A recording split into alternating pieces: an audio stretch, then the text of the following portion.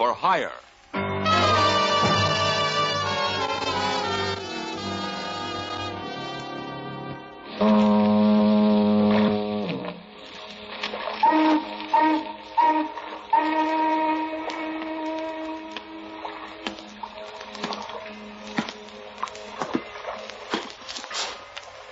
Sure, I'm Pat Novak, for hire.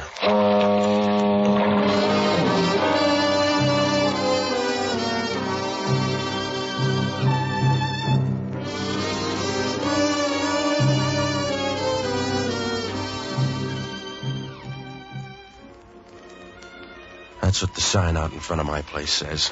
Pat Novak, for hire. It's the easy way, because down here on the waterfront in San Francisco, you can't afford to wait your turn. If you're going to make a living down here, you got to do everything you can. And you got to be out of the hen house by sunup. Even then, it doesn't work out always, because you get trouble tax-free. It's like leukemia. There's nothing you can do about it. There's no way to duck it. You might as well try to start a conga line in a cathedral. I found that out Monday night when I met an old friend. It was the night before elections, and I was sitting in the office scratching married women out of an old date book when Sam Tolliver showed up. I hadn't seen him for years, but it was a nice, easy meeting. What other way is there when you're good friends? You look just the same, Patsy. Yeah, it's good to see you, Sam. Sit down. Sure.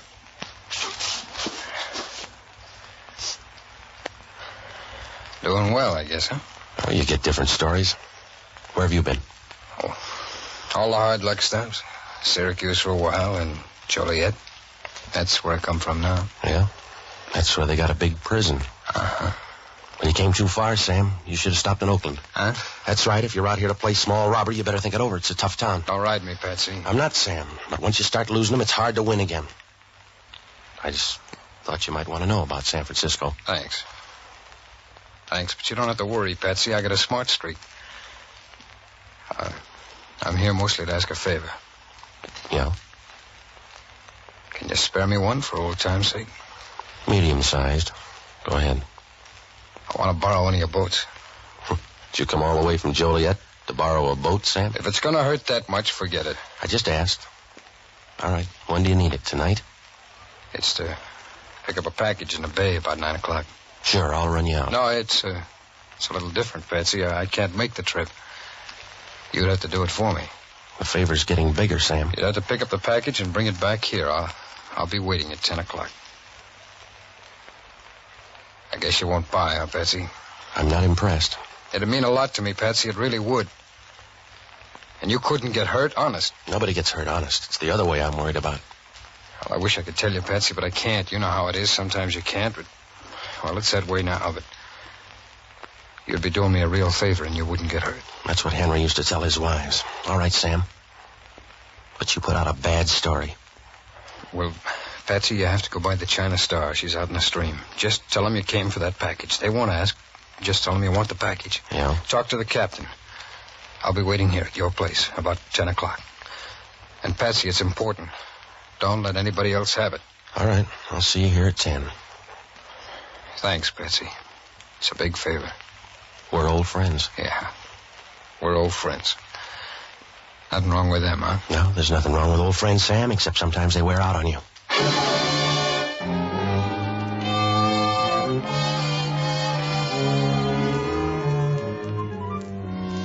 When Sam Tolliver walked out of there, I began to worry. I don't know why, because he was always a good guy. But if you leave good silk out in the rain, it'll shrink. Well, it was too late to change my mind now. I was going to get that package and say goodbye to Sam Tolliver. Only things didn't work out that way. You start with trouble and it never stops. It's like offering to buy aspirin for a two-headed boy. About 8:30, I took a boat and I started out into the bay. Halfway out into the stream, I had to give way to a tanker. After she throbbed by, I picked up the China Star, tied up at buoy 327. It was a broken-down old barge, so old I expected to find Noah hiding out in the bilges.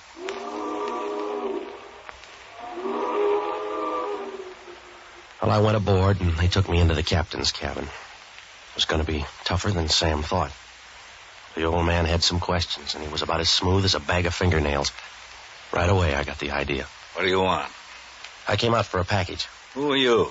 What good'll a name do you? Who are you? What do you care, mister? This isn't our dance. Just give me the package and I'll leave. Keep shouting, tough boy, and when you're all through, tell me your name. Now, look, I'm not out here to haunt your boat. You got the right face for it. I'm just passing through. If you're running a small boat, you got papers. Let's see them. Yeah. You're too handy in your own cabin. Let's see. Novak, huh? You a Polak, Novak? Yeah, and it feels fine. How's it being a pig these days? Don't get jumpy. I just asked. Who sent you here, Novak? I'll forget you asked. Just keep the package. I'm going home. You walk home on the bottom, then. Now, look, Novak, somebody steered you wrong. Maybe it was no questions once, but it's not that way anymore. Just want to keep the book straight. Who sent you? Sam Tolliver. You need a pencil? No, that's enough questions. You see, Novak, all you had to do was answer. You can have the package now or talk some more. I'll take it now. Where is it? On the desk behind you there. Yeah, thanks.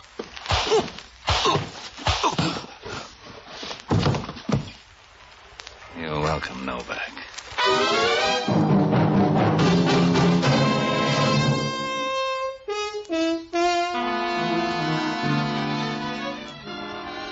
The captain didn't like company. When he hit me, I dropped down to the floor like a piece of hard-working lint. The last thing I remember was Sam Tolliver sending me out to this boat. I knew then I had no more business here than second trumpet in a string quartet. I could hear voices and people moving around, but it didn't help much. You can get that kind of service in a tomb. Somewhere along the line, they moved me, because when I woke up, I was lying in a cloud of plateen on a couch in a different cabin. The class of people had improved. She was bending over me with a cold towel and a warm look. And from where I was, she had a figure like a shot of brandy on a winter night. When she said hello, you knew that all you had to do was send up a flare and relax. Good evening. Welcome back. Yeah. How do you feel? A little used up. I need recharging. Here, put your head on my lap. There. That's it. Yeah, that's it. Forget the towel. I'll struggle along this way. By the way, whose lap is it? I'm Ellen Morrow. Where's your friend? The captain? I guess so, the brave guy, Axel Arm. He's down getting your boat ready. What's he doing, punching holes in the bottom? He'll be back in a minute. The package will be ready and you can leave. No, you keep the package. The last time I got a headache. I'm sorry about that. It was a mistake. That's what they told Marie Antoinette. By that time, her head was 40 feet down the street. What's in that package? It wouldn't help if you knew. You let me work that out, huh? Work out the answer then. How about Sam Tolliver? Slow down, Betsy. I'm not going that fast. You're going the wrong way. I'll help you lick your wounds, darling, but I'm not going to get talky. What do you got to lose? What have I got to gain except your gratitude? I can get that any night with a couple of drinks. How is he, Ellen? How does he look? Too comfortable. On your feet, Novak. Yeah. You ought to rent that out, sweetheart. I'd sign a lease myself. I'll finish the sweet talk, Novak. You get on your way. Here's the package. No, I changed my mind about the package. You keep it. Your boat's ready. Unless you want to get tossed in like a mackerel, take the package and beat it. What's in it, and where does Sam Tolliver fit? You asked once already with your head in her lap. You want me to sit down? Well, you got brains after all. Yeah. Sorry, I thought they were all in your fists. Yeah, you're still smart. Take this package. Show him the boat, Ellen. I'm going to remember you, mister.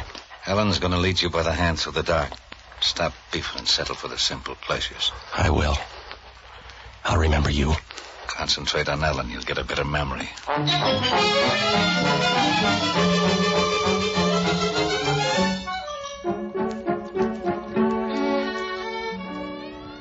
I went out on deck with the girl, and as I got to the starboard side, I noticed her hair for the first time.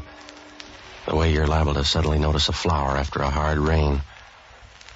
Her hair was red, and as the orange lights of the bridge reflected against it, it seemed like a prairie fire, away down in the valley, flaring up quick and then burning low again. The rest of her would have made a good prairie fire, too. It was the only good thing I could think of on the way across the bay. The water was as quiet as a drowsy caterpillar, and I had a chance to think. Why had they changed their mind about giving me that package, and how wet were Sam Tolliver's feet? Well, it must have been about 11:30 when I pulled into the pier and started on the run for my office. The lights were on, and I burst right in because I had a lot to ask Sam. But it wasn't Sam. What's your hurry, mister? I came here to meet a friend. That's the guy laying in the corner. You don't have to hurry. No, this isn't my friend. He doesn't look like one. I'm Sergeant Grimes from Homicide. If you're Novak, you're in trouble. Why? A guy lying under your desk, dripping like a broken inkwell, and you trot out a question like that? Well, it's a bum caper somewhere. I was supposed to wait for a guy named Sam Tolliver. It might as well have been a streetcar. I'm not going to press you, Novak. I don't care. I'm just going to take you downtown. Well, this boy quit too late. I've been in the bay the last 2 hours. You can check. I went out there to pick up a package. The one you got in your arm? Yeah, it's for a guy named Sam Tolliver. Let's see. Okay. It doesn't say that. It says Mr. John Reedy, 720 Post Street. Well, I wonder what that means. Let's find out. We'll take it by Reedy's place. I got it for Sam Tolliver. You can buy him another. We're going by Reedy's before we get downtown. What's the matter with you? Do you want it on an 18-foot screen? I didn't kill the guy. I don't even know him. I don't even know this John Reedy. Wait a minute, Novak. I believe you. I believe every word you're saying. Except this is one time you'd be better off lying.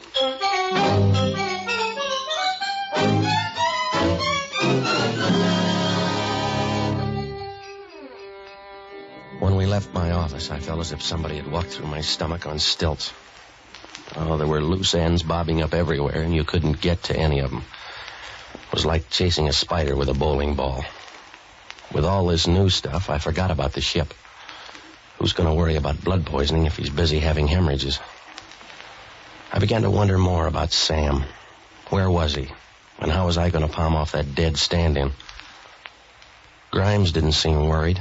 We got into his Nash and headed for 720 Post Street. It was an apartment hotel, and Reedy lived up on the 3rd floor. On the way in, Grimes picked up a key at the desk, and we rode up in the elevator with one of those shifty-eyed little guys who'd sell his mother if he didn't have to fatten her up. When we got to Reedy's door, Grimes took over. Open up! Maybe he can't hear you, Grimes. Nobody home. Let's go in. Why? We don't know him well enough to sneak in. I rate a hunch, Novak. Okay.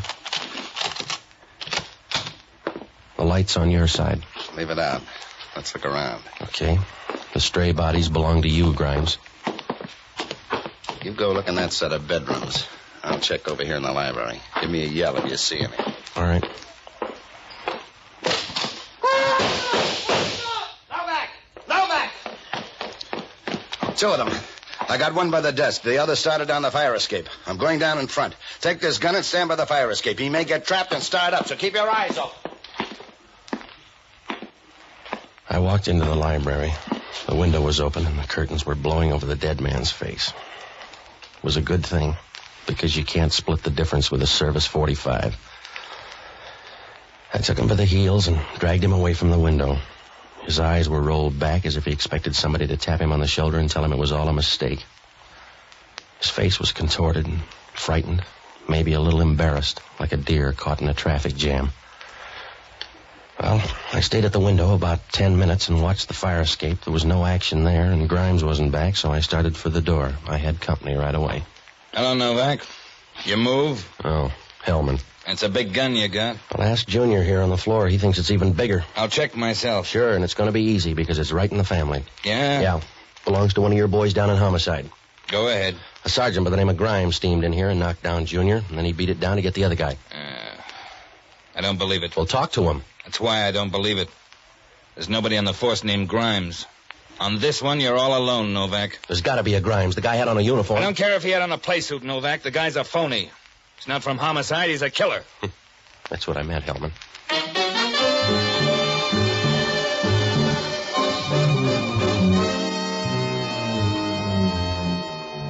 I knew Hellman was right. If Grimes was on the level, he'd have booked me instead of coming up here. He came up to Reedy's with murder in mind. Even if they believed the story about Grimes, I was still on the spot. That made me accessory to murder. And I was going to look worse when Hellman found the guy down in my office. On that one, I had star billing. Oh, everywhere I turned, things were worse. I knew it was going to take a low-budget miracle to bail me out.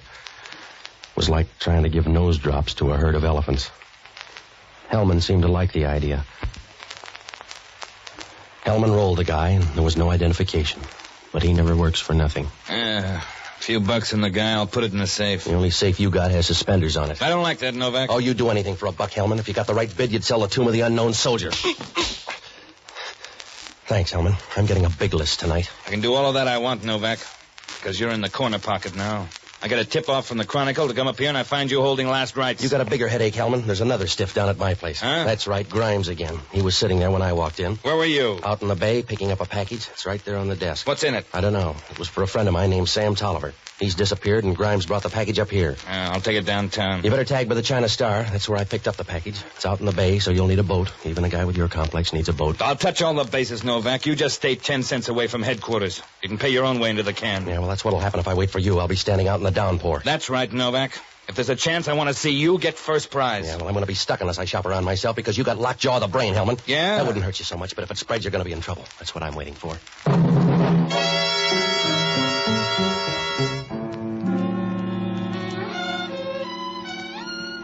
Well, if something didn't happen soon, I was going to be about as embarrassed as a hostess with leaky plumbing. I was counting on Hellman to shake down the skipper of the China Star. If that didn't work, I could close shop. I didn't have any leads. There wasn't anything I could do but sit on my hands. It was like taking your niece to a nightclub. I had to stumble around until something showed. So I looked up the only honest guy I know, an ex-doctor and a boozer by the name of Jocko Madigan. Oh, he was all right until he found out sometimes you can feel as bad the next morning without a hangover. I toured the town and finally found him at Lupo's trying to put the vineyards out of business. Ah, Patsy, you're just in time to start the day off right. Mama Lupo, some wine for Mr. Novak.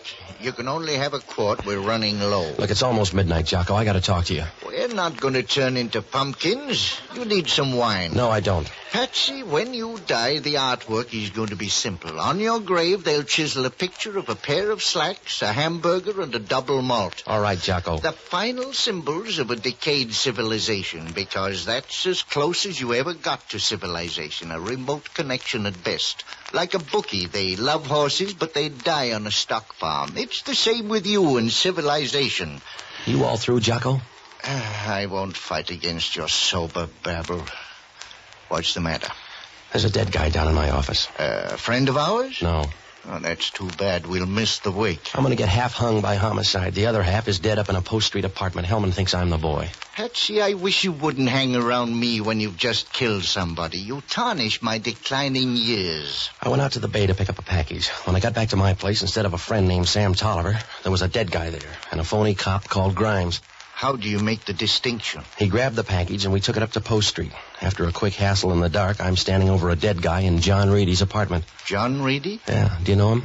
Most people do. He's running for office tomorrow. Is he the dead man? No, I don't think so. What about Reedy? He's running for a board job. Yeah? Would anybody have a reason to work a plant on him? Maybe. What's he like? Oh, a sort of liberal by marriage. Hmm? A reactionary with a rich wife. Supposed to be a good man. Well, how about the opposition? Oh, a lot of them are running. One is Simpson. He couldn't beat an asthmatic turtle across a tennis court. Well, we're getting somewhere at least. If Reedy's good, the gambling dough would frame him to lose. Yes, if politicians can ever lose. A murder in his apartment would look too phony, though. Yeah, but maybe that package wouldn't. Jocko, you gotta help me. I want you to check on the registration of the China Star and then nose around to find out what you can about tomorrow's election, will you? If we lived in a monarchy, this wouldn't happen. That fast double play has got something to do with this election. Now hurry up, Jocko, and when you're through, tag by my place. I'll call you there. Have you a bottle in the house? There's a tap in the kitchen. That'll have to do. No, thanks. Outside of a child in pain, the most pathetic sound in the world is running water. Good night, lover.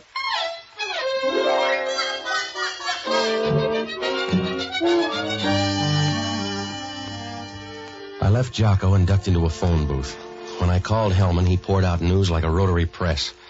They broke open that package down at headquarters. It was full of dope. Plain garden variety, the kind a man uses to forget either his wife or secretary. I was sure then the package was a plant on Reedy. Hellman didn't see it that way. He said the two dead men were Gunsels, last addressed before San Francisco State Prison at Joliet. I needled him about that phony cop Grimes. Hellman said they just got a tip-off by telephone. Grimes was an ex-sergeant in homicide whose real name was Vic Rothery. I asked him who phoned in the tip-off, and Hellman said he didn't know the guy. His name was Sam Tolliver. I got onto the Chronicle morgue and looked up everything I could on John Reedy. All politicians' children sit on the floor. There was a picture of Reedy there with his family grouped around him on the floor. I pulled the clips on Vic Rothery. It was Grimes, all right. Well, that gave me something to work on, so I went on the prowl for Ellen Morrow. I found her running a dice game in a little after-hours joint on Eddy Street. You want chips, Novak? You don't want to play against yourself? Yeah, give me some. All right. See how good you are. Okay. 8's your point. Yeah. You seen Sam Tolliver? Make your point, Patsy. That's it. Where's Sam Tolliver? 5. You're not even warm. You're not warm on Sam, either. He left me hanging with a murder rap. Your friend double-crossed you. He double-crossed you, too. Another 5. You're in a rut, Patsy. He turned in Grimes. That's right, baby. They know he's Vic Rothery now. You still like Sam Tolliver? No. Keep rolling, darling. Is Grimes your boyfriend? He used to be. I'm sentimental. Where's Sam Tolliver? The Herrick Hotel. When you see him, tell him I sent you. I will if we talk that long. There it is. Hey, come on. 8. That's right. I guess I lose, Patsy. I guess you do. Be seeing you, baby.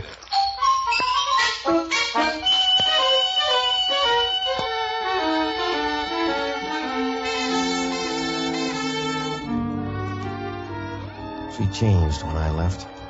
The first time out, she was alive and breezy like the Maine coast in July. But now she was broken up and lonely looking. And as I walked out, I thought of an old Dixie cup somebody had used up and thrown in the alley. Well, I got down to the Herrick Hotel, but Sam Tolliver wasn't there. Maybe it was better that way. I left a note for him, a short note that even a Mongolian idiot couldn't trip up on. If Sam was going to show his hand, he had to do it soon. When I got back to my apartment, Jocko was already there. He was giving a concert for the mice. Oh, she pushed a baby carriage, she pushed a baby carriage in the merry, merry month of May. All right, Jocko. She pushed a baby carriage, she pushed a baby carriage, she pushed it for a Williams man who's far, far away. Oh, stop it, will you? Patsy, I wish you'd get rid of that radio and buy a good harpsichord. What'd you find out, Jocko? Nothing from the China Star. She weighed anchor and went to sea at 11:45. How about Reedy? Well, there's heavy gambling money against him. And there's talk about a last-minute scandal. All the newspapers had tip-offs. Where was he tonight? At a rally in the Mission District with his whole family. Well, that'd leave time for a plant. They broke open that package. It was full of dope. Oh, that makes sense. He was once under treatment for malaria. The drugs found in his apartment would make it look bad. Yeah, I'll get it. Hello, Novak talking. I hope so, because you got a lot to do. What's on your mind, Hellman? A girl named Ellen Morrow. Who killed her? Did they? About 20 minutes ago. Vic Rothery's picture was all over the place. Yeah, they were chums. You better pick up Sam Tolliver. He's at the Herrick Hotel. I'd rather have Vic Rothery. Haven't you picked him up yet? No, we're on our way out. Well, you better hurry, Hellman. There won't be any voters left. I thought Sam Tolliver was a friend of yours. Well, that's the trouble with close friends. You give them the shirt off your back so they can see where to put in the knife.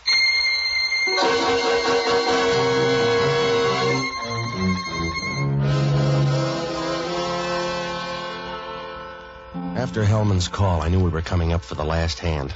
I met him, and we rode down to Vic Rothery's hotel. It was early morning, just about the time Dawn is too sleepy to get out of bed. In the pale light, Geary Street looked like a shabby old lady with a snootful, and Rothery's hotel was worse. Hellman flashed a badge on the night clerk, who reached over and handed us a key. It was a funny thing to notice then, but the guy's hands were short, and his fingers were peeled and stained yellow as if they'd been dipped in weak acid. Well, we rode up to Rothery's room. As we got out of the elevator and turned the corner, somebody ducked into Rothery's room. That was enough for Hellman. He started down the hall. Open up in there. You got another customer, Hellman. Open up. Come on in. You're going to wake everybody up. Hello, Sam. Come on in. Don't mind the gun. It's loaded. You're a handy cop, Hellman. That's it. I'll close the door. All right, over near the window. Yeah. Go on. Sure. You got an answer for Rothery here? You too, copper, over near the window. I ask you, You got an answer for Rothery here? You're looking at it, mister. You know, Patsy, I'm sorry you came. I could bounce a few off of this guy with no pain at all, but it's going to hurt on you. Don't kid me, Sam. I don't know why you came, Patsy. You could have left me alone. I didn't mean to put you in for this. Things went wrong and you were in, that's all, but I didn't mean to do it, Patsy. Give the man your gun. You were a good guy to me, Novak. I'm sorry you drew the deuce. I'm really sorry because, well, you were a good guy to me. Well, I'm not anymore, Sam. You got 5 feet to make up your mind. I got it made up, Patsy. Now stay back. Let me try it out on him first. You've had practice. Stay back, Patsy. I'm in a hole and I'll burn my way out. You know that. Patsy, I'm in a hole. I gotta get out. Don't kid me, Sam. I was your last friend. All you got now is the road. Stay back, Patsy, please. Patsy, stay back. Hold that gun, Sam.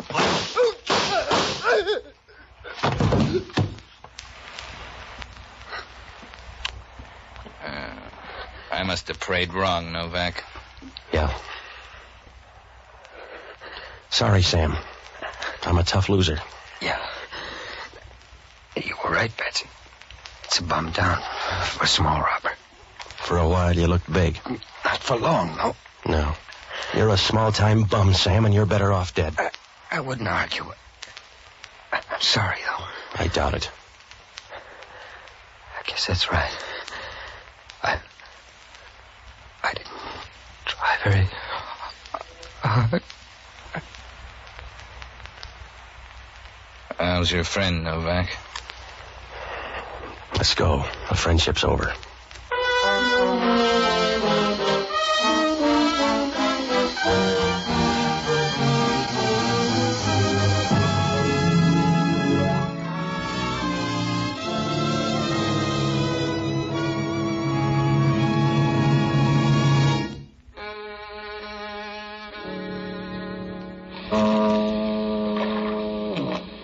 Well, Hellman finally pieced it all together. He got that skipper back and put him under the lights. The story was damp, but it fit together. They were all in on a deal to railroad John Reedy. Vic Rothery headed up a bunch to plant the dope in his apartment. But Sam Tolliver got anxious and decided to get the stuff for sale. He talked a couple of buddies into it and sent me out to the ship to pick it up. The captain smelled a switch and knocked me out long enough to get word to Rothery on the beach. Rothery got the guy in my office and the other guy that Sam posted in Reedy's place in case anything went wrong. That left only Sam on the other team. Rothery wore the uniform because it was an easy way to plant the stuff in Reedy's apartment. But the timetable went haywire and he got tripped up by that tip-off call to the Chronicle. That's about the way it was. Well, Hellman asked only one question. How come Sam Tolliver headed for the girls' place and then Rothery's? I don't know. Except maybe that note I left Sam. How'd I know he'd believe a lie? Oh, it worked out for everybody except John Reedy. He lost the election anyway. Jocko forgot to mention the guy was a Republican.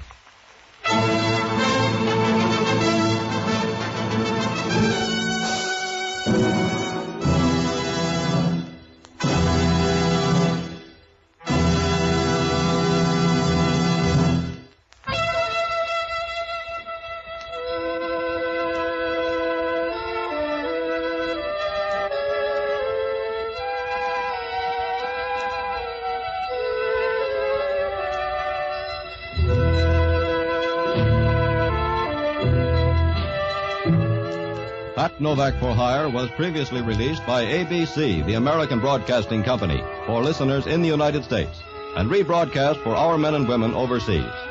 This is the United States Armed Forces Radio Service, the voice of information and education.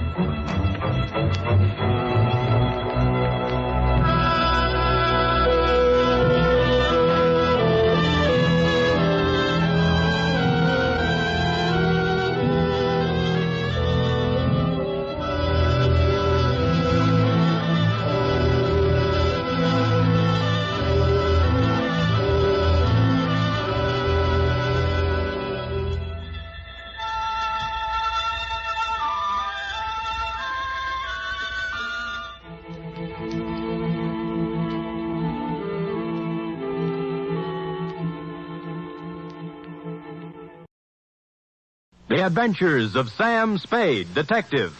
Sam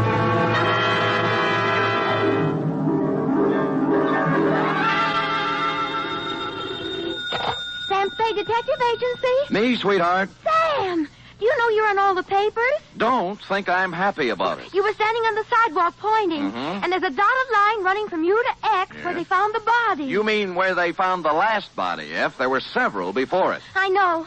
All those poor, poor people. Tell me, Effie, how many dots were there running from me to where they found the body? Oh, let's see. 1, 2, 3, 6, 12. 12, Sam. That's what I expected. What does it stand for? For 1, 2, 3, 6, 12. Deaths, F. Oh, no, not really. But definitely. We just got in on the big finish. This is a tale of deceit and intrigue, F, strung through many islands and several countries. Yea, through a great many lives. So I am left with no choice but to call it The String of Death Caper.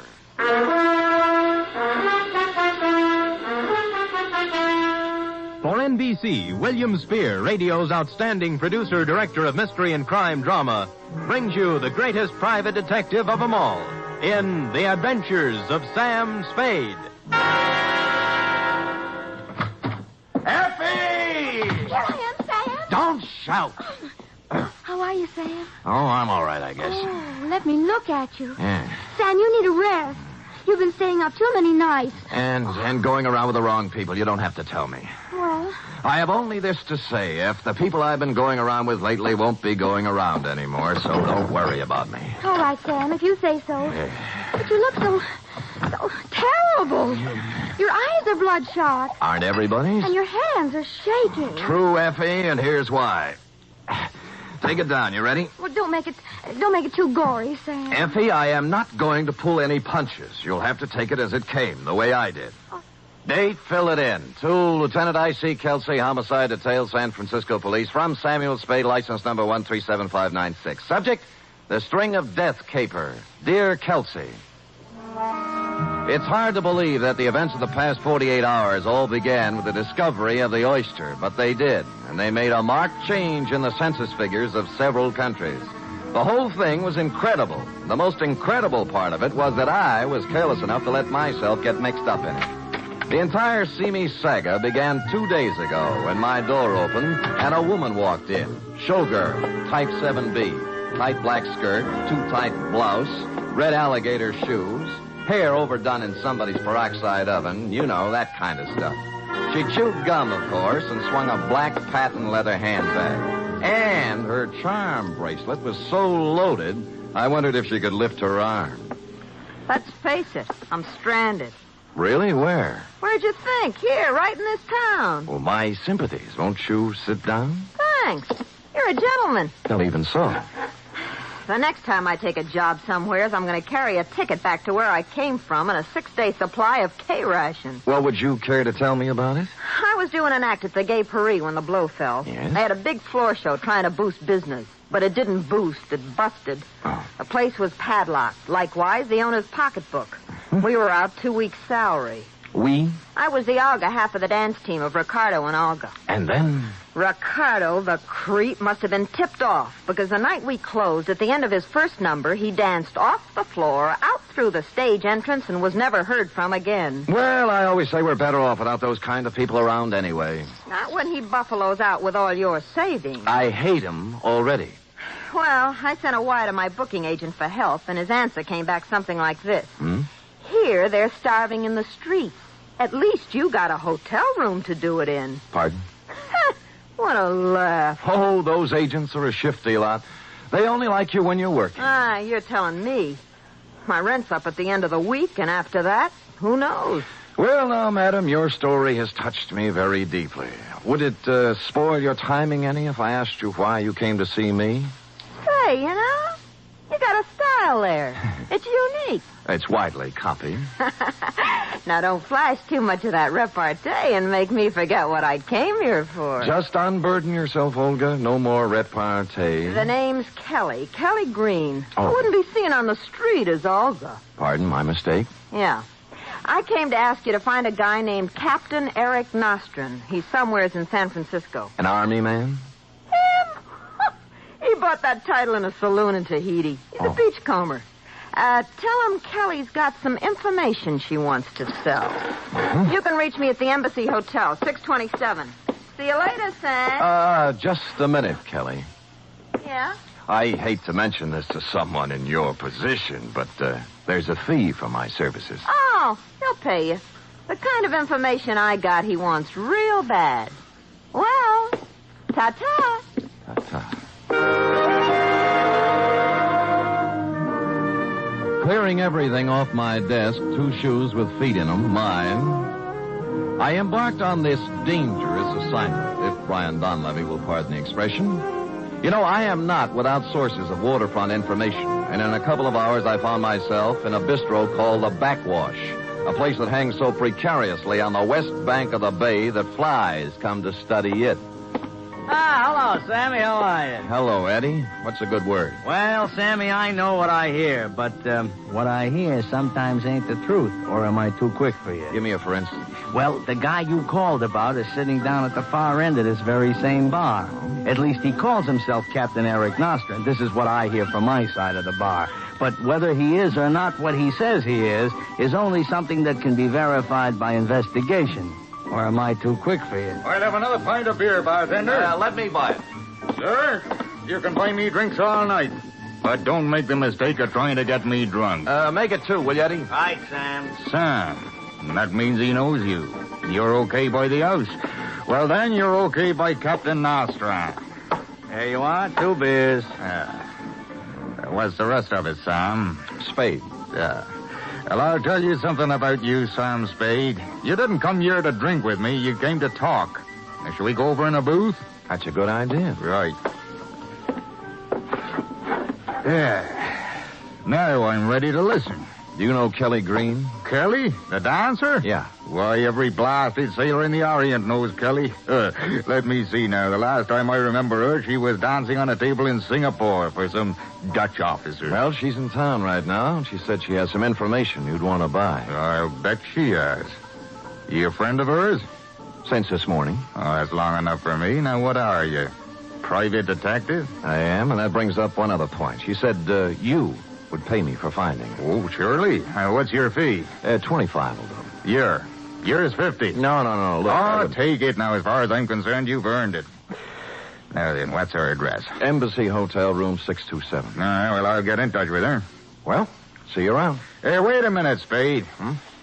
How would you like to find someone for me? Why not? Who are you looking for? A man named Chan Lee. Now, suppose I tell you the old story now. You take a look at these. Look here. Feast your eyes. He took a swatch of velvet cloth out of a sea jacket pocket and opened it. On it were 6 very large, very breathtaking, rose-colored pearls. Nostran's eyes flicked over each pearl as if he knew it by name and lineage. He let me stare at them for several silent minutes before he spoke again. Did you ever see such timeless beauty captured in 6 perfect spheres? Oh, I haven't seen many like those. And there aren't many. 12, to be exact. 12 in all the world. Now, what are pearls like that worth? Well, any jeweler in the city would give you $5,000 a pearl for them. But if I had all 12, I could sell the set for $75,000. How'd you get half of the 12 pearls, Nostran? You ever hear of the Toi oyster banks off the Borneo Islands? No, I haven't been pearling lately. Well, I have. Well, is that where these came from? That's right, from the Toi banks. A friend of mine in Jolo, named Hong Kong Ari, tipped me off that 12 perfectly matched rose-colored pearls could be picked up at Cagayan Sulo from a wholesale buyer called Dong Se Mao. Well, which is it? I shipped over on a ketch with 2 other men. Dong Se Mao asked 12,000 pesos for the lot, and I took them. Damn, when we left Cagayan Sulu, I got caught in a storm and I went overboard. But I didn't fall accidentally, no. I was hit on the head and thrown overboard. Your buddies wanted the pearl. They got 6 of them in my sea bag. The other 6 were sewn inside my belt. I still have those. Well, I traced those 2 guys all over the Orient. But both of them was killed, The Morrow curse, they say. So far, 8 people have died over these pearls. The Monroe curse. Yeah, corny, isn't it? Yes. Anyway, the rumor is that the other 6 pearls have found their way to San Francisco and that a man named Chan Lee knows about them. Oh, I've been here 48 hours and I haven't found him. Well, what do you plan to do when you find him? Don't you worry, Spade. I have a buyer. What? I'll pay cash for him. All right, I'll give you $50 worth of looking for Chan Lee. Now, where can I get in touch with him? Are you in the book? Yeah. Then I'll find you. Just one thing, Spade. If Kelly likes you, you must be straight. Here, take a pearl. Now, wait a minute, Nostrand. You just said each one of these pearls is worth $5,000. $7,500 to me, but I want to play it this way. Now, if you find Chan Lee, you ask him if he knows me, and ask him if he knows about the pearls. Now, maybe he won't talk to you, so if he doesn't, just show him the pearl, and then walk out. He'll fall all over himself to find me. Well, you know best. I assume no responsibility for this pearl, though. I can handle the responsibility for both of us.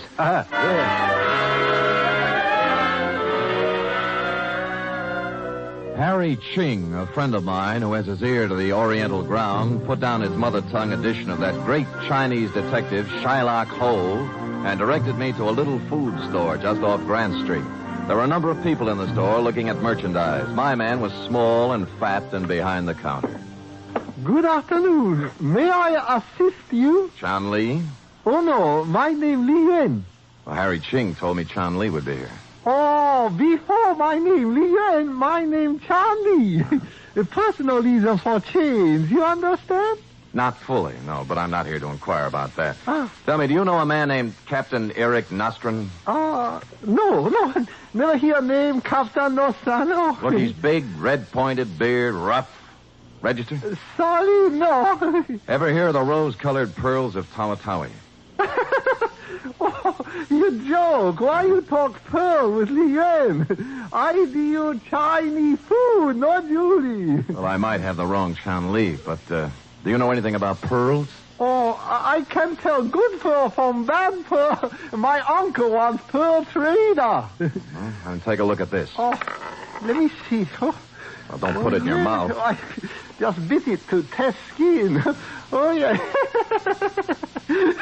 Sure, you joke with me. Joke about what? I know where 5 more are just like that, worth $5,000 apiece. Somebody pull your leg. This pearl, Japanese culture pearl, artificially colored, worth maybe $5. Really? Yeah, next time, don't play joke on Chan Lee. Lee Yuan. Oh, yes. That me bold.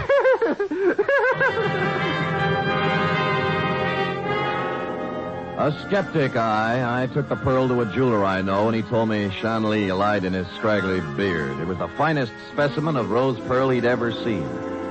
Well, I went back to my office to wait for Nostrand's call when and if it came. I say I went back to my office, but not directly in, because just as I was putting the key in my lock, something familiar pushed in between my shoulder blades. Mr. Spade, I know all the tricks, so don't try any. Just open the door and go in. You bet. Now sit down at your desk and put your hands on top of it. Yeah, you were looking at the tea in Chan Lee's store, weren't you? I was. And I want the pearl you have. Me? You.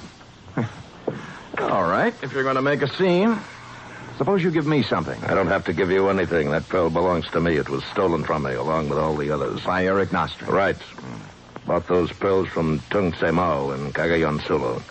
Nostrand was crew on my catch, and on the way back to Shanghai, he threw me overboard so he could have the pearls himself. Well, didn't you drown, Mr.? Ivan T. Sanderson. Oh. Some Jap fisherman picked me up. Good. This is the first of the 12 rose-colored pearls I've gotten back, and I mean to get the other 11. Even if it takes a few dead bodies to accomplish it. Well, I admire your spirit, sir, but I'm afraid you've picked out a tough career. Where's Nostrand? I don't know. You must know you're working for him. Look, he said he'd contact me. Honest, How did you get tied up with him? A girl named Kelly Green hired me to find him. Call her. All right. And ask her where Nostrand is. All right, I will. But don't point. It's not polite. Yes, well? Embassy Hotel. Oh, 627, please. Whom are you calling, please? Miss Kelly Green. Hello? Kelly? Yeah? Sam Spade. Yeah? Did Captain Nostran get in touch with you? No. Did you find him, Sam? I did. Well, he hasn't come up here yet. Not just Sam. Thanks for calling. Goodbye. She hasn't seen him yet. Thank you, Mr. Spade. I'll be checking with you from time to time. He pocketed his gun and stalked out with a $5,000 pearl in his hand. I knew he had heard the operator say Embassy Hotel, and I knew he heard Kelly Green's room number. So I let him get a small head start. He went directly to the Embassy Hotel. I followed him into the lobby. He got the one elevator, and I had to wait until it went up and came down before I got it. When I arrived at the 6th floor, the door of 627 was slightly open, and there was a sharp odor in the air. Ivan T. Sanderson wasn't there, and neither was Kelly Green. But dragging himself across the floor, trying to reach the door, was Captain Eric Nostran. He had 2 bullet holes in his back. I tried to help him, but he was beyond help. He collapsed, dead. As his body relaxed, his mouth slowly opened, and 5 rose-colored pearls rolled out.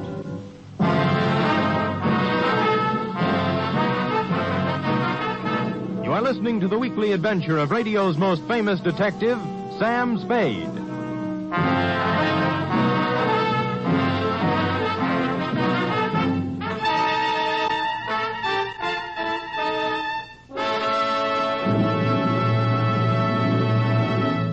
Three chimes mean good times on NBC. There's music and mystery with the chimes every Saturday. Tomorrow evening for mystery, Herbert Marshall stars as the man called X. In all the strange and far-off corners of the world, wherever there is intrigue, danger, and romance, there you will find the man called X. For music, there's your hit parade with the top tunes in the land as selected by you and brought to you by Snooky Lanson, Eileen Wilson, and the Hit Paraders. Last week, Tennessee Waltz and My Heart Cries For You were the top tunes across the country. Will they topple? Well, you'll have the answer tomorrow on Your Hit Parade.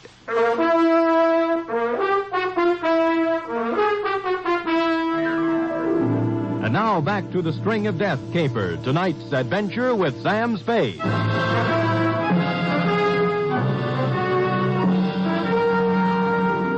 After I found Nostran's body, I called you, Lieutenant Kelsey, and told you as little as I could. After that, I went out to dinner and then home to bed.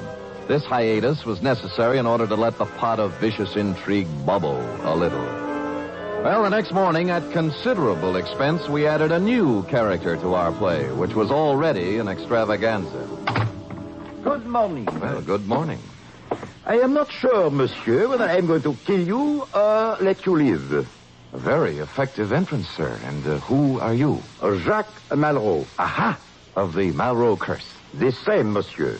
It was reported in the papers that you found the body of Captain Eric Nostrand in the apartment of a girl named Kelly Green. Well, I'm afraid I just happened to be there. Did you happen to know if anyone found a number of pearls on Nostrand's body? Well, as far as I know, they didn't. You mean the Tawatawi pearls, don't you? Aha.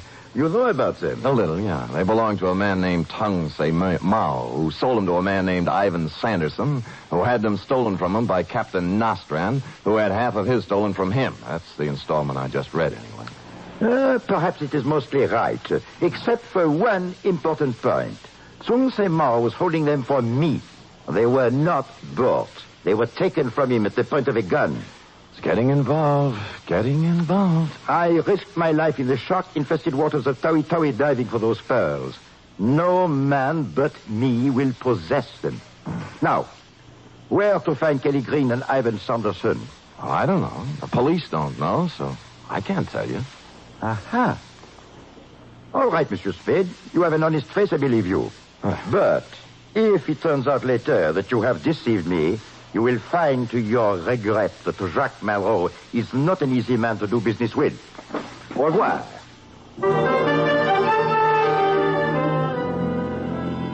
Following his exit, I allowed a pause for dramatic effect, and then dissolved into the next scene. On the front door of Chanley's grocery store, there was a sign, closed for the day, so I went around the block, through an alley, and came up on his living quarters from the back way. I stood at the back door and knew somebody was home listening to some Oriental Artie Shaw. I tried the doorknob, it turned, and I carefully opened the door and stepped in. What you do my house? Well, What like you come in private house? turn that thing off and I'll tell you. All right, get out or I call police. Son, I didn't come here to quibble with you. I came to speak right from the shoulder. What you talk about? The Tawatawi Pearl. I don't know Pearl, get out! You know Nostran was killed yesterday, don't you? I tell you before, I know no man named Nostran. All right, where's Sanderson? What man? The tall man with a clipped mustache who was in your store yesterday when I was there. No, plenty people come my store. I not know them all by name. Come by anybody. Plenty mustache. All right, play it your way for Look now. it out. But if you ever do meet up with Sanderson, just tell him that I have the other 5 pearls. The ones Nostran was killed for. Just as I closed the door behind me, I saw a pair of red alligator shoes with a pair of nylons draped over them pushed under a chair. I hesitated a minute, thought better, and hurried away. I went back to my office, pulled out a good book, and read for 3 hours. It paid off.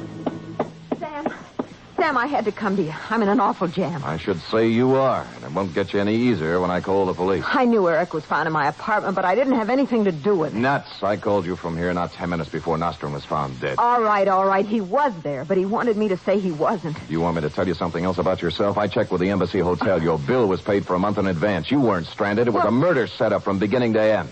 But I can't understand your being dumb enough to use your real name. He wasn't supposed to have been killed there. It was supposed to happen someplace else. That's what I thought. Oh, don't do it, Sam. I came here to tell you the truth. I need your help. I can't help you now, Kelly. He made me do it. He made me come to San Francisco, wait for Nostran, and then find him. Who made you? Sanderson? No. Chan Lee. He killed Nostran. He shot him. But we heard somebody at the door and went out the fire escape before we could search Nostran. What do you mean he made you do it? Look at this. That arm isn't pretty, is it? There must be 1,000 holes in it. When'd you start this?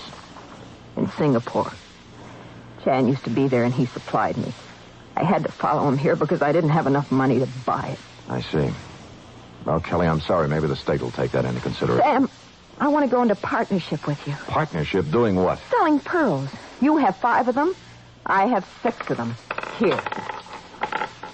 Where'd you get these? From Chan. I heard you there. After you left, he got excited and had to take something to quiet himself down. I grabbed these and beat it while he was still under. What do you say, Sam? Let's sell him and go someplace. Well, it might be arranged. Where's Sanderson? Ivan Sanderson? Yeah. He lives on a boat. It's a yawl, a trader anchored at Pier 32. Ah, don't worry about him, Sam. You can take care of him. I probably can. Did you ever hear of a guy named Jacques Malraux? Malraux? Jacques Malraux? Yeah. Is he in San Francisco? He was in here yesterday looking for you and Sanderson. Sam, the deal's off. I don't want to have anything to do with it. Here, keep the pearls.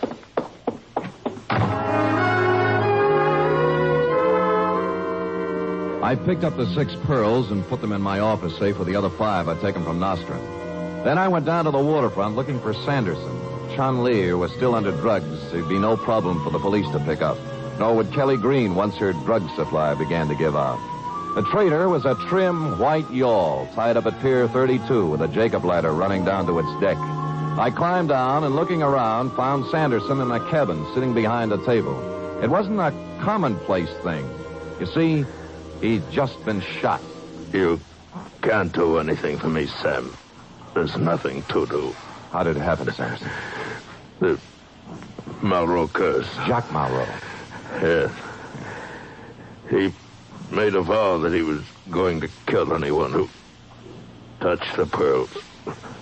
Anyone. Did he get your pearl? Yes. Who has the rest? I do, 11 of them. When Malraux finds out, I wonder how you're going to feel. Dying. 11.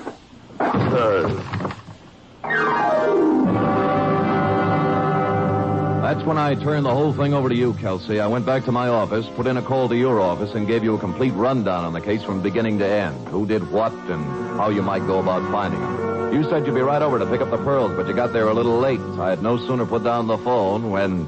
All right. You have a pearl. Give them to Chubb, or he will not hesitate to shoot you. The way you did Nostran?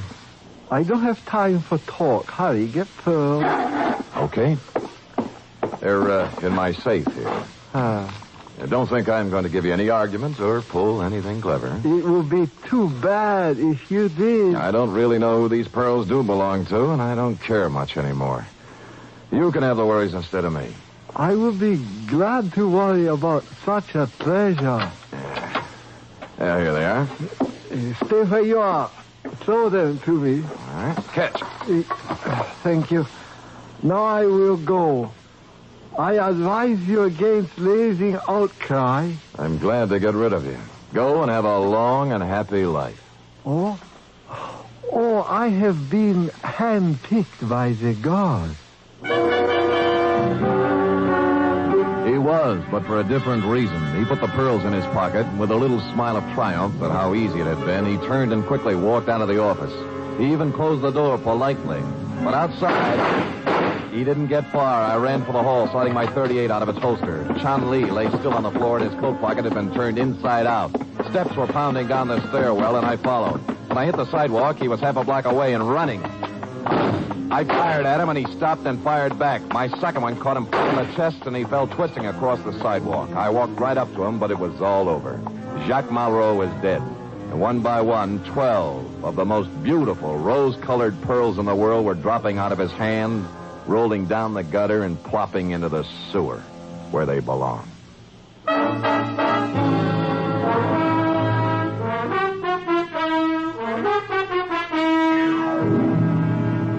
Period. End of string. Sam, did they all go down the sewer? Every pearl, Effie. Who knows where they might be now? Maybe at the filtering plant. Maybe out to sea. Sam, could I get off early tonight? Effie, put that thought out of your mind. They're not worth it. Oh, but Sam, all that wealth. I said forget it. Now go type that up. Go on, scoot.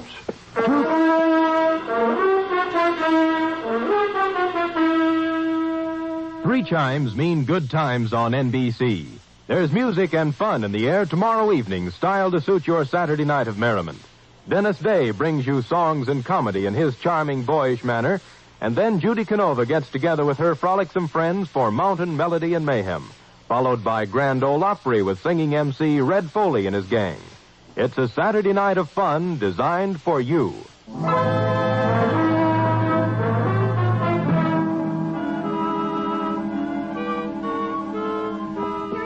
All tied up. Oh, Sam, those pearls. I'd give anything just to wear them one night. Anything? Well, I suppose it isn't worth it.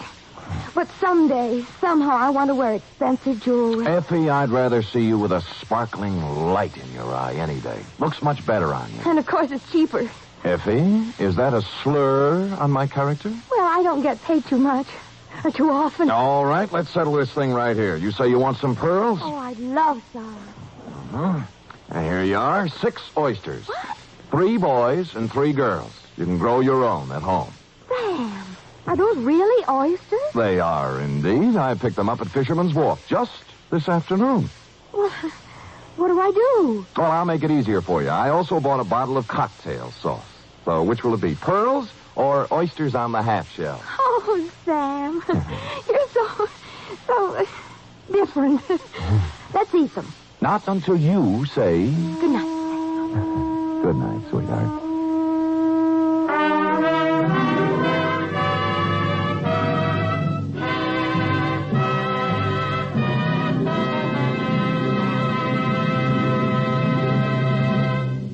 The Adventures of Sam Spade are produced, edited, and directed by William Spear. Sam Spade was played by Stephen Dunn. Lorene Tuttle is Effie. Script for tonight's adventure by John Michael Hayes. Musical scoring by Lud Gluskin, conducted by Robert Armbruster.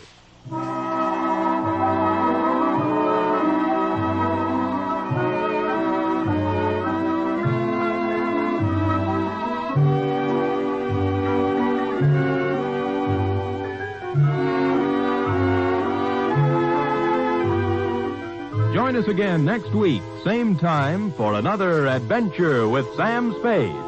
Now the Magnificent Montague, then it's Duffy's Tavern on NBC.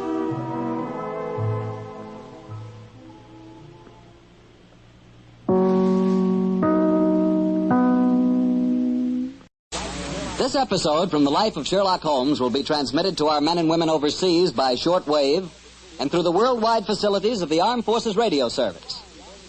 Petri Wine brings you Basil Rathbone and Nigel Bruce in the new adventures of Sherlock Holmes.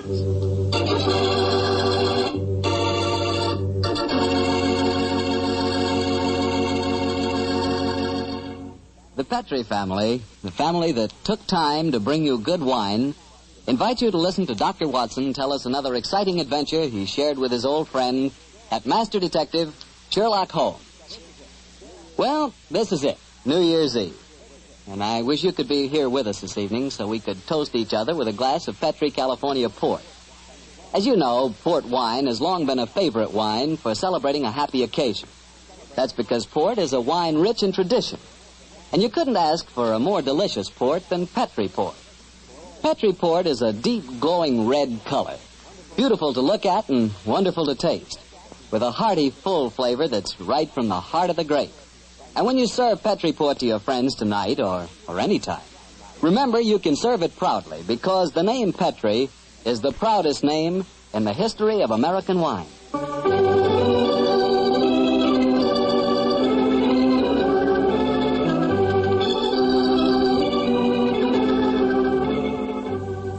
And now I'm sure Dr. Watson's waiting for us, so let's drop in and see him. Good evening, Doctor. Good evening, Mr. Bartell. Draw up your usual chair. Thank you.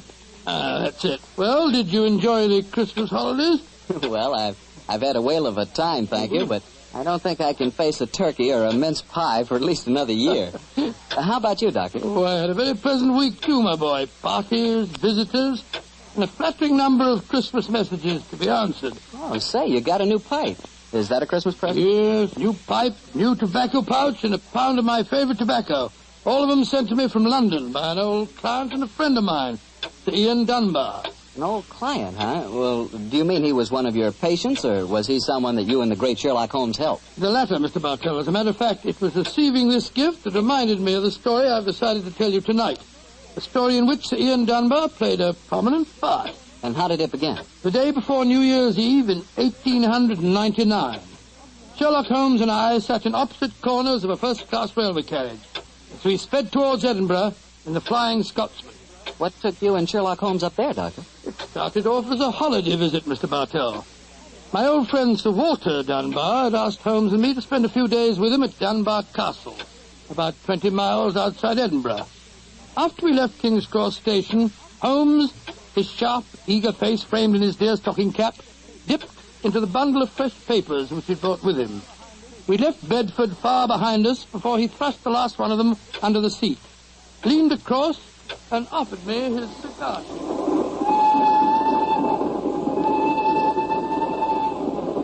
Care for a cigar, Watson? No, thanks, awful. I'll stick to my pipe. Flying Scotsman's living up to its name. They're going splendidly. Our present rate is 53.5 miles an hour. Oh, I hadn't noticed the quarter-mile post. Nor have I, but the telegraph posts on this line are 60 yards apart. With the aid of a watch, the calculation is a simple one.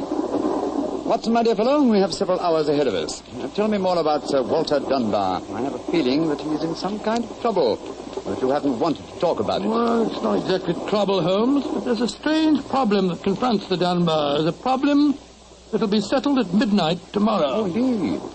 Night of New Year's Eve, eh? Yes, exactly. But to really appreciate the story, I have to begin by telling you of the death of old Sir Thomas Dunbar. The father of the present baronet, I suppose. Yes, he was severely wounded at Waterloo, though he managed to last out long enough to get back to Dunbar Castle.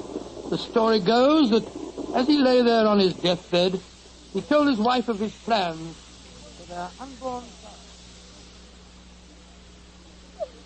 son. Dinner grave, lass. I'll fetch the baronetcy home from Waterloo. What if I fetch the mortal wound as well?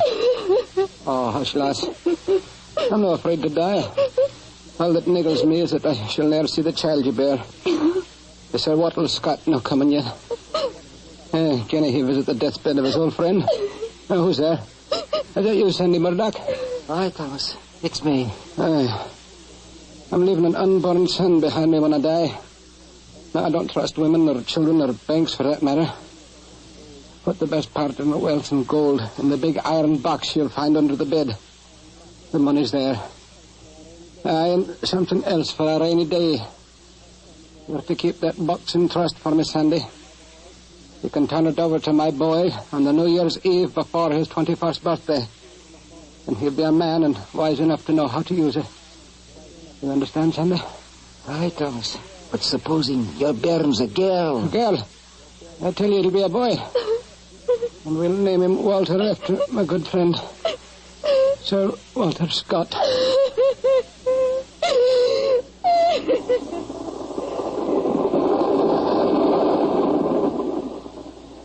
Very interesting story, Watson. And that child, of course, is the gentleman we are going to see now, Sir Walter Dunbar. Exactly.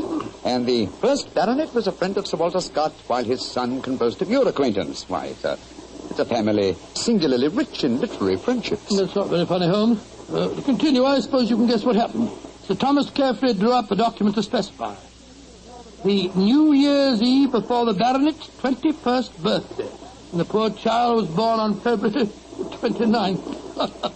It was a leap year. Oh, so poor Sir Walter is still waiting for his iron box full of gold. Yes, he'll be 84 next year, and yet legally, with only one birthday every 4 years in the eyes of the law, he'll at last be 21. A most amusing situation, though I'm afraid Sir Walter finds it far from entertaining. The lawyers must have been extremely scrupulous in abiding by the letter of the document. Yes, old Sandy Murdoch is dead now, of course. But he, too, is a great-grandson, William Murdoch, who still handles the Dunbar estate. He'll be at the castle tonight to formally hand over the iron box. I'm delighted you accepted the holiday invitation of Sir Walter. My dear fellow, I've needed a rest, but I've always loathed too strict a one. This situation may pose a nice little problem for me. Problem? Yes, I'm reasonably certain that the aged Sir Walter Dunbar will not get his iron box full of gold on this New Year's Eve either. But we shall see, old fellow. We shall see.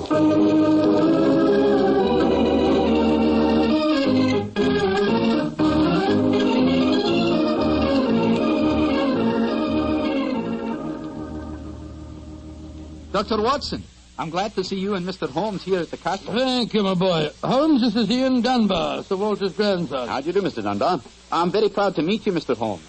I've heard a lot about you. Our grandfather will be down in a few moments. Let's go into the library, shall we? Well, I imagine Sir Walter's quite excited about tonight's ceremony, isn't he? Wouldn't you be, if you'd waited 63 years too long for an inheritance? Thank the Lord I had the foresight to be born on the prosaic date of August the 21st. In the event of your grandfather's death, you will be the next baronet, I take it. Yes, Mr. Holmes. You see, my father was killed 2 months ago at Mafeking. Yes, I read about it in the papers, my boy. I'm very sorry. Thank you, Doctor. The opening of the box isn't going to be the only ceremony at midnight. Dorothy and I are announcing our engagement. Dorothy? Dorothy Small. She and her father are staying here, too. My congratulations. Yes, indeed, Ian. Indeed, mine, too. Thank you. It's been quite a battle with her father, though. He's a businessman and isn't impressed with titles when they aren't accompanied by a suitable income. But when we told him about the inheritance, he relented and gave his consent. Here's Dorothy now. Dorothy, darling, I want you to meet 2 friends of mine, Mr. Sherlock Holmes and Dr. Watson. How do you do? Now, how do you do, Miss Small? How are you, my dear? From what this young man's been telling us, I gather that congratulations are in order. Thank you. I finally persuaded Father that Ian would make a worthy son-in-law. For a while, I was afraid we'd have to elope to Gretna Green, live in a cottage on bread and cheese and law, but brave the parental wrath, just as they do in the storybooks. Oh, Sir Walter, there you are. Watson, my dear boy, how are you? And this must be your friend Sherlock Holmes. How do you do, Sir Walter? Very well for a young nipper who'll be 21 at midnight. Gentlemen, may I introduce Mr. Herbert Small? Hello, sir. I believe that we have to congratulate you on the engagement of your daughter. That was supposed to remain a secret until midnight. The Dunbar box was finally opened. Didn't be grouchy, Herbert. The children are in low, and I'm going to settle money on Ian. And it's New Year's Eve. Let's enter into the spirit of the occasion. Bring out the glasses, Ian. I've had some bottles of my special pride put out. It's the finest port in Scotland. The cream of Dunbar. My father laid the first bottle down the year before I was born. And a drink of the brew will surely warm the cockles of your heart. My mouth's watering already, Sir Walter. When is this lawyer fellow, young Murdoch, getting here? Oh, any moment, Herbert.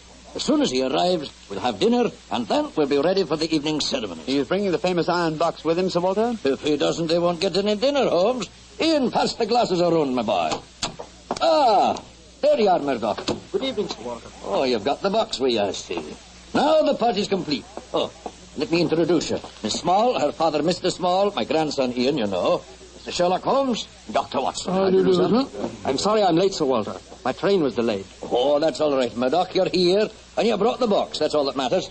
Ian, give our young lawyer a drink. Here, I'll help you pour it. I must say that this is rather exciting, Holmes. The famous iron box with its inheritance of gold. Yes, and from the size of the box, at a rough guess, I should estimate its cubic content in gold at around 5,000 pounds. Not a vast sum, perhaps, to a businessman like Mr. Small, but a windfall to an impecunious Scottish baronet. Yes, I suppose it is. A strong young man, Mr. Murdoch. How do you mean strong, Holmes? A box that size, full of golden sovereigns, would weigh a considerable amount. And yet the lawyer carried it single-handed. Now that we're all assembled, I'm going to propose a toast. Though it's still some hours off yet, let's drink to the new year. It means a lot to some of us. To 1900. 1900. We should toast more than just 1900, Sir Walter. We should drink to the new century that's about to begin. Good idea, Dorothy. Oh, I'm afraid that wouldn't be quite appropriate, Miss Small. To be accurate, the 20th century won't begin until January the 1st, 1901, and not 1900. Of course, that's it. Dorothy, I'm afraid your wedding can't take place for some time yet. Father, what are you talking about? I read an article in The Guardian the other day that said just the same thing as you, Dr. Watson. And what's more, it said something even more important. It said that 1900 is not a leap year. Oh, rubbish. Leap year comes every 4 years. There was one in 1896, then obviously 1900 is one. I think Mr. Small may be right. What do you say, Mr. Holmes? Do you know? Well, I hope no one would bring up this point, but it's the little problem I referred to on the train, my dear Watson. Yes, I remember. Holmes, for heaven's sake, answer. Is 1900 a leap year or no? I'm afraid it's not, Sir Walter. No? Because of a slight imbalance that would otherwise be produced in the calendar.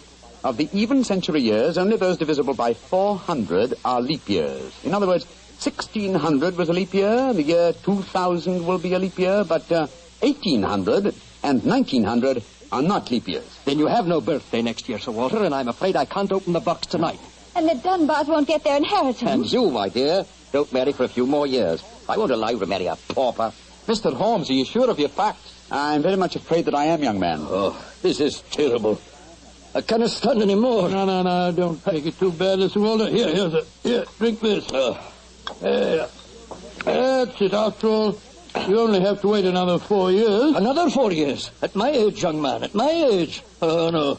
I shall never live that long. Hey, what is it, Angus? Dinner is prepared, Sir Walter. You can serve it as soon as you're ready, sir.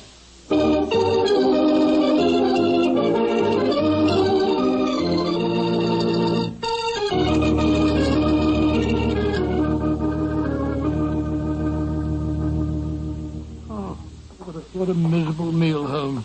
Sir Walter's gone to his room. The young lovers are nearly in tears. And Small and the lawyer Murdoch seem to be positively gloating. Yes, a most depressing atmosphere in which to welcome the new year. But let us at least make the best of it. I think I'll go and have a talk with Sir Walter. And you, my dear chap, why not try and cheer up the young folks? Some of your experiences in India may make them their minds off the trouble. Yes, quite an idea. I'll join you in the library. Call me if you want me, Holmes. Ah, there you are, my dears. Hello, Dr. Watson. All alone in front of the fire, eh? I'm afraid we're not in very good spirits, sir. Oh, nevertheless, I'll sit down here and join you, if you don't mind. Misery loves company, you know. So very kind, Doctor. I was just trying to persuade Ian to elope with me. But he's being most ungallant. He won't even consider it. How can I, darling? I've got under 200 pounds a year in my own right. How could we live on that? I was counting on the money the grandfather was going to give us to get me started. Now, Miss Small, a little earlier you talked of Gretna Green and bread and cheese and love in a cottage. Yes, there's a lot to be said for it, you know. Well, to be said for it, yes, Doctor. But have you ever tried it? Not literally, my boy, but I may tell you that when Mary, my wife, and I were first married, I had very little money. In fact, my income was just about the sum that you mentioned. And we were very happy. Ah, but you have a profession, Doctor. Look at me. I've been trained for nothing except to be Laird of Dunbar Castle. I can't support a wife on tradition. But you're young, Ian. You can get some kind of position, I'm sure you can. Yes, of course. As a matter of fact, I think that... Holmes, what is it? What's wrong? The devil's work afoot, Watson. Come with me, old fellow. And you, Mr. Dunbar. Mr. Holmes, what's happened? It's Sir Walter. I went to his room. It was in darkness, but in the moonlight I saw two figures struggling by the open casement. One of them was Sir Walter. As I entered, he disappeared from sight. His attacker had pushed him out of the window into the moat. How dreadful. The other man got away in the darkness. We must get lanterns and go out to the moat at once. Though I'm very much afraid, Mr. Dunbar, that your grandfather is beyond our help.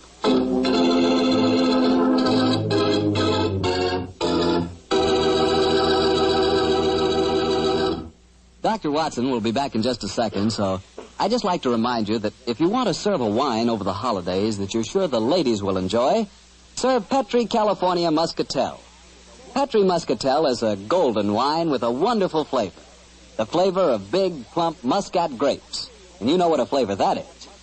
I'm sure you'll find that Petri Muscatel is the favorite wine of all women, just as Petri Port is the favorite wine with men. And incidentally, if you're not sure which to get, Petri Muscatel or Petri Port, don't buy one, buy two. Get them both, and you'll be sure to please everyone. Now, to get back to our story, someone had pushed poor old Sir Walter out of his bedroom window and into the moat below. Isn't that right, Dr. Watson? Yes, Mr. Bartell. Of course, we grabbed lanterns as fast as we could and rushed outside, but it was a hopeless task. The water was 8 or 10 feet deep, and it seemed obvious that the elderly Sir Walter wouldn't have a chance of saving himself. But we searched on, the thicker, bobbing lanterns and the scurrying figures in the frosty moonlight, forming a weird, fantastic... Angus, bring a lantern over here. Aye, sir. Can you see anything, Holmes? Not a thing. I don't see why your friend doesn't call the police, Dr. Watson. He's accomplishing nothing. We thought there might be a chance of finding the old man alive, Mr. Small. He wants to avoid a scandal, if possible, for your sake, sir, as well as the Dunbars. The scandal can't touch me or Dorothy over this. Her engagement was never announced. Thank heaven. That's a great pity, sir. I should think some new blood in your family would be a great improvement. You're being confoundedly impertinent, And Doctor. you'll be confoundedly heartless, sir. Well, Holmes, have you given up hope? I'm afraid we'll never find him without dragnets and grappling hooks. Have to call the police. What time is it? Sir Ian, you know the time? What did you call me, Mr. Holmes? Sir Ian. By Jove, yes. It does seem a bit premature, Holmes, but of course you're right. If your poor grandfather's dead, Mr. Dunbar, you're the baronet now. And the time, Sir Ian? It's 11:45, Mr. Holmes. A quarter of an hour to the new year. Sir Ian, doesn't that fact suggest something to you? Yes, it does. So I'm the new baronet, am I? Very well, then. There'll be no more talk of the police for 15 minutes. I want all of you to come back to the castle with me. As the last chime of midnight rings out, I shall have a statement to make. A statement that I want you all to hear.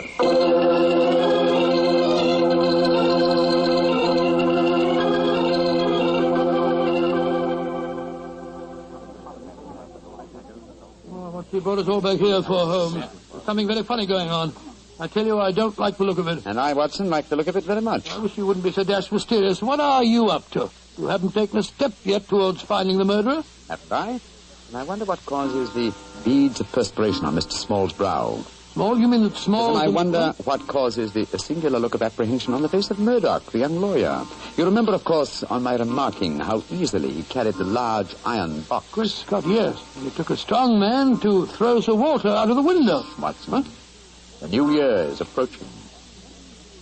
Ladies and gentlemen, in view of our recent tragedy, this is one New Year's Eve when none of us feels like song and jollity. But there still remains a ritual duty for me to perform. Mr. Murdoch, open the iron box, please. But I can't do that. It was only to be opened for your grandfather. No, Mr. Murdoch. The phrase was that it was to be opened on the New Year's Eve before the baronet's 21st birthday. I am now the baronet, and I shall be 21 next year on August 21st. Open the box, please, Mr. Murdoch. Ian, darling, how frightfully clever of you. Good lad, I hoped you'd think of it. Sir Ian. Murdoch, open that box. Very well, Sir Ian. But I'm afraid you're in for something of a shock. Great Scott, the box is empty. Except for a sheet of notepaper in the bottom. What's the meaning of this, Murdoch? Read that paper, Sir Ian, and you'll understand. I owe you 4,000 sovereigns. And it's signed Alexander Murdoch, on behalf of Murdoch and Murdoch, lawyers. You'd better explain this. It's the family skeleton, Sir Ian. That note is signed by my great-grandfather, the one that witnessed the original deed concerning the box. As soon as Sir Walter was born on that February the 29th, my great-grandfather realized The money wouldn't have to be produced for 84 years. And so he stole it. He borrowed it. He always intended to pay it back, but he was never able to. When he died, he told my father of his secret, and my father in turn told me. We've always planned to put back the money, Sir Ian, but we've never been able to. This is daylight robbery. You should prosecute them, Ian. The firm's still in business. You can ruin them. You can sue them for every penny they have. Mr. Small, you've already shown a marked aversion to my family. I suggest you allow me to handle their affairs. Bravo, Ian. How dare you, Dorothy? Go to your room. No one's going to their room. No one's leaving here until the police arrive. I'm convinced that one of you murdered my grandfather tonight. And if you ask me, it's obvious who that someone is. Who, Dr. Watson? You, Mr. Murdoch. You came here planning to kill poor old Sir Walter because you never intended to open that box.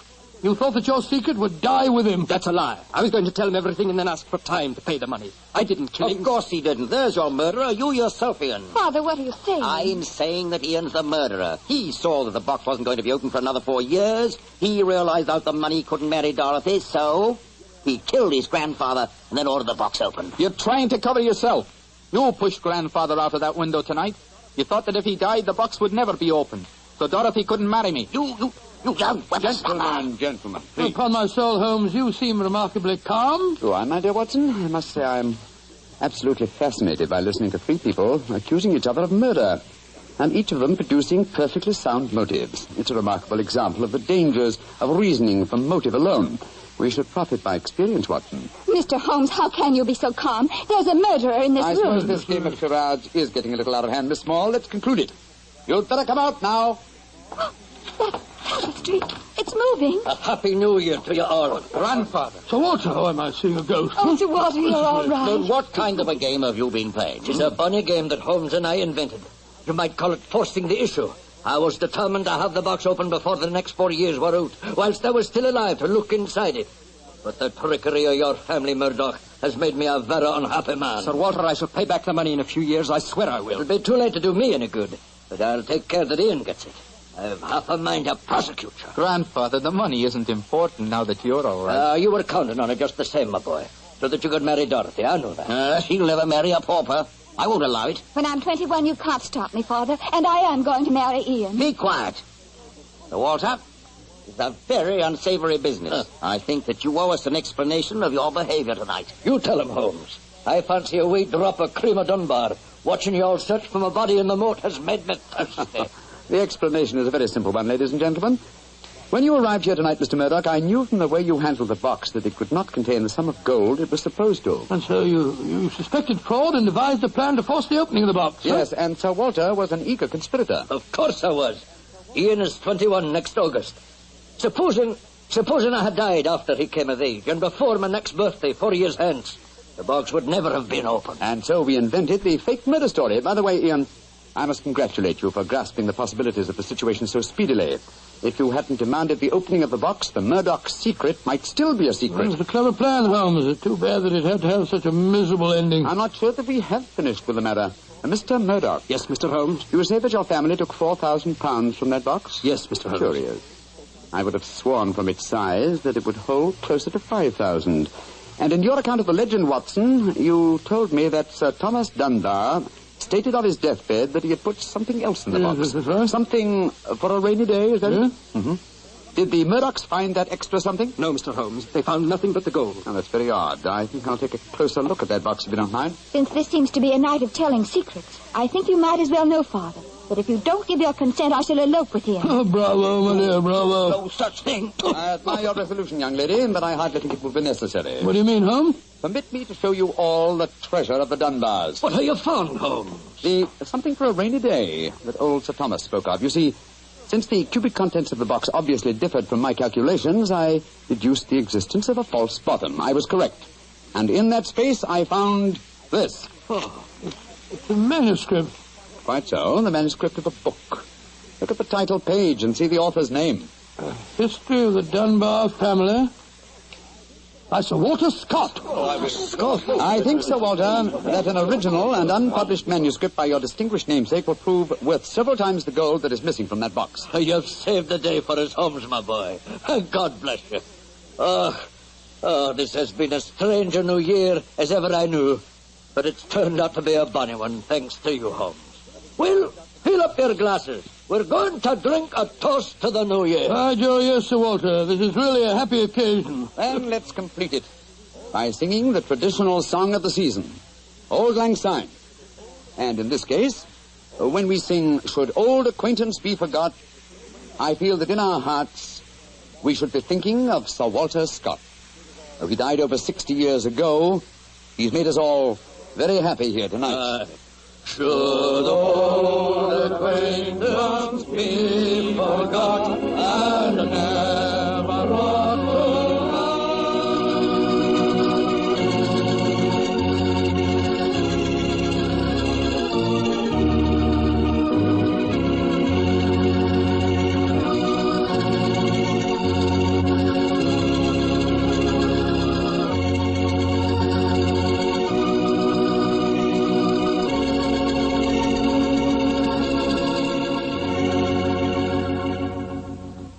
Well, Doctor, that turned out to be a very happy new year for all concerned. Yes, that's one new year that I'll never forget. Well, I sure hope you'll always remember this one, too. Oh, just a second, my boy. That calls for a glass of port. Fine. Well, to a happy new year, my boy, for you and for our many friends listening in. And to you, Doctor. Oh, thanks, boy. Ah, that's good. Doctor, this has indeed been a pleasant association for me. Oh, I'm glad to hear. You're the best storyteller I've ever known, and the Petrie family makes the best wine I've ever tasted. I hope that just as they've been making wine for generations in the past, the Petrie family will continue to make fine wine in the future. And Mr. Bartell, I know that you'll always be here to tell us just how good that Petrie wine is. Well, I hope so, Doctor. And I hope you'll always be right here beside me to tell another swell story about Mr. I hope Holmes. so too, my boy. Oh, and incidentally, Doctor, what new adventure are you planning to tell us next week? Next week, Mr. Bartell, I'm going to tell you a weird story. It starts with a series of murders on Hampstead Heath and ends with a battle to the death in a burning waxworks. I call it the strange case of the murderer in wax. Tonight's Sherlock Holmes adventure was written by Dennis Green and Anthony Boucher and was suggested by an incident in the Sir Arthur Conan Doyle story, The Silver Blaze. Music is by Dean Fossler. Mr. Rathbone appears through the courtesy of Metro-Goldwyn-Mayer and Mr. Bruce through the courtesy of Universal Pictures, where they are now starring in the Sherlock Holmes series.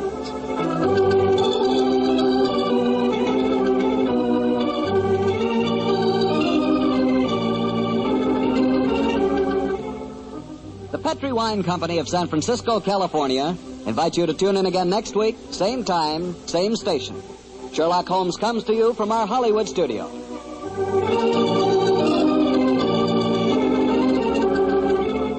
This is Harry Bartell saying goodnight for the Petrie family. For a solid hour of exciting mystery dramas, listen every Monday on most of these same stations at 8 o'clock to Michael Shayne, followed immediately by Sherlock Holmes. This is the Mutual broadcast. Ladies and gentlemen, the ringing of that phone bell means mystery, adventure. Nero Wolf's office, Archie Goodwin speaking. Mr. Wolf? No, he isn't. Huh? Oh, well, for you, maybe he is. I'm not here. Oh, yes, yeah. He's always here. I've gone out. No. He seldom ever goes out. I won't start on anything tonight. Oh, sure, he'd love to start on a case tonight. What's your name? Oh, that's a beautiful name. Address? Archie, it's another woman hang-up. No, honest. I'm not Mr. Wolf, but I'm his agent. Yeah, I'll be right over, miss. Goodbye. What's her trouble? Where are you going? Well, she said she's received some threatening notes and she's afraid to leave her hotel. So long, boss.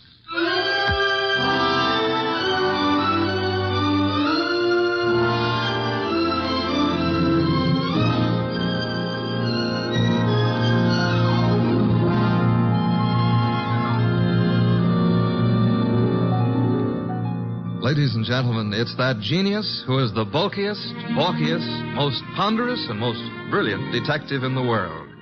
Yes, none other than that chair-borne mass of unpredictable intellect, Nero Wolfe. Created by Rex Stout and brought to you in a new series of adventures over this NBC network in the person of Mr. Sidney Greenstreet.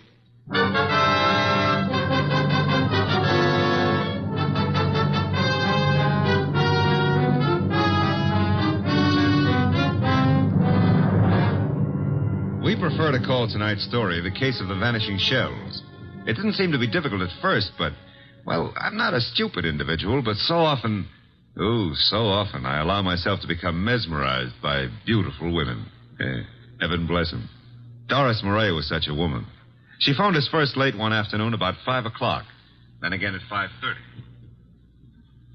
Very well, Mr. Goodwin, but I would prefer to see Mr. Wolfe. Well, I said I'd be there at 6, Miss Murray. I don't want to talk any longer on the phone. Please hurry. There's someone at the door. I'll see you in the cocktail lounge at your hotel. At 6 o'clock. That's half an hour. Don't fail. Who is it? Emil Stoner. Oh, come in, Emil. You got my call, darling. Here, let me take your briefcase. I'll just put it here on the piano, Doris. I'm terribly upset about those threatening notes, darling. I know it's upset you, too, but I'm determined to find out who it is. I'm not going to let them bluff me out of my first chance to play the star part in one of your shows. But look, Doris, there's that other part. Is that all I mean to you? Well, what can they divulge that'll harm us? What? Several things.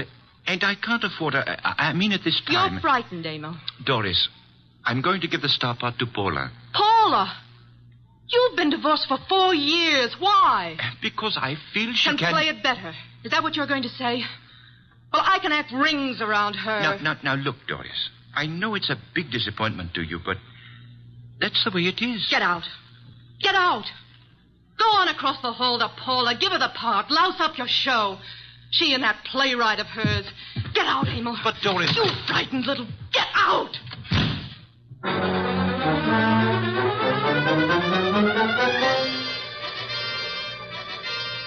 I believe, Mr. Wolfe, you're making a great mistake in not coming along. Indeed. I'm sure that what attracts you could not possibly be of interest to me. The gal needs help. Money is money. Girls, money, phooey. Yeah, well, we could have dinner out for a change. They have one of the finest chefs in town at that hotel. You're most impolite. I'm trying to read this book. Poetry. Archie. Yes, sir? Shut up. Well, we need money. That filthy green cabbage is necessary to our existence. This may be a tough case, you know. You're sufficiently intelligent. Sometimes. If I sat around like you do, I'd weigh 500 pounds, too. Archie, leave the room. Besides, it's only 300. What a way to run a business. Orchids, beer, books. Don't keep the charming client waiting. Okay, I'm going. And always remember there is a telephone.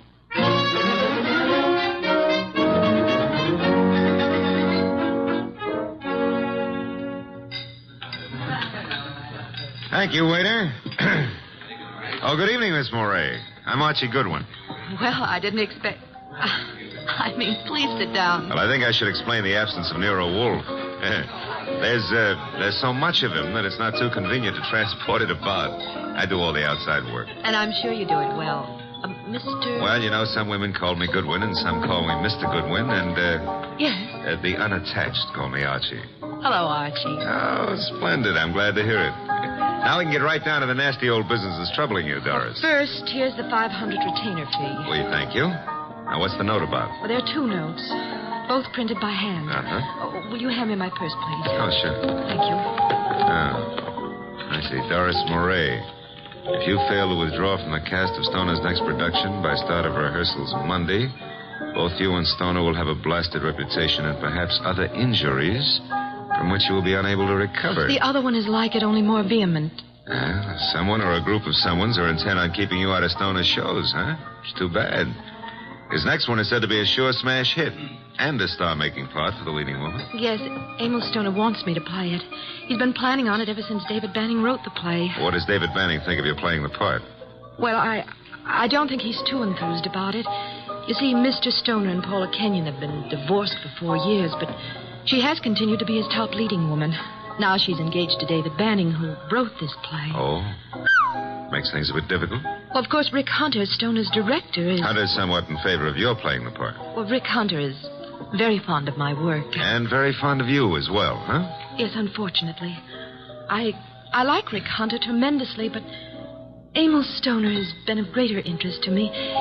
In fact, we're more or less engaged, Mr. Goodwin. Oh, well, had any words lately with the ex-Mrs. Stoner? Paula Kenyon, is that her name? Paul and I were great friends when I first joined the Stoner Productions, but I don't know, I don't think she appreciated the fact that Mr. Stoner and Rick Hunter, the director, took such an interest in me. Tell me, did you ever think you were in love with Rick Hunter? Yes, at first I was thrilled by his artistic imagination. And then as time went on, I realized that he was subject to melancholia. Mr. Stoner was more stable, and I needed someone older to advise me. Well, what's wrong with your reputation at Mr. Stoner's? Well, there's nothing I fear, but I'm afraid Mr. Stoner is somewhat disturbed by these threats. He feels there's something in his past of sufficient import to really harm him. I think it's nonsense. Well, then what we have to do is uncover this person or persons before you end up with ruined careers on Broadway.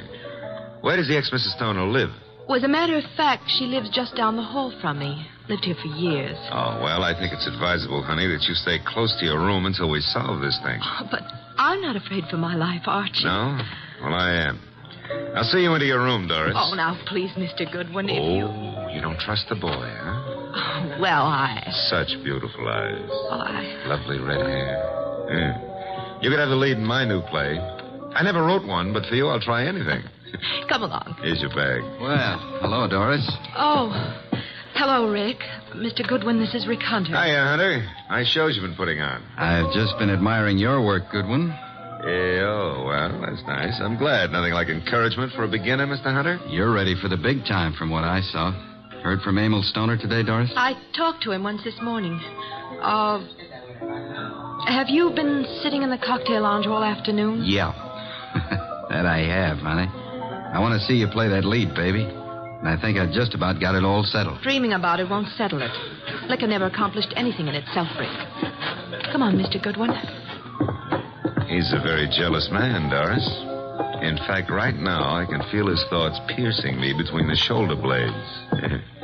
Oh, excuse me. Here's a phone book.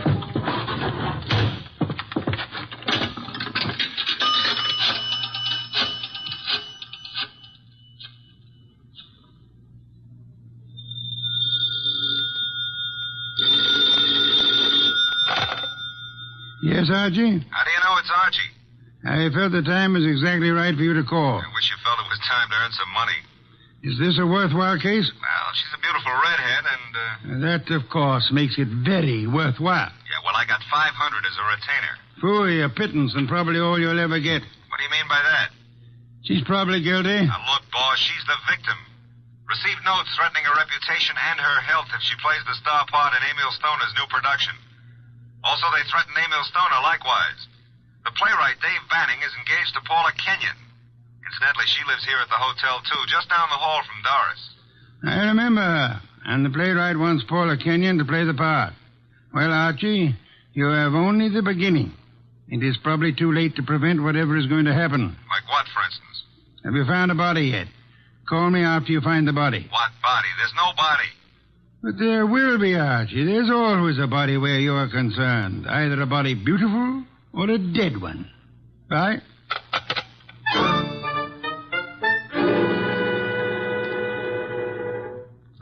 Thanks for seeing me to my room, Archie. Oh, I'm not stopping here, Doris. I'll take a look inside. But I'm not... Oh, I insist. Part of my job, you know. If I fail to take every precaution, Mr. Wolf would never... Oh, look in that chair. Emil. Emil? Emil Stoner? Oh, 3 red dots on his shirt front. Doris, hold on. I'm all right. Yes, I'm all right. All right, sit down. That's it. Now, let's see. The body's still warm. What's this crumpled in his left hand? A horoscope. Between the fingers of his right hand, an unlit cigarette. Monogram PK. Paula Kenyon. This horoscope is from March. Something he picked up from your desk here? I don't believe in astrology. Where'd he get this cigarette with Paula Kenyon's monogram? Poor Emil. Poor Emil. I didn't believe anyone would really harm us. Why was I so stubborn? When did you see him last? Please, shouldn't we do something? Call the police? No, not yet. When did you see him? Why, I saw him this morning. I'm so shocked I can hardly think clearly. Doris. Yes? There's a briefcase here on the piano with a newspaper on top of it. What? Oh, it is. Yes, it's Emil's. He must have left it here this morning. That's strange. Emil Stoner was bald, but... But what? Well, I'm sure he's a man who always wore a hat, but I see no hat. He must have come up the elevator as I went down to meet you. Who would know he'd come up here? Your director, Rick Hunter, he said he'd been in the bar all afternoon. What else was it he said? Thought he had everything just about settled. Oh, no, Rick couldn't. He just... Oh, Mr. Goodwin, I couldn't believe that. I can believe anything about anybody. I learned that the hard way. In my book, everybody's guilty until proved otherwise. Even you, baby. What? Even you. Yeah. A Herald Tribune newspaper. Are you sure you haven't seen him since this morning, Doris? What are you doing? Absolutely nothing. Someone came in here and shot him. Call the police. I insist. Maybe... What? Maybe I did leave my door unlocked. Why did I do that? Well, he couldn't have opened the door otherwise, could he? No. Give me the check room, please. Oh, hello. Do you know Mr. Emil Stoner, the producer? You do? Well, tell me, did he check his hat with you this afternoon or this evening? He didn't, huh? All right, thanks. He must have carried it up here to this floor. Doris, do you have a gun? I own a gun. A small .25 automatic. But it's not here. Where is it? I had the handle repaired, and it's been in my dressing room for a week or two. I hate to do this, Doris, but I'm going to move the body away from the back of that chair. Oh. There. Yeah, 3 wounds. One bullet went through the upper part of the chest, out the middle of the back. I'd say right through the heart. By the angle of the wound, he was shot while sitting down. Please, Mr. Goodwin, must we stay here? I want to give this room a thorough going over. We'll go down to the lobby. I want to use that phone booth again. And, Doris, I hope... I know what you're going to say. You'll hope that gun of mine... is still in your dressing room at the theater.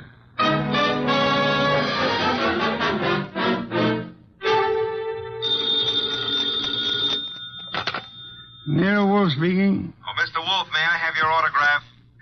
I'm taking a correspondence course on how to be a detective, and I think you're a wizard.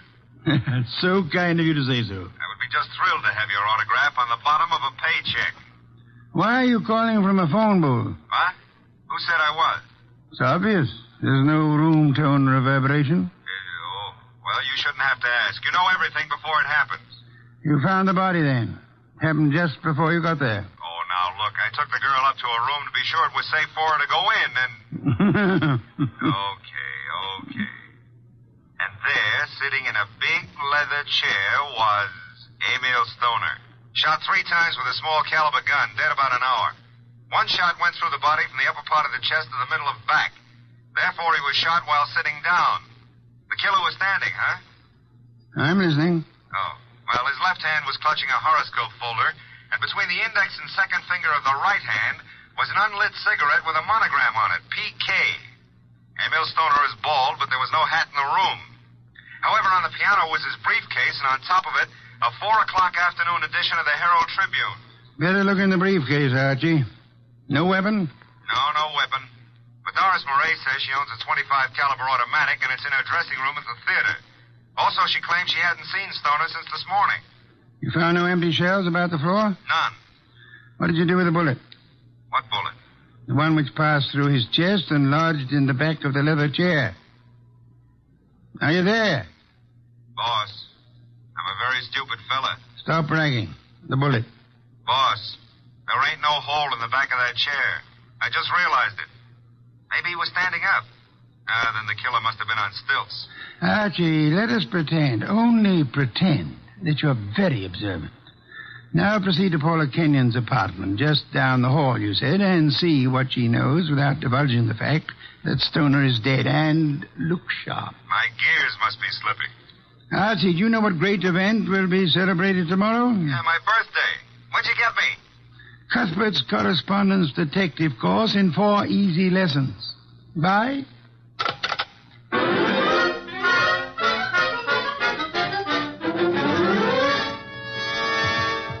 This is Paula's apartment.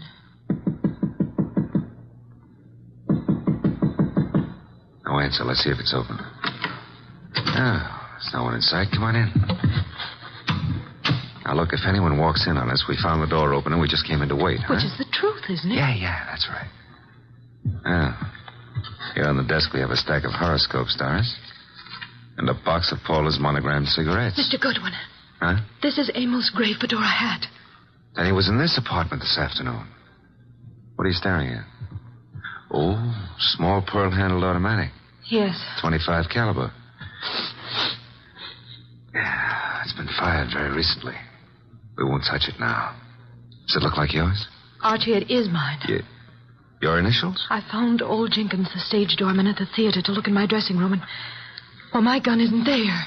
Did you leave the gun out in plain view in the dressing room? Yes, for several days anyway. Then I put it behind the mirror. I suppose many people have seen it, then. I'm sure.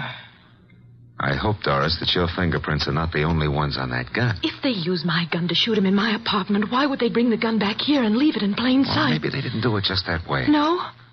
His hat's here, the gun is here, and yet he's dead in your apartment. How can you answer that? Well, maybe he was sitting here waiting for Paula, and someone called him out and over to your place and shot him. That's no good. Doesn't make sense. Now, if he was sitting in this chair here and someone entered that door... Hey. What is it? Look in the chair back. Little round hole. Start looking for some empty shells around here. You find something? Now I want to make a call. He was shot with this automatic. 3 shells were ejected. They certainly vanished. Nero Wolf speaking. Archie, I'm at Paula Kenyon's. She's not here. Found his hat, a stack of horoscopes on the desk, box of monogrammed cigarettes, a .25 automatic which belongs to Miss Moray, recently fired, but not an empty shell in sight.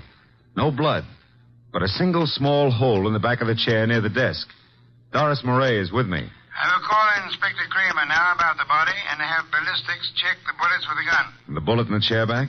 Did you find anything of particular importance in Emil Stoner's briefcase? Yes, I found... Never mind. Bring the girl here at once. Okay, boss. Say, don't you think I'd better wait for Paula Kenyon? Uh-oh, here she is. Bye. Bring her along, too, if you can. Goodbye. Hello, Paula.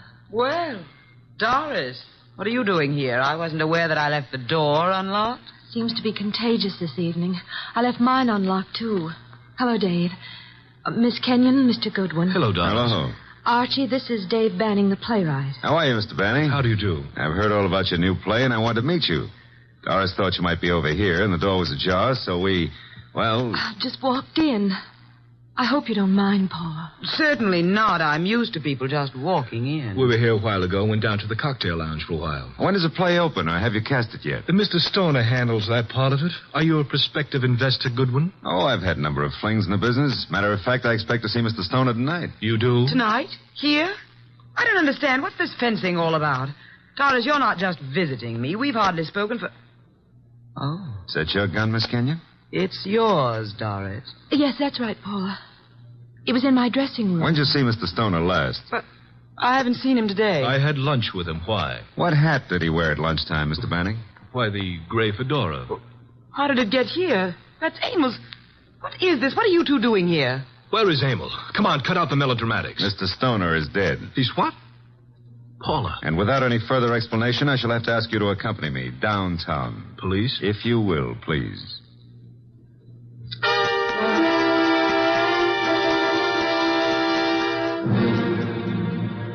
They're still in the front room, boss. I'll bring them into your office when you're ready. Yes, Archie, I'm sure they're all anxious to talk. They've been sitting there for an hour now. Maybe we ought to make some sort of explanation to them, huh? Why? This sort of technique should work very well in this particular instance. Yeah, but I don't know about that director, Rick Hunter. He may be difficult. Does anyone know that you found the completed and signed contract in the briefcase? No one. Mm-hmm. Good. Now we have the threat notes, the contract, the afternoon newspaper, the briefcase, the fedora hat, the gun, no ejected shells, the horoscope, the cigarette, and the 2 chairs. One with a small hole in it. Come in. Ah, Inspector Kramer at last. What have you? Well, we covered every inch of that place and didn't find a single empty shell. There were 2 bullets in the body and the one that passed through him into the chair back in Paula Kenyon's place. They were all 3 fired from Doris Moray's little automatic. Any fingerprints on the gun? None but Doris Moray's. Not unexpected, to say the least. The bullet that was lodged in the chair in Paula's place went through his heart. Now, he was apparently shot in her room, but... But how did he get into Doris Murray's place? I'll be able to explain that when we locate those 3 empty shells, Inspector. Bring our guest in, Archie.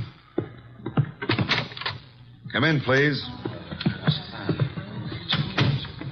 Ladies and gentlemen, Mr. Nero Wolfe. Miss Paula Kenyon. Hello. Miss Doris Murray. Hello, Mr. Rick Hunter, the director. How do you do? David Banning, the playwright. How do you do? Won't you be seated, please?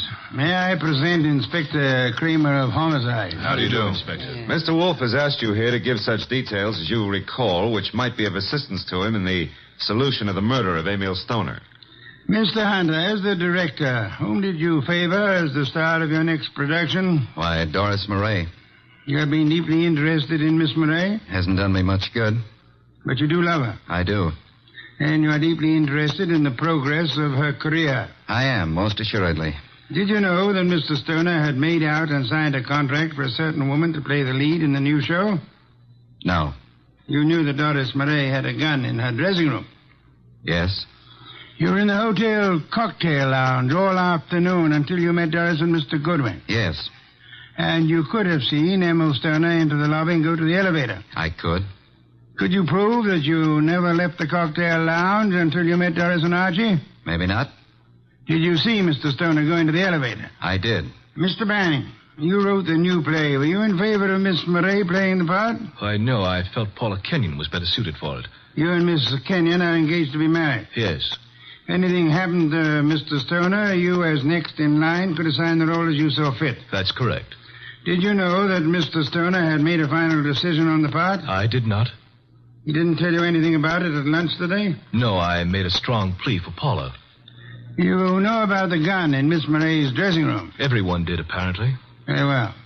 Miss Kenyon, did Emil Stoner visit your apartment often? Not often. We were not on too friendly terms. Did you phone him to visit you this afternoon? No, who said I did? No one?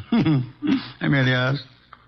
Were you, by any chance, still in love with Emil Stoner? Now, see here, I don't appreciate that kind of talk. Just relax, Mr. Banning. I was not in love with Mr. Stoner. That was over. You and Doris Murray were at one time very friendly. Yes.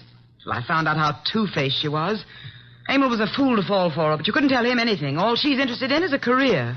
You're not interested in your career, Miss Kenyon? Well, yes, in a way. You wanted the star part. You phoned Stoner this morning. Yes, but he said he was going to give it to her. You knew about Doris's gun? No, I You didn't. recognized it immediately, boss. Well, yes, I knew. What if I did? Then you wrote these threatening notes to Miss Murray. I did not. I did not. You didn't know the contract had already been signed? No. Then you still had a motive to kill him. I wrote those notes. She had nothing to do with it. You can check them on my typewriter.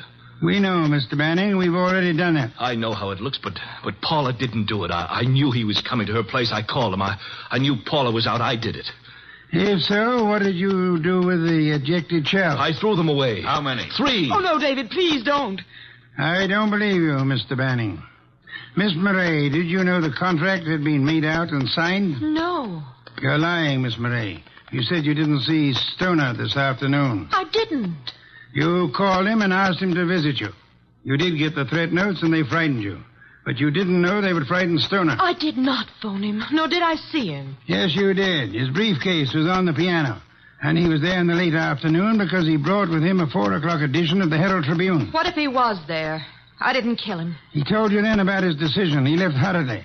We got the briefcase and went to Paula's apartment to wait for her. That's not true. That's not true. Filled with rage, you got your gun, which you said had disappeared from your dressing room, then calmly put it into your bag, walked across the hall, and shot him as he sat reading a horoscope. No. Archie, her handbag.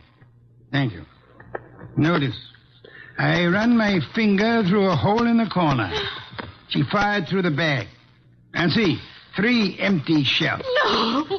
And here's a contract made out to Paula Kenyon. Too bad, Miss Murray.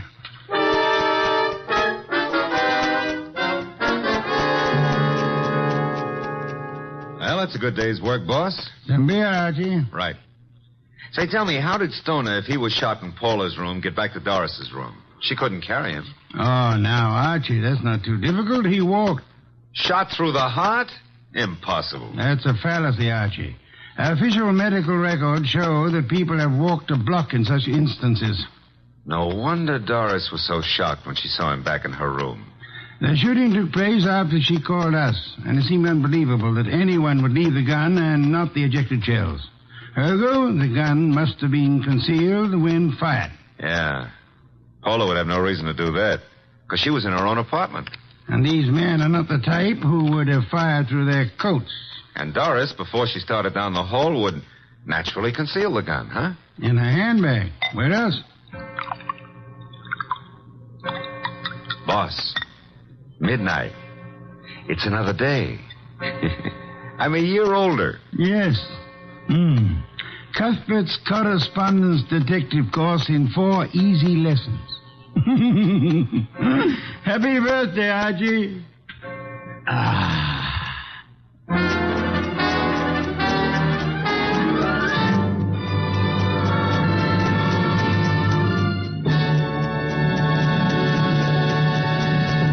You have been listening to The New Adventures of Nero Wolfe, starring Sidney Greenstreet.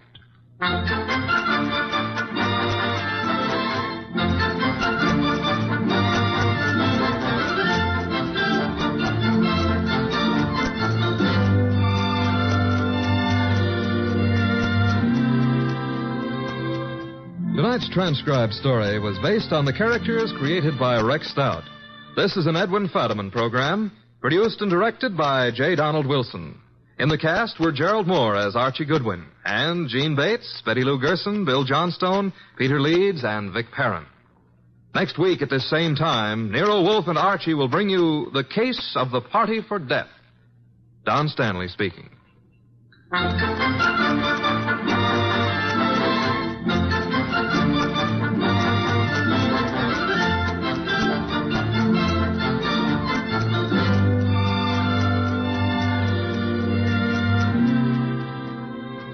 3 chimes mean good times on NBC.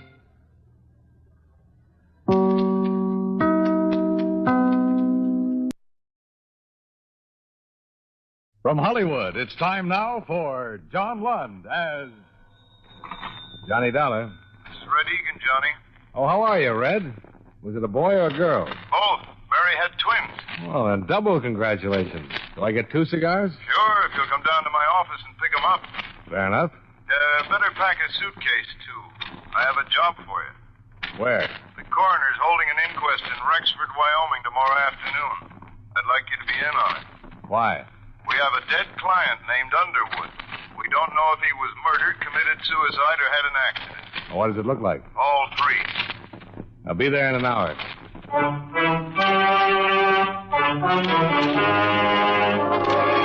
John Lund in a transcribed adventure of the man with the action-packed expense account. America's fabulous freelance insurance investigator. Yours truly, Johnny Dollar.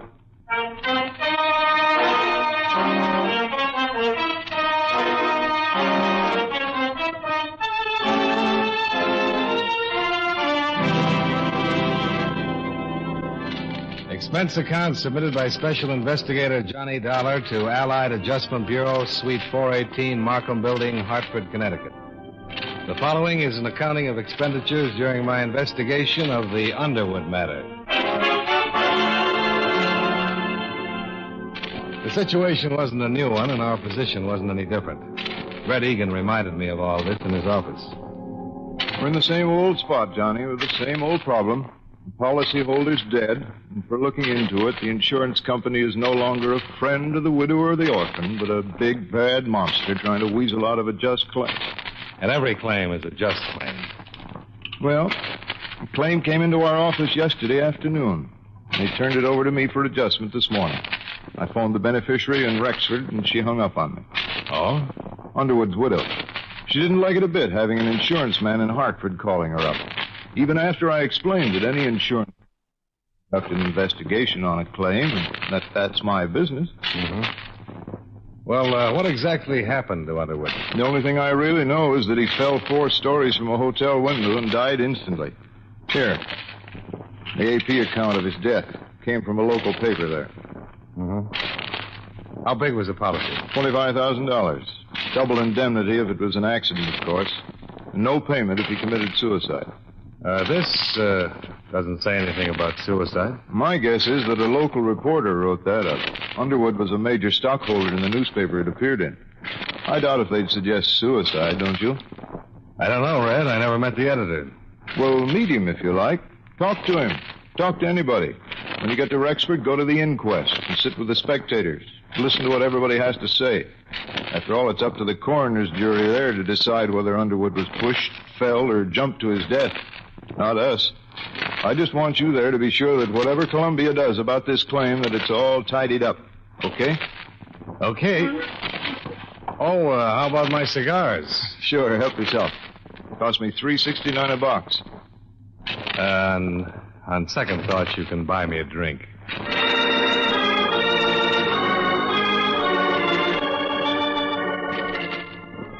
Expense account item 1. $214.65. Plane fare, train fare, bus fare, and incidentals between Hartford and Rexford. I arrived at 11:30 in the morning and checked in at the same hotel where Raymond Underwood had met his death. I had some lunch in the coffee shop, and after that I struggled my way against a belligerent north wind to the city hall and the inquest.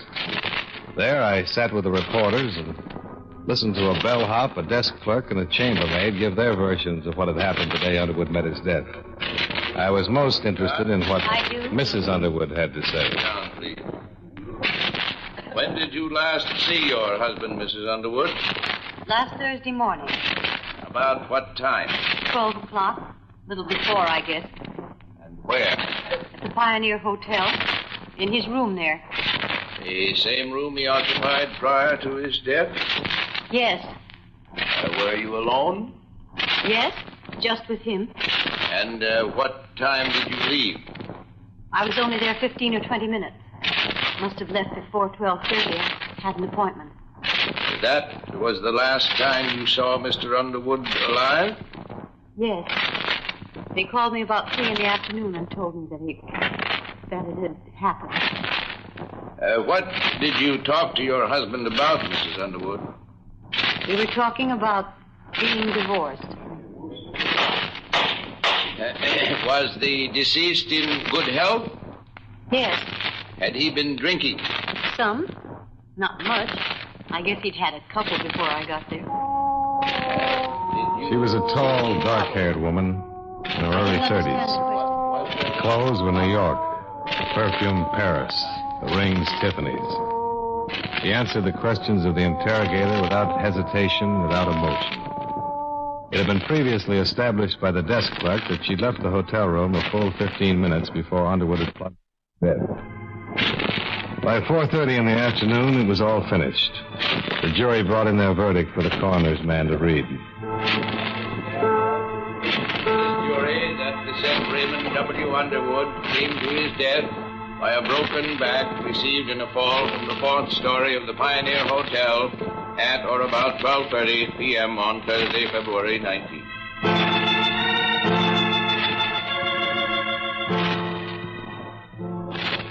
I left the city hall and went down to the Western Union office and wired the news to Red Egan. After that, I looked up Sergeant Hannon at the police station. He gave me a copy of the coroner's verdict and the death certificate. Here you are. Thanks. How much you stuck for? $50,000. That's the way it goes, huh? Yeah, I suppose so. Sergeant. Yeah? Where's Mrs. Underwood from? Here. All her life? All her life. Born and raised right here in Rexford. Of course, she went to school in the East, and she's been in Europe a couple of times, but most of her life right here. Mighty pretty widow. Mighty rich one, too. Underwood had it. I know. This divorce. Everybody in town knew they weren't getting along. Never did get along. How could they? Alice is 28 and Ray was over 50. He could have been her father. As a matter of fact, he almost was. How's that? Well, he raised her from the time she was 14. He paid for all her schooling and growing up. She didn't have any folks after her old man died. Ray was pretty good to her. I see. We went over what you were thinking, Dollar. Sure, anybody would. But they were talking about divorce. The papers had been drawn up for a settlement. She'd have got a lot of money in alimony and so on. Alice had no call to push him out of that window or have anybody else do it. What about the possibility of suicide? Jury said accident. Besides, everybody here knew Ray. He wasn't the suicide type. Nobody's the suicide type till they come to the end of the line, Sergeant. Then it's too late to interview him and ask him about it. But it's already been said as an accident, so I guess I'm just throwing words around. You have a right to do that if you aren't satisfied with the verdict, Dollar. Anything we can do, be glad to help. Thanks a lot.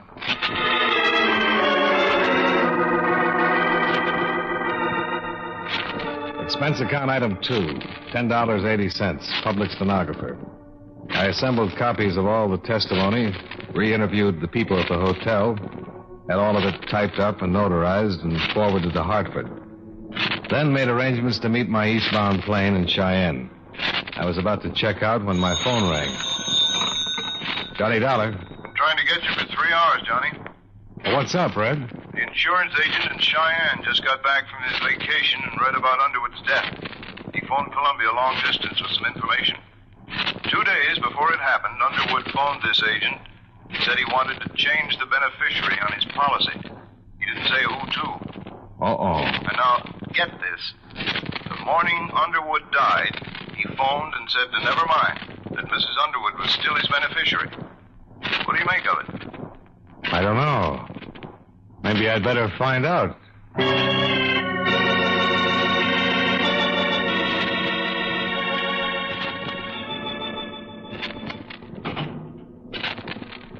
What matters do you want to clear up? Oh, just some details about your husband's death, Mrs. Underwood. I sure hate to trouble you at a time like this. That's perfectly all right, Mr. Dollar. Sit down. Can I get you a drink? Scotch will be fine. All right. Did you know that Mr. Underwood wanted to change the beneficiary on his insurance policy last week? Yes. Water all right? Oh, fine. We also learned that he changed his mind about that the day he died. Can you explain any of that? I think so, Mr. Dollar. Ray and I were going to be divorced. He moved out of the house better than a month ago. We went to his attorneys and drew up a tentative property settlement. Here you are. Thanks. I didn't see him for 3 weeks or so. Then we happened to meet and, well, we had a rather bitter argument about everything. Where was this? In the dining room of the hotel. I was lunching there with some friends. I see. It was one of those ridiculous things. We quarreled and parted very angrily. The whole thing was childish. My first impulse was to see a lawyer and demand every unreasonable thing I could on a settlement. I guess his impulse was to cancel me out as his beneficiary. Did you go to a lawyer? No. I cooled off. Do you know what day this was? The luncheon was a Tuesday affair, I think. Yes. That fits in all right. Our parting had been amicable. I mean, Ray and I just didn't get along as husband and wife. But we made it up. Just before he died. He called me that morning and apologized for his conduct. I apologized to him. I went to see him later at the hotel. He fell out of the window after I left. Yeah. Well, then, we can assume that this business with the policies had to do with the argument. I can't think of any other reason. He had no other heirs? No? Why? Well, you see, Mrs. Underwood, it's kind of hard for us to believe that a man involved in divorcing his wife would still name her as his beneficiary. Why do you say a thing like that? Well, because of past experience, I suppose. It's unusual. I see. Of course, I was the last one to see Ray alive. Mm-hmm. And I could have told you that we were reconciled, that we were going to drop the whole matter, that he was going to move back into the house. Yes, you could have told me that, Mrs. Underwood. But I didn't.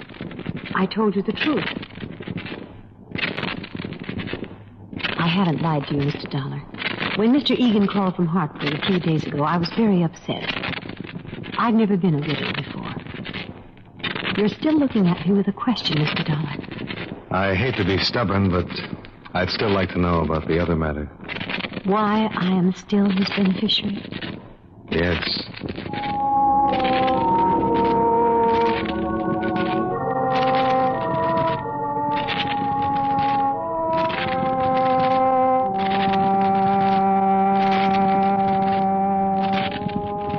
next morning, I interviewed all the people who had been on duty at the hotel the morning of Underwood's death.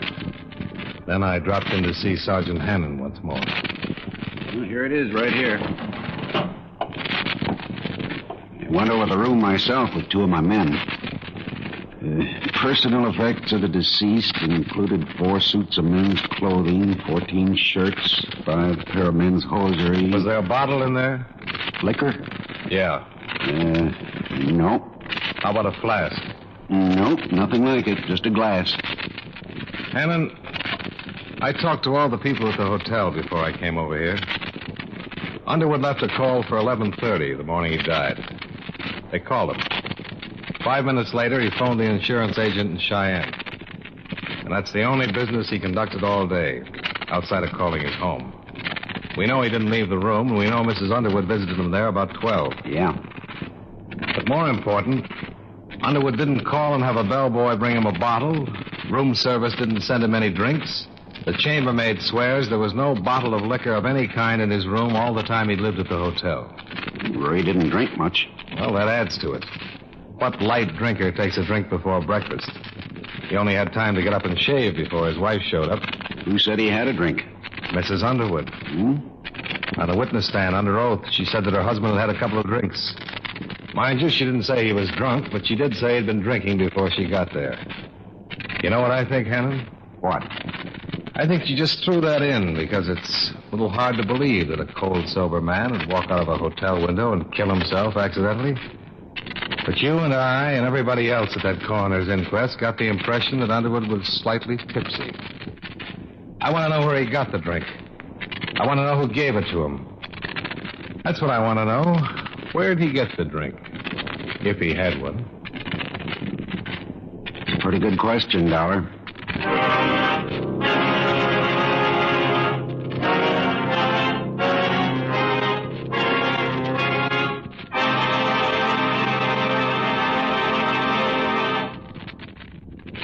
We'll return to yours truly, Johnny Dollar, in just a moment. Every Saturday in the daytime, CBS Radio presents City Hospital, just one of a thrilling lineup of weekend dramatic programs at the Star's address. City Hospital tells gripping stories of life and sometimes death in a great hospital. Tomorrow and every Saturday on most of these same stations, CBS Radio invites you to enjoy City Hospital.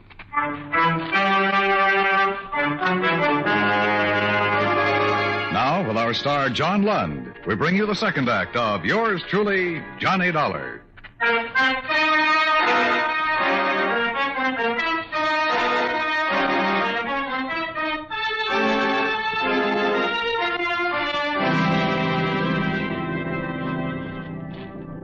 After our talk, Sergeant Hannon agreed that there was enough of a doubt about the circumstances just before Underwood's death to warrant a re-examination of the facts. That was all I needed. I knew that Mrs. Underwood would be questioned and that the pressure would start to build up. I had some pressure of my own.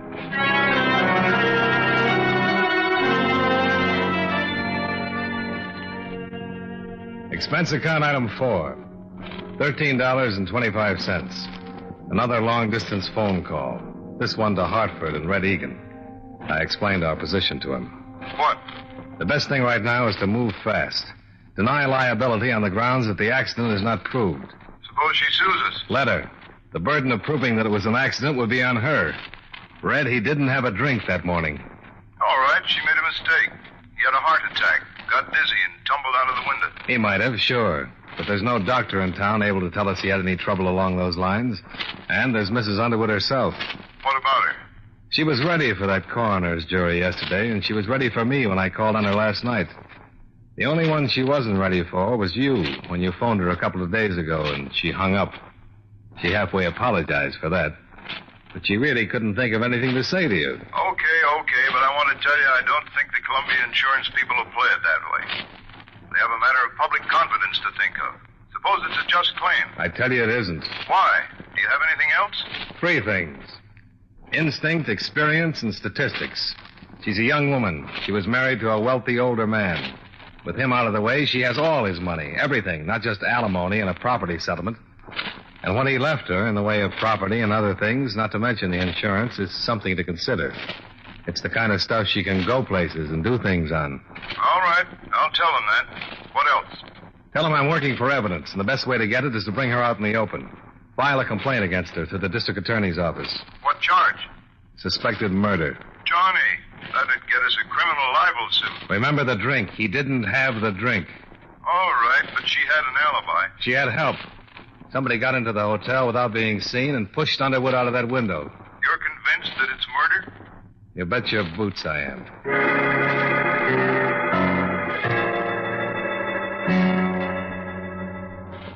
At 6 o'clock that night, I compared notes with Sergeant Hannon. He reported that after questioning Mrs. Underwood, she admitted that she might have been mistaken about her husband drinking the morning of his death. She wasn't sure. But Hannon said what we both were thinking. He was sure enough in front of that coroner's jury to give a misleading impression, Dollar. We better find out who helped her pull this off.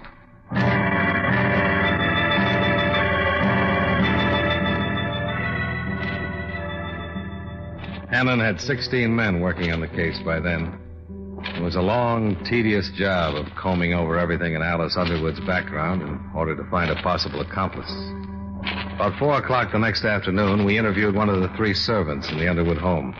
That's right, sir. Once or twice a week. Do you know where she drove to? I have no idea, sir. She'd generally get up early in the morning and be gone all day. How do you know she went out of town? Couldn't she just have gone and visited a friend somewhere nearby? Oh, I suppose so, Mr. Dollar, but then she'd generally take a small suitcase, a change of clothes. You don't take those when you're visiting a friend in town, do you? You might. Wait a minute. What car did she take? The Cadillac. And I knew it'd come back covered with mud and ice. Always have to be washed up. I see. Mr. Underwood used to complain about it a whole lot. About the car? Oh, no. About the trips. They had some pretty good arguments about them. Could you repeat anything that was said? Well, I don't guess I could, word for word. Do you know what they were about? Yes. Oh, yes. It's about the same all the time. Mr. Underwood said she shouldn't visit that man. What man? Just that man. I never knew who it was that they were arguing about. Uh-huh. How long have you worked for Mr. Underwood? Me? I've been in this house 13 years, sir. And you've known Mrs. Underwood quite a long time? Yes, sir. Yes, sir. Knew her when she was a little girl, when she first came here. And saw her grow up and go away to school and come back and go away to Europe and come back a little more grown up and a little different each time. I seen her turn into a woman over the years, sir. Were you surprised when Mr. Underwood married her? Well, no. Yes, I guess I was. I mean, she always seemed so young compared to him, but then when she was growing up, it was sort of different, so I wasn't surprised at that.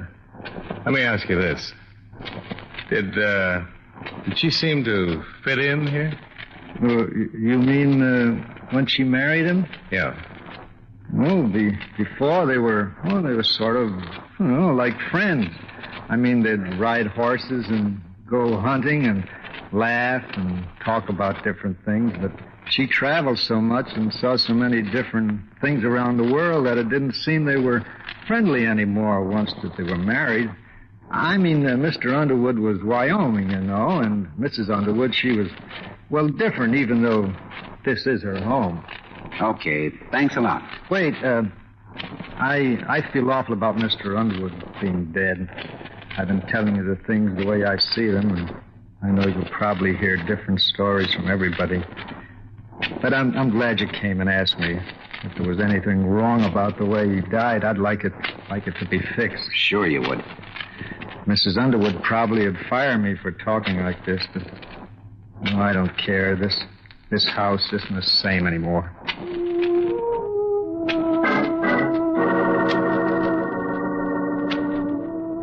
Before the day was out, a complaint had been issued against Alice Underwood on suspicion of murder.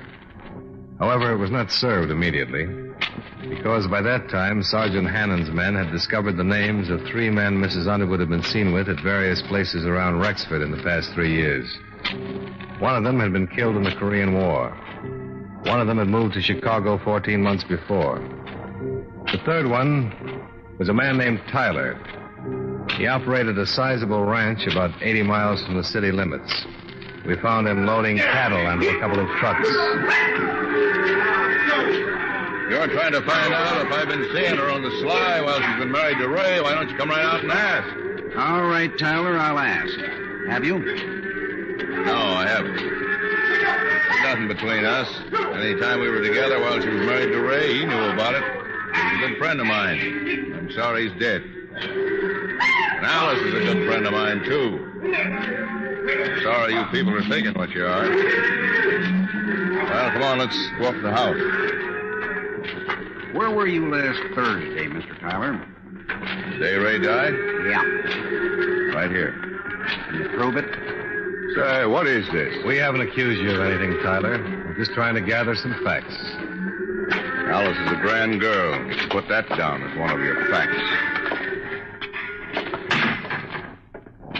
You boys want a drink? No, thanks. Not for me, thanks. When was the last time you were in Rexford? Oh, I haven't been in for the last 6 months. Wait, I was, too. I came in one day around Christmas to do some shopping. Most of the time, my cook or somebody goes in and handles the supplies there.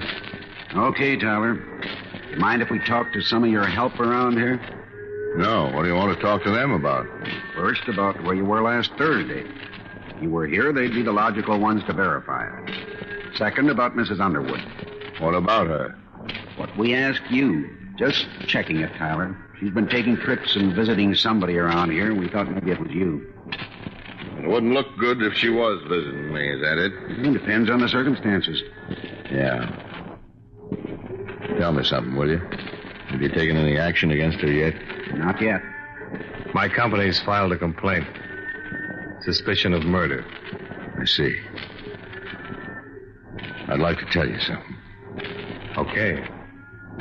Both of you know her, huh? Yeah. Her daddy was a drunk. When he died, Ray took over and gave her everything. If it hadn't have been for him, she'd have been tossing hash in some restaurant around here, kidding the customers and married to a truck driver. What's this got to do with it? Let me go on. Sure, she loved Ray for giving her all that, but any woman needs more than that kind of love. I lied to you a few minutes ago. There was something between us.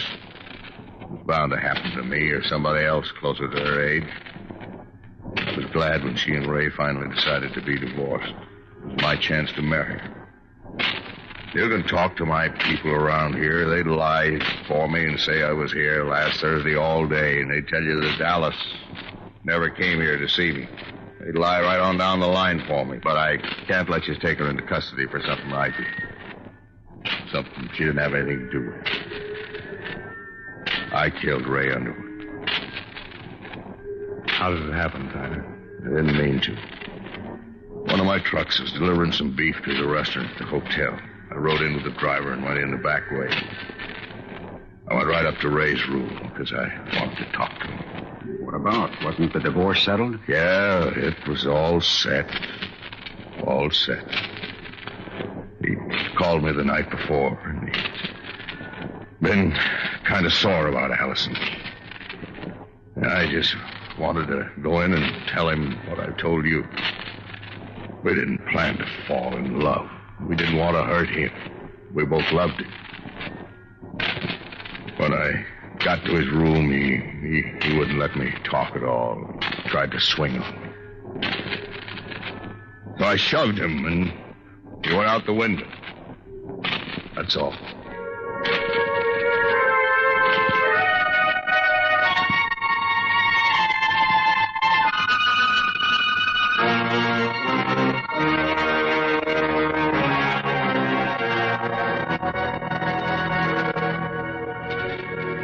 Expense account item 5, $38.15. Hotel and food while in Rexford. Item 6, same as 1, transportation back to Hartford. Expense account total, $491.50. Yours truly, Johnny Dollar.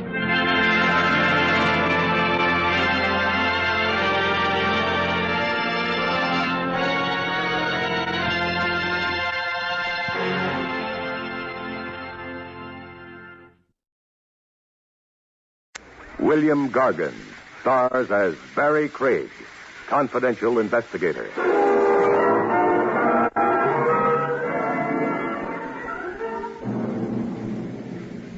A tempestuous blonde wants a carefree Romeo to slow up and settle down. It isn't always sweet surrender. Not if she emphasizes her demands with hot lead.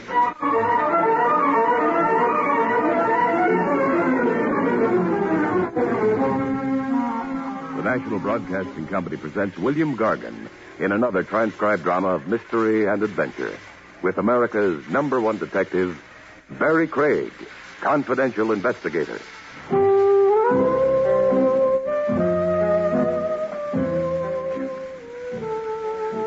Barry Craig speaking. In any national poll where voters were asked to elect the prize chump of 1955, I know one candidate who'd walk away with the title. Mr. Fenley, Bertram Fenley, to give the champion sap of our time his full name. I first met Fenley on the docks, Pier 82. He'd phoned me very hush-hush to please meet him there. I found him on the pier, squatting on 2 beat-up valises, looking like he'd just come off the banana boat docked right behind him. He had, it turned out. I was on that boat, Mr. Craig, the Hilda May. I was in Honduras. That's in the Orient. Honduras is in Central America, Mr. Fenley. Oh, yes. Well, I mean Central America. A middle-aged man with fat cheeks and a mild look. So, what's your trouble, Mr. Fenley? Oh, my trouble is just the right word. I don't know how to begin to tell you. Well, there's a coffee pot across the street. Let's talk in there, huh?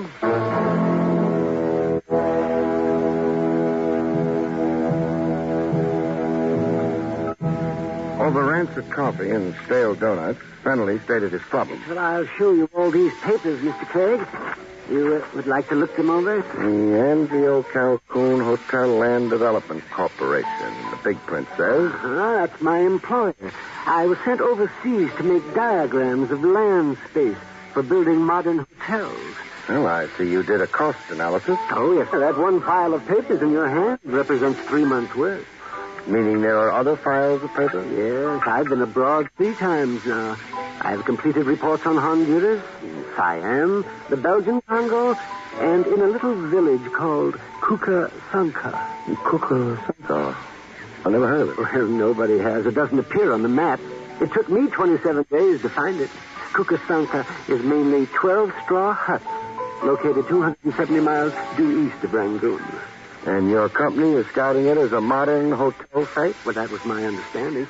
Now, you've been traveling here and there for, how long? 8 months. All expenses paid? Yes. My expenses to date have been $7,000. Why did you contact me to meet you secretly at the dock? Well, in Honduras, I received a telegram. And not to come home, but to proceed on to Borneo. And prepare more papers? Yes. But you hopped aboard a banana boat instead and came home? Yes. You see, I had begun to suspect. Oh, at long last. What else has fired your suspicions? Well, mysterious incidents overseas. Like unexplainable accidents, huh? You almost lost a leg or an arm? Yes, and even my life. Once in a village named Terabumba on the African coast, I was arrested as an enemy spy. Somebody planted documents in your luggage? Yes, and I was thrown into a dungeon without trial. So how come you're here today? The merciful heavens intervened. A tidal wave overran the village. It washed every building off its foundation. And washed you into the open? I fled by ox cart. Enough. I've heard up to my ears. Now, where will you be staying? The Yankee Doodle Hotel on the lower Bowery. No one will think to look. Okay, fine. I'll come see you after I've talked to your so-called employer.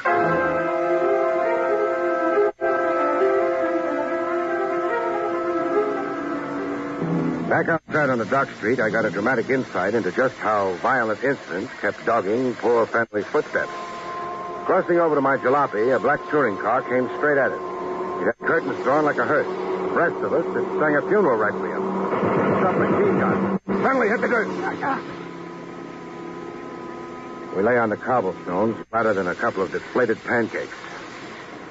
60 seconds after the danger had passed, Fenley was still speechless. I could say it was an attempt on your life, Fenley. I can't see anybody machine gunning the street just to be naughty. However, come on if we're going.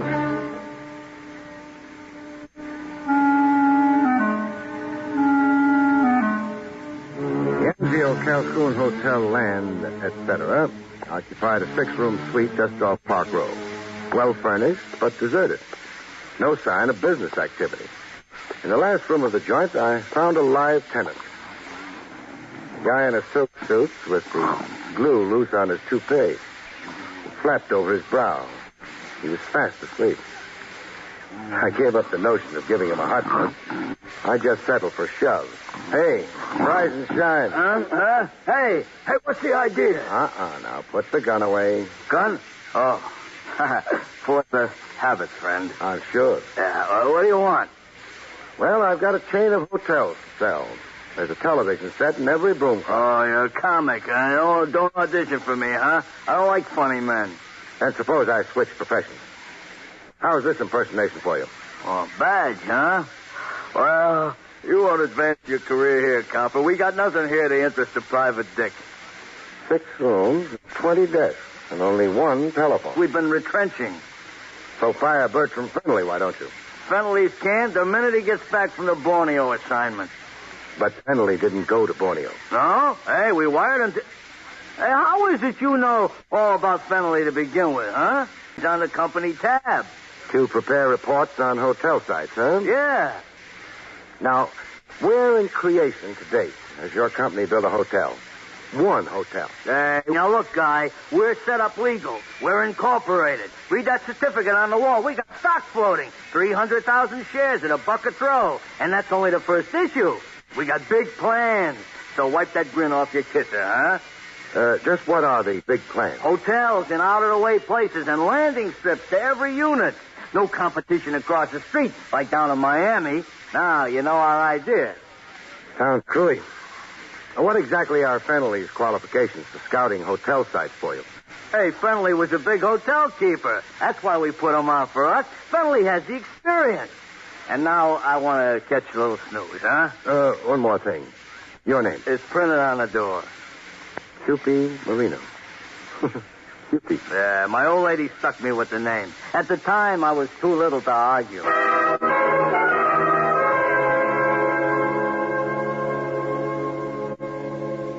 Every guy has his racket, but Marino's had me mystified. So far, anyhow. Why anybody would squander $7 grand in travel expenses on a screwball like Fennelly. The evening papers added to the general confusion. There was a scare headline in it.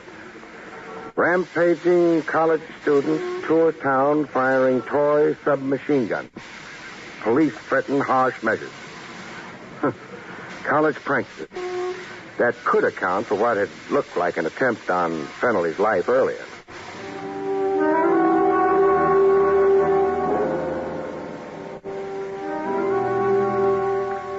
In the Yankee Doodle Hotel, Fennelly breathed a sigh of relief over the headline. Oh, my.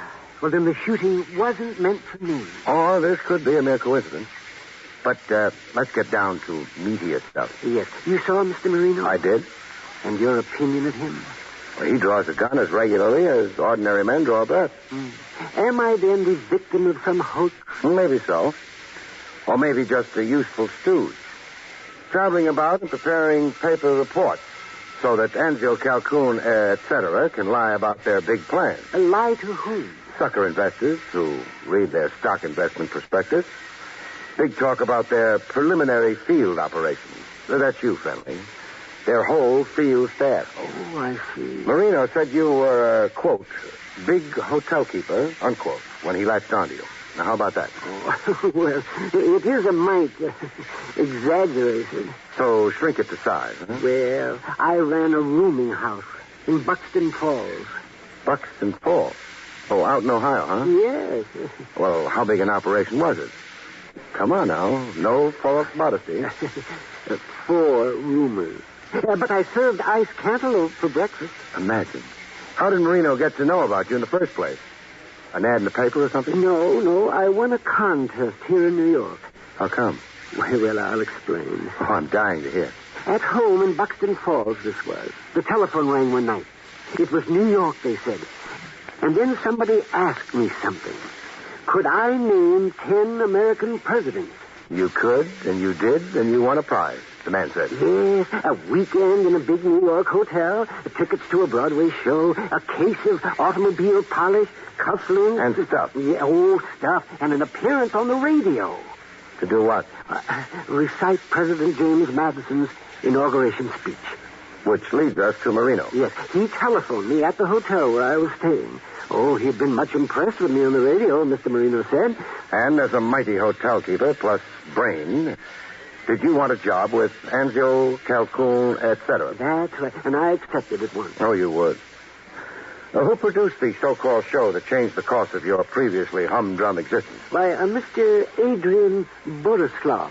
Located where? Well, the Advanced Theatrical Enterprises on Broadway, uptown. The Advanced Theatrical Enterprises, huh? What do you bet I find 6 deserted rooms and a hood snoozing on a sofa?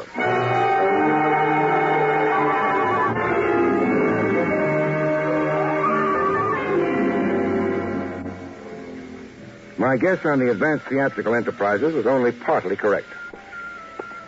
There were only 5 offices in this suite, and nobody in them. Hello, anybody? Not even my echo. In the last room of the suite, I found my sleeper. Nick. No hood this time out. A doll. A pretty face. More rouge than mouth. 3 shades of hair and her shoes off. I woke her up gently. Now, rise and shine, Georgie. Who are you? Barry Craig, a detective. And you? Margie. I dreamed somebody was... Tickling your feet? Yeah. I was. With this. My pencil. Oh, I just returned it. Now, a gent named Borislav. Where do I find it? Ha ha! Did I just crack a joke? I'll say you did. Well, enlighten me. Who doesn't want to find Adrian Borislav? Oh, he's that popular? He's that much of a skunk. You sound like you were left holding a bag. Holding it for $500, 10 weeks' salary. You were Borislav's secretary? I was. Now I'm in here every day for a week, just waiting for that creep to show up. Characterize Adrian Borislav for me. With pleasure. He's a petty promoter, a deadbeat. He bought radio time on small stations just to publicize himself as Mr. Big, to attract attention to himself. He ran cheesy little nothing contests. Mind you, they were all on the level. After all, it only amounted to cheap advertising. Well, what was his real pitch here in the actual offices? Vanity publications for composers and poets, writers, models. He'd skin 'em, but good. I see. And now Borislav of Advanced Theatricals has flown the coop. Go look at the unpaid bills on his desk. Deadbeat. My flesh is beginning to crawl, hanging around here. You got any more questions you'd like to ask me? I have. Then do it over a drink. Heavens to Hannah, do I need a drink.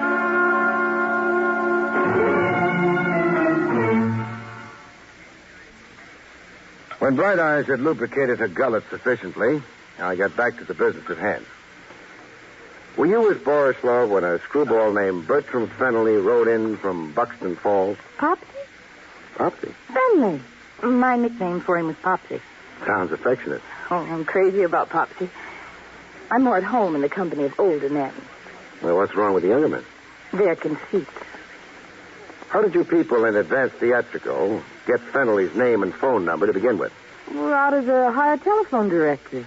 We picked 10 names from each state and put them all in a goldfish bowl. You know, like a raffle. I see. There was nothing ever dishonest about Mr. Borislav's contest. Not the contest. I wonder. You wonder? Say, are you insinuating something? I'll keep it friendly. I'll shut up. Look, be unfriendly. I don't care. You're thinking something. Be a man and come on out with it. You hate me? I practically do already anyhow. So come out with it. All right. I think you were planted in that office, doll, to sell me a line of bull. Account for Borislav in absentia. Call him foul names as you did, but steer me away from looking for him. Why, you cheap Temper. Your job was also to nicely explain Fennelly's original presence here in New York. But I tell you, Pops, he won a contest. Sure, but my guess is the contest was only a device in the first place. A device for what? I'll answer that with a question of my own. What's the tie-up between advanced theatricals and the setup called Anzio Calcoon? No answer, huh? Please, don't you dare pay for my drink. I'll treat myself. Don't think the company hasn't been nauseating.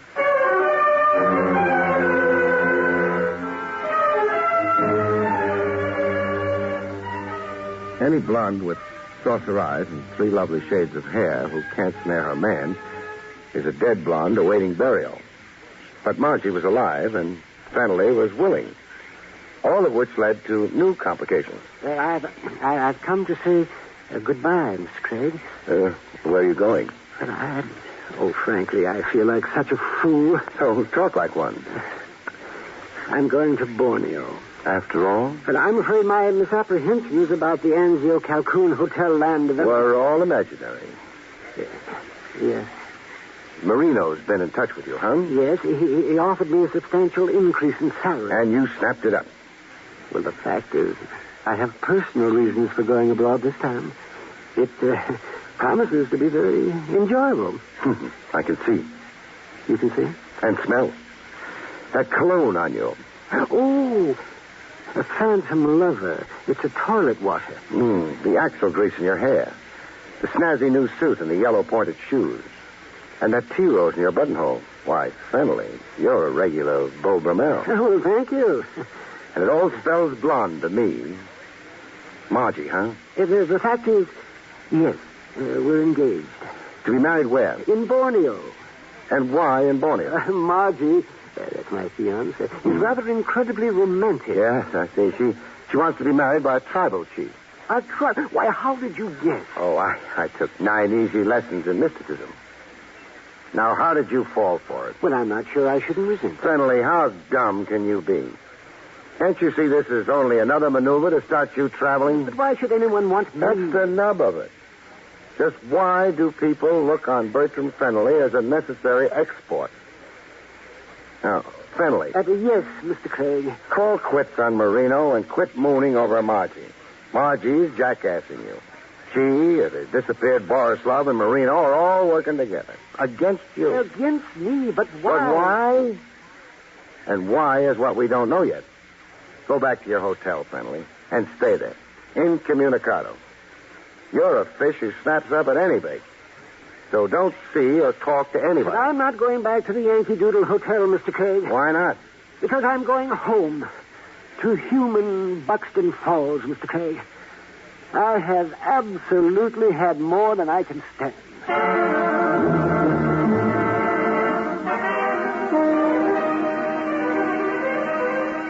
But Fennelly didn't make Buxton Falls as it developed. He got as far as Pennsylvania Station, New York. Then got himself a free ride downtown. In the paddy wagon to the Tombs. Which was where I next found him, in a state of collapse.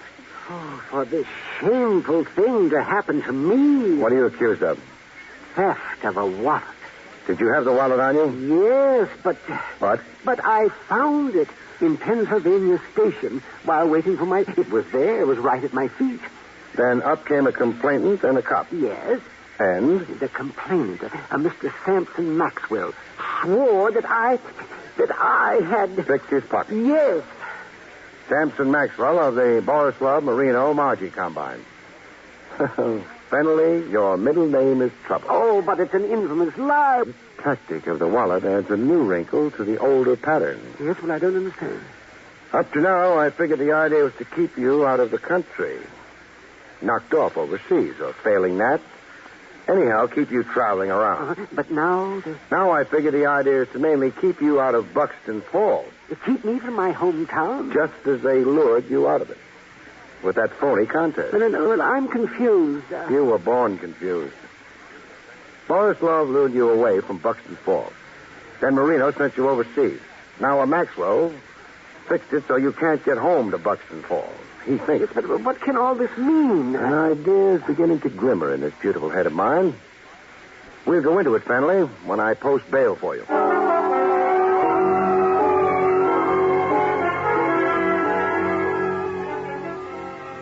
I posted bail for Fenley. $50 by special courtesy of the DA's office. Then I grabbed Margie from under a hairdrying machine in Madame Zelda's beauty parlor and waltzed her through the streets. At the Times Square out-of-town newsstand, Fenley joined us, as prearranged, for a look at the front page of the Buxton Falls Bugle.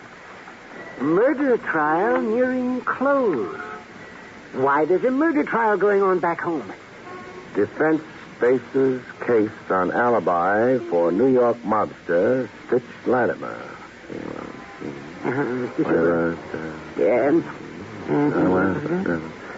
No? Mr. Craig, what does it say there? Well, the gist of it is, Stitch Latimer is charged with killing a guard in the factory payroll robbery. 8 months ago, this was, Fenley. About the time you began traveling. Latimer's defense is that it's all mistaken identity. That he never set foot in Buxton Falls in his life. Oh, Fenley. Yes. Here's an inside picture of Latimer. You ever see him before? Ever see? Why, yes, he roomed with me once. Overnight. He said he was a traveling salesman. Well, there's the why of your travels. You're the only man who can place Latimer in Buxton Falls at the time he was there. Probably casing the job he finally pulled. Oh, and the others? Marino, Borislav, and Maxwell? Latimer's boys. Trying to get him out from under. By keeping you out of Buxton Falls until the trial is over. Right, Margie? My mouth is sealed. Oh, that's too bad. What's too bad? Talk freely and you could cop a plea. Why take those rosy lips out of circulation for years? How bad is it for a girl in jail? No jukeboxes, tall drinks. Who cares? No hair dryers. I can live without. No, wolf whistles. As bad as that, huh? Mm-hmm. So who do I talk to? Where?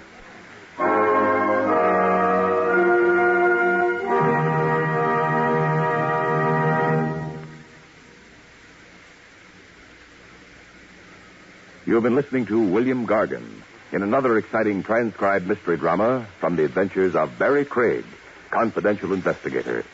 Tonight's story, The Moving Target, was written by John Robert.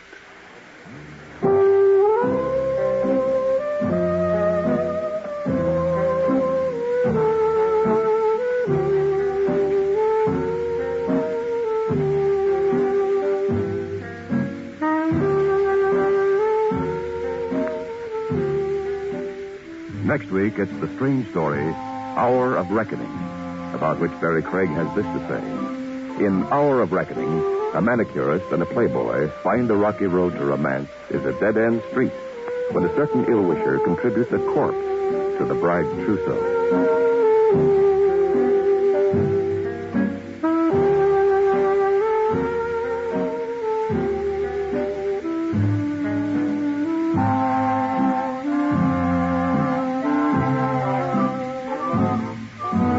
The National Broadcasting Company has just brought you an NBC Radio Network production with William Gargan, starring as Barry Craig, confidential investigator.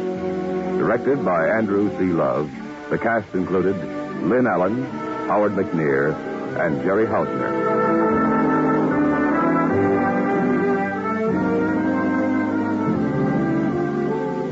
Join Groucho Marx for You Bet Your Life tonight on the NBC Radio Network.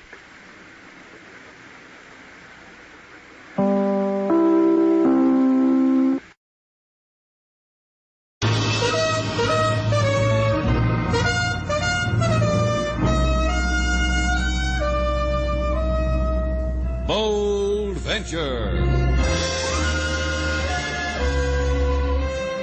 Adventure, intrigue, mystery, romance, starring Humphrey Bogart and Lauren Bacall. Together in the sultry setting of tropical Havana and the mysterious islands of the Caribbean. Bold Venture.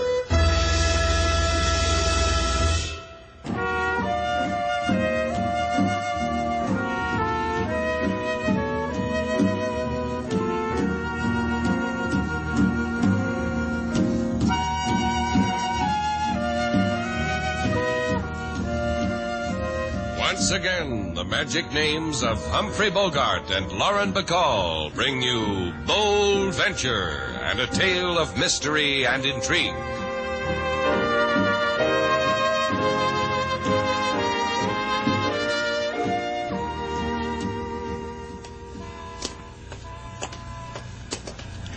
We ought to do this more often, Slade. You like window shopping, huh? Well, it's not only that. It's the walking on a bright, sunshiny day, smiling at people, and having them smile at you. Things like that. I hate it. Senor, go ahead. Take a $10 bill.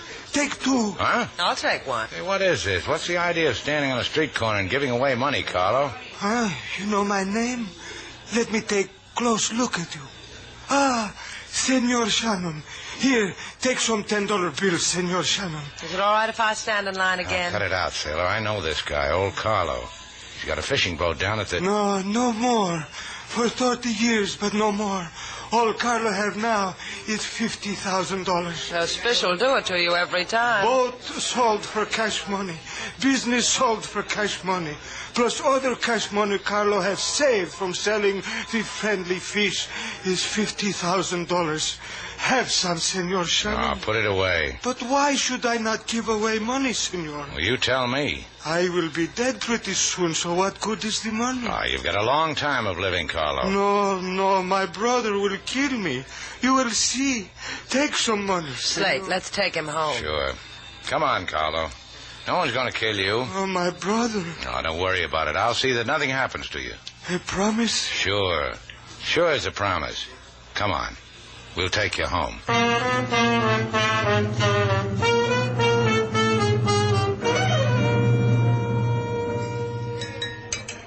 Set before me a banquet, senorita. Everything on the menu. I am rich, and I am going to die soon. Therefore, I wish to eat good before I die. You have many days to live, viejo old man. I will bring you the blue plate, huh? Bring many blue plates for everybody in the restaurant. Oh, yeah, listen, everyone. The blue plates are on me. Sit down. Sit down, stupido. You bring shame. You make a spectacle. I won. Brother, my blood. Brother who wishes to kill me. You are insane. You should be in a cage. Leave the viejo alone. He does no hurt to nobody. Go, senorita. He will not kill me here. He has not the courage with so many eyes on him. In a day you are changed, Carlo. You talk now with the mouth of a man who has no fear of death. Because I have a friend. Friend who will not permit you to commit death upon me. With $50,000, you have bought such a friend. Not bought. His friendship was given.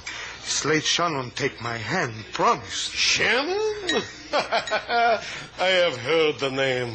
I have heard for money he will steal from a hungry dog. You lie. You are sick with evil, brother mine. He is my friend. For nothing. Shannon will not keep you from death, hermano Carlo.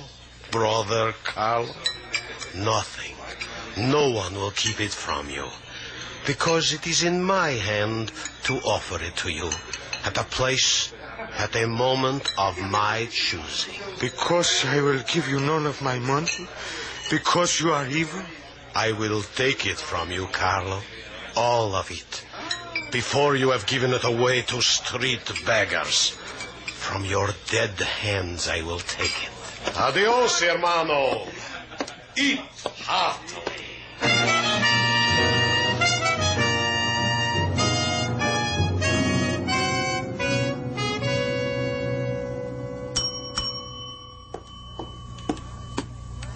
Shannon's place welcomes you, senor. And I welcome Shannon's place. Where is this Shannon of Shannon's place? Oh, you're bashful. You don't like to sign a register in front of a lady. Sure. Slade, come here. Oh, what do you want, sailor? I'm busy. Oh. Shannon's place welcomes you, senor. The Hotel Nifty, rooms 3... You are Shannon of this nifty Shannon's place? Real nifty, huh? I have come here to ask you not to help my brother Carlo. Now, wait a minute. Who did you say you were? Juan Ruiz. Brother of the crazy one who gives away money on street corners. Brother of Carlo. Please, he will do no harm. Do not ask of the police to put him away in an asylum. He says you want to kill him. For this delusion, I am sending him to a doctor, so he will be cured, so he will know that I have for him only the brother-to-brother love. The doctor will vouch this, what I tell you. The doctor for the head. The Dr. Tracy Jones. Tracy Jones. That's a nice, normal name for a psychiatrist. Was that you having a thought, Slate? Very funny. Slate Shannon speaking. He tried it again, senor.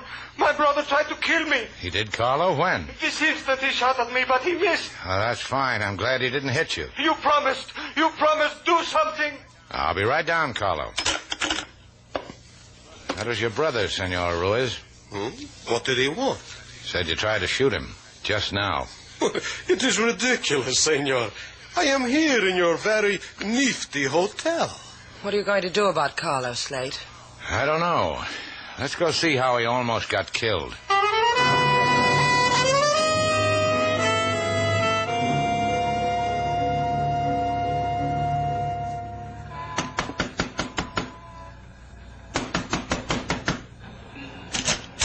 A gentle knock does it, Mac. You want to try again, Slate? Look, if you two got the time to play, you got nothing important to do here. Point yourself north, playmates. Who are you? Landlord. Croft, the landlord. What do you want? We want to see Carlo Ruiz. Oh, grabbers, huh? That's why you want to see Carlo. You're grabbers, part-time panhandlers. You're his watchdog, huh? I'll give you a reading, landlord. Carlo called me a little while ago, said his brother tried to kill him. His brother was standing under my nose when Carlo told me that. He was, huh? That's where Brother Warren was. Well, what do you know about that? Now that we gave you the password, we can talk to Carlo? Sure, but he ain't here. Go find a street corner with a crowd. They'll be kissing his hand, then making the local sign behind his back. You mean no one tried to kill him? He was making it up? Who said anything like that? Someone tried to kill him, all right. Come on, I'll prove it to you. Right down the hall here. Yeah. Now take a look. Whoever it was stood in the alley, shot through the window at him. Now you can see the bullet hole in the glass. Hey, what's this sticking out from under the bed? Carlos' suitcase, where he keeps all his dough. Now don't put a finger to it. Don't even smell it. You won't mind a friendly look, huh, Croft? Sure you won't mind? Yeah. Trust you, don't he, landlord? I told you to... Easy, kid. You're among friends. Sailor, come here. What'd you find, Slate? Look. If someone shot at Carlo from the alley the way he said, the shattered glass would be inside the room, wouldn't it? Let me think about it a minute, Sure it would. But the glass is out there in the alley. That means no one shot at him from there. The shot came from inside. Hey, wait a minute. Yeah, like I thought. Gun under the mattress. Fired not too long ago. You're wonderful, Slate. You find guns, sniff them, and you're wonderful. Carlo staged the whole thing just to convince us he's... Go find him, Sailor. Go find him before someone puts him away. And you're going to stay here for a friendly game of rummy with Croft, the landlord. I would if I didn't feel so sick, Sailor. A sick fellow like me needs a doctor. You go find Carlo while I go get my head examined.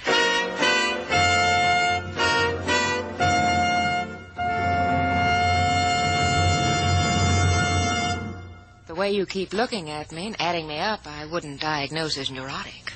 Not in the least. How would you diagnose it, Dr. Jones? Oh, part surprise because I'm a woman doctor. Part delight because I'm a woman. Mr. Shannon, when were you first aware that you were in need of a psychiatrist? Well, there was the time... then after that, years later, there was the time Carlo Ruiz tried to prove to me his brother was going to kill him. Oh, he told you that? But doesn't he tell everybody? 2 weeks ago, his brother sent him to me. Because of that aberration. He's been coming to my office every day. I have a professional interest in Carlo. What's yours, Mr. Shannon? He's an old friend. I want to help him if I can. He does have a lot of money, doesn't he? And he gives it away. Ever have trouble with violent patients, Doctor? I only ask because I can feel it coming on. You would be a provocative one. Don't be angry. I find greed universal. I have it myself. Now, about you, for instance, I could be greedy. Shame on me. Yes, you think you could hold the blush long enough to show me your records on Carlo? You'll have to listen to it. I record the things my clients tell me on tape. Like a radio program, you know? I'm crazy for soap operas. Let's hear it, shall we? Now, normally they're confidential. However, with you being Carlo's friend and wanting to help him, let's see. Oh, here it is. Carlo Rui's case history. Just play it on that machine in back of you, Mr. Shannon. Carlo will enchant you. He always has. Why do you want to kill me? Why do you want to kill me, Juan? My brother, why do you want to kill me? Why do you want to kill me? Why do you want to kill me, Juan? You can turn it off now. That's all he says in his dreams, over and over and over. I'll cure him of it. Another week with me, and he'll be cured of everything. Sure he will. Cured of hate, cured of 50 grand. You're a doc after a man's own heart, aren't you, Doc?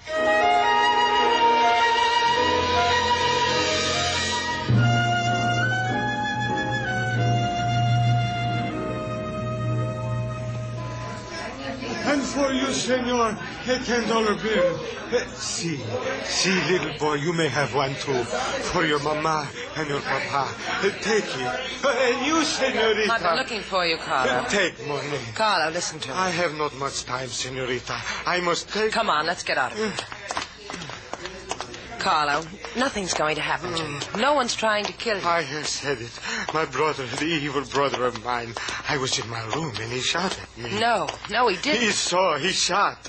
Senor, here, take money. It is for you. And you, senor. Take. Carlo, what's the matter with you? What is it? The pain, senorita. In the back, the pain. A knife. Somebody help. Did I not say it?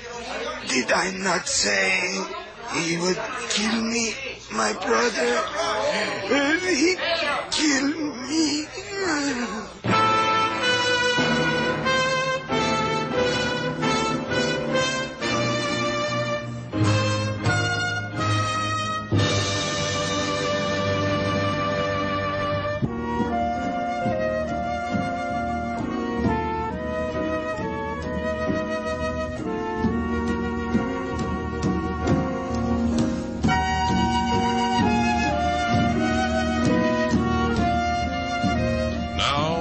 To Bold Venture, our stars Humphrey Bogart and Lauren Bacall, and the second act of our story.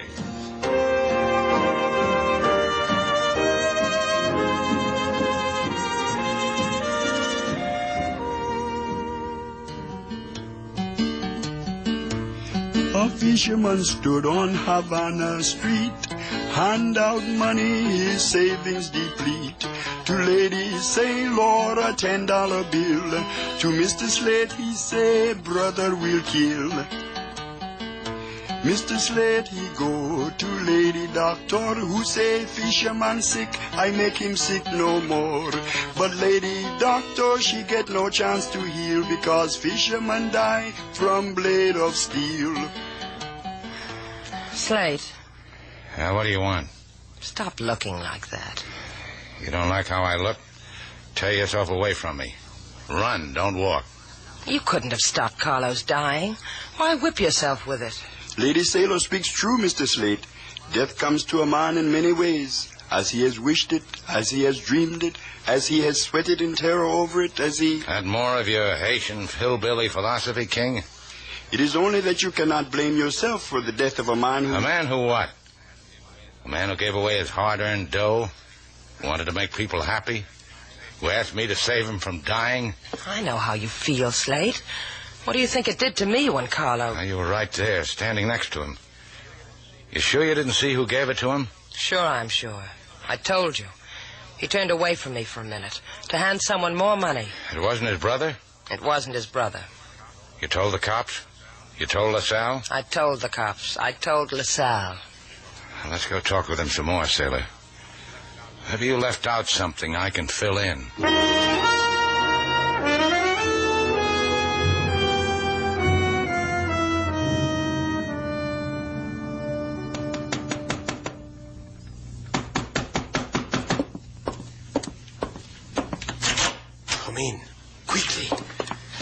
I am glad you have waited at least this long to come here, Senor Kennedy.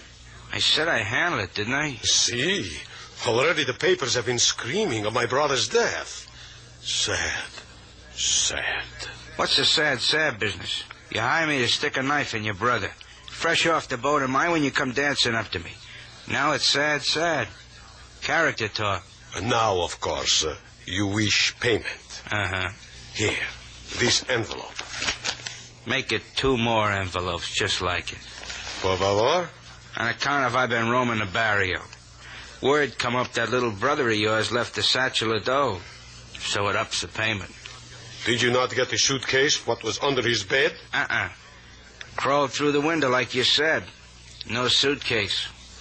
You got it, huh? The suitcase. The money. What have you done with it? Again, the character talk, huh? Okay, character. See, a character. Because I feel this way, Senor Dead Man. Your dying means nothing. Nor that of my brother. Of the money? Sleep peacefully, senor. I will get it.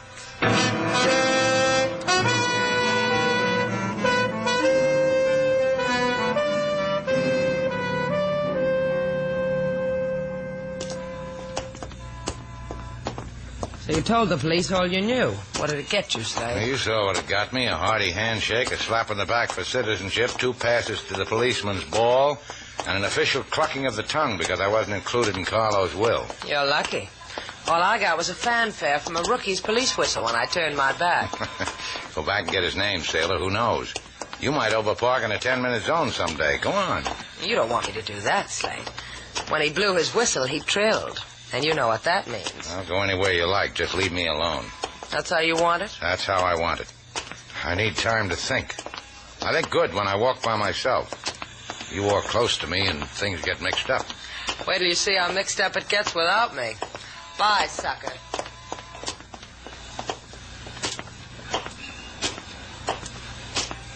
I'm delighted you got rid of him, Mr. Shannon. Huh? I said I was delighted you got rid of your aunt. It'll give us more time together. She's not my aunt, Doctor. She's... Isn't she, though? But you prefer to travel light, is that it? Sometimes. Man never knows when he'll need his hands free to... Of course he doesn't. But first he must bring his doctor a gift. In a suitcase. In Carlo's suitcase. And leave off the pink ribbon. Oh. Carlo's money belongs to you? Is that what you're trying to tell me, Doctor? He promised it to me. You must give it to me. And I'll thank you. In a gentle way. Golly day. No doctor ever talked to me like that before. No doctor... Hey. What's the matter? That guy walking down the street all dressed up in fancy clothes, new clothes. Well, what about him? He interests me. When I saw him before, he was a dream in a dirty T-shirt. So long, Doc. Happy head bumps. Foolish man. So close to death, and you think you can run away from it. Foolish man.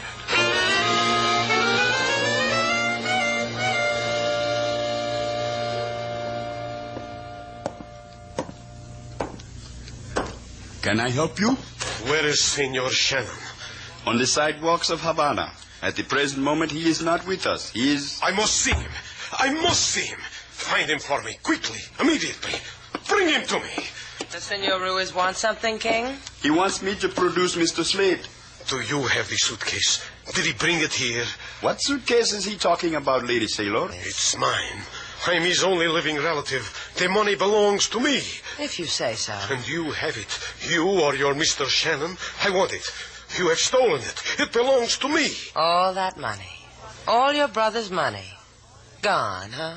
Would a suitable reward for its return interest you, senorita? Sure. How much? I know women such as you, senorita. Greedy. But for this money, my poor brother is dead. And of you too. Are you threatening us, Ruiz? Not a threat, senorita. Merely a morsel for your consideration. Death is for so long a time, senorita.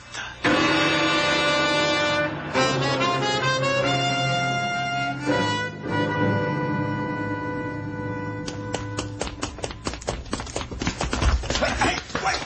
What's the matter with you? You get off your rocker? Yeah, I'll rock on this. Get up, Croft. Your new suit will get dirty. How come a poor landlord like you blossoms forth with new clothes right after his prize tenant gets murdered? Carlo gave me $100 before he got killed. 10 crisp sawbucks. Makes 100. So I bought clothes. Gave it to you, huh? Or did you slip that knife into him and suddenly get wealthy with $50,000? You know something? None of that what you said I could do. It's a weakness with me how I'm in love with good people like Carlo. All right. Carlo have any callers? Sure. You and that dame. Who else? His brother. His brother? His doctor. His what? His doctor. A perfumed girl doctor. Called on him, huh? Like how often? Like practically every day. A beautiful lady doctor. Was a thing a man could look forward to. Where you going? I ain't finished with my confession yet.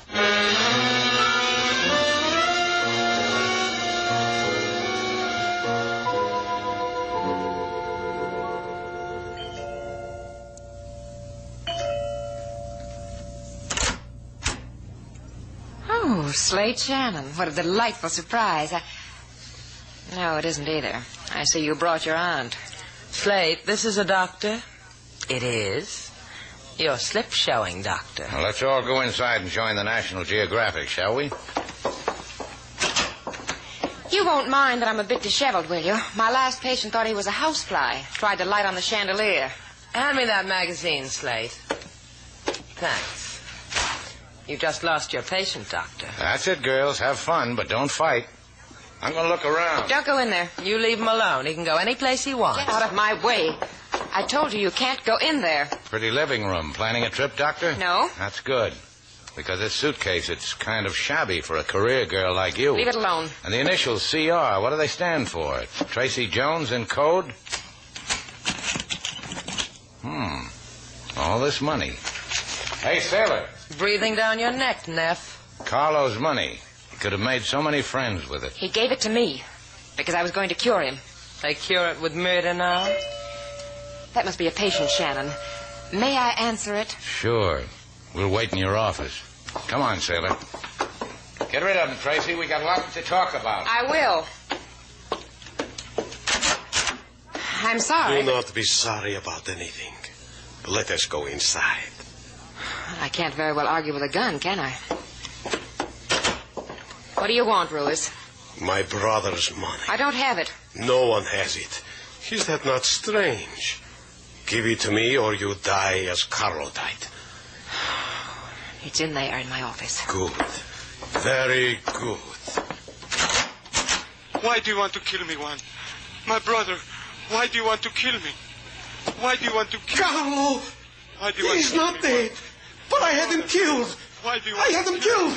I'll kill him again. Kill him. Watch it, sailor. I'll kill him. Not anymore. Not anymore. It was a trick. A trick. Yeah, it sure was. Nice going, Slade. How do you like my nephew, Doc? Now listen to me. That money, I'll explain how I got it. I went back and I took it and I was going to turn it in. The cops will listen. Get your smelling salts, Doctor. You're going to need them.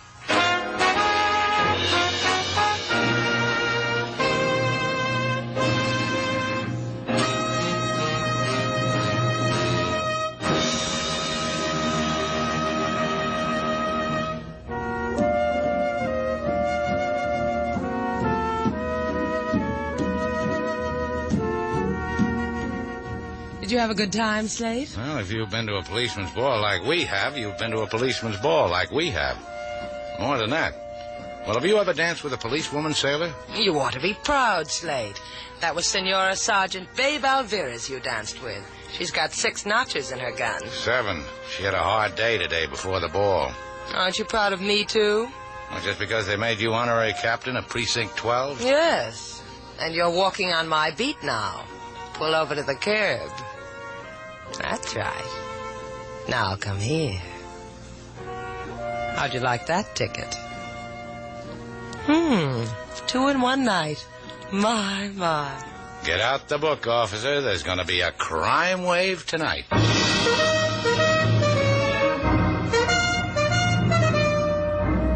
And so, our two stars, Humphrey Bogart and Lauren Bacall, have brought to a close our latest bold venture story. Special music was composed and conducted by David Rose. May we invite you to listen again next week at this time for another exciting adventure starring Humphrey Bogart and Lauren Bacall together in Bold Venture.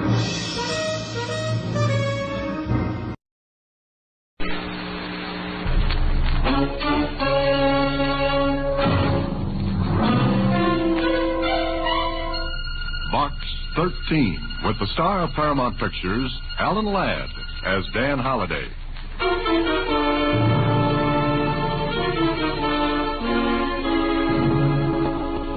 Box 13, care of the Star Times. Enclosed, you'll find enough money to do what I want you to do. Go to the Mason auction rooms and bid on an old Chinese teakwood box. I must have that box. And if you get it for me, wait for further instructions.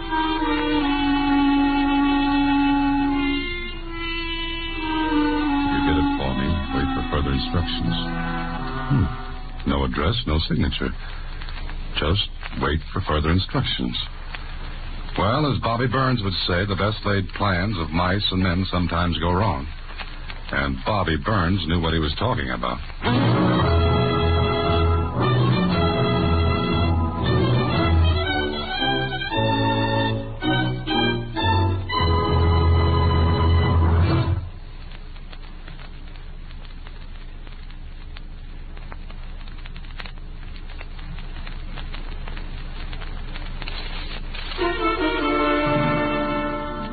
And now, back to Box 13 and Dan Holliday's newest adventure, Hot Box. It doesn't sound very interesting, Mr. Holliday. You never can tell, Susie. Now, suppose this teakwood box contains a million crown jewels, and suppose international jewel thieves are after them, and I get mixed up and... Gee, go on, Mr. Holliday. That sounded wonderful. Well, what happens then? Well, and then I... What am I saying? I must be out of my head. Well, I think you should go. To the auction, I mean. Auctions are very interesting. I went to one once. They're like a gin rummage sale. The gin, Susie. That's extra. Oh. Anyway, maybe I'll see what's in that teakwood box. You'll be able to reach me at the Mason auction rooms. Well, right there's where the plans begin to get twisted. I took a wrong turn and landed at the Mason auction room after the sale had started. They just sold a teakwood box. Sold it to a scared-looking little guy. He was about 55, pale, and he kept looking around the room while they wrapped the box for him. It wasn't big, that box. Maybe about the size of a cigar box. But the way the little man hugged it to him when he left, it could have been made of beryllium. Okay, so I missed the boat. Or I mean the box. But I wanted something for my trip across town, so I followed the pale little guy from the room. He looked around and saw me. I raised my hand to signal him, and that did it. He sprinted out to the sidewalk like a rabbit. I went after him. I wish I hadn't, because when he saw I meant to follow, he took a couple of wild looks around, and then... Hey, look out! He ran across the street against the traffic signal and right into the path of a car. What happened here anyway? I pushed my way through the crowd that gathered. The little guy was lying on the street. I couldn't help it. He ran right in front of me. He ran against the light. Hey, did anybody see it? Did anybody see it? Yeah, I saw it. It wasn't your fault. No, it wasn't my fault. I was trying to stop. I wasn't going fast. I was just going to make the turn. Well, is he hurt bad? The little man looked as though he was badly hurt. Somebody sent for an ambulance, then I remembered the box. I looked around for it. It wasn't on the street. He didn't have it anymore. I looked over the crowd. Nobody had it. Then I noticed the cab at the hack stand on the curb. And getting into it was a woman with red hair. And under her arm was the package.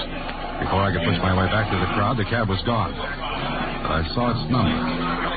Okay, it'd be easy to check and find the driver's name and maybe ask him a few questions. Well,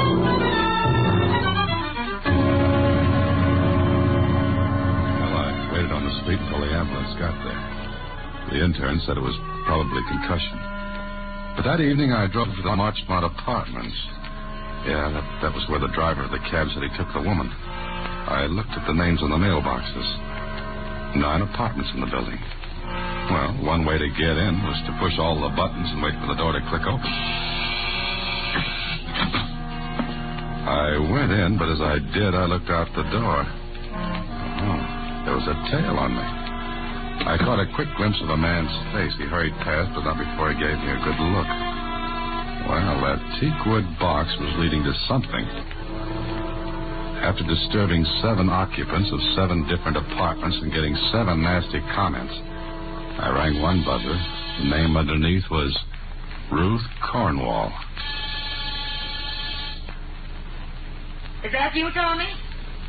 Yes, Ruth. Just a second. Oh. Good evening. Who are you? Not the full of brush man. May I come in? Of course not. I've come about a teakwood box. Will you please go? Oh, maybe you didn't hear me. I said I've come about the teakwood box, Miss Cornwall. I don't know what you're talking about.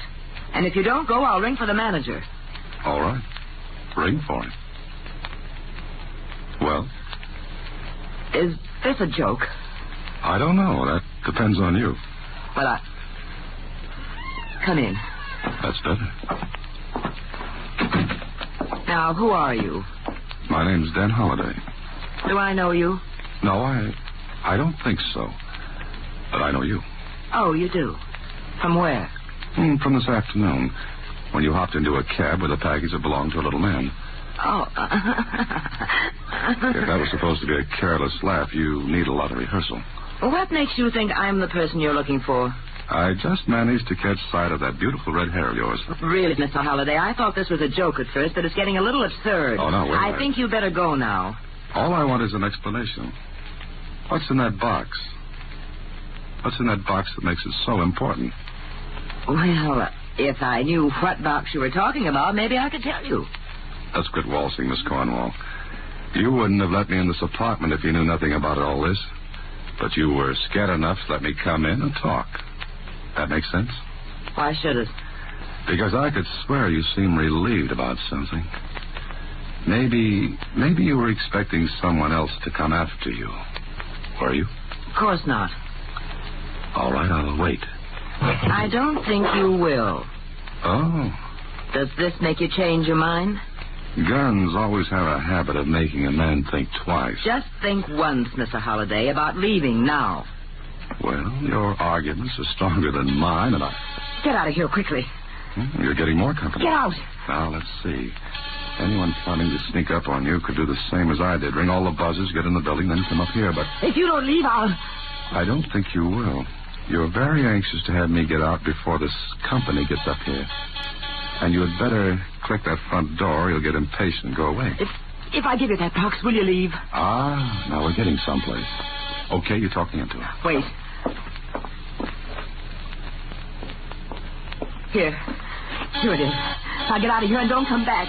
What was in it? Nothing. Now, please, will you go? For heaven's sake, please go. You got what you wanted. Now leave me alone. Well, look, Will you leave me alone if he sees you here? All right, Miss Cornwall. And please never come back. Never try to see me again.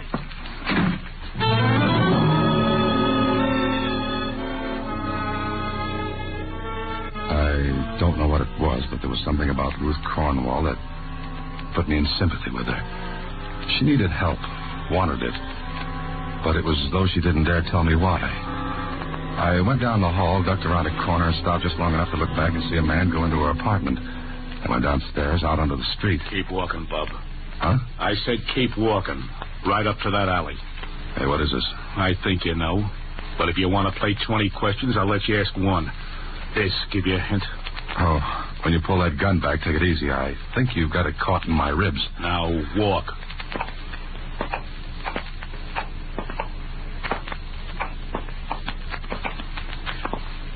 Far enough.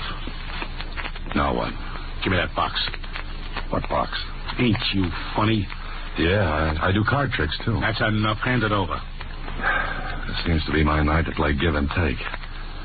Okay. That's better. Now, good night, Holiday.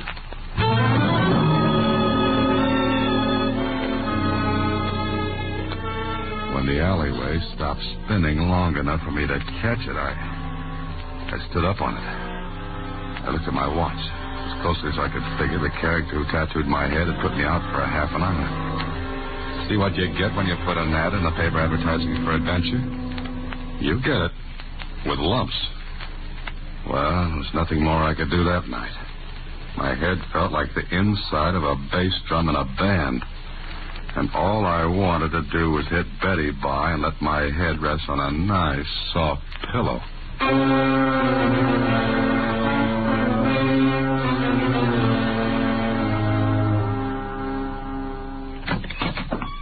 Good morning, Sue. Oh. Mr. Holliday, this man's been waiting for you. Oh, you again. Did you sleep all right, Mr. Holliday? Like a top, I spun. Yeah. Do you want me to do anything, Mr. Holliday? I wish you could, Susie. Mr. Holliday, I know a man who wants to see you. Right now. Uh-huh. Can I persuade you to come along? Do you think? Yes, you seem to have a way about you. Susie. Yes, Mr. Holliday? If I'm not back in 3 hours, call up the insurance company and get back that last premium I paid in advance. Huh? That's enough. Let's go, Holliday.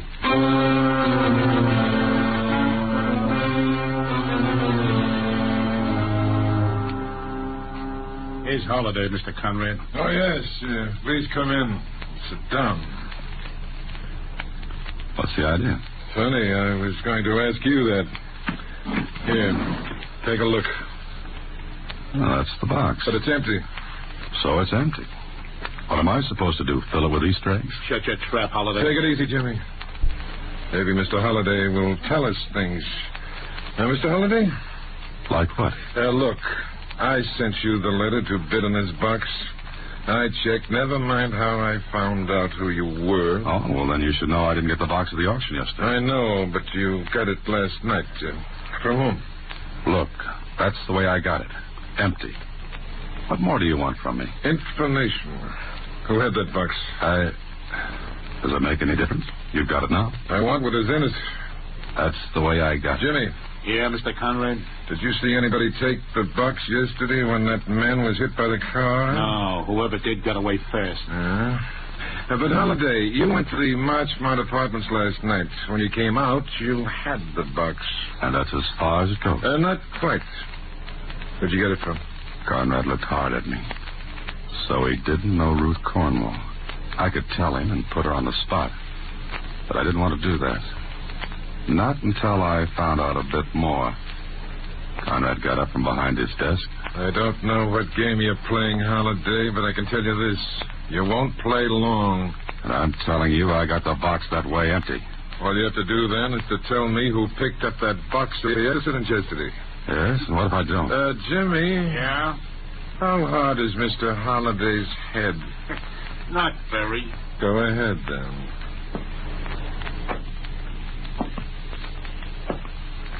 Wait a minute. Hold it, Jimmy. Okay, Holliday? What? Look, you want what was in that box, right? Sure. Then let me go after it. What are you talking about? You didn't go to the auction yourself to bid for the box, which means that you didn't want anybody to see you get it. All right. Whatever was in that box is important to you. But if you beat me up, you'll never find out. You see, I'm the only one who knows who had it. Well, we could go to the Marchmont and find out. Sure. But you wouldn't find anybody because there's nobody there now. You're smart, huh? Yeah. Smart. It was a bluff. It had to be. But Conrad was afraid to call it. If he did, he wouldn't get what he wanted, he thought. He stared at me and then... Okay, Holliday. I don't know how you found out how important this is, but evidently you did. All right? How much do you want? What makes you think I want anything? Are you kidding? Okay. We'll decide that after I get what you want. Bring the notebook and we'll talk it over. What's the deal? But you won't be alone, Holliday. You'll have company all the way. Oh, how nice. Jimmy has such a good face. You know, it'll do me a lot of good to be seen with him. Yeah, if you don't come through, it could also do you a lot of harm.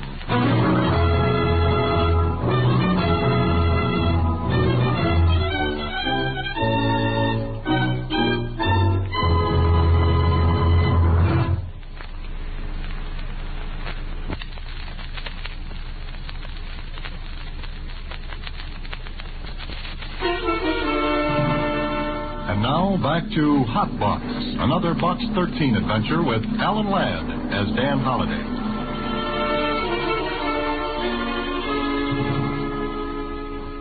Well, I could have wound up the whole thing by telling Conrad about Ruth Cornwall.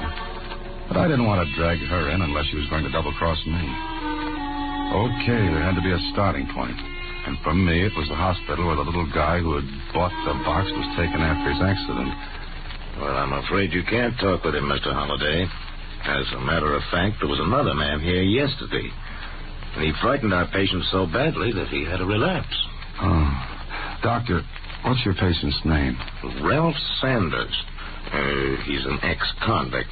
Just got out of prison a few days ago. Oh. Okay, thanks, Doctor. Here's my name and phone number. If I can talk with him at any time, please call me, will you? So that was a dead end. Then I got the idea that the people at the auction rooms might be able to help. Here it is, Mr. Holliday. That box was part of lot number 509. What does that mean? Well, lot 509 was in storage here. For a time, we received the money to pay for the storage, and then it stopped. How long ago? Oh, it must have been over 60 days. We hold goods that long and then offer them for sale to pay for the storage charges. How long did you have this lot 509? Well, let me look at the books. 4 years. Oh. Do you know the name of the person who owned the goods? James R. Conlon. At least that's the name on our books. Did you make any attempt to locate this Conlon after the payments on storage stopped coming in? Yes, we did, but we couldn't. I see. Oh, one more question. Did you advertise this sale? Oh, yes, we're bound to by law. You advertised in the papers? That's right. Mm-hmm. Thanks very much. Well, there was one place to find out about James R. Conlon. The morgue of the Star-Times. And what I found out began to slope the merry-go-round enough to let me see some of the things a little more clearly. Then at my apartment later today. Hello? Mr. Holliday? Yes, who's this? This is Dr. Evans, City Hospital. Oh, yes. Sanders is conscious now. Oh, fine. But I'm afraid that he won't live. Since you were the only person who left his name, I thought you'd want to know. May I see him? Well, you haven't much time. I'll be right there, Doctor. I saw the poor little guy. He was pathetically anxious to talk. He had been Conlon's cellmate in the penitentiary. And Conlon had talked. He had to talk to someone. Tell about something he was saving up for when he got out. And it was Sanders he told about a teakwood box and what was in it. Never dreaming he'd die in prison before Sanders got out. Okay. Now it was my turn. I went outside.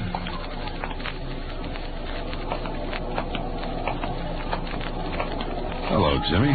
Still playing tag with me? What's the idea, Holliday? Oh, I'm full of ideas. But the best one of all is, let's go to Conrad. You got that book? Not with me, pretty boy. You want to get your head singed? Look, we're going to Conrad right now. Why, I ought to poke you ought to, but you won't. Now, let's get going. If we stand here one more second, I'll let that notebook loose where it'll do the most good. Or the most harm. And that, big ears, depends on the point of view. Why, Okay. Okay, but you're asking for trouble. All right. Let's go hunt for it, shall we?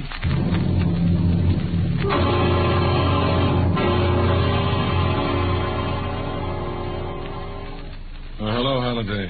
Glad to see you back. You're an optimist, Conrad. Here, I brought your son back with me. Say hello to Papa, Jimmy. What's this all about? I just got tired of having Jimmy hawking. Jimmy, has he got it? Yeah. Where is it, Holliday? I know. With you? No, don't be silly. Jimmy, you let him get it and do a fade-out on you. No, I didn't. Oh, no, Jimmy was with me all the way, and a more gruesome companion no man could ask for. Stop yapping. Okay. A while ago, I talked with a little guy named Ralph Sanders. Sanders? So? He was Conlon's cellmate in prison. Go on. It seems Mr. Conlon had a notebook filled with a lot of details that would blow you and your nice bunch right out of the window. Where is it? As if I tell you. Now listen. You found out about the box because Sanders talked. The prison grapevine picked it up and it got to you. You wrote me. Wanted me to bid on the box and get it for you. The joke's on you, Conrad, because I didn't have the faintest idea what was in that box before today. How long do you think you'll enjoy this big joke on me? A long, long time. I'm walking out of here right now with no tail on me. Yeah? Uh-huh. Because if I don't show up where I'm supposed to, in exactly 1 hour, that notebook goes to the police. Listen, you're smart. We can make a deal. Oh, no. Remember, I'm walking out of here. Oh, I forgot. Good night, Jimmy. Well, his head's not very hard either, is it? Sure, I walked out all right, but I expected to feel my back pick up a few ounces of lead on the way. It didn't. I was very happy about that. There was still one more thing to clear up. Ruth Cornwall. If she had that notebook and Conrad found out about it, then I was out in the cold. I got to the Marchmont apartment as fast as I could because it could be that she was going to do a little business with Conrad herself. I got in, went to her apartment.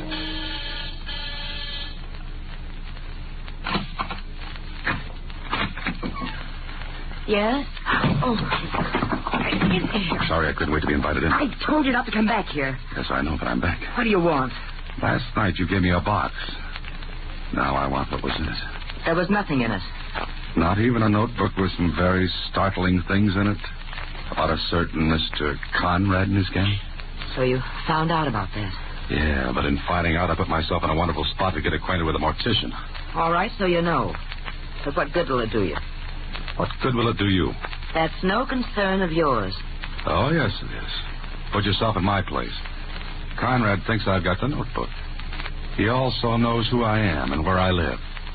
Now, when he finds out I don't have the notebook and can't hold it over his head, he's going to get awfully rough with me. And that seems to be your problem, Mr. Holliday. And you won't give me any help with it. Why should I?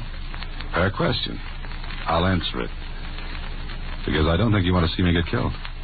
Look, I can't help you. Do you understand that? I can't help you at all. Where's the book? It's no use. I won't tell you anything. Anything? Why did you put that on the end? Mr. Holliday, the last time you were here, I was at a disadvantage. Now, our positions have reversed. I think you'll leave now without giving me any more trouble. All right. You asked for it. You'll get it. What do you mean by that? I did a lot of reading today, Miss Conlon. No, don't call me that. You don't know that. You can't know that. No, you can't know that. It was a throw in the dark, but it is where I wanted it to. The clippings on Conlon mentioned something about a daughter. Not much, but enough to give me a hint that Ruth Cornwall and Ruth Conlon were the same. I watched her for a few seconds, and then... All right. I'm Ruth Conlon. Are you satisfied now? Not quite. What I said before still goes. Do you want me to get killed? No. No, of course not. And what are you doing with that notebook? Well, if I tell you, what will you do? That depends on what you tell me. All right. I'll tell you. My father died in prison. No one knows I'm his daughter. No one. For 4 years, I've lived under another name, waiting for him to come home, waiting to help him get even with Conrad and the men who sent him to prison. Sure, he could have told things at his trial. He knew he'd been double-crossed, but he wanted to wait. And now? And now I don't know. What don't you know? I'm going to get married. You see, I didn't count on falling in love at 35. Falling in love with Tommy. Oh, he was the man who came here last night after I left. Yes. I had to get that notebook. Because if someone else got hold of it, all the old scandal would be raked up again. People would find out who I was, that my father died in prison. And Tommy would find out. I see. I waited a long time to get even with Conrad, but now I don't want to because of Tommy. Oh, don't you see? I can't let anyone else have that notebook. I want a chance to live like anyone else, like you or a million other people. Yes, I see. So, now what do you do? I can't do a thing, Miss Conlon. It's your problem now. Mine. That's right. You can destroy that book and let Conrad go along his merry way. You can forget your father. He's dead. Whatever happens to Conrad now won't help him. That's true. But leave us out of it. If you let a man like Conrad go free when you could put him where he belongs, that wouldn't be any good, would it? Oh, please stop it. And maybe something you've never thought about, but... What? Someday your Tommy might find out. Oh, no. You've got nothing to be ashamed of. It wasn't you. It was your father. Why don't you start with a clean page? If this Tommy's a right guy, you'll understand. Well, Miss Conlon?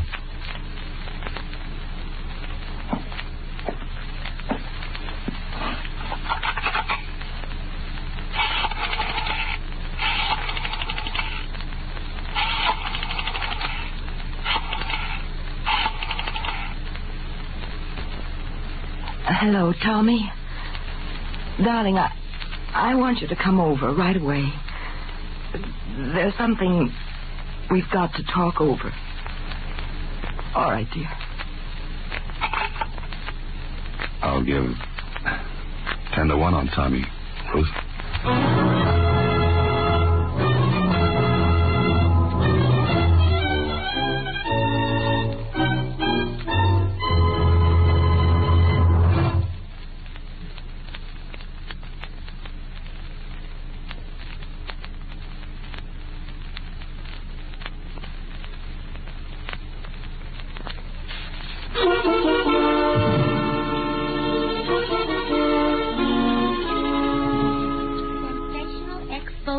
Of notorious racketeer after 5 years. Dead Man's Notebook. Forget that, Susie. Turn to the society page. Oh, sure. Here. Ah, read that. Mr. and Mrs. Tommy Gibson leave for Bahamas on honeymoon. Gee, the Bahamas. You must feel just like stupid, Mr. Holliday. The word is Cupid, Susie. And I'm dressed differently. Mr. Holliday. Good night, Susie. Next week, same time, through the courtesy of Paramount Pictures, Alan Ladd stars as Dan Holliday in Box 13. Box 13 is directed by Richard Sandville with an original story by Russell Hughes. Original music is composed and conducted by Rudy Schrager. The part of Susie is played by Sylvia Picker. Production is supervised by Vern Karstensen. This is a Mayfair production from Hollywood. Watch for Alan Ladd in his latest Paramount picture.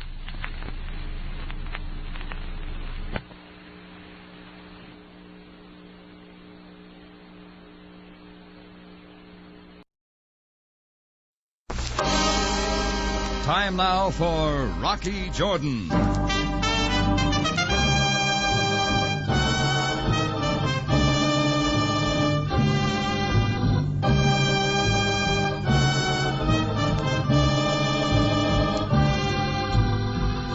Not far from the Mosque Sultan Hassan in Cairo stands the Cafe Tambourine, run by Rocky Jordan. The Cafe Tambourine, crowded with forgotten men, alive with the babble of many languages. For this is Cairo, where modern adventure and intrigue unfold against a backdrop of antiquity. Tonight's story, Fall Guy.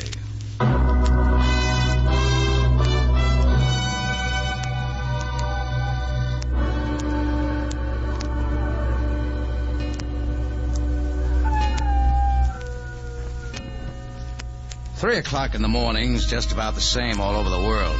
The streets and buildings and rooms and people are full of sleep. And even in Cairo, Egypt, you can't expect anything different. The whole town's packed with a kind of air that moves all around so you can't hear it, like a lady in a soft dress. I don't generally sit up and wait for 3 in the a.m., but last night was different. I was working on the books in my place above the tambourine when things got noisy. From my window, I made out a couple of Egyptian police waving pistols in the air. I didn't know what the show was about, but whoever they were shooting at figured to be the leading man. I didn't have time to pick him out because just then he picked me. Open up, Rocky. Rocky, it's me, Johnny Servey. Open up quick. Help me, Rocky.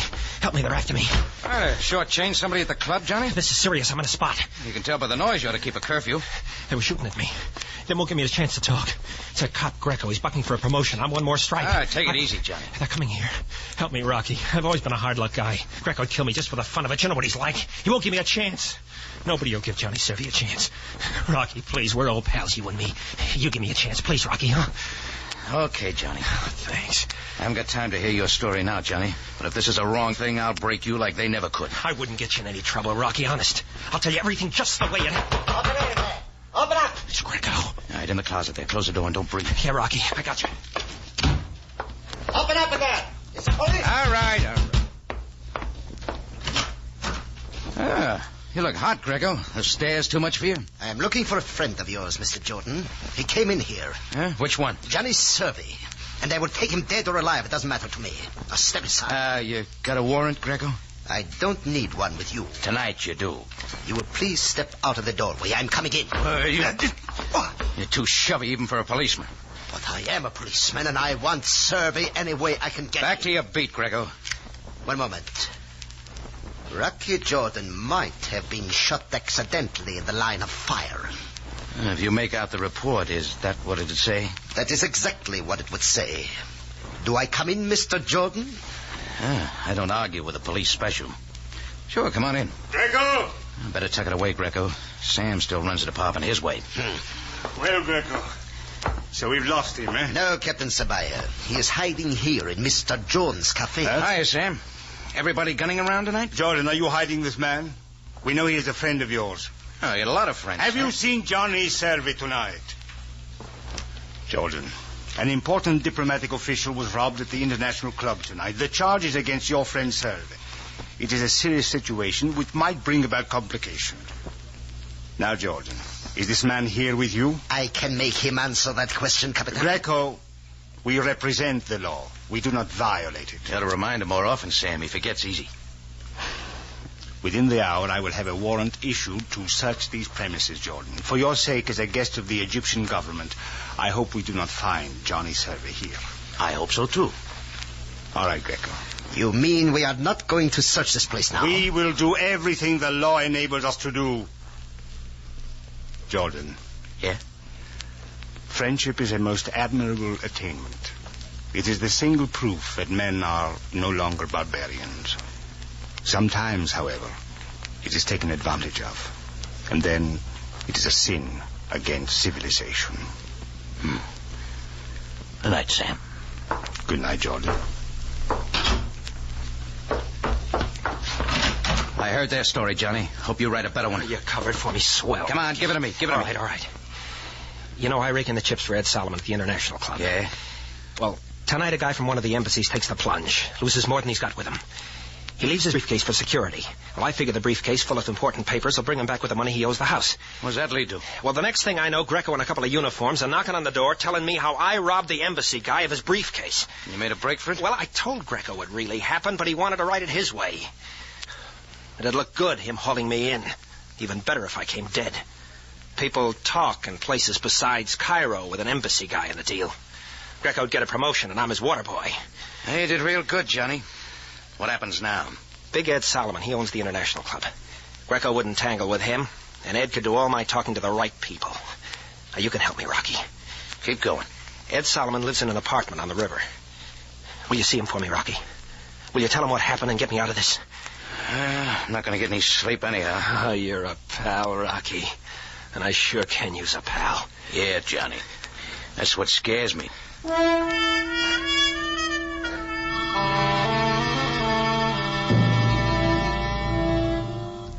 I made sure none of Sabaya's boys were hanging around. Then I hustled Johnny Servey into a cab and dropped him off at a friend of mine's laundry shop. I didn't figure Sam or Greco would go through somebody's dirty burnouses looking for him. Then I headed over to the Nile Street apartment house where Big Ed Solomon lived. It turned out to be one of those chunks of white granite and copper window frames that makes Cairo, Egypt look like a suburb of Michigan Boulevard. Inside, it took a lot of British pounds and American dollars to keep the place up.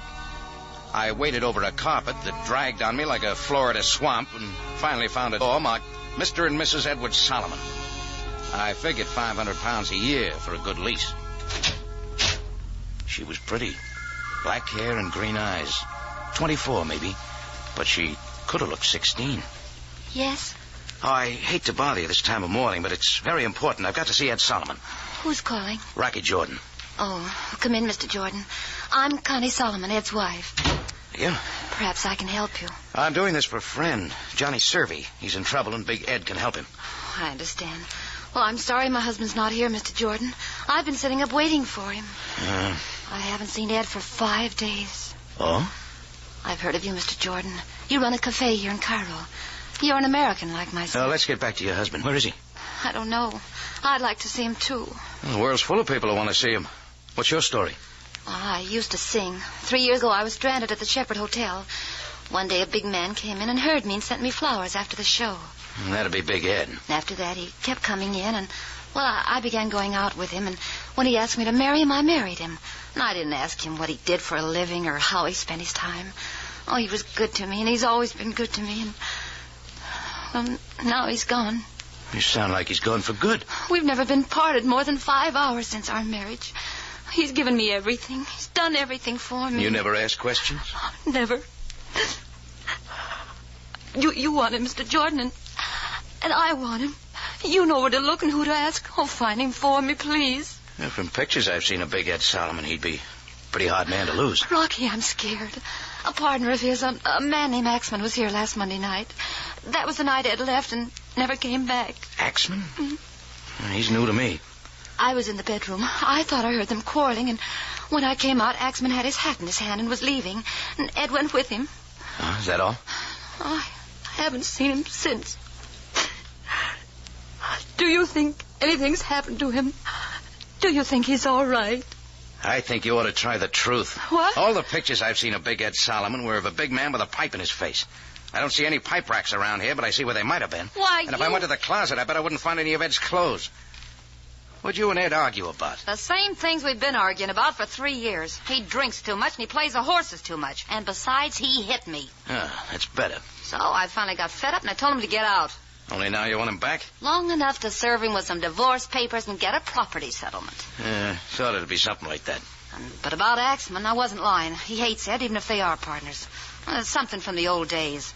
Well, Axman walked in when Ed and me was having our knockdown. If he wanted to bump Ed, he could do it, and somehow he fixed it so it looked like I'd done it. He's that kind. It'd make me look pretty sick if Ed turned up dead somewhere. Yeah, it would. Wait a minute. You still want to see Ed, don't you? Yeah. And you're going to look for him? I told you I got a friend who needs... Yeah, that's what you said. Well, remember everything I told you, will you? Yeah, sure. You had a convincing story to begin with. You ever try acting? Yeah, once I... Yeah, there's no future in it. Maybe you're right, Connie. Hey, when this is all over, let you and me have a drink somewhere or something, huh? Sure, why not? I'd like to meet a nice guy. A real nice guy. Once. Yeah, just once.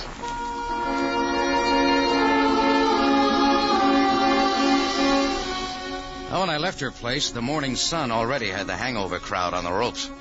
And it looked like a pretty busy day for me. I'd covered for Johnny Servey, and the only way I could square myself was to find Ed Solomon and clear things up. So I started looking. I ran up a tab at 5 different places asking questions. Everybody talked, but nobody said anything. That is, until I ran into Sam Sabaya at the Courtney Club. He was standing at the bar, sucking in on one of those long Egyptian cigarettes. His eyes didn't shift when they saw me. He just came my way like they were pulling him around. When he stopped, the tuft on his fez hadn't moved. We searched your place, Jordan. Huh? Find enough liquor? Jordan, I've known you for a long time. You have a code that puzzles me. Hmm? Perhaps it is the difference between the East and the West. Whatever it is, the end is always the same. What are you trying to say, Sam? I know that you were hiding Johnny Servey when Sergeant Greco and I were looking for him tonight. I know that you have hidden him somewhere else in the city. Now, listen, I posted no men to watch your cafe. I hope you can produce Servey when I ask for him, Jordan. What you trying American cigarettes, And Sam? I hope you have done the right thing this time. I'll handle Servey if you handle Greco. Jordan, there are some people who are controlled only with patience. Good night again. Or rather, good morning. See you, Sam.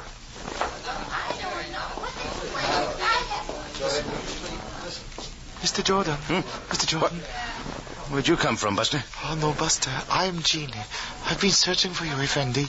I have some information. Oh, I've already got plenty of that. This is of a special interest to you and your friend. What friend? Inshallah. Yeah. Akatakai. Effendi, Mr. Edward Solomon is a man of peculiar habits. I do not understand them. Come on, Jeannie, let's have it. In Cairo, he maintains a beautiful apartment and a lovely wife from your own country, I believe. Yes, I met her. But on the edge of the desert, away from the Nile, at a large oasis near El Fayoum, he also maintains a home. Not many persons know about it. Not even the beautiful Mrs. Solomon. You seem to know all about it. Kismet, it is fate. I am in a business that makes such information. My business. Mr. Solomon went to his desert home 5 days ago with a Mr. Axman.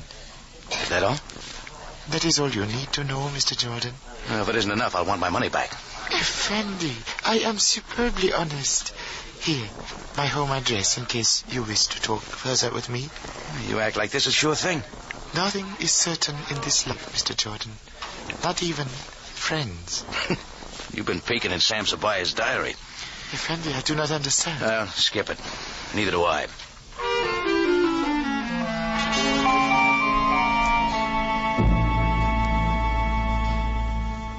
When I left the little guy with all the information, nothing looked right. Johnny Servey's story, Connie Solomon's story, even Sam Sabaya's talk had a rattle in it. But no matter what Sam said at the bar, he was making a deal with me. He meant to have Servey. That meant I had to find Ed Solomon. So I got my car and drove up to El Fayoum. The place looked tired and old, like it was a million years away from Cairo. The only thing new about it was a petrol station serving it up out of big 5-gallon tins. The guy in the white pants and shirt didn't bother about a hat. I guess he liked the sun. Hey, George. Assalamu. Alaikum. Assalamu. Save it, pal. I never use it.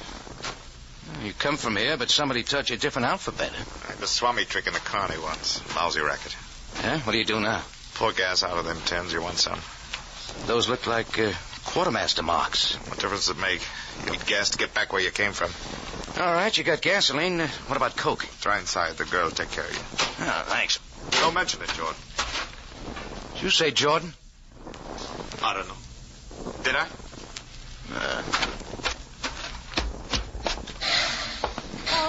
Oh, darling, I cannot go on. Oh, I'm sorry. I thought you were Paul. Paul? Who's that? Paul Guerrero. This is his place. Oh, yes, I just met him. Nice fella. He said I could find a coke in here. Oh, yes, of course. You are traveling far? No. No, just to the oasis. Oh, that is just over the dune. But there is none there this time of year. Oh, I heard different. Oh, perhaps you had your own home there? I'm looking for a guy. Big Ed Solomon. Solomon? You are a friend of his? Oh, never met him, lady. Let me tell you. Car's all ready to go. Oh, thanks. Lisa, don't you think you ought to see how the fire's doing? Fire? What fire? Build one. Of course, Paul, of course. Goodbye, sir. Lisa is too friendly. I like friendly people. So they tell me. Keep the car here, will you? Huh? Going to the oasis. I don't see any road. I'll have to hoof it. Let's ride about half a kilometer. Your feet will get hot. I'll bet you got some foot powder. Doc Scholl himself. You want some? Yeah, when I get back. Suit yourself. See you around, Allie.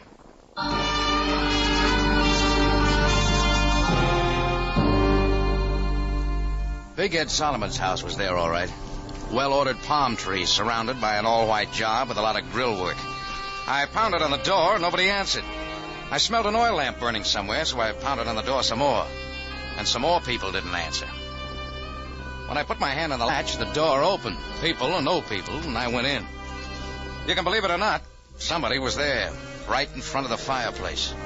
Only he was dead. One side of his head was bashed in. No, you're wrong. It wasn't Big Ed Solomon. It was a guy I'd never seen before in my life.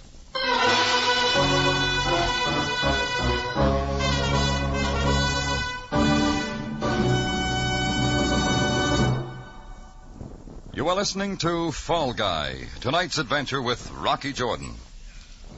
For the most exciting mystery, turn first to CBS. There, your mystery programs will be full of the thrills you enjoy, full of the surprises which keep you absorbed in the story until the final climax. On Tuesday night, CBS, at 8:30, turn to a full hour of top mystery. Mr. and Mrs. North first, then Mystery Theater. Two unusual programs, a full hour voyage into the chilling realm of crime and punishment. Beginning at 8:30 on Tuesday night, CBS.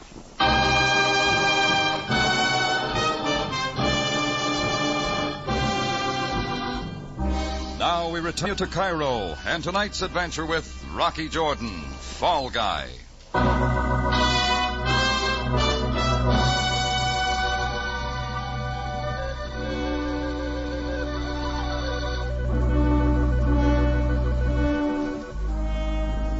Sometimes you don't know just why you do things.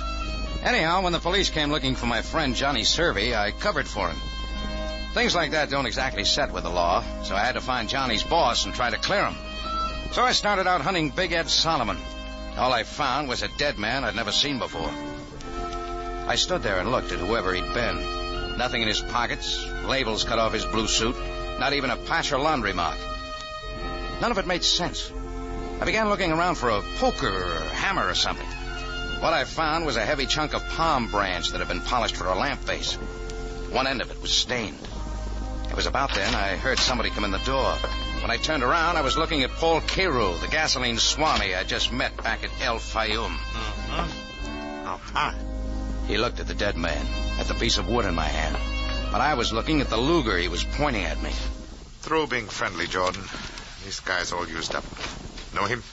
Never saw him before in my life. I did. Name's Tom Axman, friend of Big Ed Solomon. Tom Axman? You kill him? You did. Why, you... There was a big fight. I don't know what it was all about. Just heard parts of it from my place.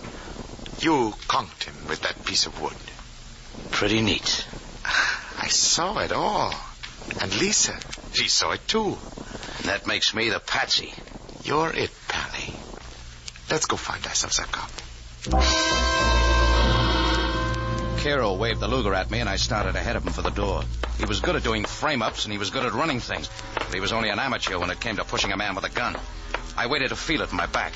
It was there by the time I got to the door, and that was his mistake. Hey, come back here! I shoved him against the wall, but he held onto the gun. There wasn't anything for me to do but make a break for the oasis. Come back, Jordan! Come back here!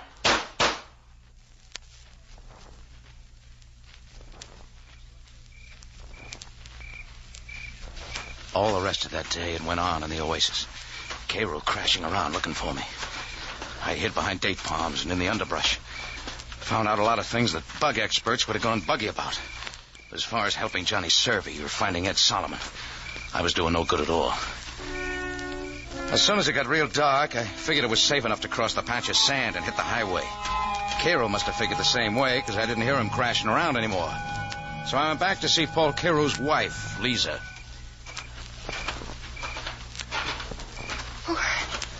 Who is it? Who is there? Easy, baby. It's me. Oh, Mr. Jordan, it is you. Paul is looking everywhere for you. He says you killed a man, Tom Axman, over in Mr. Solomon's home. Yeah, that's what he's saying. But you did not kill him. I know that. Yeah? You must leave here right away.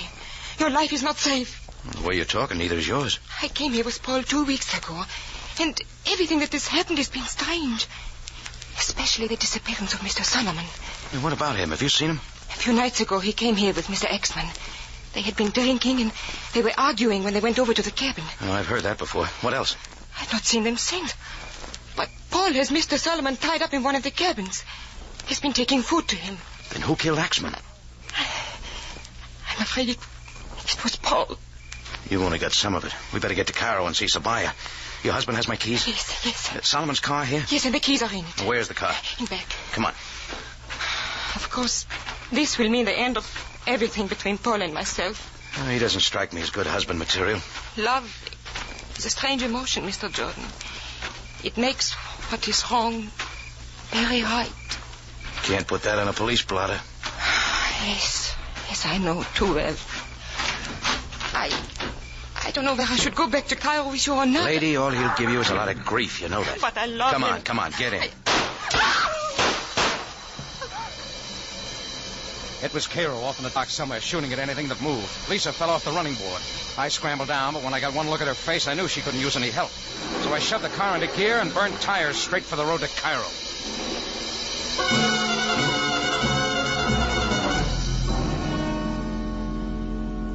It took me 2 hours to get there. The guy at the laundry said Johnny Servey taken a powder 10 hours before. The sergeant at the desk said Sam Sabaya was where he couldn't be reached. Well, that left only one guy to see, Jeannie, the information boy who had sent me on the chase to the Oasis. I pulled his card out of my pocket and found his place off in the native quarter, in between a phony rug maker and a lady barber. Mr. Jordan. Buster, I've been up almost 24 hours without sleep. I saw one dead man and one woman killed. I don't feel good, and I want more information. But, Mr. Jordan, I told you where Mr. Solomon could be found. I gave you information. You didn't give it all. Please, Effendi, didn't you find Mr. Solomon? I found a playmate of yours who likes to shoot people and beat their skulls in and hang phony raps on me. Effendi. Oh, start talking. Please, I know nothing of a man who would do such things. I know nothing of that man. When a punk like you comes sidling up to me and tells me out of a clear sky where to find my man and doesn't argue about what I pay him, that means he's already been paid. And they only pay you for working. You know, I am above reproach, Mr. Jordan. I would never become involved in a killing or murder. Yes? No. Who paid you to send me up to El Fayoum? Who paid you to frame me with a murder? It was me, Rocky. I didn't tell him, Mr. Servey. I didn't tell him. Shut up. That 38 makes you a foot taller, Johnny. Easy, Rocky, easy. I'll use it right here if I have to. I think you would. Paul Cairo phones me from El Fayoum. Said you lammed out twice. You're awful tough, Rocky. Too tough to call a friend. Here, take this and buy yourself a new fez, Uni. And forget you ever saw Jordan. Oh, yes, Mr. Servey. Yes, sir. All right, Rocky, let's get going. Long drive ahead of us. I'll be able to drive it blindfolded someday. Someday. I'm still the fall guy? I hate to do it to you, Rocky, but you're it. This is my chance not to be a punk anymore. I take you back there and we call Sabaya. Me and Cairo fix it up like you did it all. Now, come on. Cairo will be getting anxious.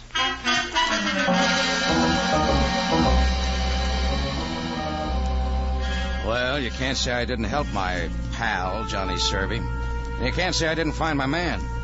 Even if he was sitting in that same cabin with a couple of corpses on the floor. Big Ed Solomon needed his shave, but his face was a funny color. Maybe that was because he was looking at two bodies, Axman's and Lisa's.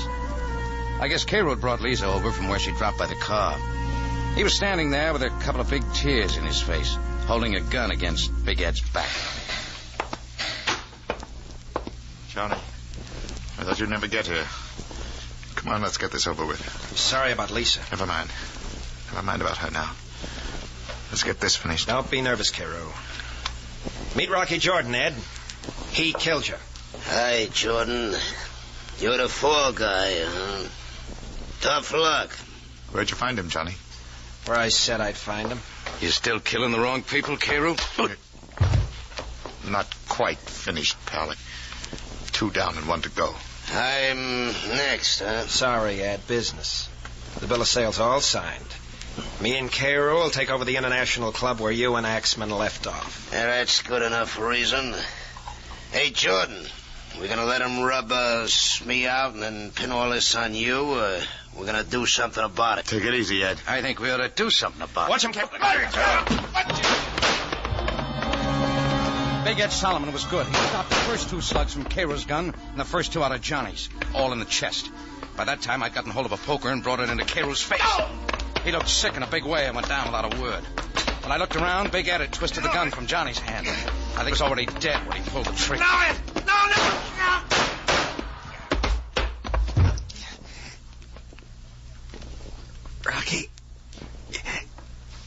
Rocky, help me. I did once, Johnny. Remember? Yeah. Yeah, no. Why'd you pick me, Johnny? The embassy trick was level. I got the idea a couple of days ago. Figured I could get you looking for Big Ed. You set it up with Cairo. Well, Rocky, you aren't a patsy anymore. No, Jordan. You are not a patsy anymore. Cops and everything. Aye, Captain. Guess I didn't work it so well. You were wrong when you first started, Servi. Yeah. Nothing I ever did ever worked out. Hard luck guy. Rocky. Yeah? Rocky, you were a good guy. I guess I was... Oh, you just played in the wrong team, Johnny. You never were...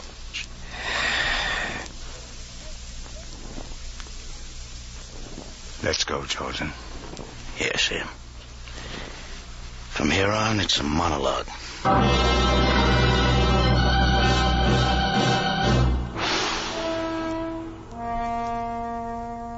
Well, Sam and I picked up the pieces later on. It was like Johnny said. The embassy thing that night was true enough. Greco wanted Johnny bad, but Johnny got ideas and figured me for the patsy in his deal with Cairo. He had the guy tip me off to where Big Ed was, and Cairo put Big Ed under lock and key, killed Axman, and waited for me. You know how it happened from there on out. Lisa got in the way, I got in the way, and Johnny got in the way. Sam looked sad when it was all over. Maybe I did too. You go out on a limb for a pal. Next thing you know, somebody's chopping down the tree.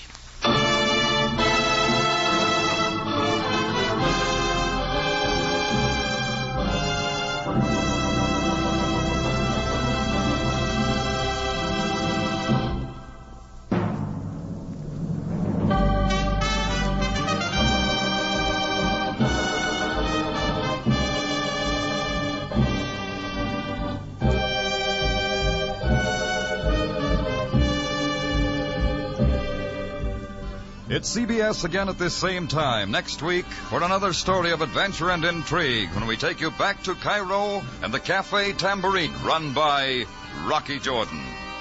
Jack Moyles plays the title role with tonight's story by E. Jack Newman, edited by Larry Roman and Gomer Cool.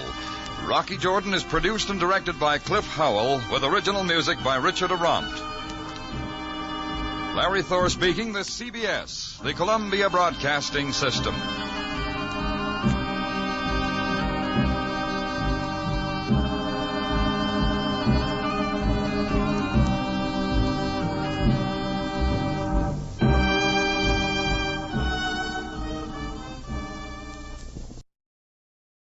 The Anchor Hocking Glass Corporation brings you Crime Photographer.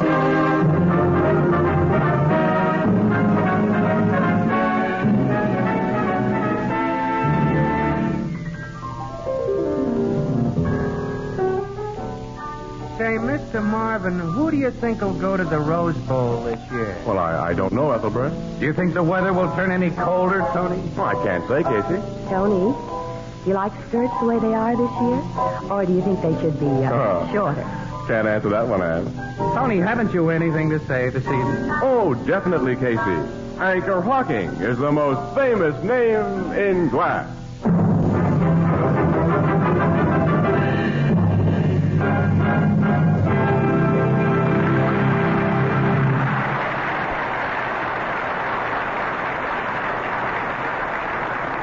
Good evening, ladies and gentlemen. This is Tony Marvin. Every week at this time, the Anchor Hocking Glass Corporation of Lancaster, Ohio, and its more than 10,000 employees bring you another adventure of Casey, crime photographer, ace cameraman who covers the crime news of a great city. Written by Alonzo Dean Cole, our adventure for tonight, The Camera Bug.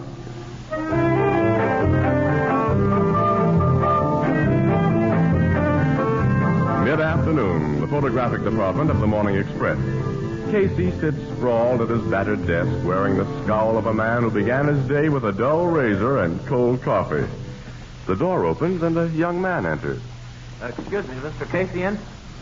Yeah, that's me. My name's Forster, Mr. Casey. Alan Forster. I've heard a lot about you. Yeah, I know. I'm on all the sucker lists. What are you selling? Oh, nothing. Oh, that is. Well, you see, I'm a photographer. Huh? Who isn't? Sometimes I think every guy in the world is a camera bug. What's on your mind? Looking for a job? Yeah. See the city editor. His name's Burke, fourth floor above here. Well, I've already seen Mr. Burke, and he says there aren't any vacancies here. Oh. I've been to all the other papers, too. I thought you might advise me how to get a start. How old are you? 21. You got a job now? I work in a camera supply store. I know a lot about taking pictures, honest I do. And, well, my wife and I decided that it's time for me to break into the line I've always wanted. And you got a wife? You got a job with regular hours, and you want to break into my kind of racket? Yeah. Oh, boy. My advice is forget it. This is the lousiest game there is. You're out at all hours. People shove you around. You can risk your hide to get a good shot, and the city desk may stick it on page 10 if it's used at all. This is a dog's life, kid. Keep out of it. Yeah, but you get around and you see things. Oh, you see things. I guess you believe all you hear on the radio, huh? Well, okay, camera buck. Here's the only way I know how to break in. You put in about 12 hours a day on the streets with your eyes open and your camera ready. Occasionally, you'll get a news picture you can sell. If you're lucky, you may get a real hot shot that you can trade to the city editor for a steady job. But you got to be lucky. Huh? That's all I can tell you. Well, thanks a million, Mr. Casey. I'll do exactly as you say. Yeah, if you do, you're letting yourself in for a lot of grief. Excuse me, man. Hello. Mr. Dan Casey. You busy? Not very. Oh, I got an awful cold. How about going over to the Blue Note? I'll meet you there in 5 minutes. Okay. Gee, you got to rush somewhere in 5 minutes. That means an important assignment, huh? Yeah, very important. Well, I won't keep you, but thanks again a lot. Good luck to you, kid. What's your name again? Forster. Alan Forster. Well, so long, Alan. Drop in again sometime, and remember, I've warned you. Guys in this racket lead a dog's life.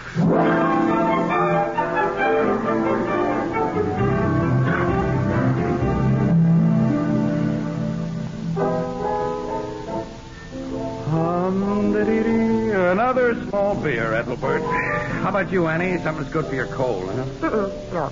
I feel fine now, Casey. We've been here half an hour. We better go back to the office.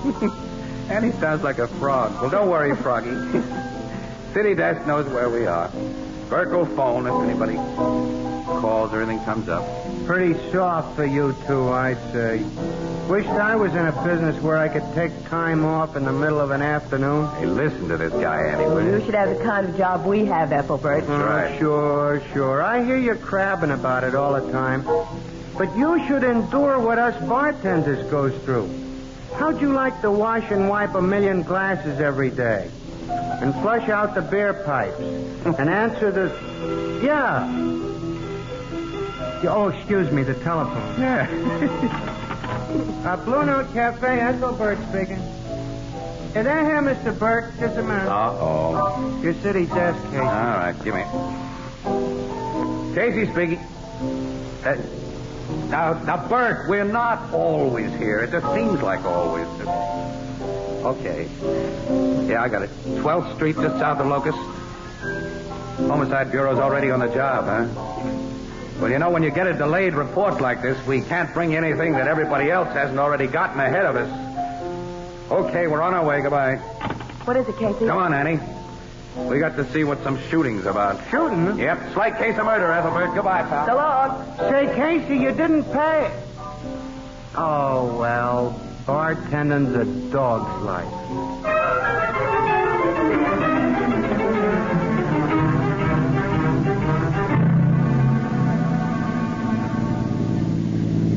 They got the street ropes off. Yeah, we'll leave the car here, Annie.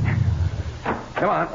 They're lifting a stretcher into the morgue there. I gotta get a shot of that. Okay. Well, that means the medical examiner's finished his job. Now, let's get inside those lines. Will you let us through, please? Oh, there's Sergeant Flanagan. Hey, Flanagan. Oh, hi, Casey. Hi. Hello, Miss Williams. Hi. You two are getting here kind of late, aren't you? Now, don't rub it in. Hey, who did they just haul away in that meat wagon? Well, the not too much lamented murder victim was a gent unfavorably known as Max Blake. Max Blake. The lawyer? Oh, don't let decent lawyers hear you call him that, Miss Williams. Max Blake was a shyster. That rat wasn't even straight with his own clients. Well, the cops know who killed him.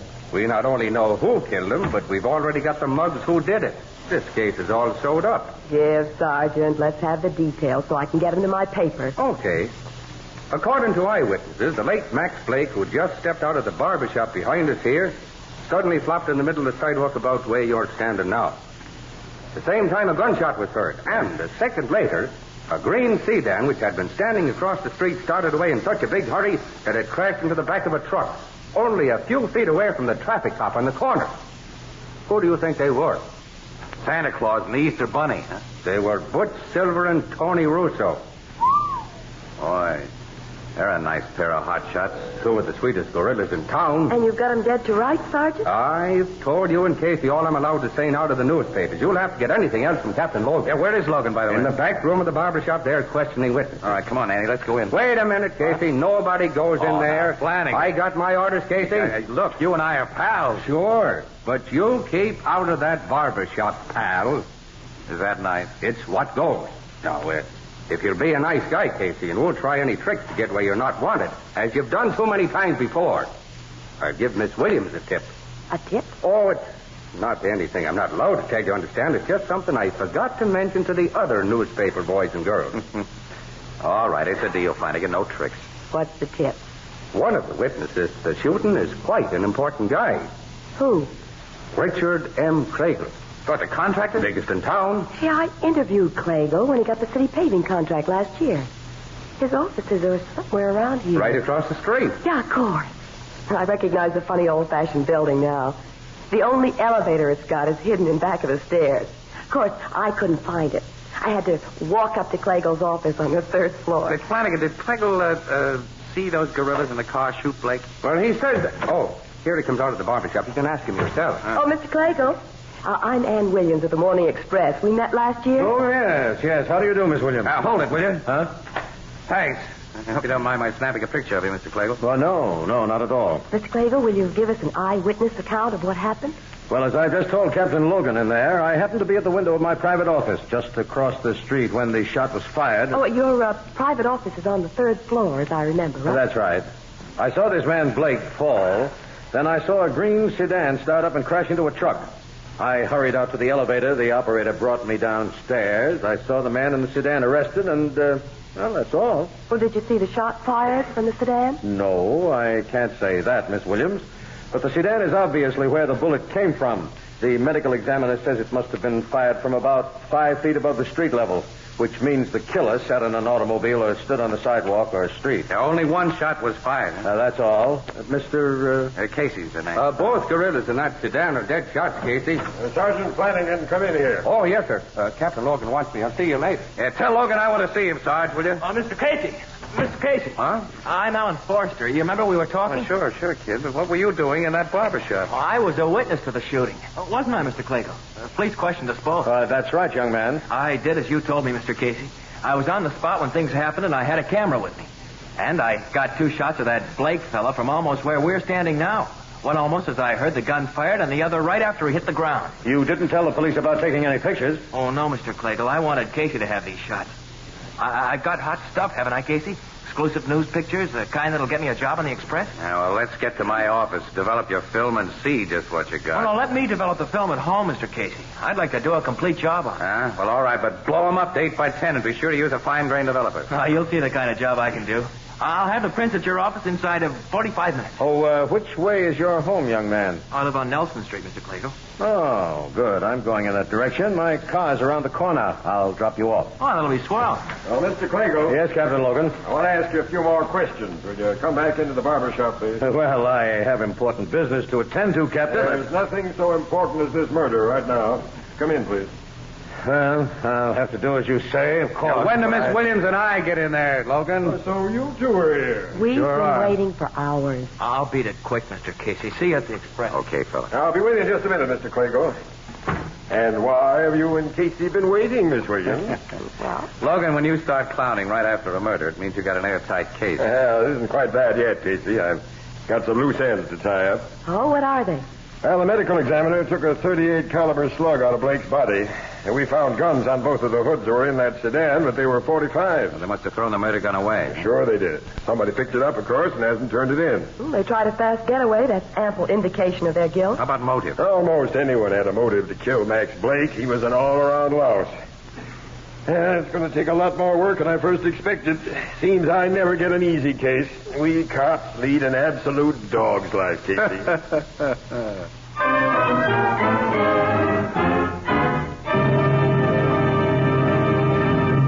Our story will continue in just a moment. You know, Alex, I really like good, wholesome beer and ale. So do I, Tony. But there's one thing that's always bothered me, and that's the way empty bottles color up the back porch and basement. And that's one of the big reasons for the new Anchor Glass one-way no-deposit bottle. Oh, you're right, Alex. You never have to bother about returning empties to the store. When the bottle is empty, you get rid of it as you would any other food container. And you don't have to bother about deposits. No more fussing with extra pennies. And the new Anchor Glass one-way no-deposit bottle is a glass bottle. And because it's a glass bottle, it brings you beer and ale that tastes as beer and ale should taste. Clean, clear, sparkling, unaffected by any foreign flavors. No cloudiness, no discoloration. Beer that's brewery bright. Is it any wonder that the new Anchor Glass one-way no-deposit bottle is sweeping America? For perfect flavor, demand beer in glass bottles. For extra convenience, demand your favorite brand in the new Anchor Glass one-way no-deposit bottle. A product of Anchor Hocking. The most famous name in glass.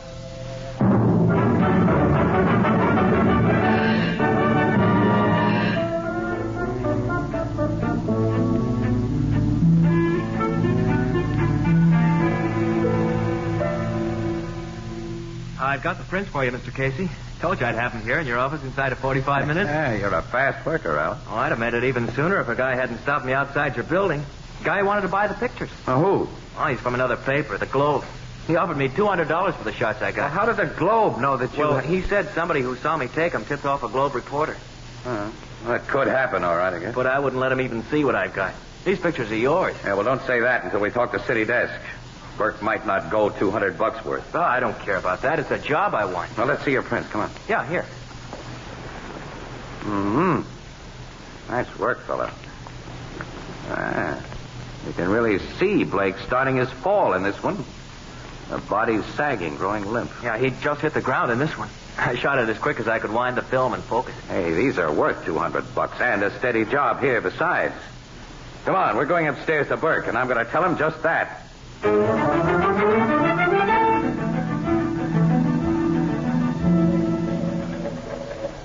Well, $100 for the two pictures is my limit, Casey. And we don't need any new staff photographer. Burke, no other paper in town will have these shots. They're worth every cent of the $200 the Globe has already offered, and we can use this young fella. Are you telling me how to run this paper? It's okay, Mr. Casey. I'll take the $100. You're crazy if you do, Alan. You seem to be acting as this young man's agent rather than as an employee of the Express, Casey. What's to be your rake-off on this deal? You don't mean that, do you, Burke? No. But 100 is top. Come on, kid, let's go. Okay. Casey, you know I didn't... Sure, but someday you'll make one of your darn nuts to you. Oh, gee, Mr. Casey, I'm terribly sorry. Never mind. It's all right. I told you this newspaper racket was a dog's life, fellow. Now maybe you believe me. Take these pictures to the Globe and get you $200. Well, I hate Well, you'd be crazy to do anything else. Did you, make any extra prints of those shots? Yeah, 2 of each. Well, could I have the extras? I won't use them, of course. Just that they're nice, clean camera jobs. I'd like them to remember Burke by. Sure, here they are. Thanks. But take the others to your Globe guy right now. In this racket, a guy has to sell to the highest bidder. I tell you, it's a dog's life.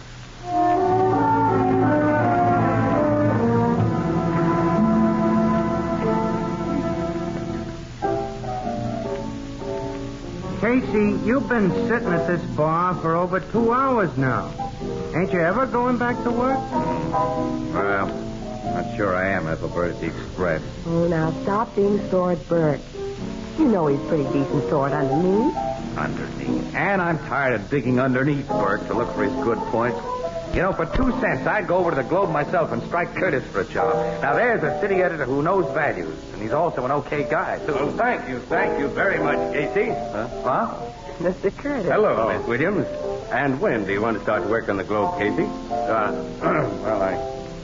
I haven't exactly made up my mind to make any change, Mr. Curtis. You're just crabbing about something, eh? You'll never leave the Express. The Express? Well, good paper. Okay. Yeah, but we sure let you pull one over on us today, getting those exclusive murder pictures for only $200. What exclusive murder picture? The Blake killing, of course. Give Mr. Curtis a drink on me, Ethelbert, will you? Sure. Oh, excuse me, there's the bar phone. We didn't get any exclusive of the Blake no, killing. Well, you bought the stuff that Forster kid got. Forster kid? Sure, Alan Forster, the young camera bug. I never heard of him. You'll have to speak louder, ma'am. Wait a minute. Hear Say, what Curtis, didn't you send a guy from the Globe to buy those shots from... Casey, I haven't the vaguest idea of what you're talking about. The call's for you, Casey. And Mrs. Forster on the wire. Mrs. Forster? Uh-huh. You want to talk to her? I'll say I do. Miss Williams, will you be good enough, if you can, please, to tell me something? Hey, hello, Casey speaking. They told me at the Express to call this number, Mr. Casey. I'm Alan Forrester's wife. He's with you, isn't he? No. Well, but you know where he is. No. Oh, that something's happened to us. Huh? What do you mean? Well, almost 3 hours ago, he phoned me at the place where I work about the pictures he'd taken of that murder. Yeah? He said he was going to develop them, then meet you and phone me back. But he didn't phone, and somebody's been in our apartment. Well, I found the lock on our door broken, and the closet Alan uses for his darkroom, the things have been broken and knocked around. Has anything else in the apartment been disturbed? No, just the things in the darkroom. Oh, Mr. Casey, what do you think's happened to us? I don't know. But I'll do my best to locate your husband. Do you think you can? Now, take it easy and don't worry. Goodbye for now. Goodbye. Annie, come on. Excuse us, Mr. Curtis, will you? Where are we going, Casey? My car across the street. The copies of those murder pictures are there in my equipment case. And I want to take a very careful look at them.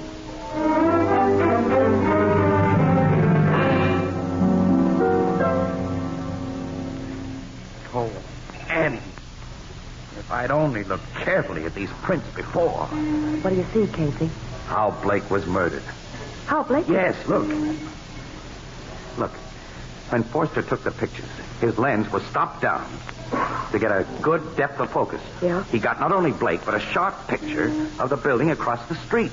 Yeah. Well, in the first picture, the bullet has just struck Blake. He's slumping. He's beginning to fall. And a ground floor window of that building is partially open, Annie. Look. Yeah, just a few inches. Yeah, but in the second picture, which shows Blake lying on the sidewalk, that window's closed. He was shot from behind that window, and the killer closed it right after he fired. Right, that's it. Now, look at this third floor window in both pictures. It's the one that Richard M. Clagle said he was standing behind when he heard the shot. Well, did you see anybody there? No, Casey. Clagle could have gone down to the first floor and waited for Blake to come out of the barber shop. And... Yeah. Then, after he shot him, Clagle closed the window, did a quick dash up the stairs to the third floor, and rang the elevator bell. Yeah? The operator picked him up there, and Clagle was supplied with a pretty good alibi, Annie, because the bullet entered Blake's body on a horizontal line. He couldn't have been shot from the third floor. But Clagle's a reputable businessman, Casey. Why did he kill Blake? No, never mind. That doesn't matter now. Point is, he must have killed him. And Clagle is the only person besides you, Forster, Burke, and me who knew about those pictures. He was with us when the kid told about taking him, remember? Oh, yeah. And he offered to take the kid home right afterwards. And if Captain Logan hadn't detained him... He'd have gotten the films then, sure. He sent somebody to wait outside the Express building to buy those pictures. But Forster wouldn't sell until after he'd seen me. And then I played into his hands by telling the kid not to accept Burke's chiseling offer. Yeah, the phony Globe reporter got him into a car after he left you and kidnapped him. Because the kid only had prints of the pictures, Annie. Clagle had to have the negatives, too. So he or the guy working with him broke into Forster's apartment and got him. Evidently, Forster didn't let on that he'd given me a set of prints, or I'd have received a call from him, too. Maybe they've killed him by now. Well, Annie, if they've killed that kid, I'm partly responsible. Oh, that's crazy. I gotta find Logan right away. We're gonna start for headquarters as soon as I can unlock this ignition. Don't make a move. Clagle. There's a gun in this pocket, Casey. You remember that, too, Miss Williams, and that a man in danger of the electric chair will stop at nothing to protect himself. I'm getting into the back seat. Start your motor, Casey, and drive as I direct. Okay. Guess you heard what we were talking about. And not by accident. Young Foster did say you had prints of those pictures. I waited a long time for you. Now start driving. Straight ahead for the time being. That gun makes you the boss. Mind giving us a hint of where we're going? We're joining young Foster. He hasn't been harmed yet.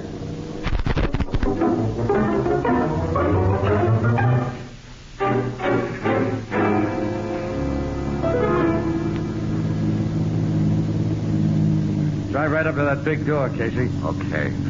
What is this place? A little waterfront storage house I own, Miss Williams. Stop here, Casey.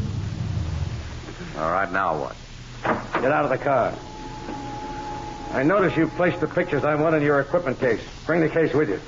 All right. And be very careful. Bob, open up. Right away, boss.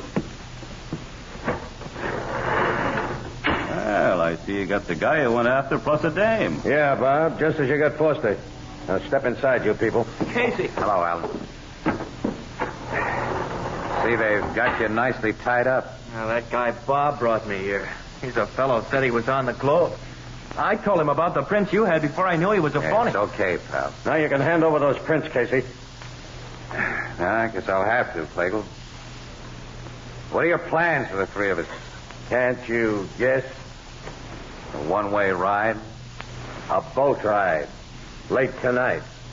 On one of my cement barges. Casey?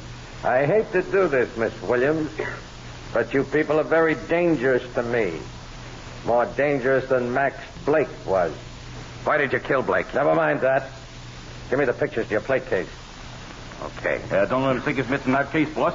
There may be a gat in there. There's nothing in this case but films and flash bulbs and your pictures. Maybe not, but take your hands out of there. Huh? All right. You're the doctor. Get him yourself, then. He's got something in his hands, boss. Can't you see they're only flash bulbs? I took them out so you can get at the princes. Unstrap the case from his shoulder, Bob. I've got it. Take out the pictures. I want to be sure. Oh, you got a flash bulb between the eyes, Clegg. Shoot him, Bob. My eyes are cut. That's right. I can't see. I'm blind. He's got my gun, Clegg. You shouldn't try to handle a gun and a film case at the same time. Bob. You got him, Casey. And here's one for you, Clegg. You got them both around. Annie, you get my camera from the car while I watch these mugs? I'm going to use some flash bulbs now to get a few front-page pictures. And if Bert doesn't put them on the front page, I will take a job on the Globe. Oh, now, when did I hear that one before?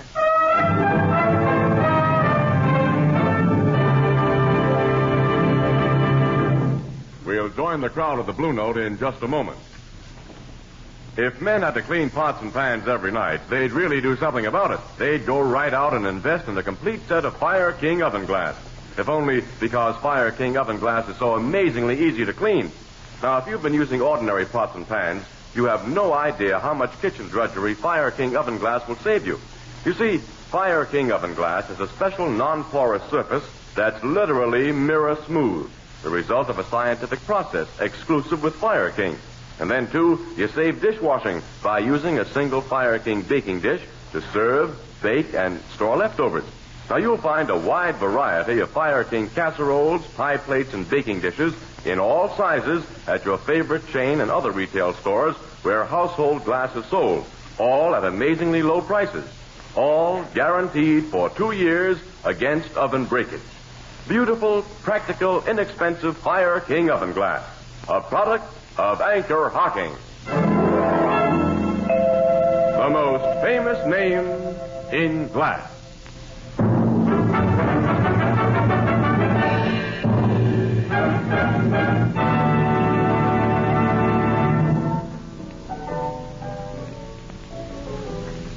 Why did Clegel kill that guy, Max Blake, Casey? Well, Ethelbert, shyster criminal lawyers like Blake are sometimes blackmailers. Well, Blake was. Clegel was paying him and finally got tired of it. Yeah. Clegel knew that Blake patronized the barber shop across from his office building and invariably went there on Saturday afternoon. All he had to do was to watch and to wait for him. He figured out a pretty good alibi from the elevator operator. He made it look better by bringing those two gunmen, Silver and Russo, to the neighborhood with a phony telephone message. Yeah, you see, they thought they would have met somebody there. But Klegel had framed them as a pair of natural suspects. They knew that with their record, it wasn't healthy to be caught at the scene of a killing, so when they heard the shot, they tried to beat it, which made them really look guilty. I see. After what the Forster kid went through, I guess he'll be glad to go on working in a store. Yeah? Oh, no. He's got the stuff it takes, the kid. Casey's browbeaten Burke into putting Alan Forster on the regular staff, Ethelbert.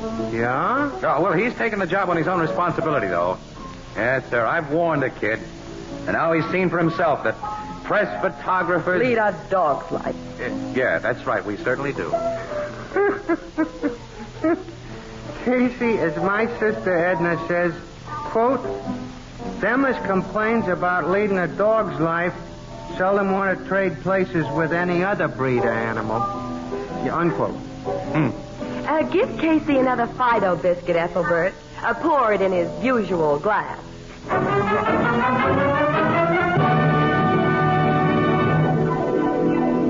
Crime Photographer, starring Stotts Cotsworth as Casey, is brought to you each Thursday by the Anchor Hocking Glass Corporation, makers of Fire King Oven Glass, Anchor Glass Containers, Anchor Caps and Closures, all products of Anchor Hocking, the most famous name in glass.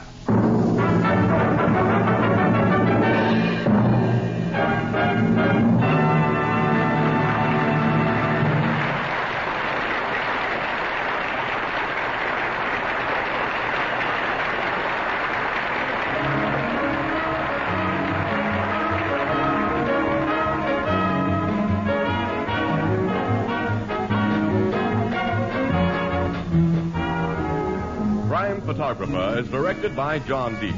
The original music is by Archie Blyer, and the program features Miss Jan Miner as Anne and John Gibson as Ethelbert. Herman Chittison is the Blue Note pianist. Your National Guard is destined to play a more important part than ever before in America's security plans. The National Guard offers young men regular Army pay and training without interference with their normal civilian life. If you're between the ages of 17 and 35, married or single, join your local unit of the National Guard. This is Tony Marvin saying goodnight for the Anchor Hocking Glass Corporation of Lancaster, Ohio, with offices in all principal cities of the United States and Canada. Thursday night on CBS is the biggest show in town, so stay tuned for exciting dramatizations on Reader's Digest Radio Edition, which follows immediately over most of these stations.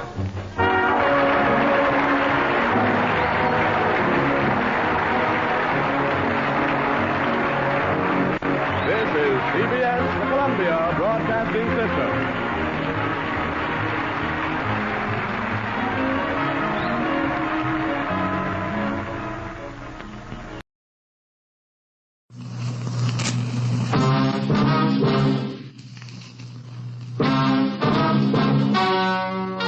Ladies and gentlemen, the story you are about to hear is true.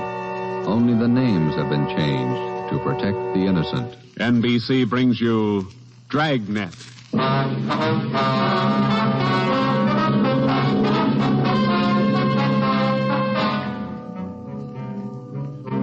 You're a detective sergeant. You're assigned to robbery detail. A ruthless fiend roams the streets of your city masquerading as a police officer. For months, helpless citizens have been robbed, beaten senseless, and kidnapped. The criminal is a twisted genius, vicious, cunning. Your job is to get him. Dragnet, the documented drama of an actual crime, investigated and solved by the men who unrelentingly stand watch on the security of your home, your family, and your life. For the next 30 minutes, in cooperation with the Los Angeles Police Department, you will travel step by step on the side of the law through an actual case from official police files, from beginning to end, from crime to punishment.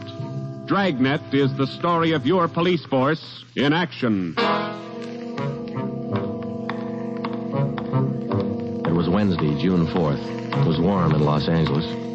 We were working the night watch out of robbery detail. My partner's Ben Romero. The boss is Ed Backstrand, chief of detectives. My name's Friday.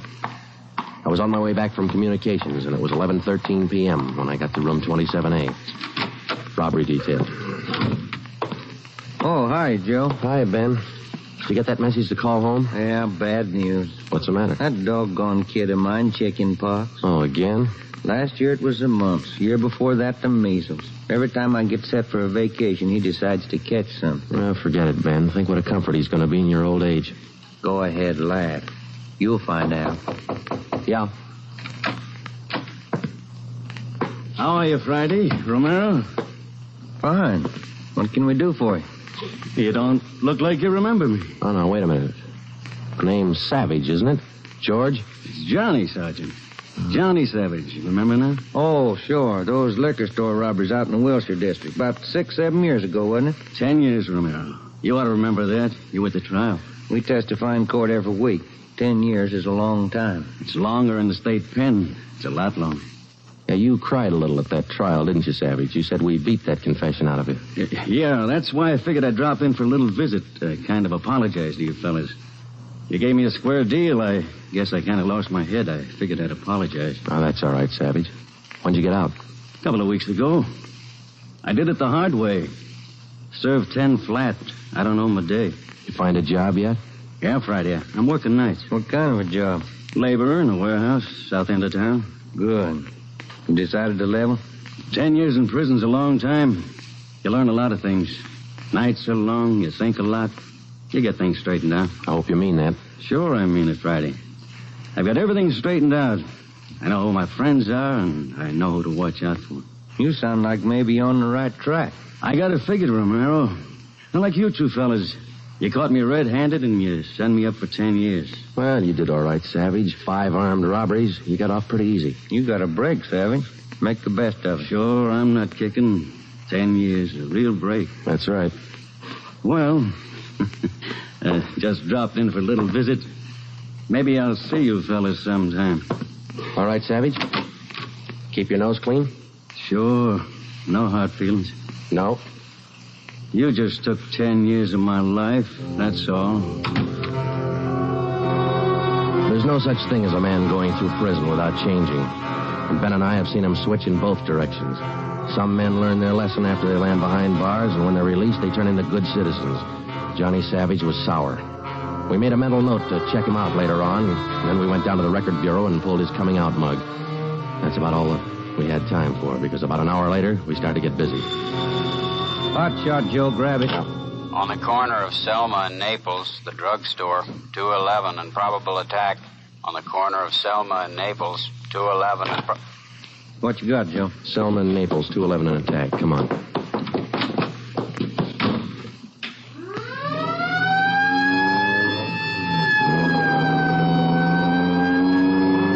Here we are, Joe. Over there on the far corner. Yeah. All right. Come on. We got the story from the victim, the store owner, Mr. Thomas. For the most part, it was the usual rundown of an early morning holdup. There was only one exception. Oh, I've had young hoodlums try to hold me up before, but there was nothing like this one. How you mean, Mr. Thomas? Well, he came in here just before closing, and ordinarily I'd have kept an eye out because that's the time to look for him. But this fella came to the door and said he was a policeman, so I let him in. He looked like a cop. Barged right up to me and the wife behind the counter and pointed a gun. And she screamed, and he hit her in the face with the butt of the gun. Sergeant, it was horrible. That's the way it started, and that's the way it kept going. Because most of the victims and most people don't realize that as a citizen, they have the right to check on police officers' identification when in doubt. After we got the story from Mr. Thomas and checked the store in the neighborhood, Ben and I headed back for the office. Attention, all units. At the end of North Baxter Road near Hillcrest, victim of 211 and slugging. Car 7172, take the call. Code 3. Attention, all That's units. 4 blocks away from the last one. Let's roll on it, huh, Ben? Right, I'll hit the siren. You get the light. By the time Ben and I got up to the end of North Baxter, the men from car 71 were already there. The victim was telling his story. His face looked like it had been through a meat grinder. We're just shifting the car into second to make the hill when I hear this siren behind me, and I see this red light flashing in the side view mirror. Well, naturally, I pulled over to the curb, and I was just reaching for my driver's license when the cop runs up, yanks me out of the car, and starts clubbing me in the face with the butt of his gun. Did you get a look at him? Think you can describe him? No, I'm afraid not. He swung me around and kept me staring into that red light on his car all the time he was beating me. After a while, everything just went black. When I woke up, my wallet was gone, all my money's... 45 minutes later, Ben and I were interviewing the third victim, a young housewife out in the Wilshire district. Same trademark. I tried to tell him, Sergeant. I tried to tell him I didn't have any money, but he wouldn't listen. He kept holding me by the throat, beating me with his fist like he enjoyed it. Beating me. Yeah, all right, Mrs. Jameson. Could you tell us how he got in the house? He came in the front door and rang the bell. I opened the door, but I left the burglar chain on. He said he was a policeman. So when he demanded I open the door all the way, I did. Then he grabbed me. And you can't describe the man for us, Mrs. Jameson?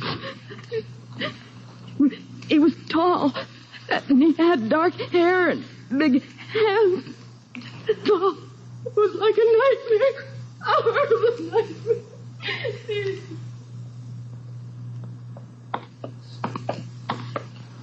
Tall, dark hair, big hands. Your guess the same as mine, Joe? Maybe. Let's wait and see. Come on, let's check with the boss. Hi, Mike. Hi. He's waiting for you in there. Come on, Ben. Chief of Detective's office. Hannon. Sit down. Yeah, Skipper. All right, you two, let's have it. The guy with the red light? Yes, the guy with the red light posing as a policeman. Why hasn't he been picked up? You know as much about it as we do, Ed. We got our first call around midnight. He knocked over a drugstore out on Selma. He hasn't stopped working since. Didn't you get any definite lead on him? No description, no license number? Nothing. He's tall, big hands, dark hair, that's all. Fine. Either of you got any ideas? Could be anybody, Skipper, with that description. You're sure it wasn't anybody on the force? We sent all the victims down to personnel. Lowry showed him the mug book of all police officers. Wasn't one of our men. Works fast. Drugstore, motorist, a pedestrian, a housewife out in the Wilshire district. Went right in the house after her. 4 of them, right in a row. 5. Huh? There's a 20-year-old kid in the next room. Came in just before you got here. A couple of hours ago, he was sitting in a car with his girl up in Mulholland Drive. This red light bandit comes along, slugs him, and kidnaps the girl. Kidnapped? She still missing? Not a trace. When did this happen? A couple of hours ago. They brought the kid over from Georgia Street Hospital. We can talk to him now. He's had a bad time. Right in here. Okay. Pete, we're going to have to ask you a few more questions. Oh, yeah. Okay. It feels a little better now. This is Sergeant Friday and Sergeant Romero. Hi, Pete. Hi. Can you tell us what time the trouble started? Oh, about 10:15, 10:30. Sally and I were sitting in the car talking about where we were going on our honeymoon. We're going to be married next month.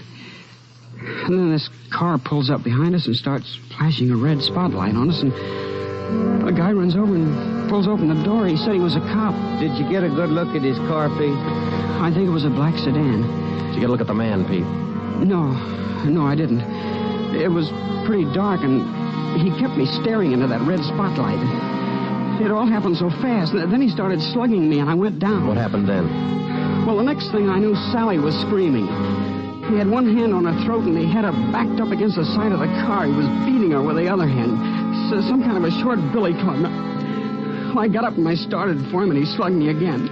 When I came to, Sally was gone. Anybody check the area up there, Ed? Yeah, Davis and Griffin. Didn't find a thing. Oh, Sergeant, you gotta find her. You got to. I wouldn't know what to tell her folks. I wouldn't know what to say. That's all right, Pete. We'll find her. You take it easy. Got a hot shot, Ed, up in Summit Road near Westmore. A woman, unconscious. Ambulance follow-up. Possible dead body. All right, Hannon. Look after Pete here. Friday, Romero, let's go. Up ahead, Romero, to the right. Okay, Skipper? Yeah, there's the ambulance and the cruiser car.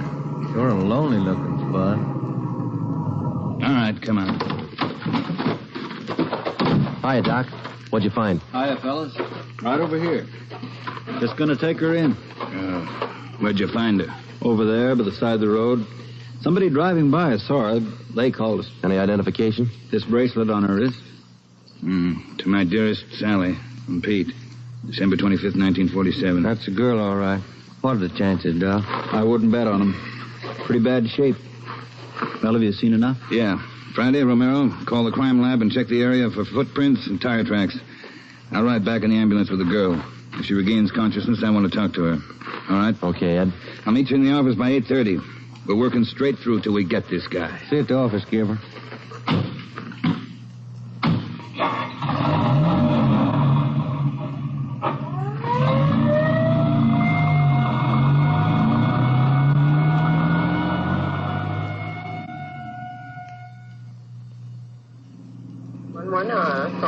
What time you got, Ben? 7 minutes to 4. Long night. Hey, that car up there ahead. Let's take a look at it, huh? Black sedan. Hey, look, he's flashing a red spot on that convertible. Come on.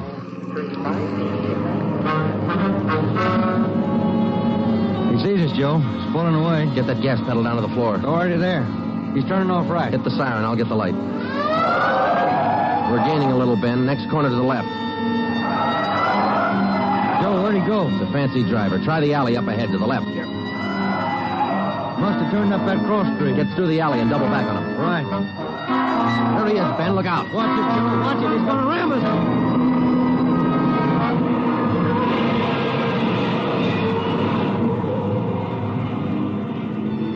We got hit just in front of the rear bumper. Our car was forced into the curbing and it turned over. He was real lucky. He kept right on going. But this time, Ben and I were sharing the luck. All we got out of it was a couple of nasty cracks in the head and a few bruises, but it was enough to keep us in a hospital under observation for a day. By this time, Ed Backstrand was fuming. So were the newspapers. During the day we spent in the hospital, the Red Light Bandit went on a real blitz. He pulled 6 more jobs, 1 liquor store, 2 residential holdups, and 3 car robberies. 5 of the 6 victims were slugged and beaten. Davis and Griffin had taken over for Ben and me, and by the time we got back on the job, they'd built up a lead for us. We've been working with Wilkerson up in auto theft, Joe. He's used 4 stolen cars already. We got the makes and numbers on each one of them. How about the dark sedan he was driving when he rammed us? The boys picked it up this morning out on Sepulveda. We're checking it for prints now. Oh, that's fine, Dave. You got any description on the guy yet? No luck there, Joe. He works too fast. Nothing at all? The same as you had. Tall, black hair, big hands. Loves to use them. Friday, Romero, got a minute? Okay, Skipper. Check you later, Hyundai. Sure thing, boys. Sit down. How do you feel? Pretty fair, Ed. A little stiff here and there. All right, did Davis fill you in? Up to date. Okay, I just called the doctor who's handling Sally Wilder, Pete's girlfriend, you remember? Oh, yeah. She's been in pretty bad shape since we found her up there on Summit Road. This morning she took a turn for the better. She's conscious, and her doctor thinks she might be able to talk to us a little bit. Good. When? About an hour. I cleared it with the doctor and with her family. You'll only be able to stay a couple of minutes, so make the most of them. That's all. All right, Ed. We'll check with you later. Say, Joe, Ben, here's some mail came for you fellas while you were gone. Oh, thank you, Mike. We're going over to the county hospital. We ought to be back in a couple hours. Okay. Say, there's been a couple of phone calls, too. Yeah, anything important? I don't think so. The guy just called to say hello. Said his name was Johnny Savage. He just called to say hello.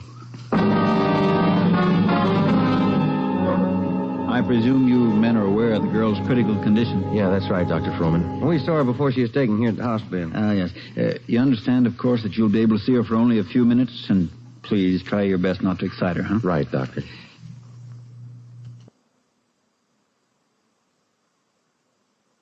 Sally isn't able to talk.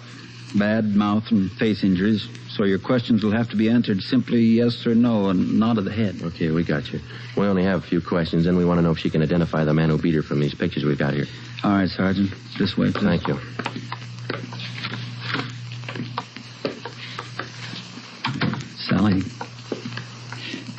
Sally, these gentlemen are from the police department. They'd like to ask you a few questions. Now, there's no need to be nervous or afraid. Just simply nod your head yes or no.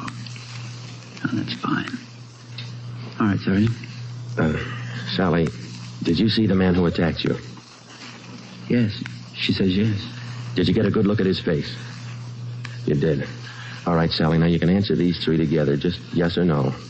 Was he tall? Did he have dark hair? Did he have large hands? He did. Ben. All right, yeah, Jim. Hand me the folder. Yeah. Here you are. Thanks. Now, there's just one more thing, Sally. I'm going to show you some pictures now. Take all the time you want before you make up your mind about each one. If you recognize any one of these men as the person who attacked you, just nod your head, all right? All right, fine. Very good. Here's the first one. No? All right, here's the next one. No. How about this one? No? All right, here's another. Do you recognize him? This was the man? Are you sure, Sally?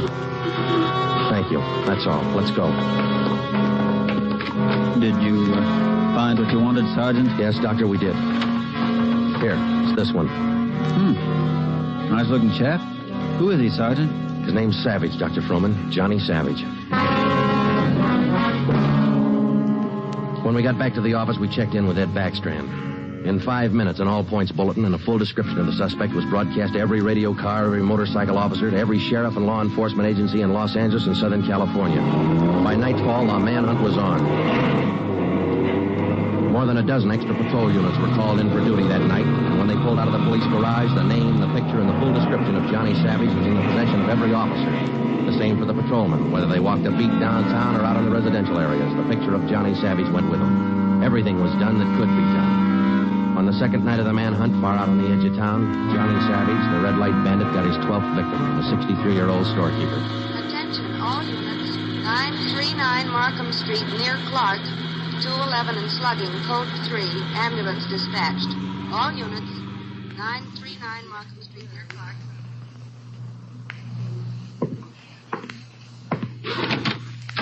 Here it is, Skipper. Tie-in. What'd you get? Wilkerson lifted the prints off that black sedan that rammed Joe and me. Yeah? They belong to Johnny Savage. Yeah, good. That storekeeper last night. It is Savage, all right. Victim identified him from his mug. All right. We got enough of this Savage guy to put him on ice for life. All we have to do now is to get him. Now, look, the way we figure it, Ed, this red light bandit is using stolen cars with cold plates, so there's no way of tracking down the cars at regular commercial garages. He's got to be renting private garages someplace around town. All right, let's get the neighborhood patrolman on the job. Advertise it. All over town. It's a city ordinance, isn't it? People who rent private garages are bound by law to register the car and license number with the police. Start a campaign if you want, but find those cars. Right. Wait a minute. Hello, Backstrand. Yeah? When? I see. Yeah, thanks. What is it, Ed? It was the hospital. About the girl, Sally. Sally Wilder? What about her? She died 5 minutes ago. That night, everybody went back on the job as usual. The cruiser cars, the patrolmen, the motorcycle officers, and about a dozen decoy cars. Armed policewomen riding alone in cars or parked in lonely spots with a police officer escort. Our car, 80K, was still in the garage for repairs, so they assigned us another one. And we started to make the rounds. Everything was usual. Except one thing. We weren't tracking down just a thief anymore or a sadist who liked to beat people's faces in. We were out to get a murderer. It was a perfect night for the suspect. Dark, no moon. I gave Ben 2-to-1 odds, and I put up $5 that we'd get Savage that night. I lost the $5. We cruised until 7 the next morning, but there wasn't even a nibble. We had breakfast at the Federal Cafe, a little restaurant down the street from the city hall, and it was about 8:15 when we got back to the office. We were pretty tired. Robbery detail, Romero. I would like to speak to Sergeant Friday. Just a minute. It's for you, Joe. Okay, thanks. Friday talking. Sergeant Friday, I want to talk to you. Well, I'm listening. Go ahead. I want to talk to you in person as soon as possible. Can't you tell me over the phone? What is it? I cannot tell you over the phone. It is very important. Can you come now? Well, now, look, mister, I'm awful sorry, but we're very busy down 554 Ramona Avenue. Can you come now? Well, what's this all about? Who is this speaking? My name is Carl Savage. My son's name is John.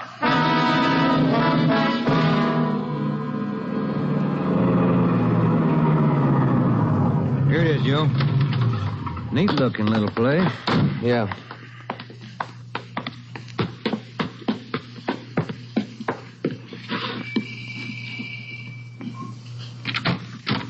Yeah? I'm Sergeant Friday. You Mr. Savage? Yeah, come in. Okay. This is my partner, Sergeant Romero. How do you do? I will be brief, gentlemen. I am the father of John Savage. I wish for you to catch him. I will help you. I noticed the name on the mailbox outside, Mr. Savage. Changed your name lately? I changed my name 10 years ago when John first got into trouble.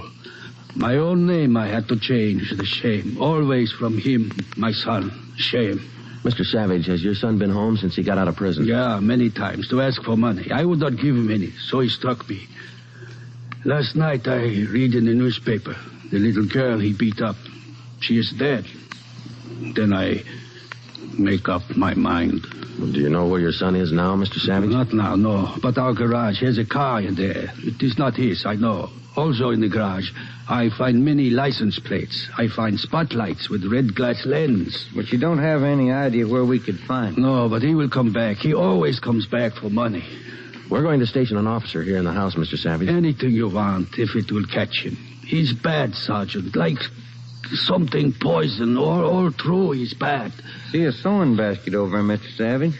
The wife live here with you? 10 days ago, before this starts, I buried Gertrude, my wife, his mother.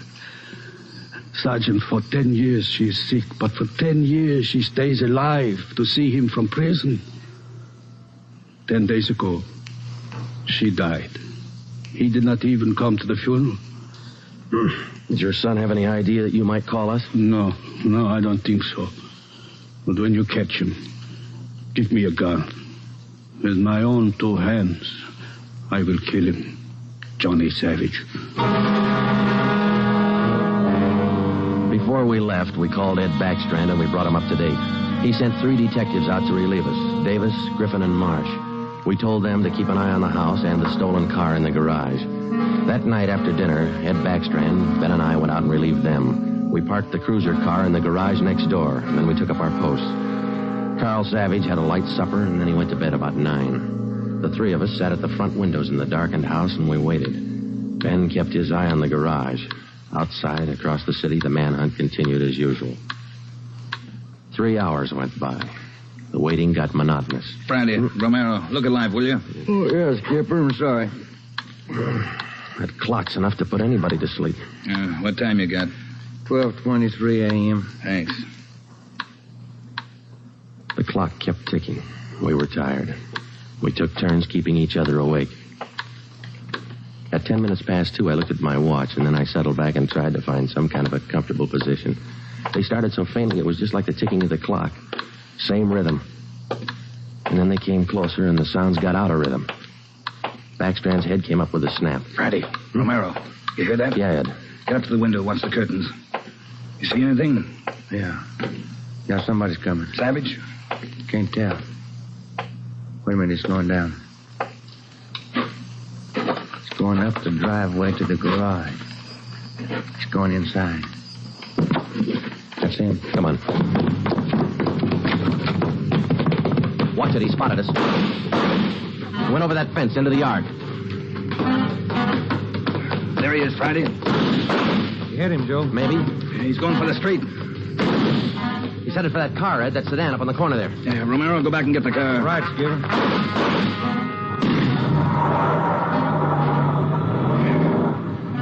Must have parked up the block before he came around. Where's Romero? I don't know. Oh, here he comes now. All right, let's go. Get that radio on, Joe. It's already on, Ed. All right, give him a call. Any sign yet? No, nothing so far. Next corner to the right, Ben. Unit 80K to Control 4. 80K to Control 4. Control 4 to Unit 80K. Go ahead. Clear and keep frequency 4 open. This is an emergency. 80K, roger. Frequency 4, open and clear. Attention, all units on frequency 4. Stand by. 80K, go ahead. There he is, Friday, up ahead. Dark blue sedan. Control 4. We are in pursuit of the possible red light bandit. Suspect is driving a dark blue 1949 sedan. License number in the 7 column. 61 Robert 784. Use caution. Suspect is armed. Code 3. Attention, all units. Attention, all units. Unit 80K now pursuing possible red light bandit. Suspect is driving a dark blue 1949 sedan. License number in the 7 column. 61 Robert 784. Use caution. Suspect is armed. Code 3. Your location, 80K. Control 4. We are headed east on Wilshire Boulevard, crossing La Brea. Attention, all units. Suspect is headed east on Wilshire Boulevard, crossing La Brea. Watch it, Romero. Don't lose him. I see him, Skipper. Control 4. Still pursuing red light bandit. Headed east on Wilshire, now crossing Rossmore. Attention, all units. Suspect is still headed east on Wilshire, now crossing Rossmore. Suspect is armed. Use caution. Code 3. That truck pulling out up ahead. Hit the siren, will you, Skipper? Hold on, it's a tight squeeze. Easy on him, Romero. A lot of traffic up ahead. He's got to slow down. Control 4. Suspect headed east on Wilshire, crossing Western Avenue, closing in. There he goes. Took a right down Sherman Alley. It's a dead end. Yeah. Control 4. Suspect turns south into Sherman Alley. Closing in on suspect. Attention, all units. Suspect has turned south into Sherman Alley. Suspect is trapped. Converge on Sherman Alley. There he is, Skipper. Pulling up ahead. He's jumping out. All right, take the mic, will you, Ed? Here. Come on, Ben. I'll direct the other cars in. If you need help, holler. Right, Skipper. All right, which way to go, Ben? Down between those buildings. Come on. Starting up the back fire escape. All right, keep him busy. All right, Savage, come on down. He wants to go the rough way. One more chance, Savage. Come on down. No use, Joe. He's heading up for the roof. Come on. He climbs like a monkey. Come on, let's get him. Yeah, all right. Here, I'll give you a hand. Here's the roof. Where'd he go? I don't know. Let's spread out. All right, Savage, you're through. Throw your gun out and come out with your hands up. Watch it, Joe. He's running for the edge. He's going to jump. I'll get him. All right, up, guy back here. You lousy copper, you dirty, lousy cop. I'll kill you out. You're through, Savage. You're through.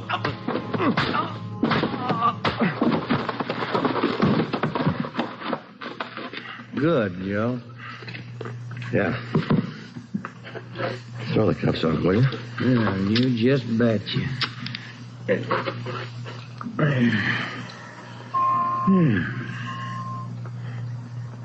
You want a smoke? Yeah, I can sure use one. Thanks. Quiet up here. Yeah. I was just thinking. Well? Carl Savage, this guy's father. Mm-hmm. What about him? Nothing. What would you do, Ben, if your son was a murderer?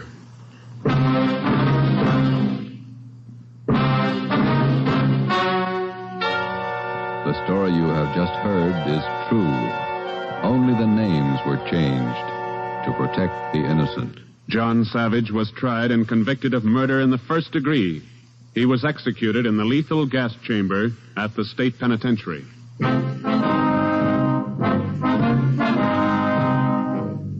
You have just heard the sixth in a new series of authentic cases from official files. Technical advice for Dragnet is furnished by the Los Angeles Police Department. Tonight's program is dedicated to Patrol Officer Robert Steele of the Montana State Highway Patrol, who on the morning of November 2nd, 1947, gave his life so that yours might be more secure.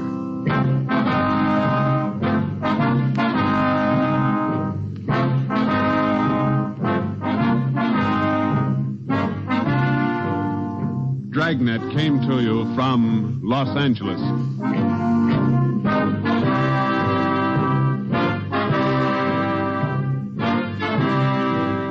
This is NBC, the national broadcasting company.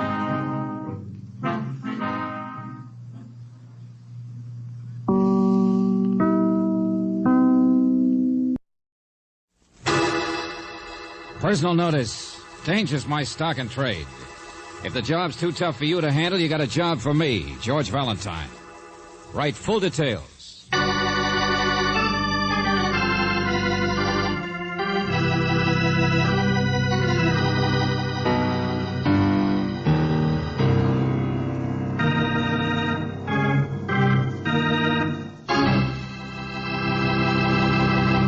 I wonder if the time will ever come when George Valentine runs into a problem that's even too big for him to handle. So far, he's been lucky. But you never know. Take this Peter Van Rassel that he's about to tangle with. Peter is one of those charm boys with an accent who just arrived here from Rangoon. He looks like the type of character who could handle himself under almost any circumstances.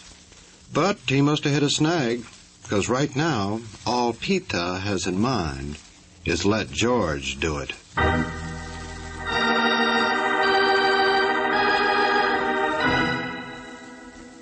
My dear Mr. Valentine, my name is Peter Van Rassel. I'm a research chemist for one of the rubber companies with offices in Rangoon. I have devoted my life to my work, which I suppose to someone else would be about as dull as my own person. It has been years since I have even followed the American newspapers, let alone kept abreast of your customs. I have never been in your city before. Now, I say all this so you will understand how impossible it is for me to locate a certain man without your help. A man who, like myself, has just arrived from Burma. A man who is here, but is not here.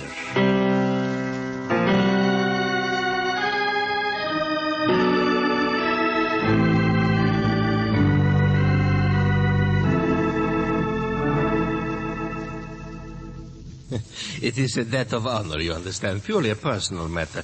I must see him. I only have a few days before I return to the jungle. Oh, wait a minute, Mr. Van Rossel. You said this man is here, but he isn't here. No, I assure you, it is just as confusing to me as it is to you, Miss Brooks. Well, to start at the beginning, what's this man's name? Hollowell. Terence Hollowell. He's about 40 years old. Tall, quite distinguished. Hollowell, does he live here? Did you look him up in the phone book? Oh, yes. He maintains a residence. Well, then what... Now, I telephoned, you see, from my hotel, and I was informed by a caretaker that Mr. Hollowell won't be arriving from Burma until tomorrow. Well, okay. Then he just hasn't got here yet. Now, yes, he has. I came by plane. I'm sure he was at least a day or so ahead of me. Here. Now, that's a little torn. Cablegram. Van Rossel, Pan Am, Honolulu. Was waiting for me at the airlines office in Hawaii. Let me see that. Waste of time, you're trying to contact me. We'll write in detail, but assure you that under present circumstances, our meeting one another would be needlessly painful to you. A stroke of fate, that's all. Please understand, Terence Hollowell. Now here, this piece here, you see? That cablegram was sent from this city. He sent from here. So he is in town. Yet at his house, they insist he is not. He is here, and he isn't. Mr. Van Rossel, apparently this man doesn't want to see you wherever he is. What sort of person is this Hollowell, anyway? Oh, a traveler, a lecturer. You know, most charming fellow. He stayed with me for a week or so at my plantation north of Rangoon. No, but so easygoing. Not the sort to be mixed up in anything troublesome, you know. And you have no idea what he's talking about in that cablegram? No. And I think I should find out, don't you? There's a pearl necklace, 10 black pearls in a necklace. What's that? Well, that's the only thing I can think of. Hollowell is a man who admires beauty. I helped him to obtain a necklace, that's all. Oh, it's valuable. He paid nearly every penny he had, nearly $2,500 for it over there. So it's worth a lot more here. Oh, yeah. But what could be that... Yeah, I understand you, Mr. Van Rossel. What could have happened to a perfectly nice guy that made him disappear and yet not disappear? Yeah, precisely. Only what do I do when and if I find him? What is it you wanted to see him about in the first place? Oh, naturally, Mr. Valentine. I will explain anything you wish when the time comes. But right now, the urgent question seems to be, why is Terence Holloway trying to hide? And most important of all, where?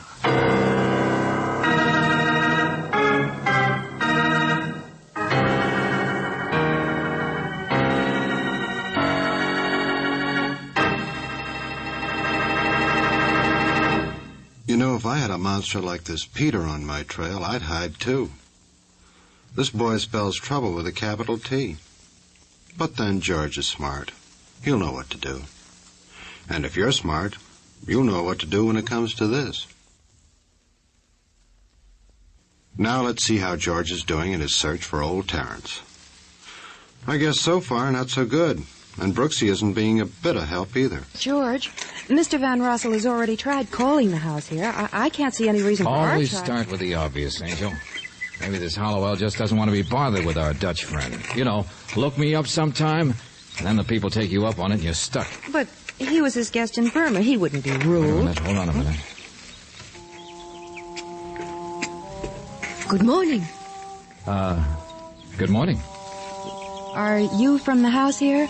I mean... It seems so unusual. All those wonderful little birds out at this time of morning. Don't you think? Well... They should be sleeping in the middle of the day. Yes.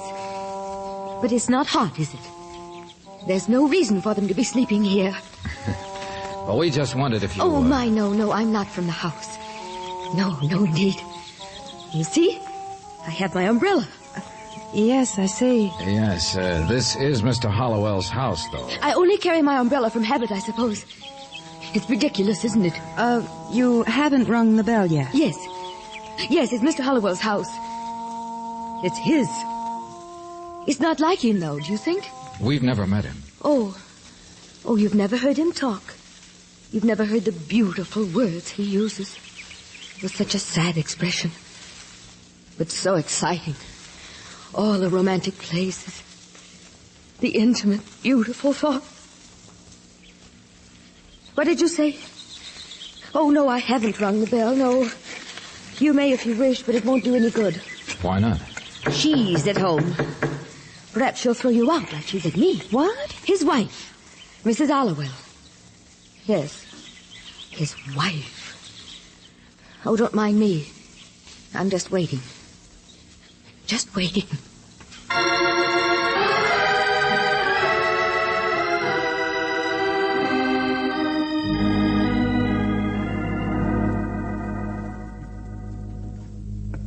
Who hired that maid? I asked you, who hired that maid? Lisa, for heaven's sakes, please. Not a day over 18 and straight out of a model agency, if you ask me. You've seen her. How could any man help seeing her? But I tell you, George, listen. Yeah, the maid said to wait in the hall. I won't have her around the house. I did not, Lisa. Now, please, why do you care? It's not your house anymore. You get your separation checks. That's all That's why I'm here. I haven't had a check for 2 months. You've been holding out again. There isn't any money, I tell you. You're lying. Oh, Lisa, darling, I couldn't lie to you if I tried. Don't you believe? Hello. Is anybody... Oh, excuse me. How do you do? Excuse us. I'm Miss Brooks. This is Mr. Valentine. The maid said to come... Of course. Visitors all over the place. Why not? I'm Mrs. Hollowell. Oh, but then you must be Mr. Hollowell. My name is Cy Kirby. And you walked in and are offended because I make a lot of noise. All right, I don't mind. I'm a nasty woman. Mr. Kirby is my husband's business partner. He belongs here. I don't. He's the one you want to see. What club do you represent, Mr. Valentine? What club? Don't tell me you're a process server. Which one of my husband's rich women friends do you... Lisa, isn't it about a lecture? Really, that's our only business, you know, travel talks. And I just assumed you were like the lady out there with the umbrella or the committee of women out in the hall. No. Newspaper, that's all. Wanted an interview. We understood Mr. Hollowell had just arrived from Burma. He won't be back until tomorrow. Yes, that's right. Tomorrow. Oh, I see. Well, I understood he might have arrived already. No, but I'm sure Mr. Kirby can tell you everything you want to know about my husband. Of course. Every bit of publicity counts. Uh-huh. Well, look, I wondered if we could get a picture of Mr. Hollowell. Naturally. Delighted. I suppose even Burton Holmes needs a little press cooperation now and then. Come along. We'll find a photograph in his desk.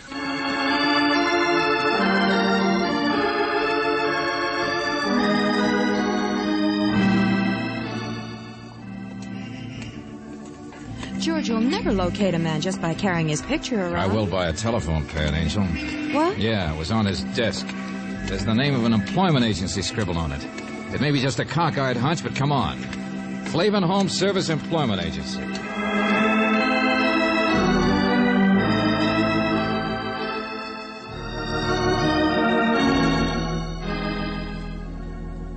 No, Mr. Flavin, there's nothing wrong. I just phoned you to check, that's all. So Mr. Hollowell did hire the girl himself, huh? I see. And he phoned from the Benson Hotel. Okay, thanks a lot.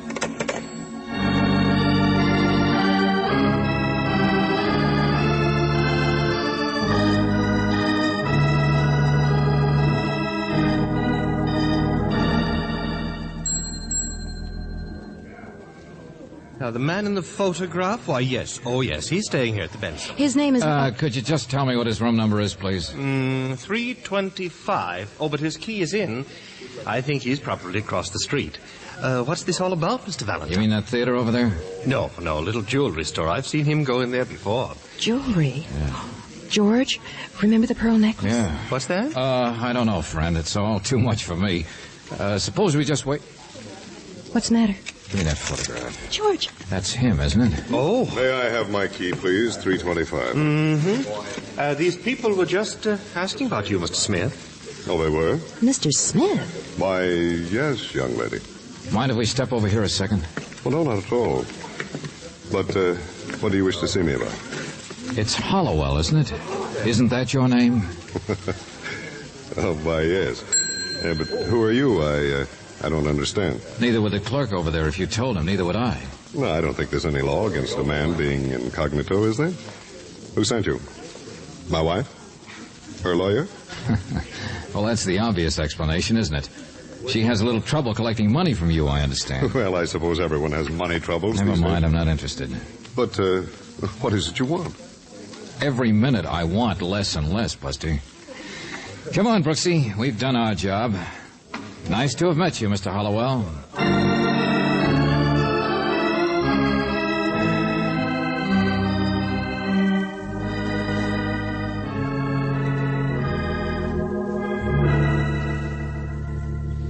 But, Mr. Valentine, I located him.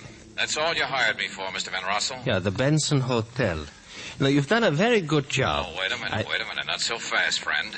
You said you'd do a little explaining yourself. Why he sent a wire brushing you off is another matter, and I want to know. Of course, yes. I said I would tell you. Well, a debt of honor, that's all. And I appreciate so much your finding him. I am really not concerned with whatever his little problems are. Well, then? Because I am only here from Burma, you understand, to kill him.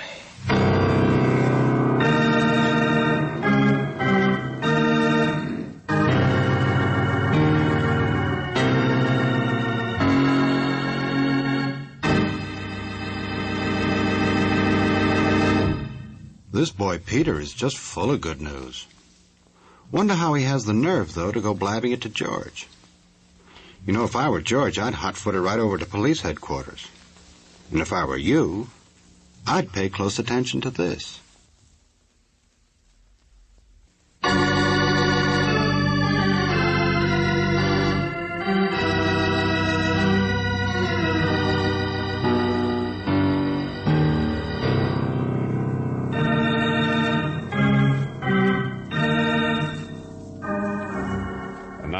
Back to George Valentine.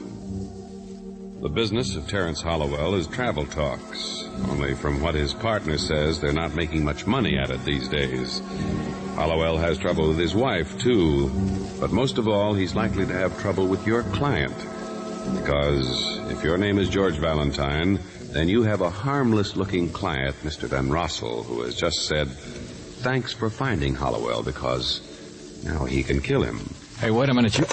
Van Rossel gone, George? Oh, yeah, sure. Hung up and ran. But it'll take him at least 15 minutes to get over here to the hotel. Well, he wouldn't just come and kill him. Why would he tell you? Why would he warn anybody and then do it? Oh, lots of crazy people in the world, Angel. But this is no time to argue about it. Hollowell went upstairs to his room, didn't he? That's right. Okay, play it safe. Find the house detective. Tell him what it's all about. As if I knew. Tell him to keep Hollowell there until I meet you. Where are you going? To try and tie this together fast so it does make sense. The jeweler's across the street, Angel. That pearl necklace is the only thing I know about that ties a would-be murderer to his corpse.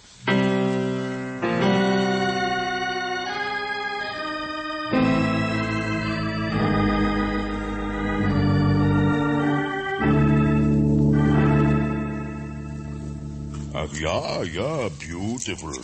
Such pearls I have never seen. You mean this is it? This one right here? Yeah. A relic from the days when there was time to collect, when beauty was not rhinestone. Ah. Now look, I asked you. So even to buy something you must be in a hurry. All right. $15,000. There, you see. Now you think it is too much. Such a hot day, you should take your time. You should sit down. No, I was just surprised they were for sale. Well, with Mr. Hollowell's pearls you asked about... Now, look, he sold them to you. These are the ones he bought in Burma. I know the man who helped him get them. Well, of course he sold them to me. Now I sell them. But he's been spending a lot of time over here. His hotel clerk said he was over... What do you do? Make puzzles for yourself? 2 days I spend making another necklace for Mr. Hollowell. That's all. Cheap, bad one, culture stuff, junk. Wait a minute. You mean he sold you this one for a nice profit, but got you to make an imitation? Every time you turn around, it's got to be a mystery. No imitation, just a bad one, that's all. Pearls, yeah, black ones, but nothing illegal, nothing to fool anyone. Nothing to fool a jeweler. Only to fool a wife, perhaps. Huh? I know this man from before. Well, what's wrong with that? I fool my wife. You fool yours, don't you? So, all right, it's a hot day. Yeah, Brooksy. George, he's gone. Mr. Hollowell's gone. You sure? He piled some of his luggage into a cab the minute we left earlier. Oh, brother, everybody disappears. No, George. The starter remembered the address, or at least enough of it. Well, where did Hollowell go? His home. The big travel expert's gone home, that's all. Such a strange thing to do, such goings on. Lady, this, George, you should put in a mystery show.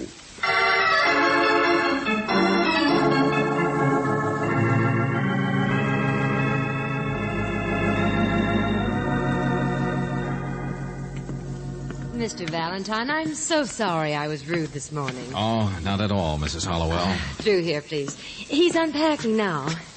And look here. He brought me this. Pretty necklace. Oh, you already noticed it. But see, it's real black pearl. Nice husband. He bought it with his last penny in Burma. I know it was, because Cy keeps the books and he told me. How could I stay angry at a husband like that? Oh, Terence. Terence, darling. Yes, my dear? I won't keep him long, Mrs. Hollowell.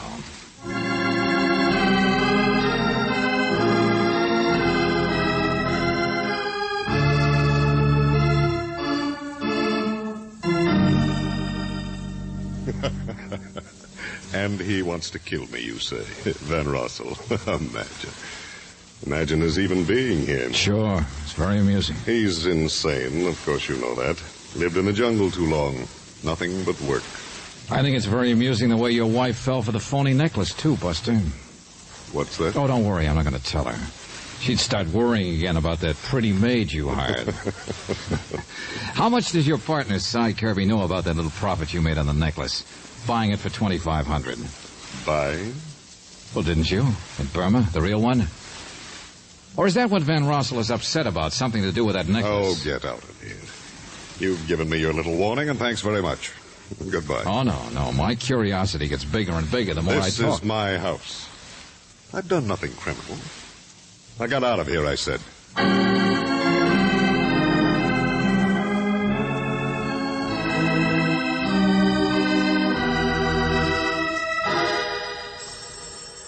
I'll get it, George.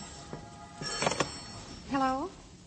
Oh, George, it's Lieutenant Johnson. Yeah, I asked him to call us here. Yes, Lieutenant. Yes?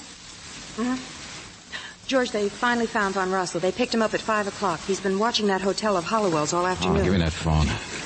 Hello, Johnson. Let me talk to that guy. No thanks for picking him up. No thanks for anything. All right. Thanks. But would you... Besides, you're not going to talk to him. He just fainted. Besides, he's downtown, and I'm not. What? He what? Things got hotter after you left, I guess. I went at the Hollowells, and boy, do you get things turned around. That Van Rossel of yours is the only one who couldn't have murdered him. Murdered? You heard me. Hollowell, the big travel and charm boy, stopped 3 bullets.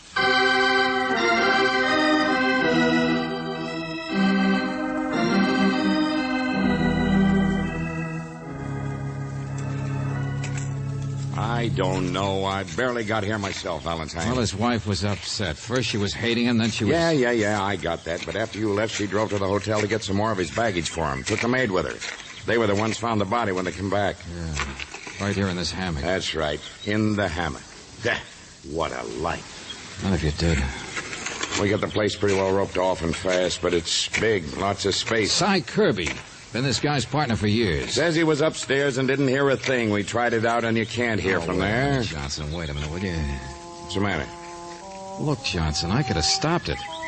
I could have added up all the little tips and stopped it. Take it easy. The guy was a heel, big soft soap artist, big fake, romance with a bucket. But I could have figured out why a man would tell me he was going to kill in advance. Sure, a debt of honor. Look, I told you Van Rossel wasn't within miles. He miles. hired me to find the guy, showed me a wire. But suppose it wasn't his wire. Yeah, Torn, that's right. First part of the name was Torn. Beat yourself with something I can recognize, will you? Look, Johnson, every little thing adds up in one direction. So funny the bird should be awake in the middle of the day, she said. Said it wasn't hot on a very hot day. Look, I know I'm crazy, but so's murder. We don't even scratch the edges of it, Johnson. But an umbrella does. Huh? Yeah, look. Suppose she came from Burma. Suppose Van Rossel was chasing after her, too, trying to protect her in advance, or trying to get Hollowell protected in advance to stop it. Well, the umbrella over there, can't you see it? Suppose it belongs to her. Suppose she's not a clubwoman, Johnson, but Van Rossel's wife.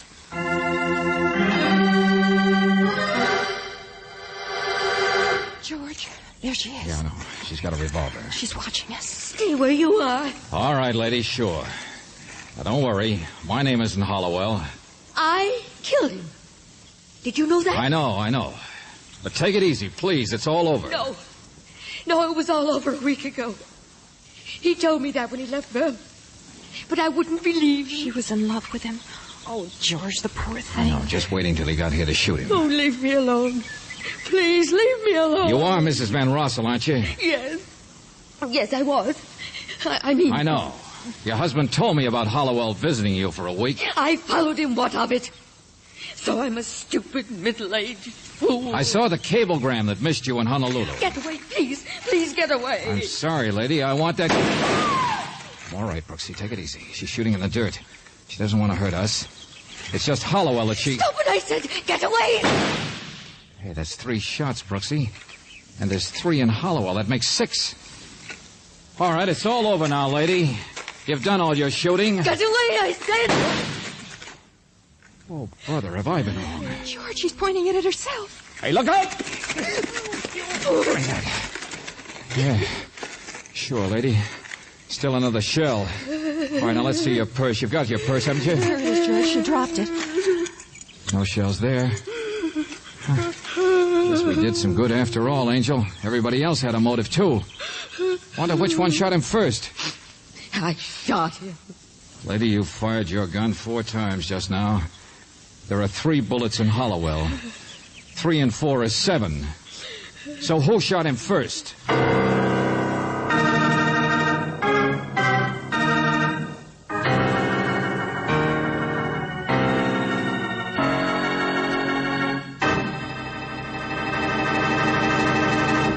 George, that's a very good question. Now, how are you fixed for good answers? Oh, you want a minute to think it over. Okay. You give it some thought, and we'll give this a listen.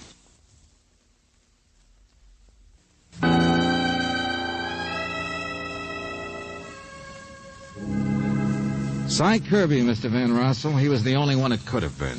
You see the others, his wife and Yeah, the I maid. understand, yeah. Well, they got him fast enough. He didn't have any story cooked up. It wasn't premeditated or anything. Of course. I think they'll be able to prove that your wife only shot a dead body, Mr. Van Rossel. Yeah, I see, yeah. You don't really, do you? I mean, you still haven't told us about your wife and Hollowell and... Kirby, that was his partner. Yeah, there was, some difficulty? Well, he'd been holding out on him. Over $10,000 profit on a necklace. The only reason Hollowell lied about his return to Kirby was to give him time to arrange for its sale without anyone knowing. Been going on for years, apparently. This time, Kirby caught up with him. Oh, it wasn't really that, though. It was Mrs. Hollowell. No matter how mad she got at her husband for carrying on with other women, no matter how many times they separated, she always went back to him. And Kirby couldn't stand it. He loved her, too. It's always love, one way or another. The same as your coming after your wife, even after she'd left you. I suppose there will be a trial. I suppose my wife... Well, there certainly will be an investigation. Maybe about shooting somebody who's already dead, but... Why won't you talk about your wife? Why don't you tell me what I want to know, that silly business of the necklace that kept confusing us? That was a wedding present. I gave to her years ago. She gave to him. That's all. Nice guy, Hollowell. Yeah. But your wife, I mean, she knows that you came after her trying to help. She knows what you're really like, or she wouldn't have tried to kill Hollowell. Don't you understand that? Yeah. Yeah, this is a dull place we live in. And I am not much excitement myself, not glamorous like United States. No. We work it out somehow. Don't worry so much. Goodbye.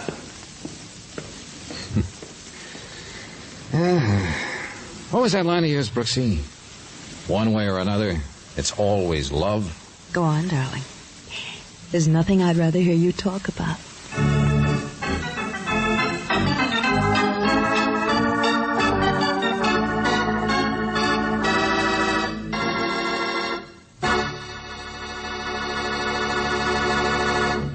You have just heard No Escape from the Jungle. another Let George Do It adventure. Robert Bailey was starred as George Valentine, with Virginia Gregg as Brooksy. Our story was by David Victor and Jackson Gillis, with music by Eddie Dunstetter.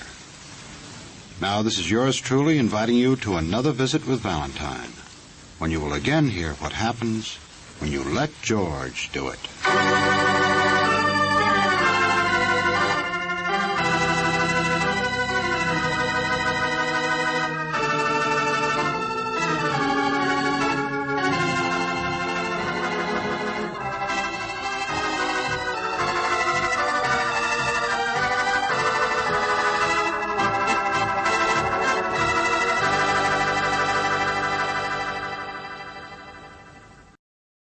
This episode from the life of Sherlock Holmes will be transmitted to our men and women overseas by shortwave and through the worldwide facilities of the Armed Forces Radio Service. Petri Wine brings you Basil Rathbone and Nigel Bruce in the new adventures of Sherlock Holmes.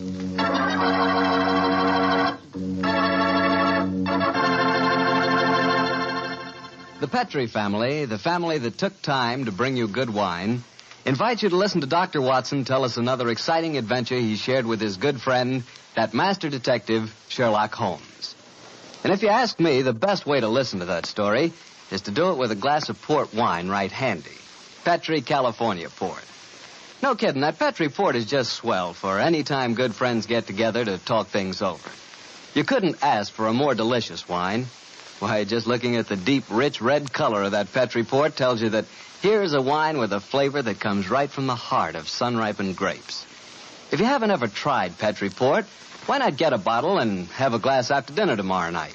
It's a perfect after-dinner wine, you know. And share that port with your family and your friends. And don't forget, when you serve Petri Port, you can serve it proudly. Because after all, the name Petri is the proudest name in the history of American wines.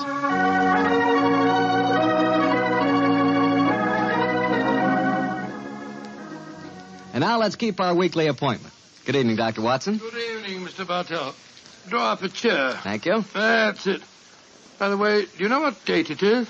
November 5th, isn't it? That's right. In England, it's known as Guy Fawkes Day. Have you ever heard of it?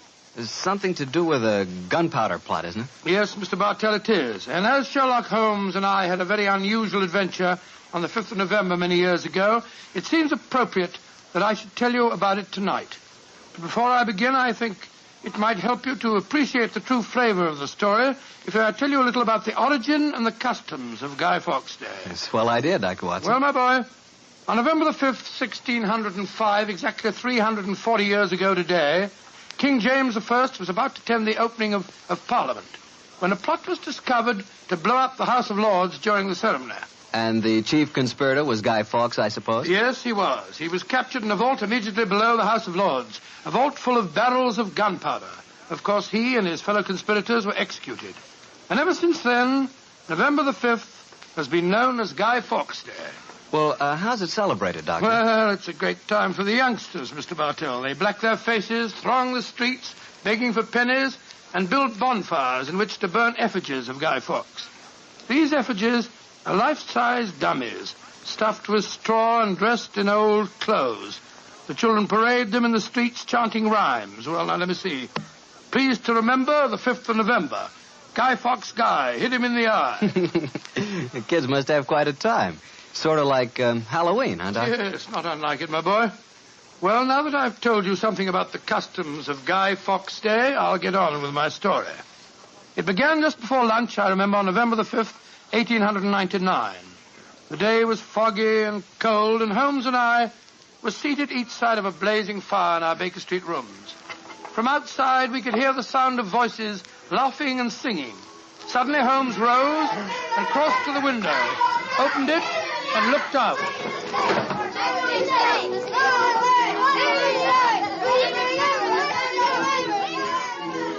Then he turned to me and spoke. Children having a great time, Watson, aren't they? Yes, it cost me a shilling worth of pennies to walk here this morning. Has it occurred to you, Watson, that the gunpowder plot offers very promising material to the speculative mind? In what way, Holmes? I say it's confoundedly chilly in here. Don't you think you might shut that window? Sorry, old chap. as I was saying, the gunpowder plot offers very promising material to the speculative mind. I made something of a study of the historical records of the case. There is more than a little evidence to suggest that King James was never in any real danger. Never in any danger? Well, what makes you say that? Knowledge of the proposed dastardly scheme came to light early. But James Stuart, King of England, the possessor of a shrewd and diabolical mind, used the spectacular discovery of the plot to try and bolster his waning popularity, as well as to justify increased religious persecutions. Well, that's the first I've heard of it, Holmes. I dare say, old fellow, but it's true just the same. I'm afraid James Stuart, King of England, was an unscrupulous tyrant. Come in.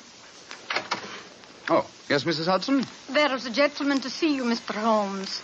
He said it was very important, and he asked me to give you his card. Oh, thank you, Mrs. Hudson. Oh, ask him to come up, please, will you? Aye, sir. Who is it, Holmes? A gentleman with a remarkably fine sense of timing. Read his card for yourself. Let's have a look. Mr. James Stuart. Great Scott, that's an extraordinary coincidence that he should arrive just as we're talking about James Stuart, King of England. Come in. Mr. James Stuart. How do you do, Mr. Stuart? My name is Sherlock Holmes, and this is my colleague, Dr. Watson. How do you do, sir? How do you do? Mr. Holmes, you've got to help me. I'm walking about in mortal fear of my life. You've got to help me. Mr. Stuart, I suggest that you sit down. I'll do anything in my power to help you, but you must compose yourself first and tell me quietly what it is that's frightening you. How can I compose myself when I may be dead within a few hours? No, Mr. Stuart. I'm a doctor. I really think if I were to give you a sedative that you'd find... How can you talk of sedatives when I... My heart. Doctor... My heart. All right. Now, here, let me help you into the sofa. There you are now. Imagine That's that brandy it. would be in order, Watson. Yes, Holmes, and I'll give him some digitalis. A fellow with a bad heart like this shouldn't allow himself to get so excited. Here you are, Mr. Stuart. Drink this. That's it. And now this, Mr. Stuart. What is it? It's digitalis. Very well. There now. Feel better, sir? Yes, Mr. Holmes.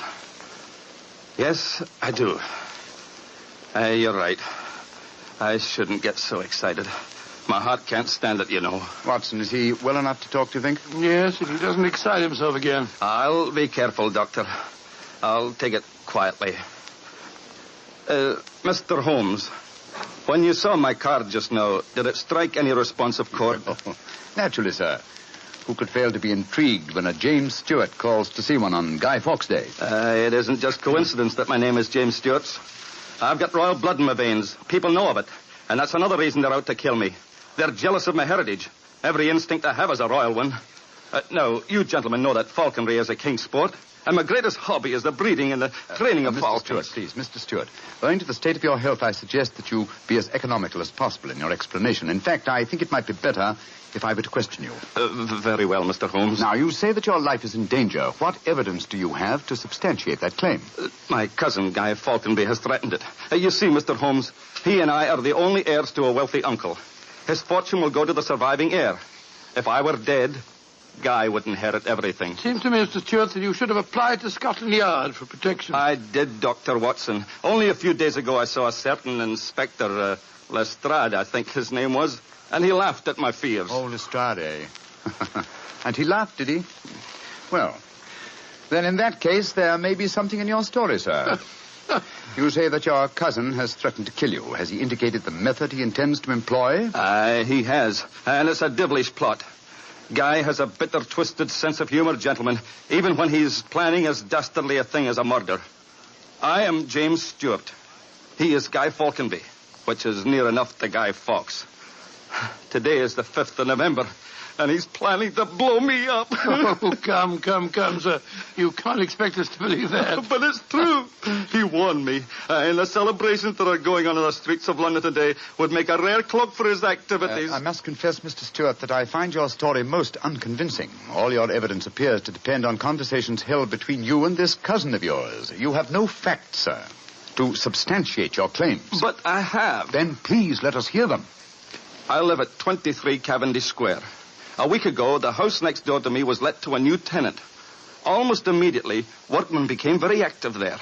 They were digging in the cellars, Mr. Holmes.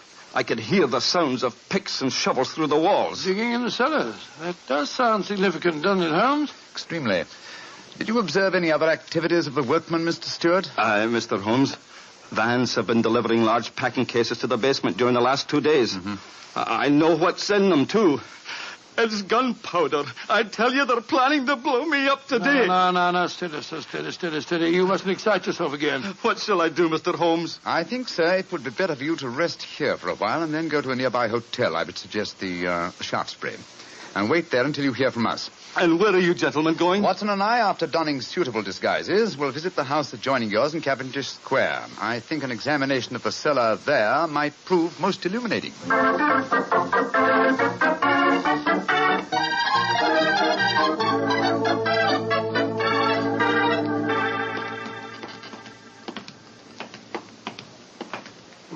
This must be the house, all right, Holmes.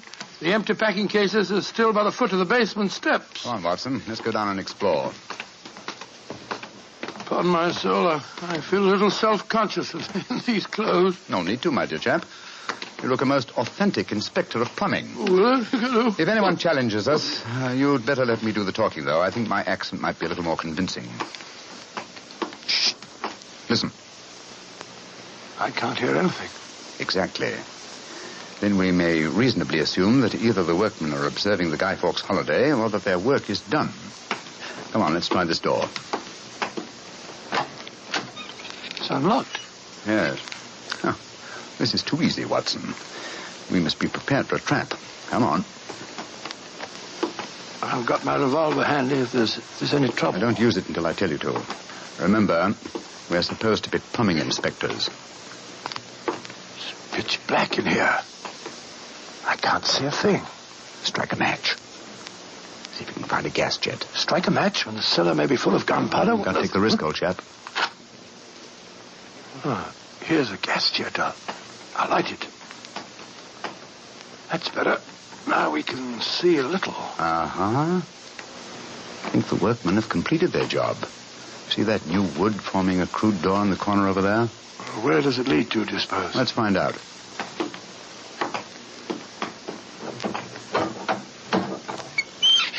Oh, also unlocked.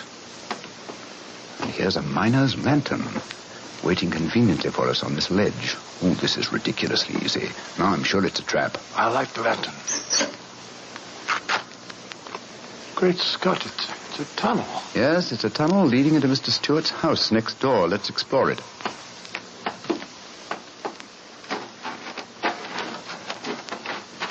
Look, Holmes. Look at the barrels. I bet they're full of gunpowder. Undoubtedly. We'll observe the fuses as well. Yes, the complete equipment for another gunpowder plot. I can't believe my eyes. What a fantastic plan, but how could the murderer be certain that Stewart would be killed in the explosion? I think that's easily answered, Watson. Remember Mr. Stewart's bad heart? In his present state of apprehension, an exploding firecracker would be enough to kill him. I suppose so. Hello? What's this lying on the floor? Curious. It's a funny strip of silk with a little ring on the end. Let me see it, Watson. Aha. This seems to be familiar. By Jove. I believe it's a Jess. A Jess? What on earth's that? The last piece of evidence necessary to confirm the conclusion Come is to out of there! And keep your hands above your heads! I've got a revolver! Right, y'all, Governor. We ain't doing no harm. Now, remember, Watson, I'll do the talking.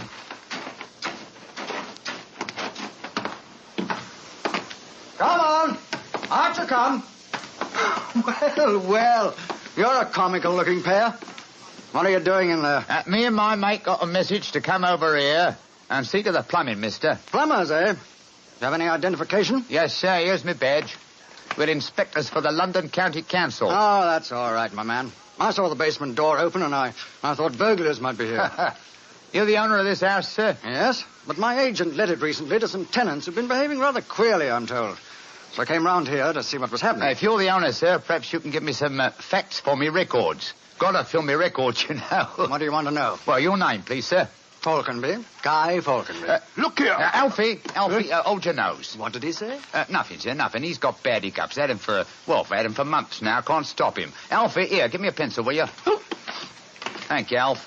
Now, sir, your name is Guy Falconby. What's the name of the tenant this house is let to? There are 3 of them. Oh, you know their names, sir? Got to have them for me records, you see. Yes, the names are Winter, Rokewood, and Keynes. Oh, yes. Winter, Rokewood, and Keynes. That's right, sir. Sounds as if they might be a firm of solicitors, don't they, sir? Well, perhaps they are. I haven't met them. Just one more question, sir, and then I needn't bother you no more. Well, what is it? My religion or my grandmother's maiden name? No, sir. No, nothing like that. I just wondered who lived in the house next door on that side. We've had a complaint from there, too. Their pipes is bunged up. My cousin lives there. His name's James Stewart. Mr. James Stewart, eh? Oh, much obliged, sir. Me and my mate will be going next door, then. Come on, Alfie. I'm not surprised his pipes are bunged up, as you so graphically put it. He's a great one for practical jokes about the house. As a matter of fact, he's planning one of them tonight. Well, that's no concern of yours. By the way, my man, what's your name? Nivitt, sir. Tom Nivitt. Come on, Alfie. We got work to do.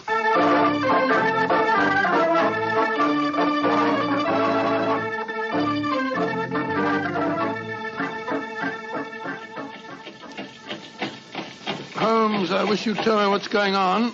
Why have we taken this cab back to Baker Street? Get out of these clothes. They've served their purpose. Now there's more serious work afoot. Well, I'm still confused about our interview with Guy Falconberry. Why did you say your name was Tom Nivitt? Oh, touch of vanity, old fellow. Vanity? How do you mean? Well, consider the names in this case so far, Watson. James Stewart says that he's been threatened by Guy Falconberry. A name, as Mr. Stewart points out, not unlike Guy Fawkes. Do you recall the names of the three tenants that Mr. Falconberry gave us a few minutes ago? Yes. Winter, Rokewood, and Keynes. But what's that got to do with it? A great deal, my dear fellow. Thomas Winter, Ambrose Rokewood, and Robert Keynes were the three men executed with Guy Fawkes in the original gunpowder plot in 1605. Good Lord, but where does Tom Nivitt, the name you gave yourself, fit into the picture? Thomas Nivitt was the Westminster magistrate who arrested the conspirators. Since the would-be murderer has such an academic knowledge of the original plot, I thought I'd let him know that he was up against an opponent worthy of his steel.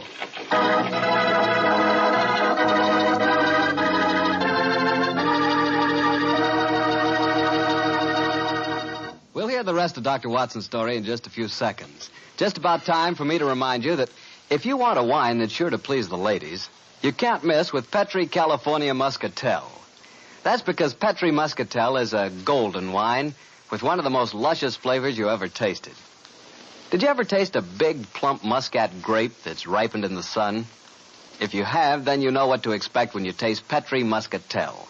It's a wonderful wine. Perfect after dinner and swell when company comes. Just remember that, won't you? Petri Muscatel. Well, Doctor, you and Mr. Holmes were certainly having yourselves quite a Guy Fawkes day. What happened when you got back to Baker Street? We quickly changed out of our disguises and back into our ordinary clothes. I was still pretty much in the dark, as usual. And I kept questioning Holmes as to our next move. He was in a state of suppressed excitement. And it was obvious as he spoke to me that he was anxious to be off. Watson, don't dawdle. There's so much work ahead of us. What do you mean, don't dawdle? I'm not dawdling. I'm dressing as fast as I can. What's our next move, anyway? Well, we must split our forces. Must get hold of my band of street urchins, the Baker Street Irregulars. I'm going to surround Mr. Stewart's house in Cavendish Square, and they'll be invaluable for that purpose. Well, what do you want me to do? Go to the Shaftesbury Hotel and collect Mr. Stewart, then return with him to his house and wait me there. I shall join you as soon as I've rounded up the irregulars, but I must warn you. Don't leave Mr. Stewart for a moment. Don't let him out of your sight until you see me again. Of course I won't, Holmes, but, I must say, the idea of all that gunpowder in the cellar doesn't make me feel any too happy. Have faith in me, old chap. Have faith in me. You know, I wouldn't expose you to any danger if I could avoid it. And I assure you that I shall join you and Mr. Stewart very shortly. You have your revolver? Yes, of course. Good. And, give Mr. Stewart this revolver, will you? Tell him that I insist that he carries it. I fear that his own has probably been tampered with. Right you are, Holmes. I'll see that he has it. This is a strange business, I must say. That Guy Falconberry seemed such a decent sort of fellow. Yes, he appeared to be a most amiable fellow, didn't he? This is indeed an unusual case, Watson. We're up against one of the most sinister and twisted antagonists that we've ever met. Well, old chap, I'm leaving now. I'll join you soon. And don't forget, stay close to Mr. Stewart. Stay very close to him.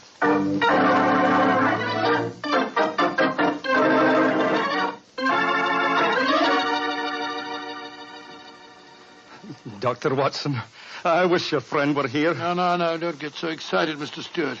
He'll be here any moment now. You've still got the revolver that I gave you? Yes, it's in my pocket. But what's the good of a revolver if there should be an explosion?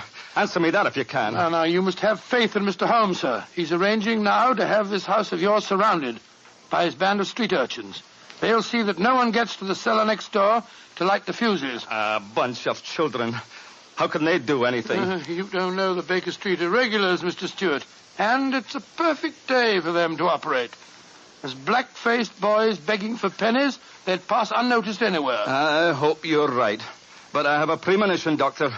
There's going to be a tragedy. I know it. Now, take it easy, sir. Remember your heart. You're in splendid hands when Sherlock Holmes is on the case. Here he is now. Holmes, I say, I'm glad to see you. You received your visitor yet? Visitor? We've seen no one. Then be on the alert. I've just been questioning the boys surrounding this house. A few moments ago, some children pulled a small cart up to the back door. A cart containing a life-size dummy. My irregulars thought that it was an effigy on its way to a bonfire. Oh, why shouldn't it be, Holmes? I have reason to believe that it's someone visiting you in disguise, Mr. Stewart. A visitor who is mounting the back stairs at this very moment. You've got to stand by me, Holmes. You've got to protect me. Don't worry, sir. Come in. Look at that apparition. Great Scott, a Guy Fawkes dummy. A dark lantern in his hand, and it's walking. And also talking, I trust. Keep away from me. I got a revolver. Sake for Victoria's sake. If you won't give me one, I'll take two. The better for me and the worse for you. It's Guy Falkenberg. Keep away from me, do you hear? The better for me and the worse for you. All right, then. I'm going to fire. Dear me, Mr. Stewart, the revolver I've provided for you seems to be unloaded. How very odd. Well, what in thunder is all this about? You've just witnessed an attempted murder, Watson. Murder? What are you talking about? This is a game. James and I had it arranged, the whole thing. You may have thought it was a game, Mr. Falconby, but I assure you that your cousin... Grab Mr. Stewart, Watson. He seems to be leaving us. Leave me alone. Take your hands off me. My heart. Here, help me put him on the sofa. That's it. I'll get him some digitalis. Look, I don't want to appear unnecessarily stupid, but will someone tell me what this is all about? With pleasure, Mr. Falconby. Your cousin had planned one of the most fantastic murder plots that I've ever encountered. He came to us with the story that you had threatened his life. But that's ridiculous. I'm very fond of him. Of course it's ridiculous. The whole plot was ridiculous. He leased the house next door, had a tunnel dug, and gunpowder and fuses planted there. Even entered the name of the tenants as Winter, Rokewood, and Keynes to give the apparent plot a further authenticity. You mean my cousin was the real tenant? Certainly he was. However, he was clumsy enough to drop that piece of silk with the wire ring on the end that you found in the cellar, Watson. The thing you called a jess. And what's a jess? It's a strap that goes round a falcon's leg to which its leash is fastened. You will remember that Mr. Stewart informed us that falconry is his hobby, and it therefore indicated that he had been in the cellar and consequently must have known about the whole plot. And all he was trying to do was to build up in our minds the belief that his cousin was trying to kill him. Exactly, my dear fellow. Had we believed him, of course, he could have shot you just now, Mr. Falconby, in apparent self-defense. Good Lord, what a fantastic plot. I still can't quite believe Mr. Falconby, why are you dressed as a Guy Fawkes dummy? Well, it was James's idea. He said that he was going to dress up too, and that we were to go round the bonfires tonight and frighten people by appearing as live dummies. But the last message he sent told me to come up here, that we'd play a practical joke on a couple of friends of his. And did he provide you with the costume that you're wearing? Yes, as a matter of fact, he did.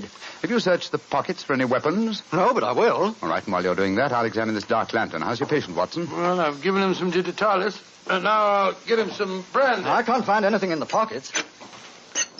Here's the answer, my friends. Look here. Inside the lantern is a dagger. Your cousin planted it there to substantiate the claim that you were trying to kill him. Had his plans worked, you would have been dead, Mr. Falconby, before you could have told us the truth. Here, come back here, Mr. Stewart. James!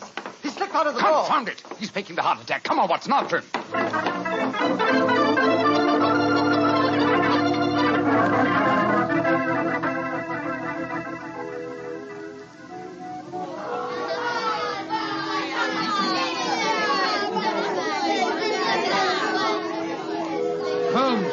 Holmes, where are you?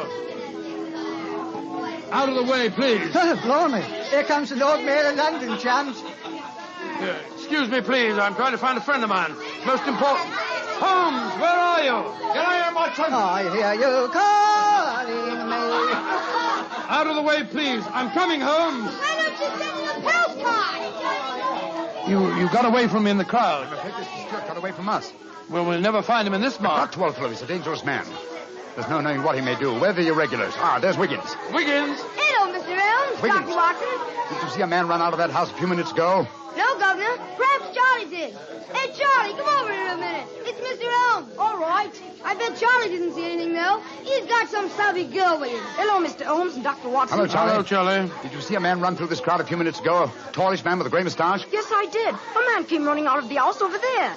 That's the house. Where'd he go? He ran down toward where the shops are. And he stole our dummy, he did. The one we are going to burn in the bonfire. I tried to stop him, but he got away. Holmes, look up there on the roof. There's a figure. By Jove, I believe it's James Stewart. That's the man. He's the one that stole our dummy. He's standing up on the roof. He's going to jump. If he does, he's going to land in the bonfire. There he goes. He is jumping. Right into the middle of the fire. It's awful. He'll be burned to death. Don't worry, Wiggins. That wasn't a man who fell into the bonfire. What do you mean? From the gyrations that the figure performed as it fell, my dear Watson, I'm convinced that Mr. Stewart threw the stolen dummy to try and put us off the track. Then Stewart's still up there. He is, Watson. Come along, old boy. It's up on the rooftops for us. Up on the rooftops.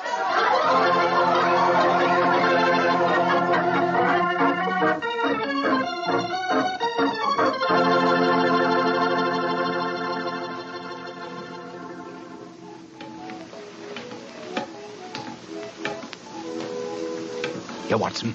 Let me help you up. Can you reach my hand? Yeah, I got it. All right, then. Up you come. Come on. That's it. Phew. Seems to me that fire escapes must be designed for giants. Keep your eyes skinned, old fellow. Stewart's a dangerous man. Might be hiding behind those chimney stacks. Come on. Upon my soul, this is a strange place to be on Guy Fawkes night. Yes, a comprehensive case, Watson. Starts in a cellar and ends on a rooftop. Look, Holmes. By the parapet there. The crumpled body of Mr. Stewart. Looks to me as if it... Yes. He's dead, Holmes. Well, it's not surprising. The effort of carrying the dummy up here and throwing it, combined with his own state of excitement, were too much for him. Well, quite frankly, I can't say that I'm sorry. No, he planned a murder. If it hadn't been for you, he would have succeeded. An extraordinary case, Holmes. Yes, old chap, and one that should long make us remember the 5th of November. By Jove, yes. Please to remember the 5th of November. Gunpowder treason and plot. I see no reason why gunpowder treason should ever be forgotten.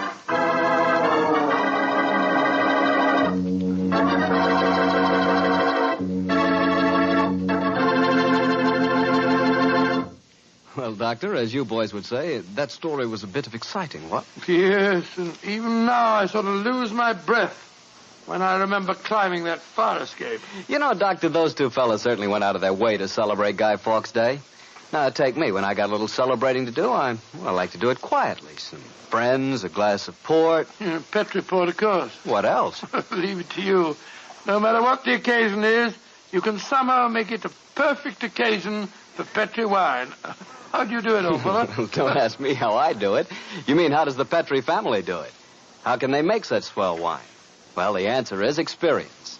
The Petri family has been making fine wine for generations. And ever since they first established the Petri business way back in the 1800s, they've handed on down from father to son, the fine art of turning luscious, sun-ripened California grapes into fragrant, delicious wine. That's why when you want a wine for any occasion, before dinner, with your meals, or after dinner, you can't go wrong with a Petri wine, because Petri took time to bring you good wine.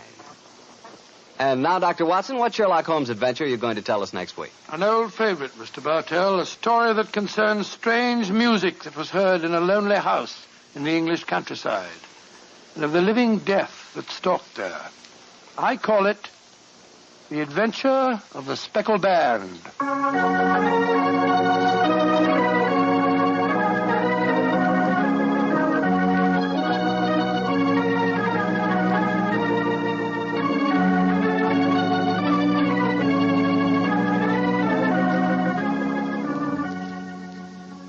Tonight's Sherlock Holmes adventure is written by Dennis Green and Anthony Boucher and was suggested by an incident in this Arthur Conan Doyle story, The Adventure of the Devil's Foot. Music was by Dean Fossler. Mr. Rathbone appears through the courtesy of Metro-Goldwyn-Mayer, and Mr. Bruce through the courtesy of Universal Pictures, where they are now starring in the Sherlock Holmes series.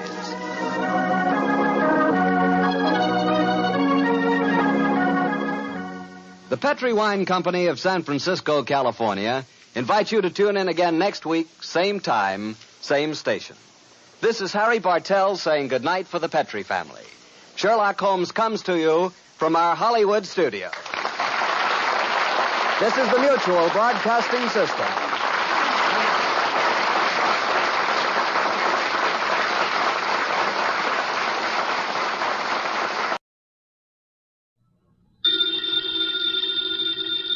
Ladies and gentlemen, the ringing of that phone bell means mystery, adventure. Hero Wolf's office, Archie Goodwin speaking. You want Mr. Wolf to what? Mr. Wolf will do nothing of the sort, Archie. Mr. Wolf is thirsty. Hold on for a moment. The bottle opener's in the left-hand drawer of your desk. Thank you, Archie. Mr. Wolf, I've got a man named Denby on the phone. He wants you to umpire a card game. Man is insane. He's offering a fee. The answer is no. I know nothing of card games, nor do I wish to learn. Okay. Well, the answer's no, Mr. Denby. Sure, I'll ask him again. After he finishes the beer he's working on. Goodbye. People appall me. The fantasies they indulge in. Bah, what on earth made that maniac think I might consent to preside at a card game? Well, seems he expects one of the players to be death.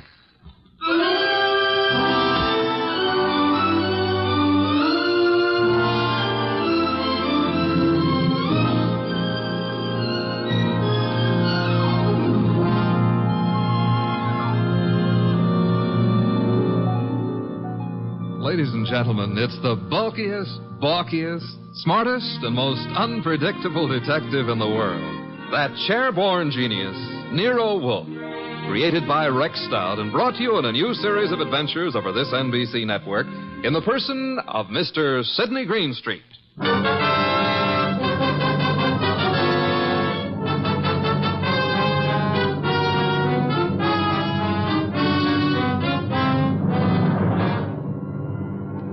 Wolf would not attend, but the card game went on anyway.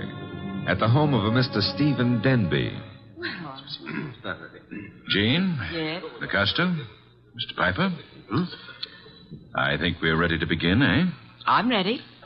Yes, Jean. You always are. How I like that remark, I'll have to decide later on. Yeah, please do. Augusta? It's all right with me. And Mr. Piper? I brought a deck. No, as host, I shall supply the cards. Before we play, I examine them, yes? Of course. Here you are. Chuck? Yeah, Mr. Denby? You will remain outside the door until called. No one is to enter this room under any circumstances. Got it.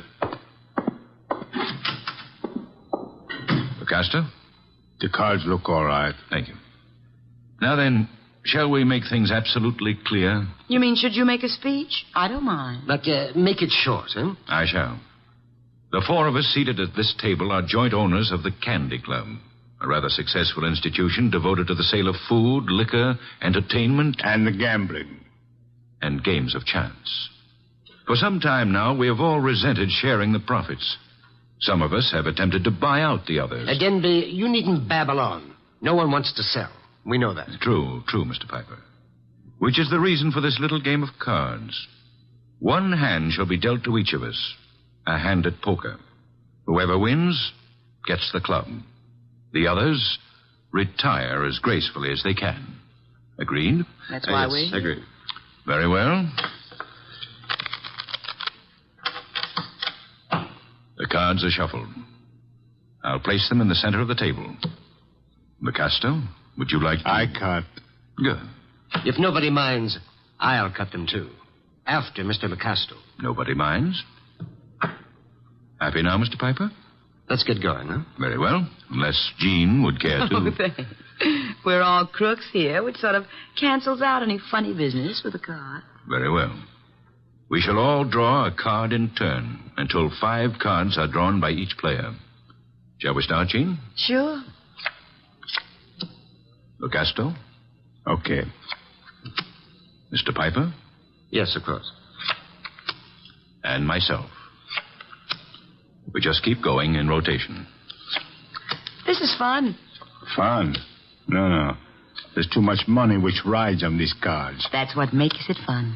Would you mind keeping quiet? I'm nervous. We all are, one way or another. I think we all have our 5 cards now. We all got 'em. Very well, then. In the same order that the cards were dealt. Jean? A pair of 3s. Lucasto? Nothing. Mr. Piper? Kings. 2. The light! Piper. Well, what?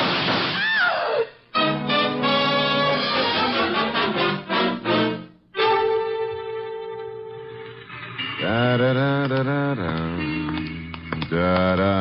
Hey. Hey, I don't like to seem stuffy, mister, but will you take your elbow out of my back? I'd be delighted to, Mr. Goodwin, but it's not my elbow.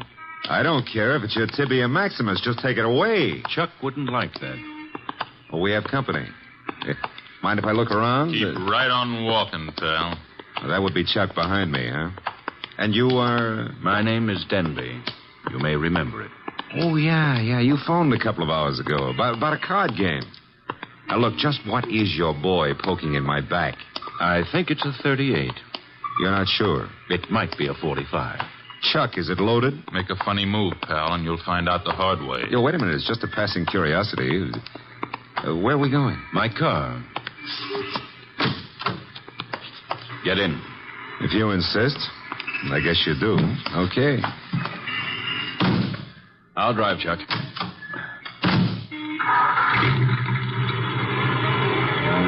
The car bulletproof? No, that's hardly necessary. Chuck shoots first. Well, that's a saving, I guess. The only thing is, I hadn't figured on taking a ride. I told Mr. Wolf I was going for a walk. He disapproved. You're but... going for a ride. Isn't that a little corny? Now, there's a minor difference. Usually the guest, shall we say, is killed at the conclusion of the ride. In this case... Let's not make the difference too minor. Huh? You will survive the ride. It's what comes afterwards that might kill you.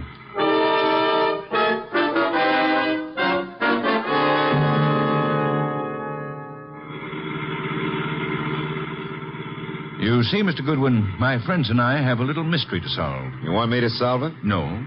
We want Mr. Wolf to solve it. In order to do so, he must leave his house and come to mine. He has to in order to find the solution quickly. Why? Neither my friends nor myself have any desire to improve our acquaintance with the police. Therefore, we want the mystery solved before the police are even called in. Hence our need for Mr. Wolf. Hence our detaining you. Detaining is a pretty word in the circumstances. Now, this is my home, Mr. Goodwin. Oh, well, I don't like... What makes you think Mr. Wolf is going to leave his house and come here? You. Unless he does so, he will lose you. Forever. The door, Chuck. Okay.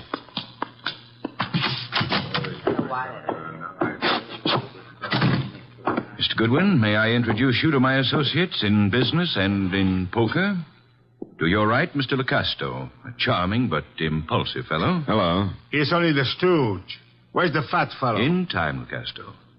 The lovely lady whose back is to you is Jean. Jean something or other. She's always changing her name. Hello. Hello. And the gentleman facing you is Mr. Piper. How do you do? Is he exclusive or just... Hey, he's wearing his red carnation a little low, isn't he? Over his heart. Except that's no carnation. That, Mr. Goodwin, is blood. Lifeblood.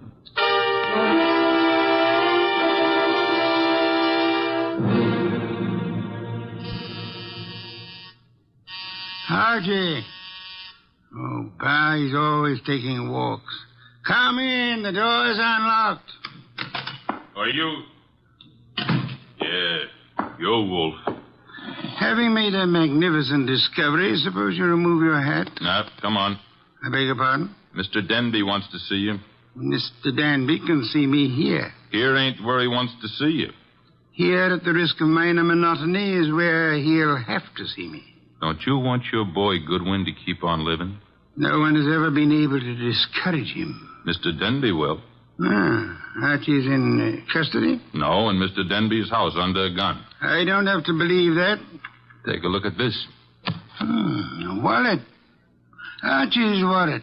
I shall accompany you. And permit me to warn you that if Mr. Goodwin has been harmed, nothing short of murder will satisfy me.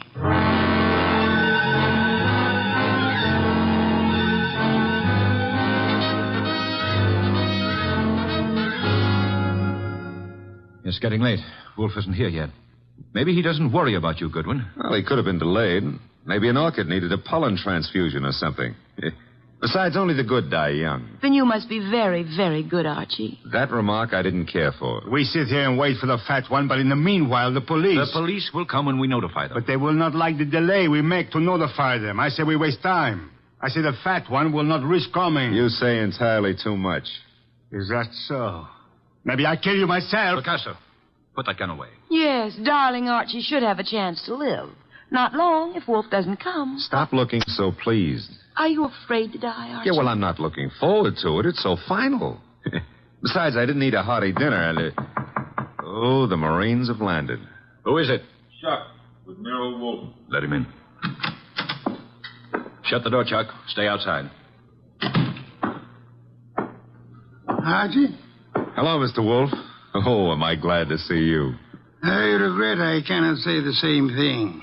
But I asked you, why couldn't you stay at home instead of taking those confounded walks?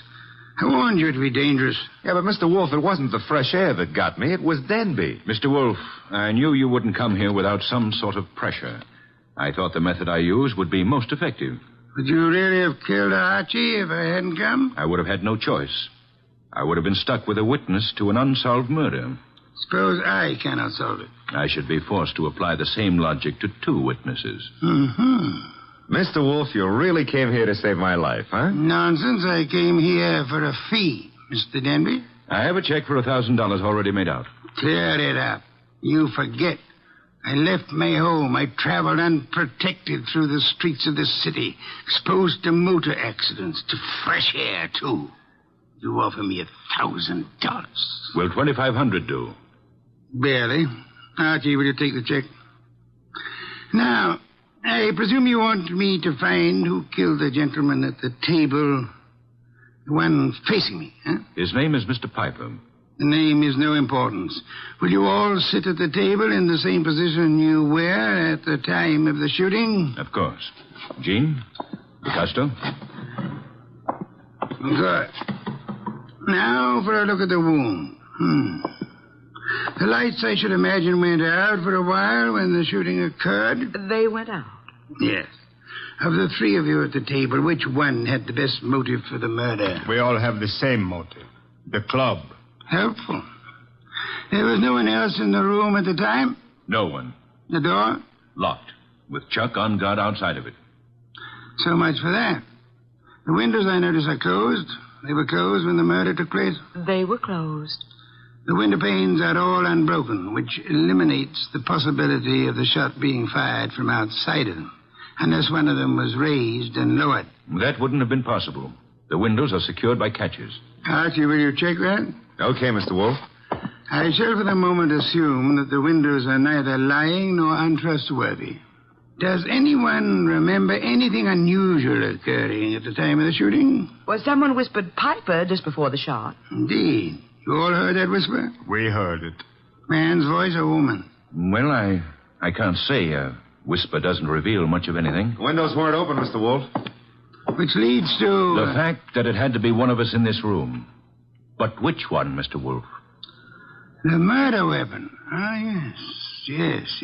Has it been moved? Nobody touched it. It's laying on the floor where it was dropped. Interesting. If you look closely, you will observe two oil spots staining the rug between the revolver and the lady's chair, indicating... who sat at the right of Mr. Piper? I did. Why? Mr. Denby. Yes? If I were you, I would turn Mr. Lecasto over to the police. You are a liar. I warned you about that gun, Lecasto.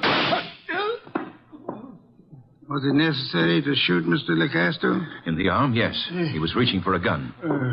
He'll live, however, till the police take him away. What do I tell them? You will point out the angle of the wound. As you notice, Mr. Denby, the bullet entered Mr. Piper's heart from the right. Yes, so it did. Therefore, whoever sat to his right, well, that was Lecasto. Archie, you have the check? I have it. We may as well leave. Mr. Wolf, you're sure Lecasto shot Piper?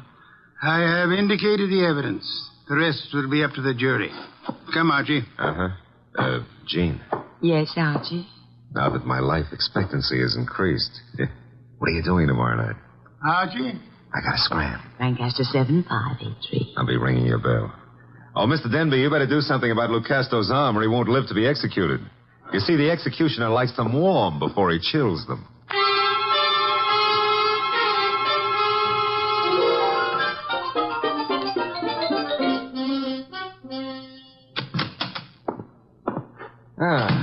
The old homestead looks very nice, Mr. Wolf.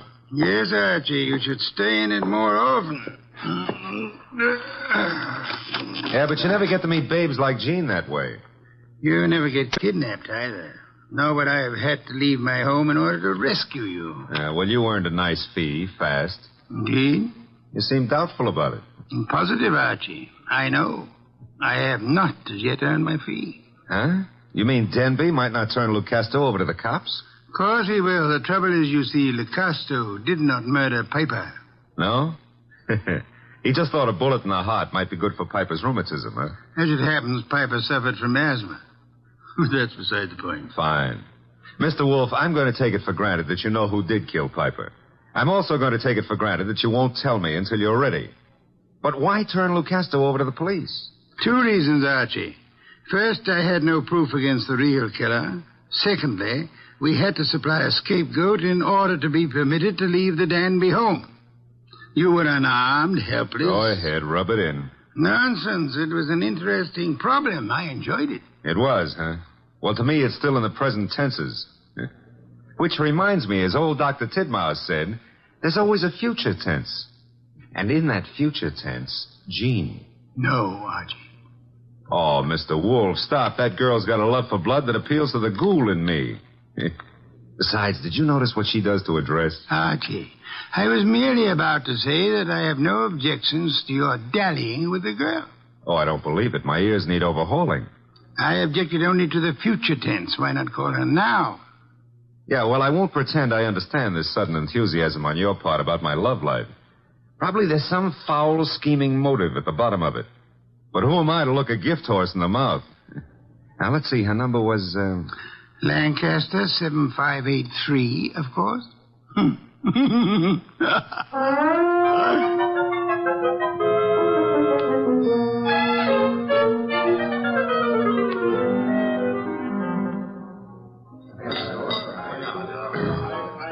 This is the most beautiful bar and grill I've ever seen, Archie. Drank, you mean? What? Never mind. All right.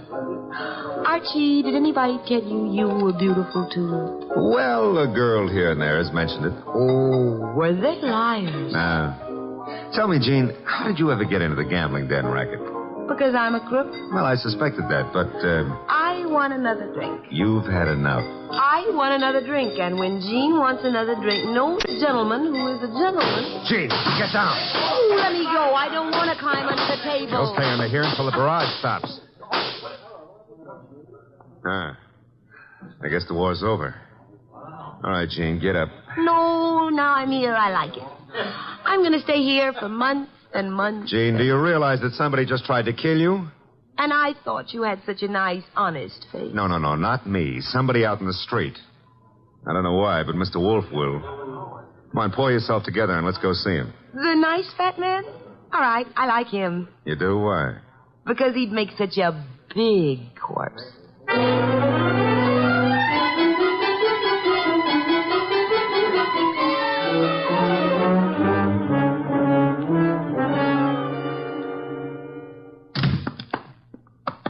that you, Archie? Plus Jean. What made you think I wanted her here? Oh, she's one of your fans. She thinks you'd make a lovely corpse. What was the reason for bringing her here? She was shot at. Did you expect her to be? I expected her to be killed. That's why I sent you to her. It didn't occur to you I might be killed, too? It did. I was willing to take the chance. You were willing? Oh, Mr. Wolf, Jean's a little under the weather. Splendid. In vino veritas. Watch your language. I mean, the people in their cups often tell the truth. A proverb of some antiquity. Who shot at you tonight, Jean? Oh, I don't know. I didn't see. Has it occurred to you that you might just as easily have murdered Piper as not? But Lucasto killed Piper. You said so yourself. I lied. Furthermore, why the attack on you if Lucasto was the murderer? Well, I don't know.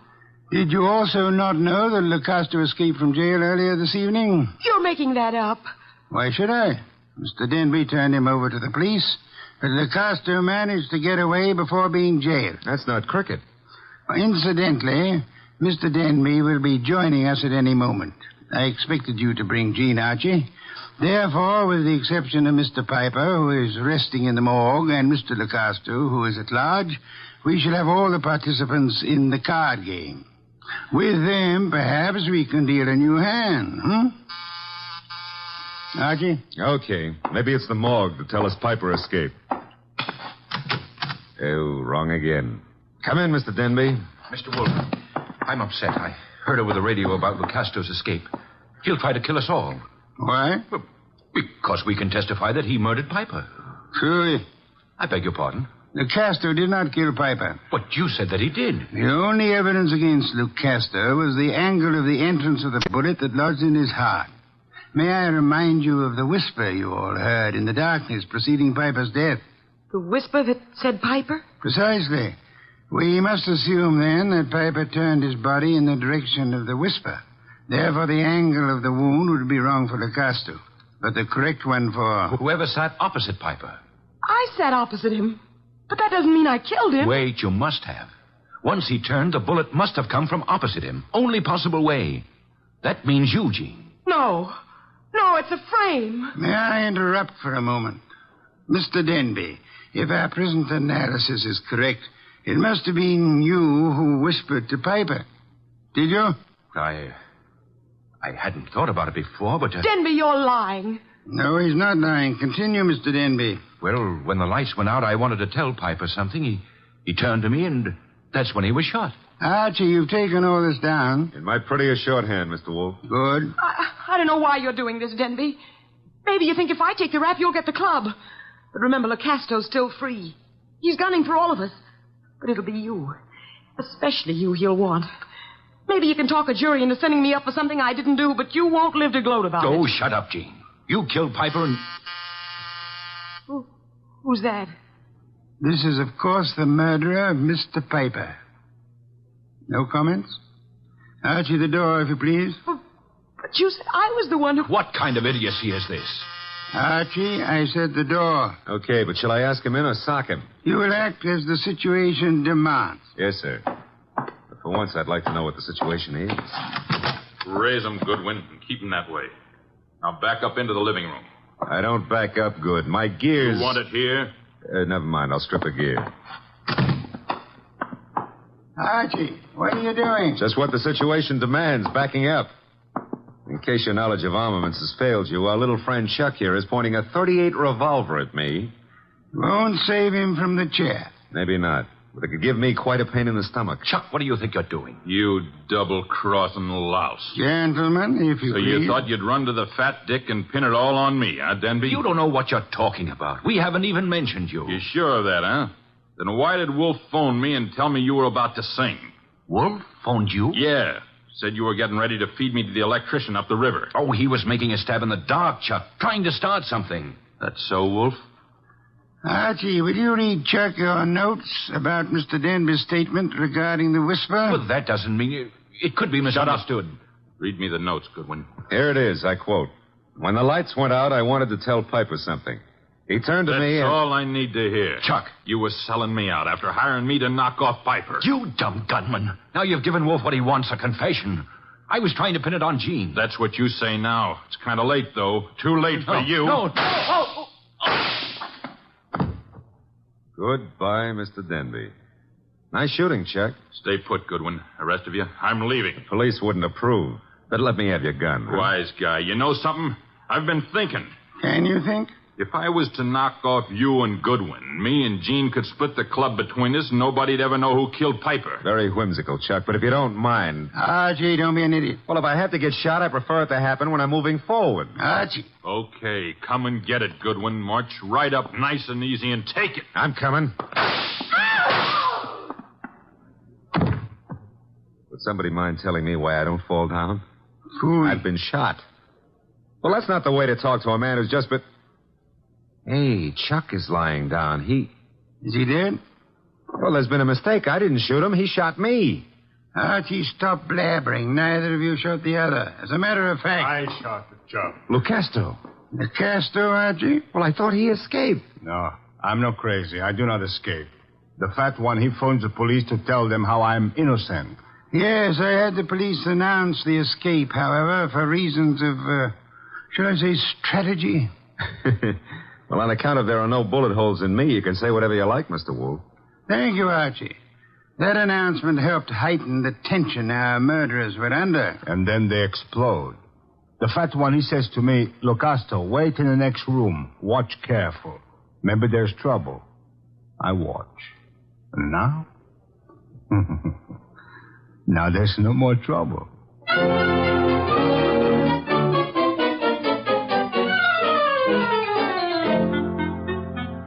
Well, place looks a lot tidier now with all those bodies removed, huh? Indeed. Archie, I'll get you the bottle of beer.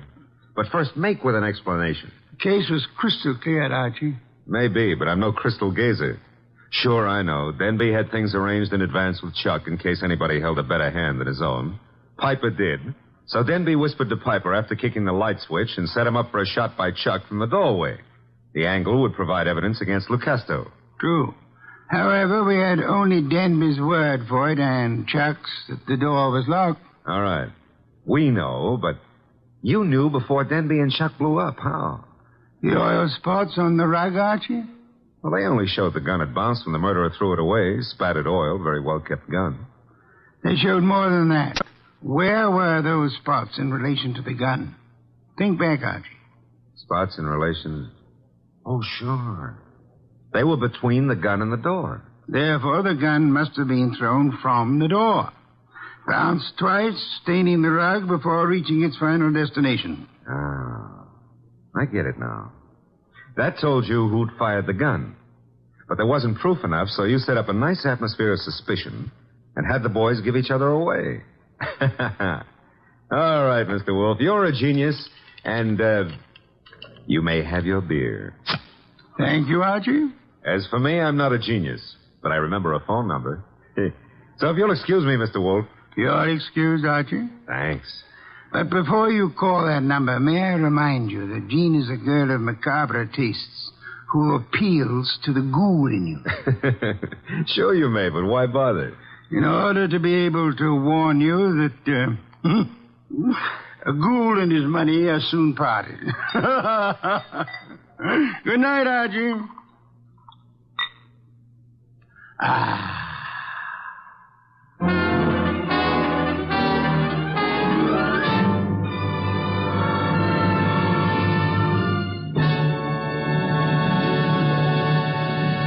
You have been listening to The New Adventures of Nero Wolfe, starring Sidney Greenstreet.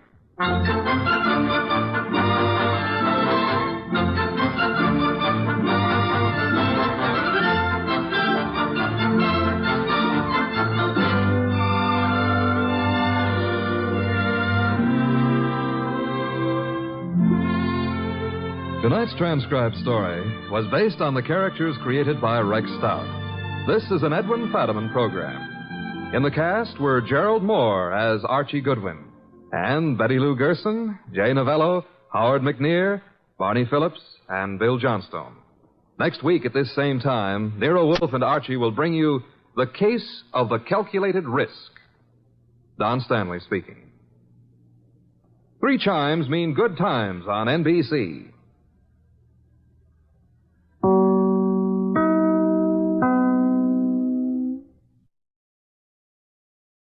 Ladies and gentlemen, the American Broadcasting Company brings to its entire network one of radio's most unusual programs.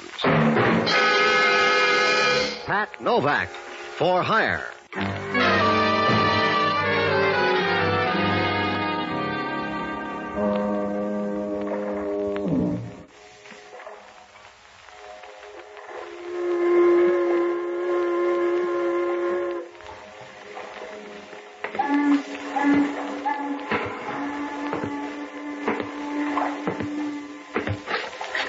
Sure. I'm Pat Novak. For hire.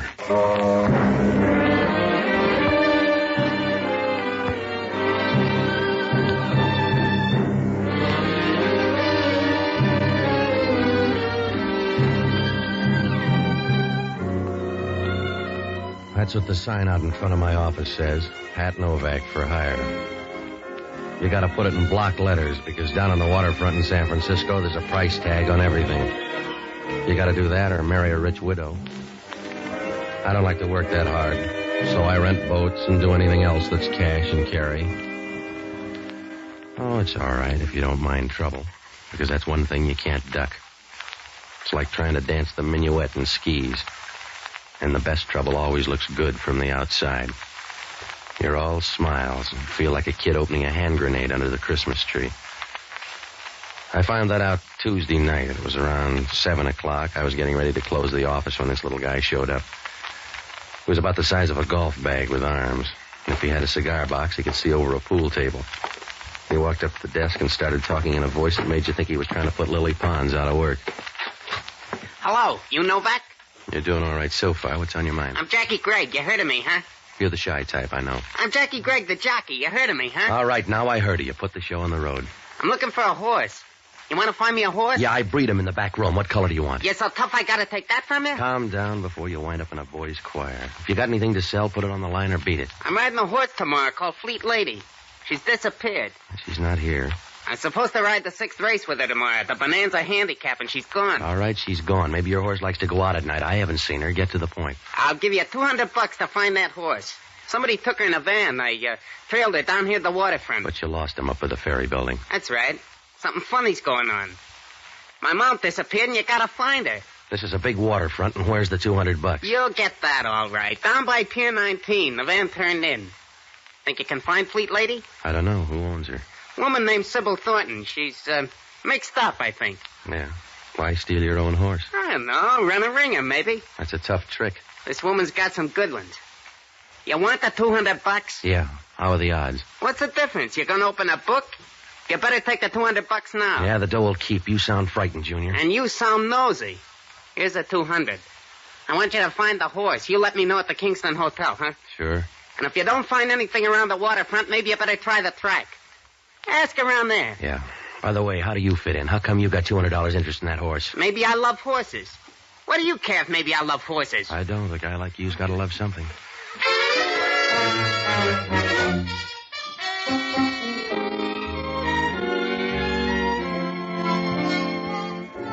Oh, yeah, it was a sweet proposition. A jockey in search of a horse.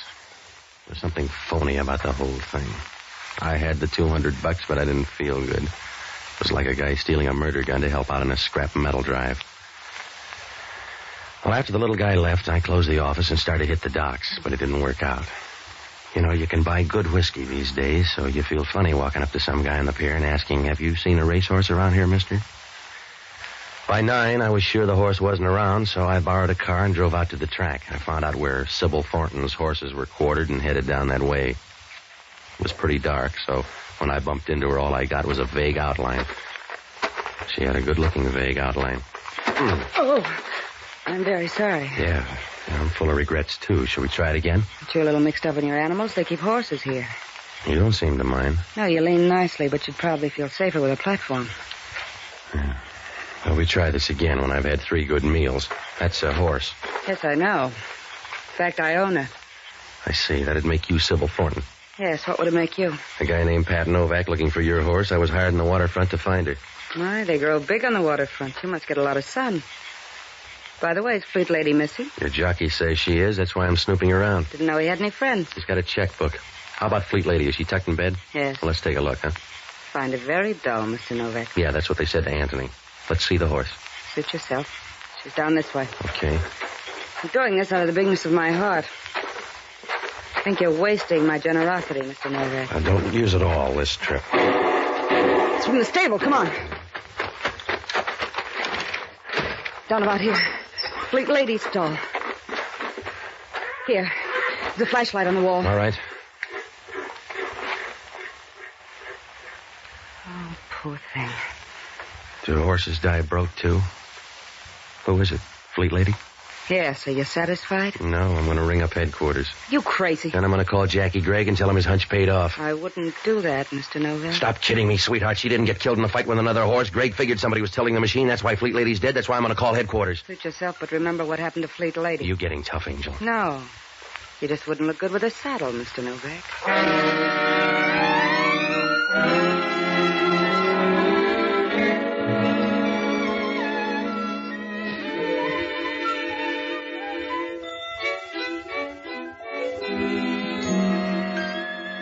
Well, I watched her as she turned and walked out of there. It was the kind of a walk that makes you flip the calendar and find out how far away spring is. I looked around a while, but it didn't do any good. The place was full of doors, so whoever killed Fleet Lady got out easy, like a rumor at a church picnic. I closed the door and went down the line to call headquarters.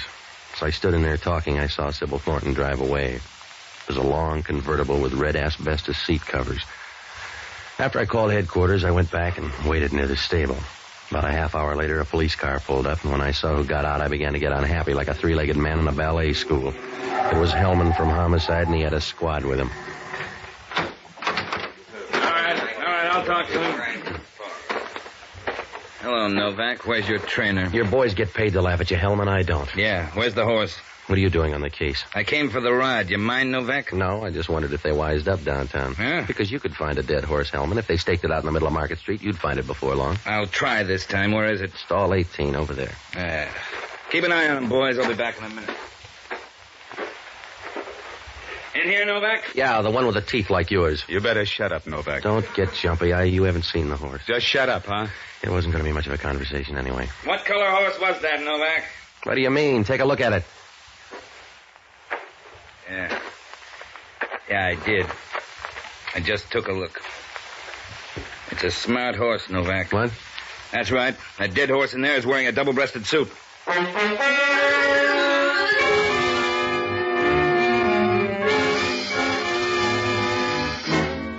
Hellman got the message straight. I walked in and took a look. Jackie Gregg was lying there on the floor as dead as last year's love. The sickness didn't show until we rolled him over on his stomach. Somebody had gone duck hunting in the middle of his back. I began to feel a little sick myself, and I was ready to send out for the same gun when Hellman started to talk. You forgot to mention the guy when you phoned headquarters. He wasn't there. I was in here before, and the guy wasn't around. What was he doing under the horse? I don't know. Hellman maybe crawled out of a crack. I don't know. There were 2 shots. I came in and found the horse. Yeah? Check the horse. You're trying to tell me the horse shot back? Who is he? A guy by the name of Jackie Gregg. He gave me $200 to find a missing horse. Yeah? A horse called Fleet Lady running in tomorrow's handicap. This is the end of the line. How do you know it's the same one? I don't. Maybe you gotta be a horse to tell. Why don't you ask one of your boys? Yeah, your boy's real tough. Call him off, Hellman. He's nasty. We all hate him, Novak. It's all right. I'll put it on your bill, Hellman. That's good. You can write it up at headquarters. Hellman, you ought to rent an idiot. The heavy thinking's too much for you. I can piece this together. We come out here and find a dead man with you kicking up dust 40 feet away. Look, Hellman, I didn't kill the guy and call up headquarters. I know they're bad in homicide, but I'm not that big-hearted. We got a spare hook for you, Novak. That's where you stay until somebody gets you off. Well, you can start out with Sybil Thornton. Another horse? She's got the speed for it. Look her up. She owns Fleet Lady, and she was dashing around in the dark here playing easy to get. I'll look her up. You better leave the boys behind, after all. She's only a woman. When you see her, ask her about that van down on the waterfront and what she was doing before I made that phone call. I'll tag all the bases. Don't worry, Junior. And if things fit together, you'll both be in the jug. I'll see you later. I got work to do. Yeah, it's getting late. You better put the boys back in the cage.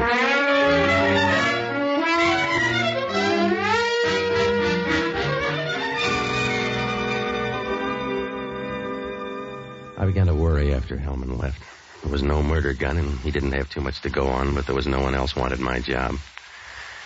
Oh, I knew the girl was going to have an alibi, and I was the last guy that Jackie Gregg had seen. I had about as much chance as a fat girl at a Princeton prom. Hellman didn't like me, and he was a smart cop with a disposition like a ton of rhubarb. Well, I had to start right from scratch. I felt like Adam the first morning he woke up. So I looked up a guy named Jocko Madigan, an ex-doctor and a boozer who will give you a lift if you show him where the stirrups are. Well, he's a good guy, but he thinks all food makes a gurgle. I hit all the bars and finally found him up at Maggie Nielsen's apartment. She's a good-looking voice that lives up on the hill, and Jocko was working his way into her liquor supply. Hello, Patsy. You're just in time to join me for my first drink of the evening, or one of my first, at least. Yeah, I see. Maggie's not here, but I found her whiskey. It was in plain sight, locked in the closet under some newspapers. All right, Jocko, when are you going to sober up? Oh, I plan to do it briefly on April 1st, when the rest of the world plays the fool also. Look, I'm in trouble, Jocko. You got to help me. Good. I've a special bottle I use to forget your troubles. Now, look, stop caressing that jug and listen to me. I'm in a jam. Patsy, there's nothing nothing in nature so sad as a half-empty bottle. It's like a broken vow or an unfulfilled promise in the skies. A falling star, almost. All right, Jocko. A falling star, and you shrug it off, never realizing that a whole world is ended at that moment. Yeah. 100 million dreams, maybe, and you watch it fall and make an asinine wish. That's all the good it does a star to fall. It gives some kid a chance to wish for a bicycle. You all finished now, Jocko? Yes. What kind of trouble? Anything I could aggravate? I'm mixed up out at the track. A guy by the name of Jackie Gregg is dead, and I don't look good. Oh, Hellman? Yeah. The guy's a jockey, and he hired me to find a horse named Fleet Lady. Did you?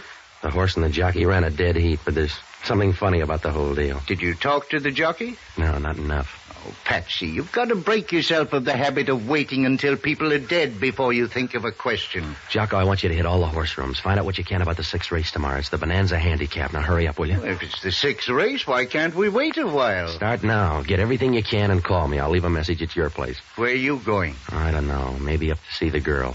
Oh, Patsy, you're going to be waving at the hangman's wife when they spring the trap door. I gotta see her. She owns Fleet Lady. Well, why don't I see her? She's got a stake somewhere, and I got a lot of questions. What could you do up there?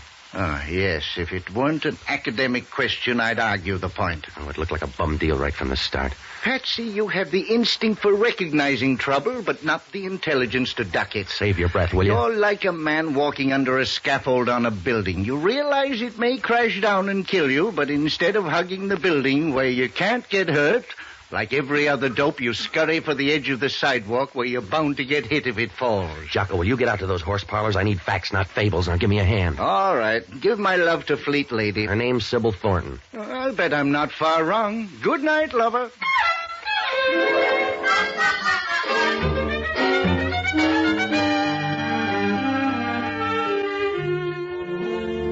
After I left Jocko, I went to the Chronicle morgue and looked up the NBC program director, Paul Stangl. We pulled out the clips on Sybil Thornton. They were nice and fat because she'd been to Reno 4 times and hadn't broke training for years. She'd been traded around more than a Red Sox pitcher. The clipping said she was 32. Well, there were a lot of pictures. And from her eyes, you got the idea she was around 35. But there were arguments the other way, too. Well, there weren't any stories on her for the last few months, just a few items from the columns. They all said the same thing. She was hitting the night spots with a gambler named Rudy Hauser. There were pictures of him, too. Now, he would have looked good in a cave with heavy curtains. I asked Paul. He said Hauser had a gambling place out on Geary, so I took a cab out there. For $10, the guy at the door said Sybil Thornton had left the place an hour ago. That made me feel good. When Hauser opened the door to his office, I lost the glow. Yeah? What's with you? I got a problem. You got the wrong door. Well, you can't get any tougher, so I'm coming in. Suit yourself. I never throw anybody out until I'm sure they've lost all their money. What's on your mind? A horse named Fleet Lady. She disappeared at 7 o'clock tonight. You check under the rug, I'll try the cabin. She got back just in time to greet somebody's guns. If I say no, will you go out and lose your money like a good boy? Fleet Lady was owned by a gal named Sybil Thornton. The columns say you're number 5 on her list. Well, they never lie. The whiskey's too good. Also, a little bird says she was in your office an hour ago. That's right. She said your name's Novak. Yeah. Next time you got a bombshell, give it a test run. With Fleet Lady dead, your money's going to look real good in the 6th tomorrow. Well, it makes you think the gal would throw a race. For the same reason she goes out with you? Huh? When a gal takes a Great Dane like you out in public, it generally means the guy's a few bucks ahead of her. You want to fight the team now, Novak? And just remember, sometimes you can't be right and a gentleman, too. Yeah. I hope that's the way you feel when they pick you up for Jackie Gregg's murder. Huh? Oh, you do a real nice double take, mister. The jockey checked out with a horse. I didn't know that, Novak. Yeah, with no brains, you built this gambling club. I didn't know he was dead. If I told you that, Novak, I meant it. It was all right for a little punk. I'm sorry he's dead. So's he. I'll see you later, Hauser. I gotta nose around and find out where you were tonight. Yeah. You seem all right, Novak. So I'll tell you. If you got any dough left when you leave my tables, bet it on a horse named Fleet Lady in the 6th race tomorrow. Do you always bet on a dead horse? You got the tip. Use it or bury it, but don't loan it out.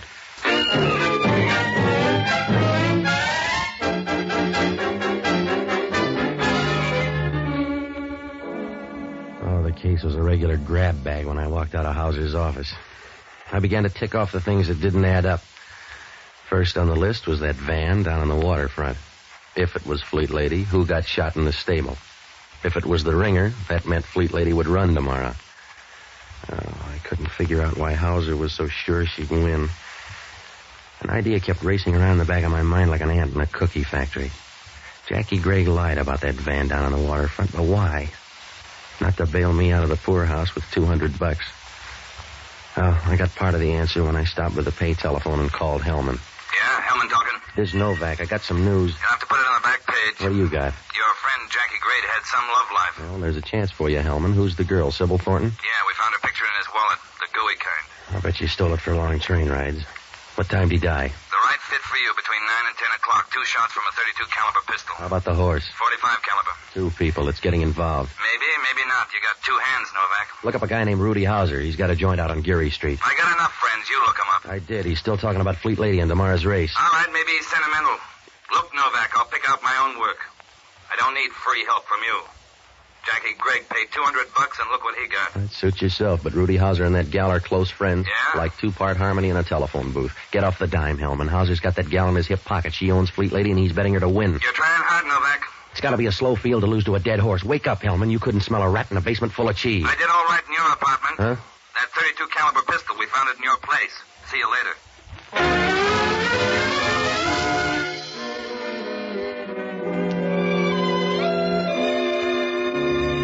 Well, I wasn't too worried about that.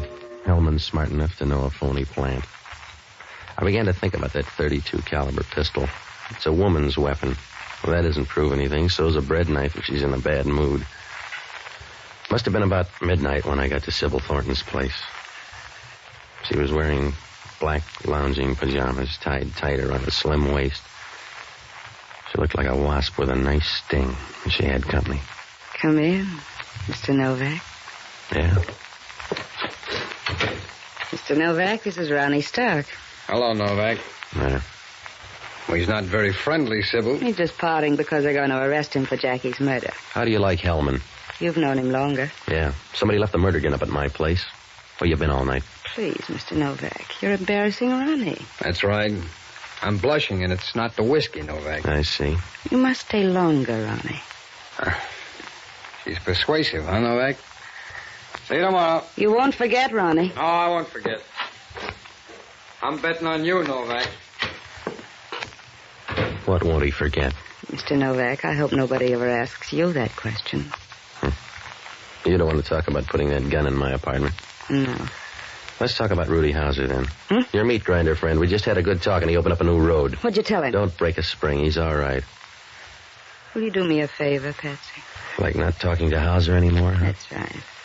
Won't do you any good, Patsy. It'll do me a lot of good.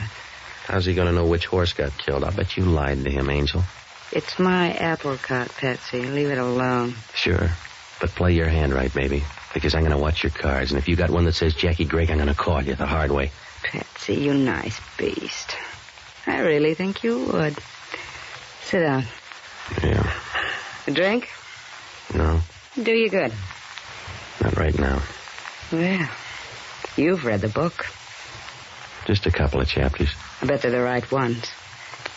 You better watch out, baby. I may be a long shot. Well, you care as long as I bet. I don't. That's good. I didn't think you'd mind. Aren't you beginning to crowd the beachhead? Don't be a sissy, Patsy. You can't live forever. All right, Angel. It's time to wire the folks. Mr. Novak, just wait until you know me better. That's for me. I left the number. It's your fault, then. Yeah. Hello, Patsy. What'd you find out, Jocko? Not much. Nobody seems to care about the 6th race. I care about it. Oh, that's because you killed one of the jockeys. The rest of the people have a more casual interest. How do the odds run? Oh, no heavy favorites. Vin Air and Sleepy Time Gal figure to be the best at around 5 to 1. What about Fleet Lady? Down the line somewhere. I talked to one fellow. He says she's a dog and couldn't beat a paralytic goose over 100 yards. Yeah, what else? Well, that's all. What do you mean, that's all? Start digging, Jocko. We're not getting any place. Not even at your end? Huh? I counted on you to do better than that. Good night, lover.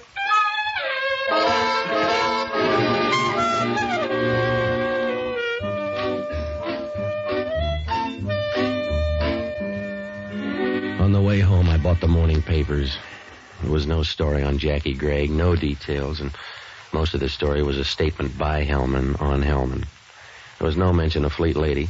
And at 1 o'clock in the morning, there was nothing I could do but roll into bed. I woke up about 9, called Jocko. It was like sending a message out to the Farallones by Indian Runner. He just muttered and said he'd meet me out at the track. Well, I had to have some more dope, so I called Ira Snow. He calls the races and bets on them. The way he does it, a horse is a real beast of burden. He was playing elf when I got him on the wire. Yeah, Ira, this is Novak. What do you know about the Bonanza handicap? it's a horse race. Oh, you're funny. What about the field? Are the horses any good? For hamburgers, maybe. Nothing else. How about Fleet Lady? Eastern track. Nobody knows. Would she be worth a heavy plunge? Yeah, if you want to be a muck. What's this all about? Ira, I'm in trouble. How about a fix? Could they run a ringer in on Fleet Lady? Yeah, it's been done before, but it ain't easy. That's what I figured. How's Rudy Hauser on horses? He ain't. He got burned a long time ago. He never bets. Well, I think you're wrong. Look, Novak, I know every guy in town that's got the itch. Rudy Hauser, no. You know a guy named Ronnie Stark? Sure, he runs a book. Why? Nothing. May see you at the track. I'm going to make a bet. Yeah, I'll tell the horses.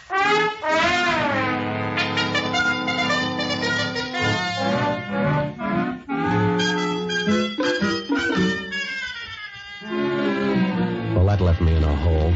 If Ira was right, Rudy Hauser on Fleet Lady didn't make a bit of sense. I got out to the track about 2:30. Jocko was there, and Hellman was wandering around up in the grandstand where they couldn't push him into a starting gate. Sybil Thornton waved from her box as I walked by to get a better shot at the starting line for the 6th. They were almost at the post when Jocko came back from the betting window.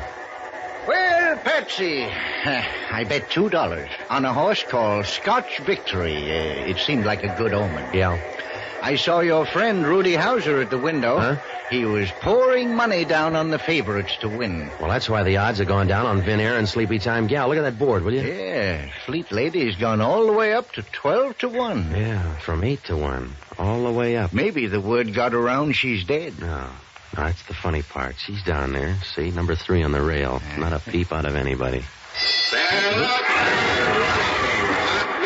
is going to the front by 1 length. Sleepy Time Gal by a head. Fleet Lady between horses is running 3rd by 1 length. On the outside, it's Vin Air and Old Soldier. Going into the clubhouse turn, it's Hot Weather by 2 lengths. Sleepy Time Gal by a half length. Fleet Lady is moving up on the outside. It's Vin Air 4th by 1 length. And Old Soldier. Down the back stretch, it's Hot Weather by 2 lengths. Fleet Lady moving up on the outside is now 2nd by 1 length. She's running well for a ghost. Yeah. Rudy Hauser'd better hurry up or he won't see much. What? He better hurry. He left the track 10 minutes ago. Huh? Are you sure, Jocko? Yes, I heard him tell someone he had to make a phone call just before the betting closed. Well, Jocko, you're a sweetheart. Oh, I like to think Come on, let's go to that stable. The race isn't over. It was over 5 minutes ago. Well, how about my $2? Come on, will you? There's only one person who will try to fix a horse race. That's a horse.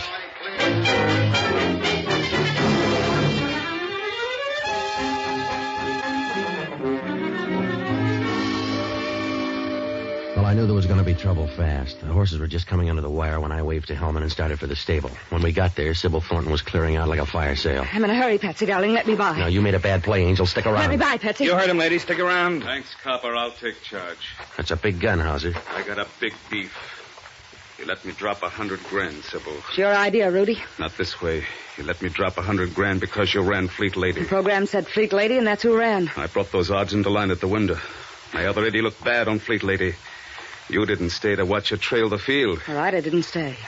You lost your 100 grand. You killed the ringer.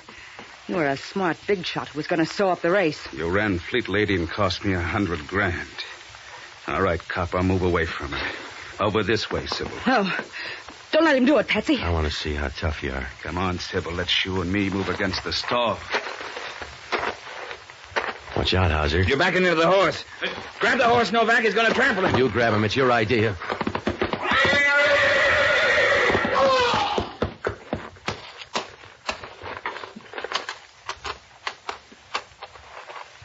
See, Dan? Yeah. You should have learned the first time you can't beat the horses. That's a bum joke, Novak. I guess it is. Now that we're all here, who do we book for Jackie Gregg's murder? I'll answer that, friend. Who's this guy? It's one you missed, Hellman. Hello, Stark. I know, Novak. Well, What are you waiting for, Sybil? Tell the man you killed Jackie Gregg. Had enough trouble today, Ronnie. Oh, you got more coming.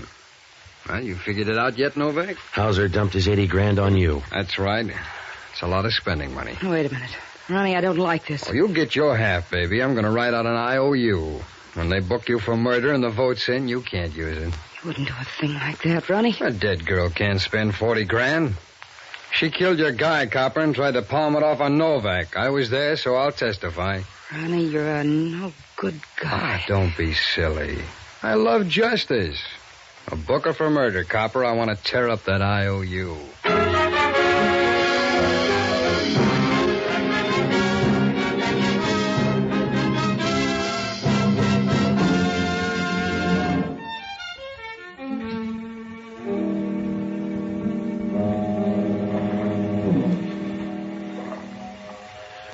Well, Hellman finally worked it out. It started out as a fixed race, and when they were all through, it was up to the horse. Rudy Hauser put the squeeze on Sybil for some dough.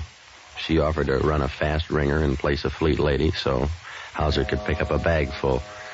Rudy just wanted to make sure, so he sent one of his boys around to knock off Fleet Lady. Only the guy killed the ringer instead. Well, that was a break for Sybil. She made a deal with a bookie named Ronnie Stark to take all of Hauser's bets and guarantee him that Fleet Lady couldn't win because she wasn't that good a horse. It panned out that way. She let Hauser think Fleet Lady was dead. He spent the 20 grand at the window pushing up the odds on Fleet Lady and dumped another 80 on her to win. The moving van? Well, that was a phony story Gregg used to get me to scare Sybil. He wanted in on the deal.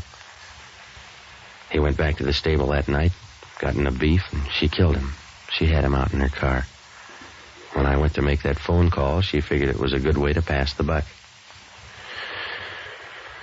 Well, Hellman asked only one question. Why would a nice, tame horse go crazy and trample a guy to death? Jocko had the answer. The horse that killed Hauser was a filly.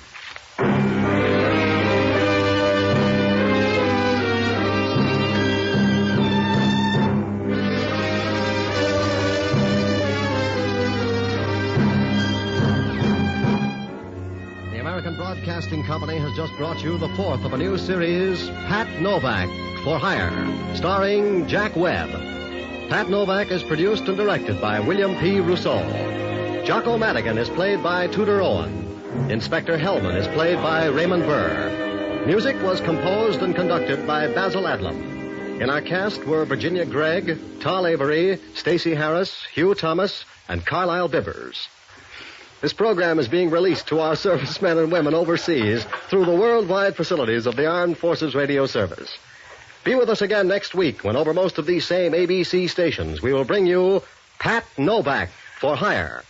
This program came to you from Hollywood.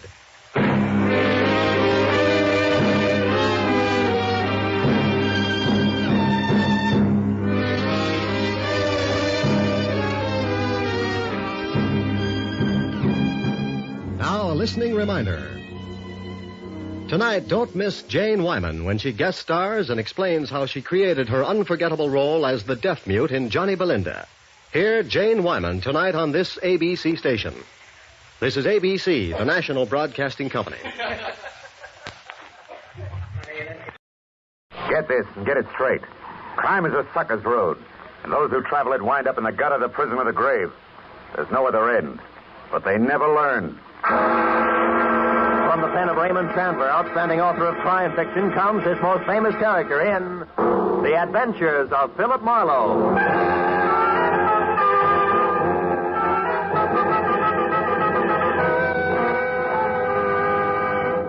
Now, with Gerald Moore starred as Philip Marlowe, we bring you tonight's transcribed story, The Cloak of Kamehameha.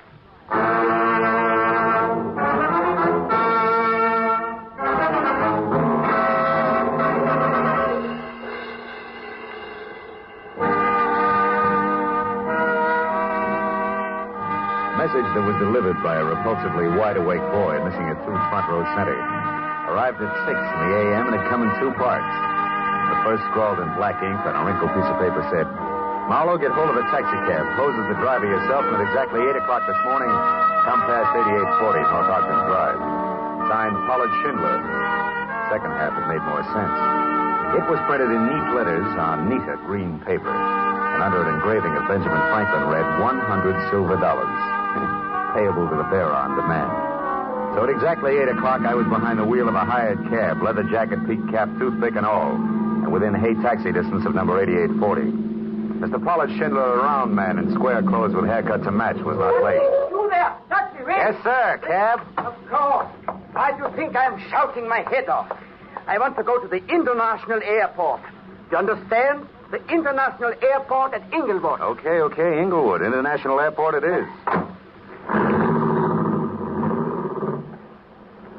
Marlowe, the meter. Quick, put the flag down. Every minute I'm being watched. Huh? Oh, yeah. Watched by whom, Mr. Schindler? I don't know. Now listen carefully, Marlowe. Later, you are to go to the Halemoana Hotel and wait for a young lady named Lenny Collier. Uh-huh. Then, at the hour she designates, you go to her house, number 44 Diamond Head Circle, and pick up the cloak. Now, wait a minute. Halemoana Diamond. What is it? The hotel isn't by any chance in Hawaii, is it? Didn't I mention this in my note? No, you didn't. Or did you mention picking up a cloak? That just proves I haven't been myself ever since yesterday.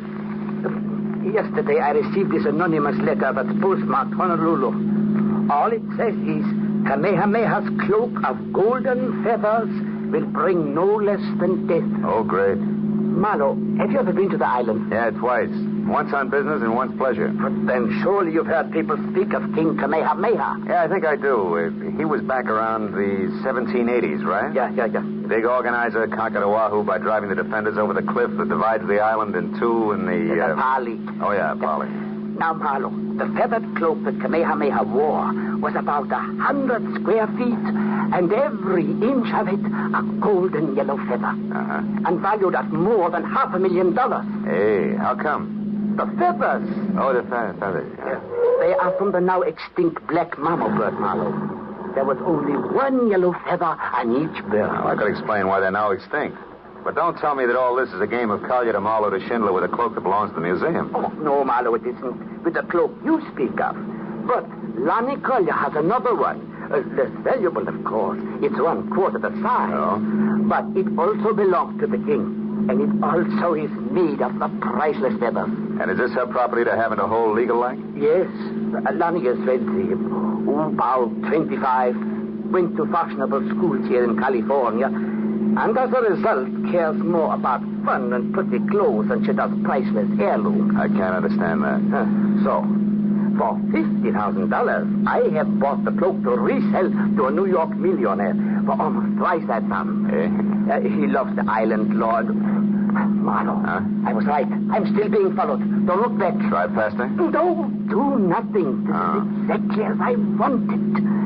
Now, whoever it is will follow me, not you. And when I am in Honolulu, they will still follow me. Well, I take care of the business on hand. Huh? Yes. Now, there's a reservation for you on the next plane. So, after you leave me and collect your cab fare, which will be $500, you drive away. Then later, Marlowe, get back here, aboard your plane and underway. And tonight, when I've got the cloak? Take it back to your hotel room at the Halemoana and sit on it hard. Because unless I am a complete success as a decoy, you will have your share of trouble, too, I'm sure. But, Marlowe, from what specific direction it will come, I do not know.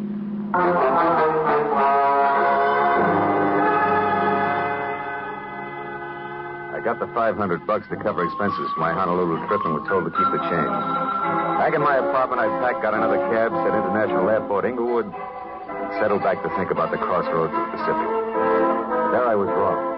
Because in the next minute and those that followed, everything was done the hard way. First, we ran out of gas, then got tied up in a traffic jam, and after that got stopped for speeding. All of which added up to me at the airport just in time to watch my plane take off without me.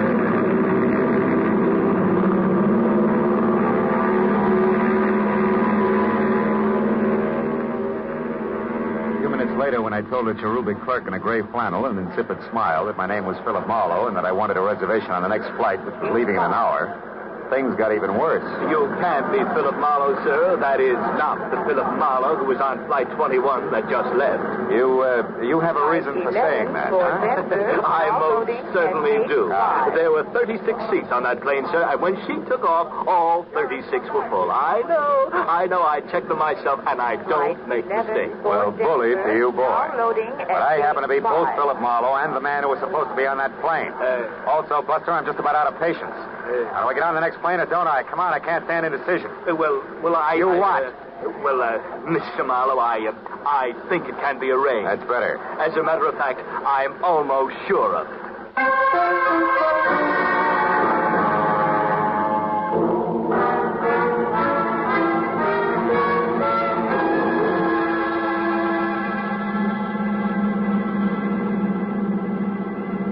An hour later, the last of California had slipped over the horizon. And there was only clear sky ahead. I began to relax. My mind drifted pleasantly. Frosted Hawaiian punches, warm white beaches, and lovely hula hands.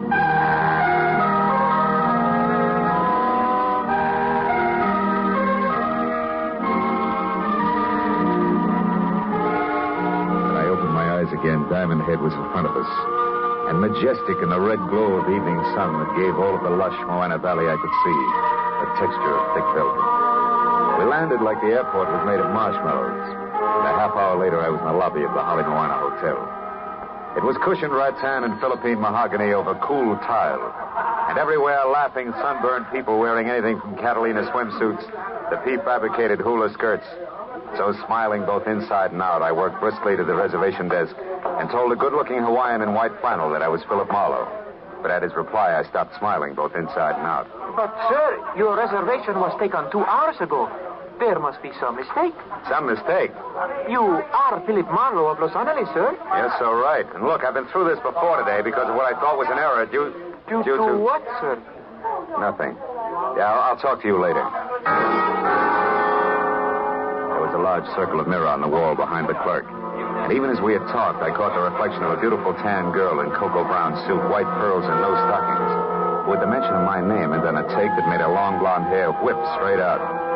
When she saw me watching her, she pivoted sharply on a spiked heel and hurried toward the lanai under the banyan tree, where there was Hawaiian music and a lot of different-looking people drinking at glass-top tables under a three-quarter moon. I stayed near the reservation desk long enough to light a cigarette. Then I followed her. She was seated away from the lobby entrance, and on a hunch that she just might be Lani Kalia, I started for an empty table next to her. But a middle-aged Chinese in gay gabardine, Panama to match, slipped into the chair that I was after. So I forgot about being subtle and addressing her as Mrs. Collier, introduced myself as an old and dear friend of Pollard Schindler's. One Leland Dunn. Well, this is a pleasant surprise, Mr. Dunn. But tell me, how did you know what I look like? Oh, Pollard Schindler's accent doesn't hamper his vocabulary, Miss Collier. Oh. He used the right adjectives, believe me. I'd love to. But I can't, Mr. Dunn. Because Pollard Schindler never saw me in his life. All our business was done by telephone. Okay, my mistake. I'm Philip Marlowe, Lanny, and I want to know when we rendezvous at 44 Diamond Head Circle for the Club of Kamehameha. Look, you're no more Philip Marlowe than you are Leland Dunn. And if you need a reason, it's because I just left Philip Marlowe upstairs. Now, look, baby, there's only one Marlowe. That's me. I can prove it. I'll bet you can. Forged papers and all. I've already been warned to watch for imposters, so quit wasting both your time and mine and get out of my way. I've got things to do. Now, wait a minute, Lonnie. Listen. More? Proof that you're actually Kamehameha himself? No, thanks, mister. Goodbye.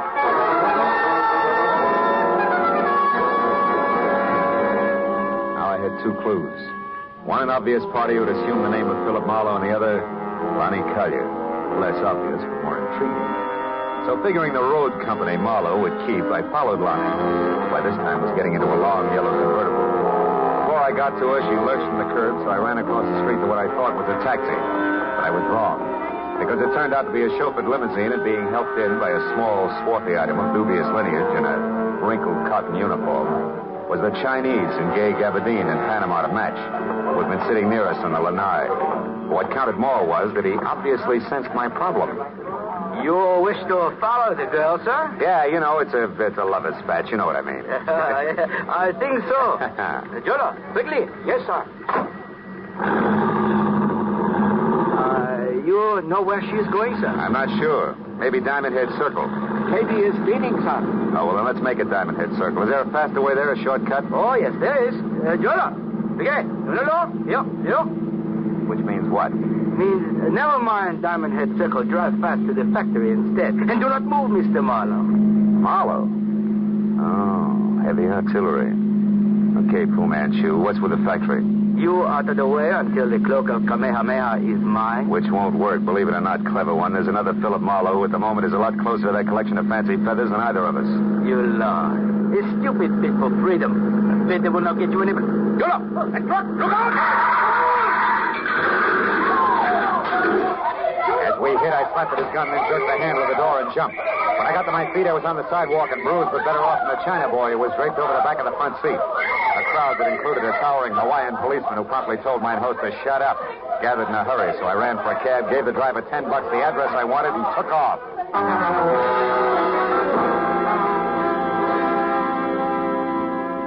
The street on which Lonnie Collier lived was a neat curving strip that rose sharply from sea level up into the shadow of Diamond Head itself. And we were there in less than 10 minutes. Finding number 44 was something else. And another 30 minutes disappeared before we finally parked away from the place, which was glass and Kona wood, tucked deep behind a thick grove of date palms. I told the driver to back down the hill without using his motor. Then I slipped into the grounds and carefully moved toward the house until what I thought was the trunk of another palm stepped into my path. Stop where you are. At the top, which was over 6.5 feet, there was a shock of flaming red hair. The whole frame was half covered in dirty yellow shirt, once upon a time white ducks and battered brown sandals. Who are you? Someone with an appointment to see Miss Collier. Why? You belong to this place? Yes, and this place belongs to me as well. All of it, Miss Collier included. She's mine to protect, you understand that? Malahini. Malawitch? Malahini, greenhorn tourist, a kind that I hate. A kind that's ravaging all that's beautiful, stealing the islands from those they belong to. Take it easy, Red. I'm not here to stick your pretty island in my pocket when you're not looking. All I want is words with Lonnie Collier. You're like the rest of them, trying with cunning and deceit to turn her head away from these shores and toward the mainland where you come from. I won't stand for it. Why don't we break this round table up and get to the house? I'm in a hurry. All right. But I'm sure that Lonnie will be on my side.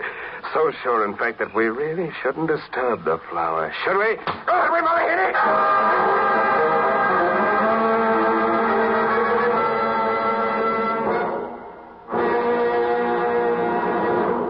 In just a moment, the second act of Philip Marlowe. But first, this Wednesday night, Fred Allen will be Bing Crosby's special guest on Der Bingle's CBS half hour of laughter and music. Earlier this Wednesday, the winner of the $1,000 prize in the Dr. Christian Prize contest will also be announced by Gene Herschel, star of CBS's Dr. Christian Show. And don't forget that Groucho Marx and Burns and Allen will also be here on most of these same CBS stations this Wednesday. Now, with our star, Gerald Moore, the second act of Philip Marlowe, and tonight's story, The Cloak of Kamehameha.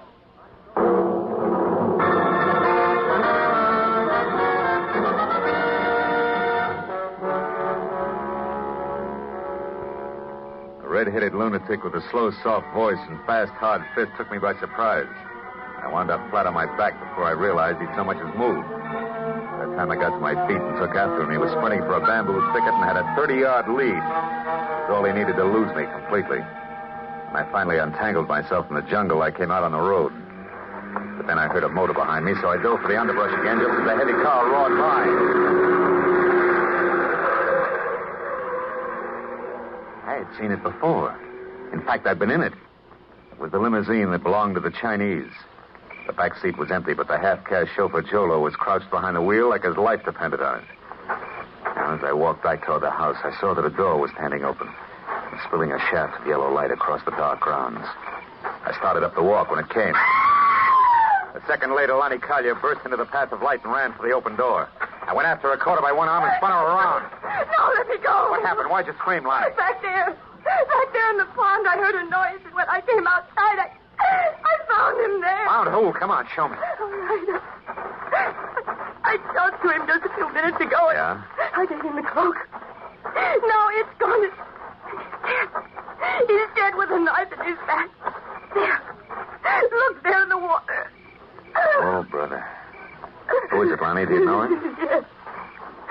Yes, that's Philip Marlowe.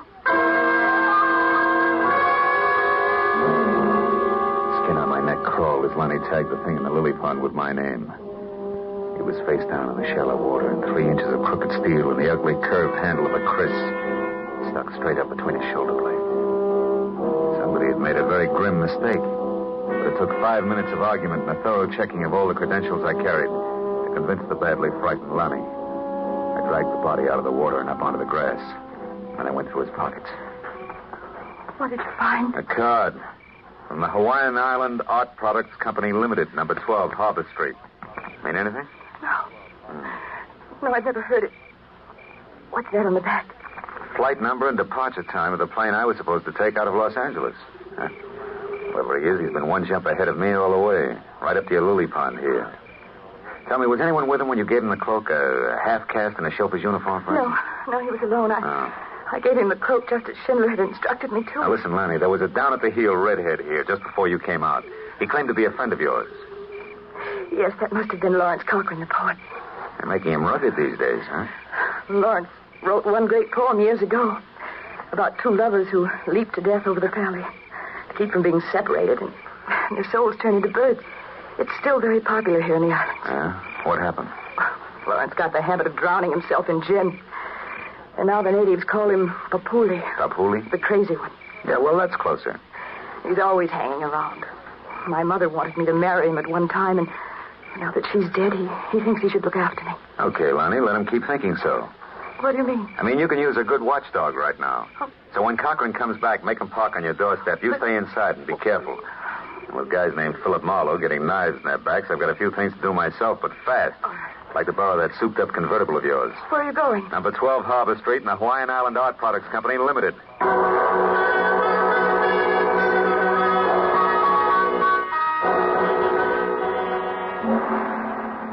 Harbor Street was a narrow, twisting alley 2 blocks below King Street.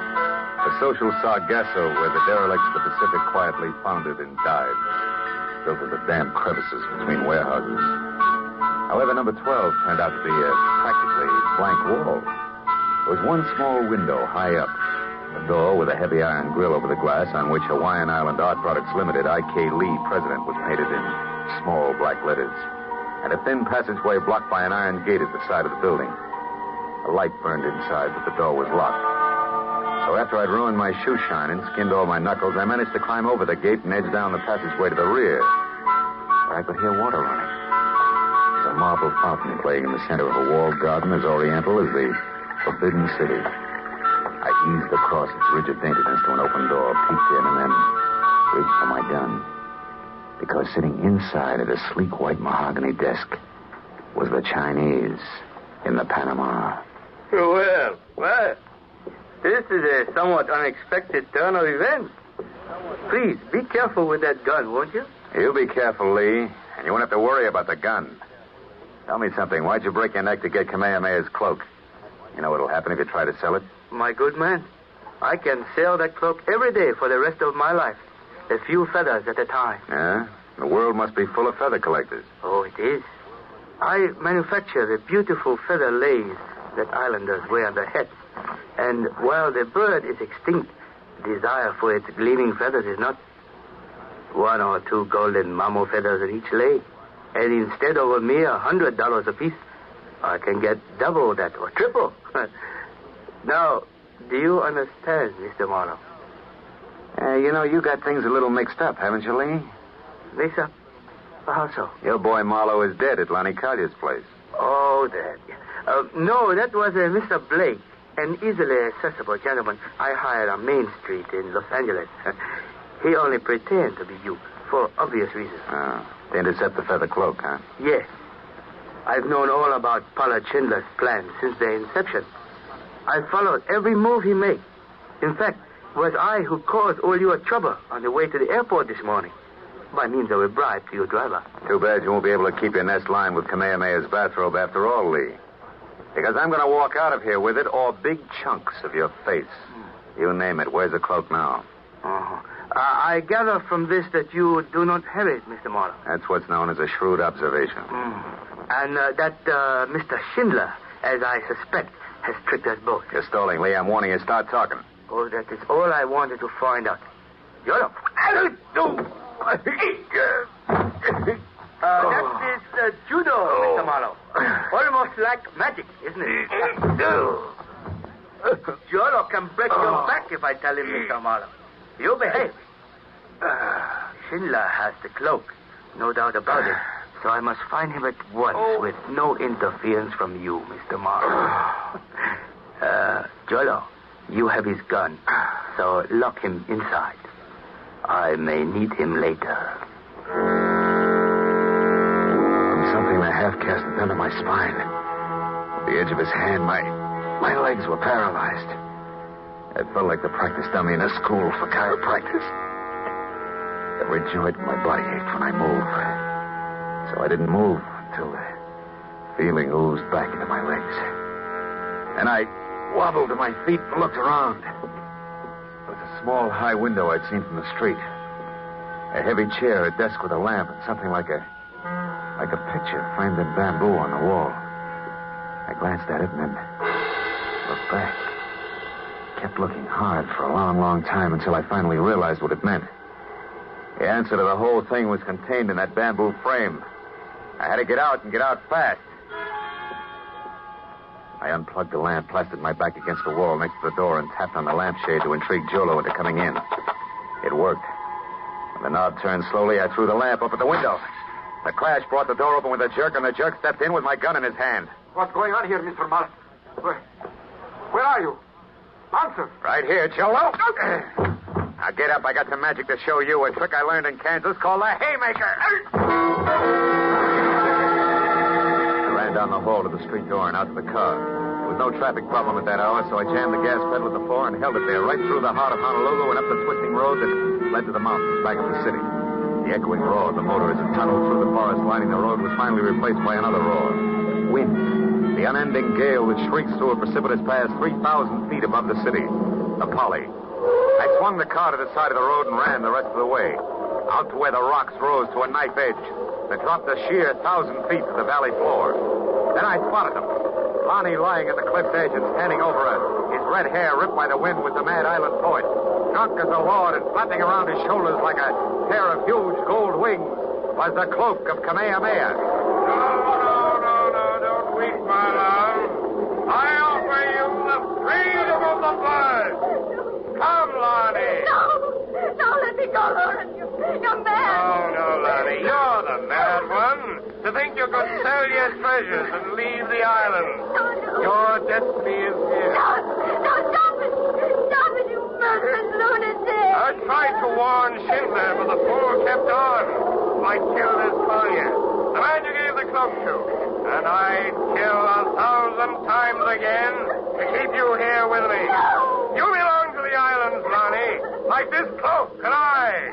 We must never leave. Come, it'll all be over soon, and our souls will turn to birds and live forever in this paradise. Stop! Marlo, help me! Stay back! Don't interfere! Stop, Lonnie! Marlo! I know. Are you all right, Lonnie? I'm all right. Marlo, look. The cloak. Cochran must have lost it as he fell. The wind brought it back to me. Strange, Marlo, but I don't want to touch it ever again. I know what you mean. I'll carry it. Come on, Lonnie, let's get out of here.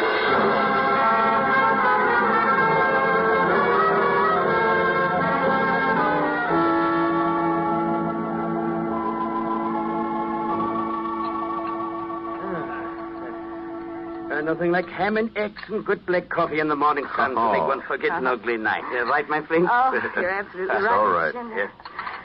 More coffee, Phil? Mm-hmm. Oh, thanks, Lonnie. So, Lee was picked up by the Honolulu police, huh? Sure. I had it all set up. He'll spend some time in prison. And Jolo, too. By the way, he was still unconscious when we got to him. What in the world did you hit Jolo with, Marlo? Enthusiasm, mainly. And that's when you got away and came up to the party, wasn't it? Phil, how did you know it was Lawrence and where he'd be? Well, it's all tied with that one popular poem that Cochran had written, Lonnie. Oh? That anonymous letter you got in Los Angeles, Mr. Schindler, was a line from that poem. Oh,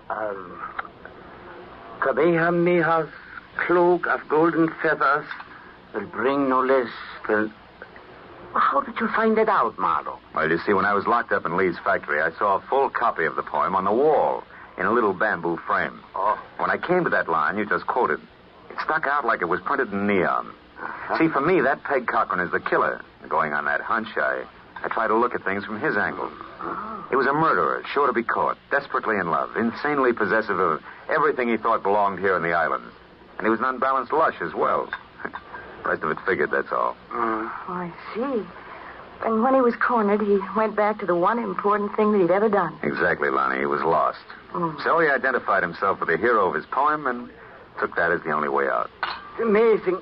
Yeah, truly an amazing thing. Oh, yeah, it's a terrible thing, too, Mr. Schindler. Well, we all got what we went after, didn't we? Each of us. Even Lawrence Cochran.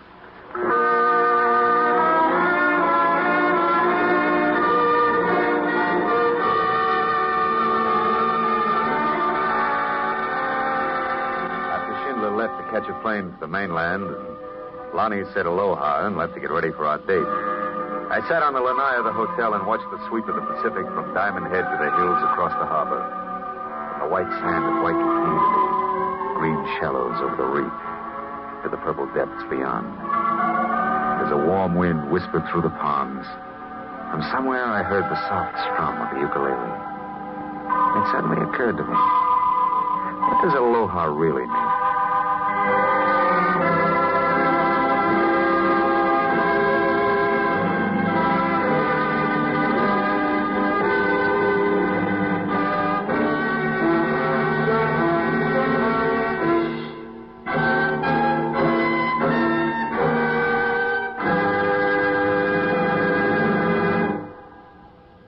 The Adventures of Philip Marlowe, bringing you Raymond Chandler's most famous character, star Gerald Moore, are produced and directed by Norman MacDonald and are written for radio by Robert Mitchell and Gene Levitt. Featured in tonight's transcribed cast were Wilms Herbert, Lynn Allen, Jack Crucian, Dan O'Herlihy, Byron Kane, and Peter Leeds. The special music is composed and conducted by Richard Arant. Be sure and be with us again next week when Philip Marlowe says... This time a dead witness, a $100,000 bribe, the eyes of a beautiful dreamer, and a corpse in a tool bin. We're all tied tight to the same thing. A fox's tail.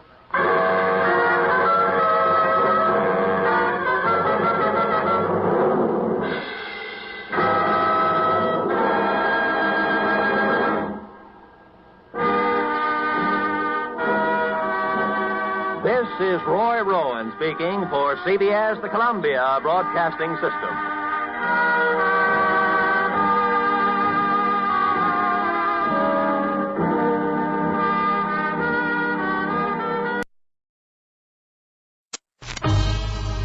Time now for Rocky Jordan.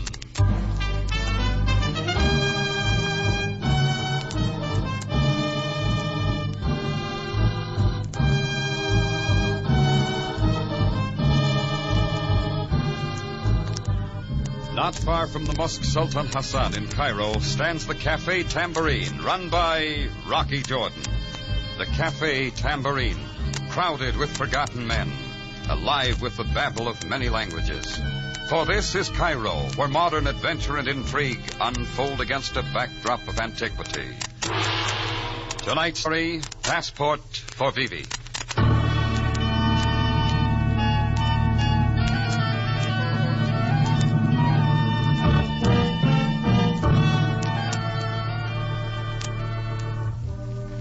Her name was Vivi. I don't know what the rest of it was or where she came from. Probably a mixture of all the forgotten places from the Danube to the Nile. She wore too much makeup. Her clothes wouldn't have drawn a second look in a fire sale. And her collarbones kept reminding you she was even skinnier than the dames in the fashion magazines from back home. But there was something about her. Chris, my bartender, called her the Sphinx because she had wide Egyptian eyes and because she always seemed to smile no matter who threw sand in her face. I had a different idea. I figured out a long time later, Vivi knew what she wanted, that's all. And it was good.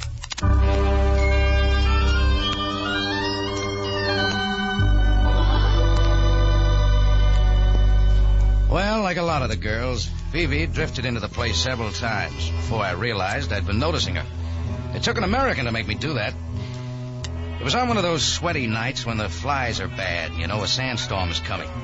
A big Armenian was playing chess with a Turkish soldier over in one corner. The American was draped on the bar, pawing for a rail that wasn't there. My name's Jeb Waters, salesman from Kansas City, Kansas, not Missouri. How are you? Mine's Jordan. I run this cafe. Oilfield supply, pal. I'm an oilfield supply. It's a great little line these days, oil. We all sell something. You know, this is my first trip to Cairo, flying, you know. A great way to travel, pal, flying. How about another bourbon? Sure. Expense account's as big as his stomach. You see what I mean, pal? You get me, pal? Get you, pal. Say, Jordan, like I say, it's my first trip to Cairo, see? And I've been tending pretty strictly to business since I got here last week. That's a way to stay out of trouble. Yeah, well, what I mean is after this, I head for the Persian Gulf. Kind of a lonesome place, the Persian Gulf. You see what I mean, boy? You're talking to the wrong guy. I lost a date book. Oh, now, don't get me wrong. I just thought, well, I haven't had much time for sightseeing, and there's supposed to be some pretty good night spots around here. If somebody could... Who is she? Huh? That one coming in. Oh, I forget her name. Boy, makes you feel like Humphrey Bogart, don't it? Here, take the bottle. Hello, Rocky. Hello, Vivi. Forgot her. Relax, Kansas. You have seen him? You have seen him, Rocky? No, he hasn't been in, kid. Him? Who's him? Say, what's this all about? She's looking for somebody, that's all. Victor, his name is Victor. He was to meet me here 2 days ago. Perhaps you have seen him, monsieur? Oh, sure, honey. I know lots of Victors. Herr Bertrand Seaman, monsieur. What's she doing, kidding me? She told you she's looking for the guy. Stood her up, I guess. Sorry, kid. I will find him. Yeah, try again later, maybe. Hey, wait a minute. What's the matter with me? Nothing's the matter with me. Excuse monsieur. Come on, sister, come on. I mean it. What's a punk seaman got Please, let go. Hey. Now you're nobody. She said let go. Stay out of this, Jordan. Sure. Hitting me wasn't so smart, Jordan. See, you spilled the bottle, too. It's all right. You're not drinking anymore. You bet I'm not. Not in a joint like this. Back in Kansas, I wouldn't be found dead in a joint like this. I'm sorry, Rocky. So am I. People like him, they happen so often. Yeah, they pay their bills. I'm sorry about that, too. Oh, stop being sorry for everything. Just go someplace else. When I find Victor, he will loan me the piastres I owe you. Look, why don't you wise up? You were ditched by a sailor, that's all. Okay, go home and forget it. For whose sake should I do that, Rocky? For your own. What do you think I meant? I don't think anything. All right. The weather, I guess. Besides, I will find him soon. Sure. Go look someplace. Good night, Rocky. Wait a minute. Had anything to eat tonight? I'm not hungry, Rocky. Sit down at a table someplace. Get you a bowl of soup.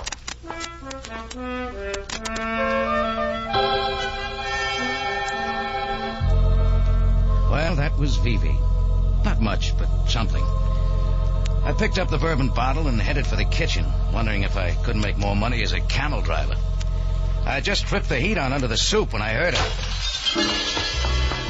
A rock had been pegged through the front glass window. I figured the salesman from Kansas City, Kansas, was trying to get even with a few convention tricks. That made me sore, and I took out after him like a Marine after a free beer. When I got out into the street, it was empty. Not even a baksheesh boy or a drunken occidental. Just a lot of shadows and sky full of black air that felt heavy and compressed. Signore. The voice was behind me, but I turned slowly. There was no point in jarring that thing that was poking me. It turned out to be a .45. And back of that, I could make out a pointed beard, a black coat, and a pair of baggy European pants. Signor. Yeah, I heard you. What do you want? The alley, please. Come on, the alley. We got privacy here. Okay. What happened to Waters? You gonna tell me, senor. This is far enough. This is far enough. To tell you nothing? Take it easy, you'll blow a gasket. Senor Waters, where he go? Come on, tell me. The Persian Gulf. Inside, what he say? Whiskey. Tell me what he talking about. The price of pyramids. You should be aware, senor. This Waters, he's what you call a crook. Just like a Capone, is a crook. Sure, and your internal revenue. Please. I have a business with him, that's all. You must help. I must know what he's doing. How should I know? The girl, who is she? What he say to her? Nothing to interest you, buddy. The conversation was all about a merchant seaman named Victor. Seaman named Victor? That's it. Well, I told you. Now you happy? No, senor. Not so happy. Not so happy at all. His face froze when I mentioned the seaman named Victor. He stood there a moment looking at me, then he took off. I could hear his steps as he ran down the alley and out toward Ari Ben Polda. Then he was gone, and it was quiet again, and there was nothing left in the hot night but me and the mysterious East. Well, I walked around to the street and backside the tambourine. First thing I noticed was the chess game had broken up. The Armenian and the Turk had gone home. Then I saw the corner table where Vivi had sat. It was empty, too. She'd disappeared. Well, I poured myself a drink, went to bed, and tried to forget about it. But the things that don't make sense are the ones you can't forget.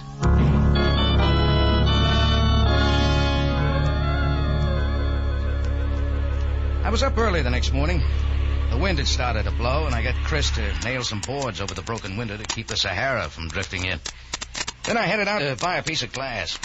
I could have found a closer place, but I steered through the dust with the big street markets beyond the Mosque Sultan Hassan. Guess I was a little relieved when I found what I was really looking for. Rocky, good morning.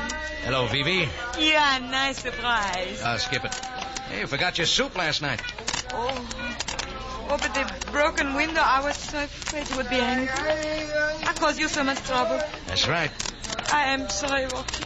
Look, kid, you know a guy in a goatee? European, Italian, I think. There are many men, Rocky. You know him?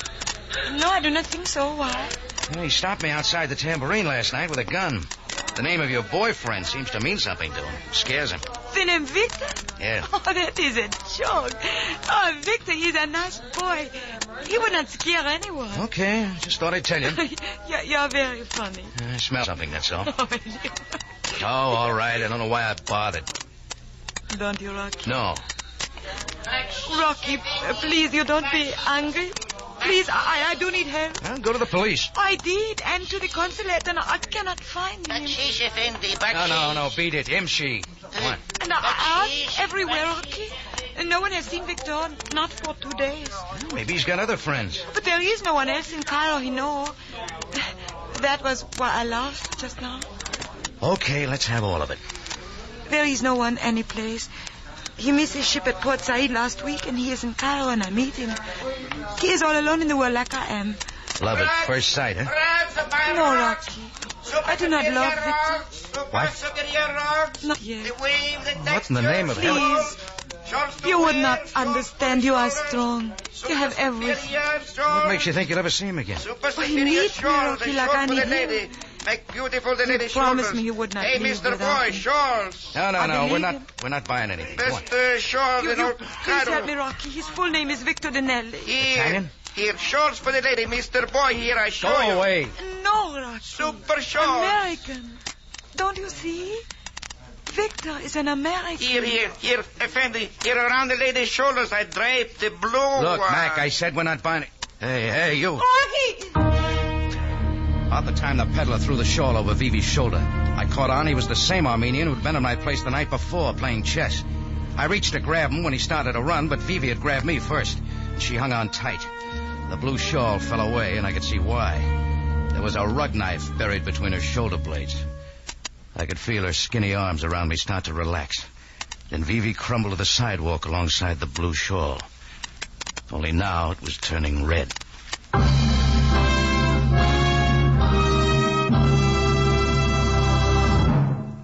You're listening to Passport for Vivi, tonight's adventure with Rocky Jordan. The Day of Miracles is not done, and one way to work miracles today without leaving your home is to contribute to your Red Cross. Your contribution will go out doing the yeoman service to your fellow humans that you would like to do yourself but cannot. Your contribution will perform miracles of aid for the homeless, the wounded, the hungry. Send your contribution out today to Work Miracles.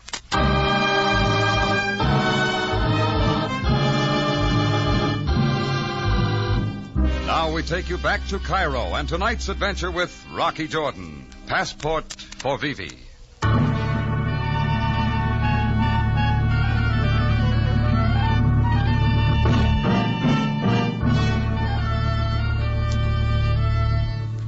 like so many things, it started out with a woman, Vivi.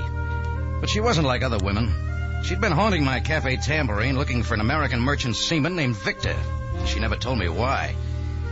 There was a salesman from Kansas, USA, and an Italian whose name no one mentioned as yet. The picture, too. But the center of interest was the girl looking for Victor. She didn't find him, but found a knife in her back instead. Well, that left me in the middle of the street markets with a knifed girl on my hands. I put in a quick call for an ambulance, and it took her to a hospital. I couldn't go with her because someone else had put in a call to the police. A squad car was on its way. I figured I'd do my talking to Sam Sabaya, captain of the Cairo police, out of reach, on a telephone. Jordan, where are you telephoning from? Sorry, Sam, I can't tell you. Jordan, listen to me. You are in serious trouble. You were in the company of a girl who was knifed. The injury is most serious and she may die. I know that, Sam. It would then be murder. Jordan, I am warning you. I have my men looking for you right at this moment. I didn't do it, Sam. You know that. It was an Armenian posing as a rug seller. You have witnesses? About 5,000 if they were looking. Then what do you fear? If you have witnesses and you did not do it, why do you not come to me? Funny thing, Sam, when something like this happens, people pull their heads in. They all let out for Mecca. Ah, so then you are my only witness and my only suspect. Jordan, I tell you once again, turn yourself in. Come to me. You're wasting time, Sam. Look for that Armenian. You know I didn't do it. I only know that it is the jackal who strikes and runs away. I'm not running. I got work to do. Such as? Well, maybe I'm looking for a sailor named Victor, too. I don't know. But the girl has looked everywhere. You yourself think that he will not be found? All right, I'm mixed up. Perhaps then you will say you are looking for the one who tried to kill her. Maybe. Jordan, what does this girl mean to you? Nothing. Then why are you thinking of vengeance when this is a job for the police? Why do you do this when you say the girl means nothing to you? Why, Jordan? I do not understand. Do you? No.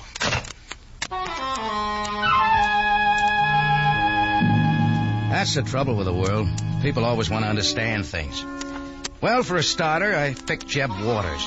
The American Express Company suggested I call it the Ramses Hotel. I did. It wasn't much. One potted palm and a sober Egyptian with a water pipe who fumbled some cards and said, room 14 through the courtyard. That must have been the number one girls' quarters in the days when the place was a harem. A latticed door looked into a suite. I knocked. Nobody answered, so I lifted the latch. A sitting room, cool and dark and empty. There was another door, bedroom, I guess, and I moved over to try that. It went off right in my face, but I don't know what it was aimed at because I still felt healthy when I dove for the floor. My hand hit a foot that was trying to jump over me. I hung on and got a man on my chest for the trouble. He rolled, and I kept again a handful of baggy pants. I swung somewhere in the north and landed. He went down. On his way, I caught a glimpse of beard. It was the Italian who froze when I'd mentioned Victor Danelli's name. Before I could pile him, his arm went around, and I guess the butt of the gun went with it.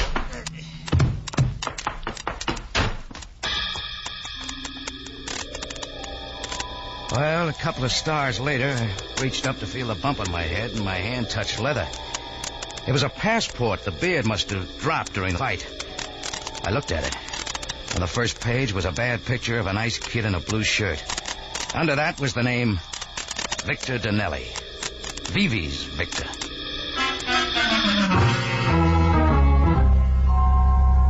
For the first time, things began to tie together. But it was a crazy knot. And a moment later, the door opened and Kansas walked in. Here you are. Hello, pal. Yeah. Desk said you'd be here. Hey, what did you do to my place? Everything's thrown all around. Not me, Buster. $50. $50 gone on my traveler's checks. You won't be able to cash him. Who? A beard. Oh. He says he doesn't like you. You do business and you're a crook. Hey, take it easy, boy. I'm not in good shape. Oh, my head. Oh, mother, my head. Your head? What's his name? You know, I finally connected last night. I hit every spot. What's his name? Town. The beard. Dispore. Gino or Vino Dispore, something like that. Yes, sir, I hit every spot in town, and you can have this town and that whole desert. Me for Palm Springs. All right, get off Me it. for Palm Springs. You said it. Me for the zestful, restful Rossmore Hotel where a guy can relax. Get it off, I said. I'm talking to you. What's the matter? You still sore at me, pal? Well, I don't blame you. Guess I kind of got out of line in your place last night. You still are. Knifed, wasn't she? Almost killed her, huh? Yeah, the cops told me. Called me at the company branch office. I gave him your name. Well, thanks. I wouldn't have made a pass at her if I'd known she was yours. Who says she was? Well, what are you doing here? No skin off your neck, is it? If the Armenian did it, that's all there is to it. Maybe he was sore because she wouldn't cut a rug with him or something. You seen this passport before? Victor Dinelli, huh? No. That the boy she asked about? Despori dropped it. He's tied in. Now give. Look, pal, like I told the cops, I really don't know who he... Take it easy, pal. That's a clean shirt. Keep talking. Italian. New in town, looking for business deals. That's all. Met him in a bar. He's a sucker. And you're a salesman. Well, there's nothing wrong with a little side operation, is there? Do you know... I sold that jerk some shares in the Golden Gate. So help me, boy, I actually did it. No wonder he's sore. I didn't hook him for much, $100. I just did it to have something to tell the boys back home. That dumb foreigner. Well, you're an American. You think it's funny, don't you? So long, salesman. I walked out onto the street and looked at Victor Dinelli's passport once again. Then I thought of Vivi and her riddle. Well, I couldn't go to the hospital to talk to her, so I did the next best thing. I went over to where she lived to see what I could find. It was a box-like room in a French woman's rooming house on the Street of 1,000 Eyes. There was a cardboard suitcase standing near the bureau, ready to go. But it was the walls that really told her story. The walls and the things I heard her say to me. You are strong, Rocky. You have everything you would not understand. Over the bed were pasted 97 pages from the Sears Roebuck catalog. Victor, he needs me like I need him. He promised he would not leave without me. I believe him. The rest of the room was covered with maps. Maine was next to the washstand, and California hung by the window. It was all there. He's American. Don't you see? Victor is an American. Yeah, that's all she ever wanted. The land of the free and the home of the brave. And the sailor was the guy she was sure would give it to her. Vivi's riddle was as simple as that. And I started thinking the millions of people over here with the same idea.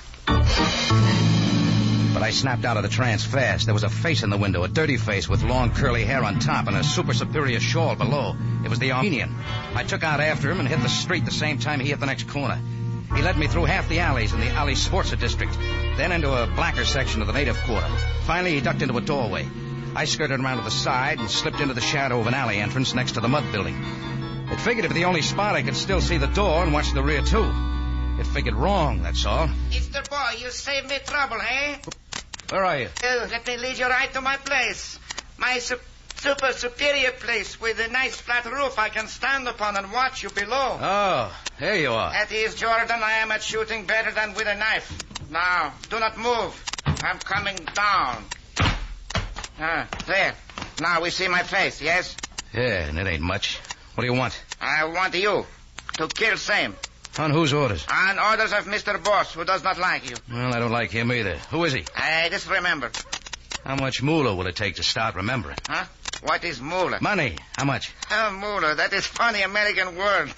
Now I know many American words for money. Dough, cabbage, scratch, moolah. Let's drop your education and get back to business. No can do business, Mr. Boy. Even your tambourine is not worth enough. Come. We have things to do in the shed. Well, the alley's just as good for what you got planned. The shed, more better. There are boxes there so that I may stuff you in and bury you in the desert. Yeah, I'll buy it if you build a pyramid over me. Otherwise, I'll just pass it up. No, Mr. Boy, no pass up. Come, move. Okay, stop waving that thing. Now, inside. You go inside. Stop, Mr. Boy! Well, Jordan, this time you are running toward the police. Hello, Sam. The police want you for questioning, Jordan. You do not come to them, we come to you. I'm not complaining, believe me. Is he dead? Seems so. He was Murder Incorporated. Well, now you will come with me, Jordan. There's still another matter of interrogation. That young lady in the hospital is not expected to live. We can get some answers right here. That joker in the deep freeze was the one. I prefer to talk in the police station. It's not just a matter of talking, Sam. It's a matter of looking, too. Come on, into the shed. All right. Ah, there they are. And what are they, Jordan? A rug cutter's boxes, rigged for traveling and burying. This empty one seems to have been for me. And this other one? I think it's already rented on a long-term lease. Open it up, Sam. Yeah. Who is this man, Jordan? Victor Donnelly, merchant seaman, USA, Italian descent. Vivi's boy, Victor. I guess she can stop looking now. I will telephone the coroner, and you, Jordan, will please come with me to the police station. Am I under arrest, Sam? Technically, no. Sorry, Sam. See you at headquarters in about 45 minutes. Right now, I got a date to see a man about a very ugly racket.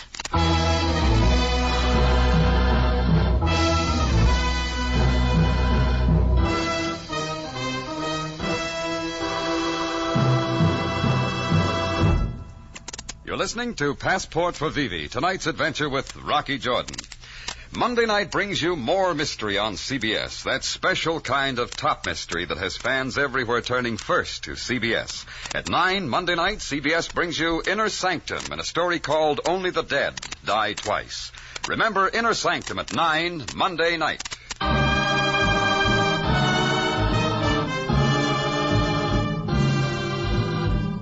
Now we take you back to Cairo and tonight's adventure with Rocky Jordan, Passport for Vivi.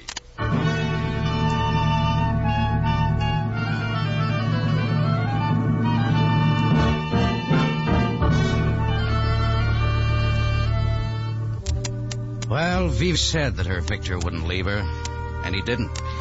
He'd just been dead a couple of days, that's all. Killed by the Armenian and packed for a desert burial. But the Armenian was leg man for somebody else's racket. The Italian Desporis or the salesman from Kansas City, Kansas. It didn't take a lot of figuring to get the right one.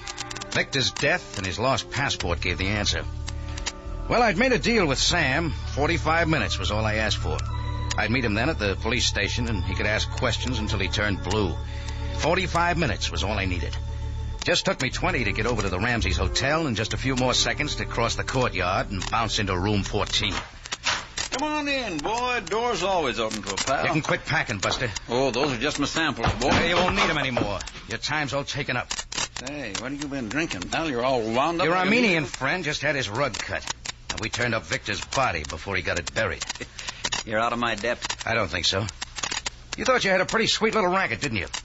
Despori, Italian, wants to get into the United States, so he comes to you to buy a soul.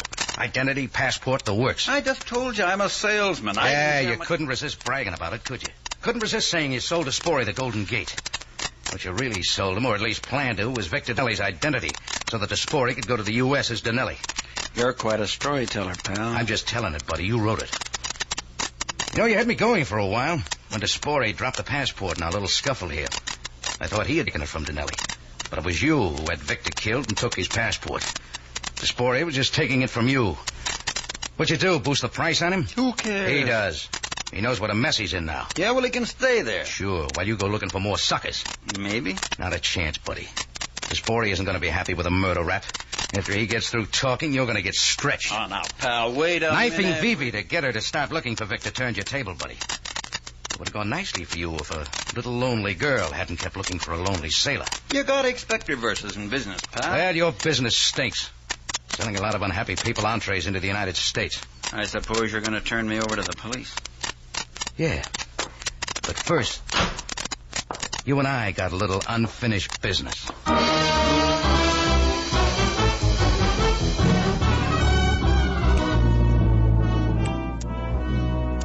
I guess I lied to Sam. I didn't make it back to the police station in 45 minutes. Took me a little more than an hour before I dropped Jeb Waters on Sam's doorstep.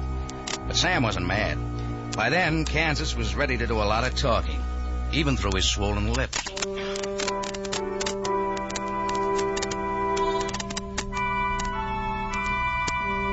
Well, all that was left was Vivi. It was night, and the cool wind from the desert was blowing onto the Cairo streets when I walked into the hospital. A couple of old Egyptian women were scrubbing floors. And aside from that, there seemed to be nothing else to the hospital but the smell of antiseptic.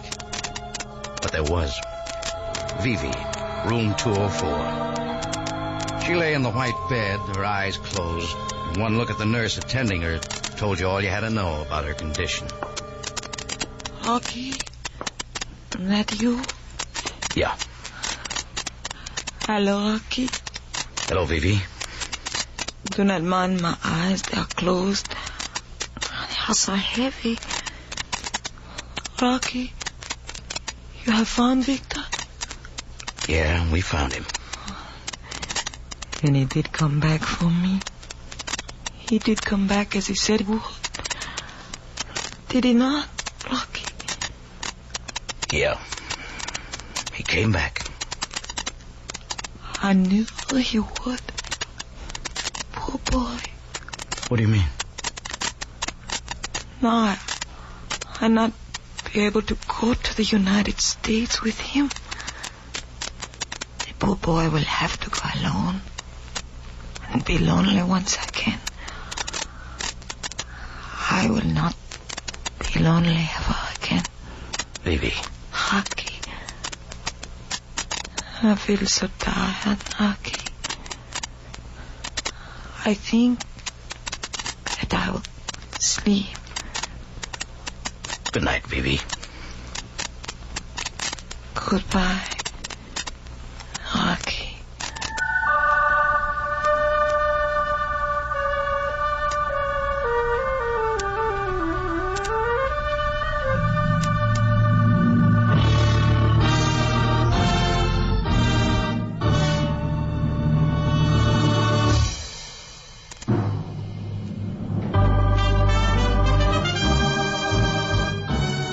It's CBS again at this same time next week for another story of adventure and intrigue. And we take you back to Cairo and the Cafe Tambourine, run by Rocky Jordan.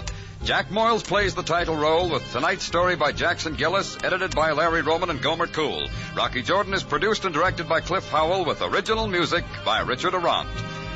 Larry Thor speaking. This is CBS, the Columbia Broadcasting System.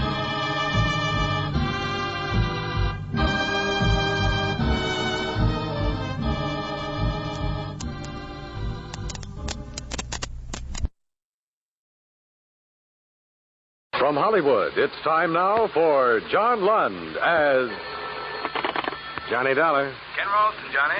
Oh, hi, Ken. How's Kansas City? Take my word, in Hollywood it's better. Oh? You always liked Hollywood, didn't you, Johnny? You want me to? There's a man there named Phil Gardner. He's up to here in starlets. In what? Starlets, young girls with big careers in front of them. Phil Gardner's an agent for them. So he needs me? Oh, we do, Johnny. Twin State Insurance. Gardner's been calling me every half hour. It's like this, Johnny. Gardner's insured a few of these starlets with us. One in particular for $50,000. So? So, mostly Gardner's been babbling. He says this starlet in particular might not live. Babbles somebody wants her dead any second. You like Hollywood, Johnny? Commission? Fat. Real fat. Hollywood. I like it.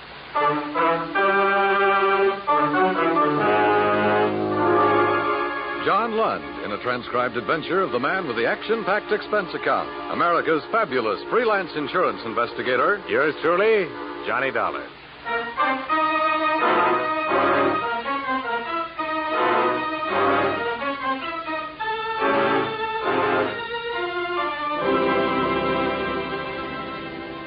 Expense account submitted by Special Investigator Johnny Dollar to Twin State Insurance Company, Kansas City, Missouri. The following is an accounting of expenditures during my investigation of the starlet matter. Expense account item 1, $227.70. Airfare round trip on coach out of LaGuardia, flight 601, flying west.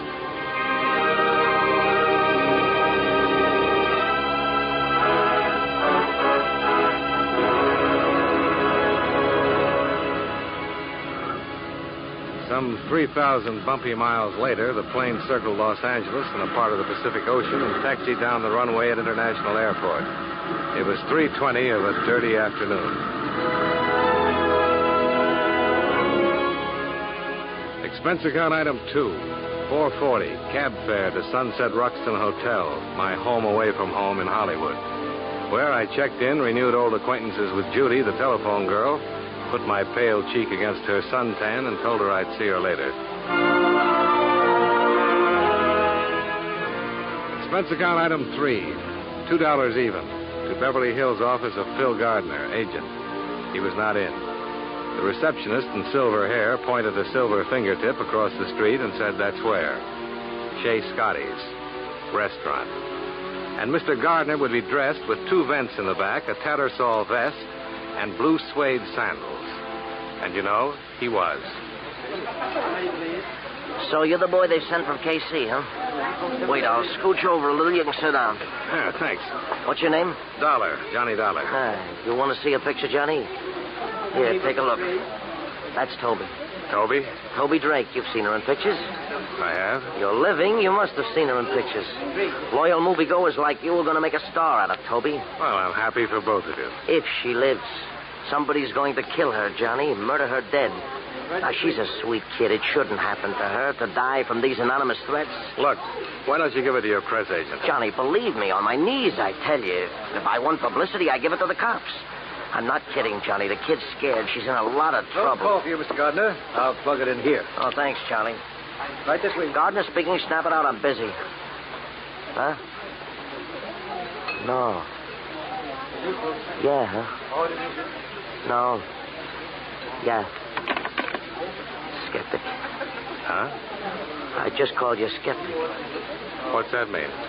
Toby's dead. Her boyfriend called. I should be the first to know. I'm sorry. Look, I'll drive you over there. You'll want to see for insurance purposes, huh? I'll use the Jag. I'll put the top down. Sure. You wouldn't go to a funeral any other way, would you, Phil?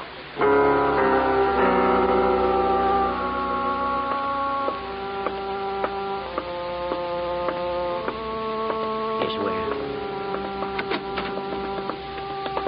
Johnny, get me something, a drink of water or something like that. The place swarming with things. Chintz curtains, plump upholstery, and Beverly Hills Oriental knickknacks cluttering the Grand Rapids highboy. I walked over to the 3-piece sectional. Toby Drake was lying there, her hand trailing down to the floor. I couldn't see her face until the big man stood up. Somebody wrapped that black silk stocking too tight around her neck. You wrapped the stocking? Look, Buster, a call came to headquarters and said get here because there was a dead girl named Toby Drake. There is. And all of a sudden you're here. Why? Something they have around this town. An agent. He's Toby's. Oh, agent? Oh, well. Talk to me, agent. Sure, Lieutenant. Just Detective Koska. Lieutenant, I'll never make. Go ahead. Well, it was like this.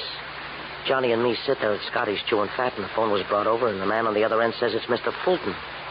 And he says his girlfriend's dead. Honest, I'm broken up about this. Well. You wrapped the stocking, agent? Johnny. He's Johnny Dollar. He's from the insurance. Well. You been hired, Dollar? Yeah. Twin City Insurance. And for me, too, Johnny. All the way. Find out for me who killed Toby. Hired, huh? These guys employ you, huh? Well. Little balls there. You carry a gun, too. Well. Yeah. Where's her boyfriend? In the bedroom. Name's Roy Fulton. He hardly says a word to me. Go talk to him, Dollar. Go tell him it's okay. You can talk to him.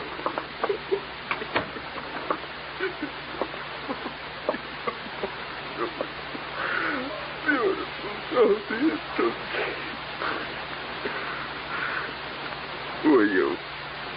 Johnny Dollar. I'm an insurance investigator. Toby's dead. She was murdered, Mr. Fulton. I'm trying to find out who did it. We had a date. I came here. I saw her. I didn't lose my head. I called her agent. Then I called the police. Did you kill her? No. But she should have been more careful. Girls like her. What kind of girl did you think she was? Very pretty. Just beautiful. Now no more. Toby. Just beautiful Toby. Mr. Fulton. Lost. Forever. Mr. Fulton. For always. Nowhere. Toby. Beautiful Toby.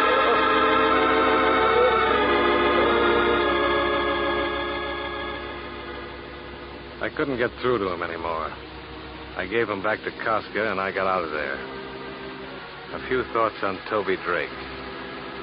Toby, a kid who'd once maybe won a beauty contest. Expenses paid to Hollywood, shake hands with the stars. A nice kid. Pretty kid on her way, now dead. I bought a paper and went back to my hotel. The lobby desk came first. Hi, Mr. Dollar. Any calls for me, Judy? You got a call with a message. You want it? Why don't you come over here and give it to me, Judy?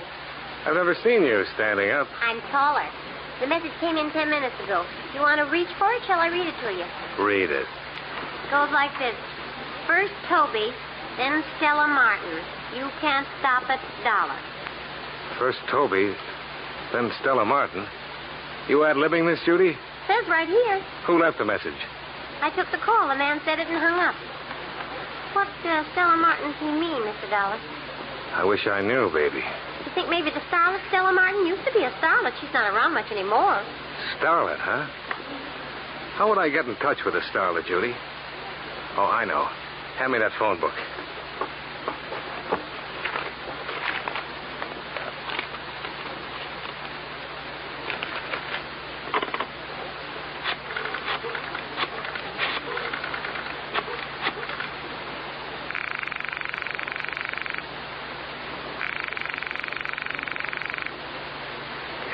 Come on. Who are you calling? A man who knows starlets past and present. Agent Phil Gardner. Oh. Not in, huh? Why don't you try Hollywood casting, Mr. Dollar? They'd know. Yeah.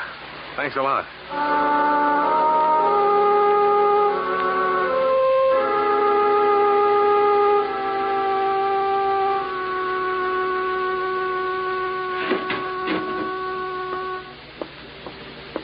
Stella Martin dropped from our ready file. Non-payment of dues. Well, there must be an address where you dunned her. 2001 Magnolia Avenue, Westchester.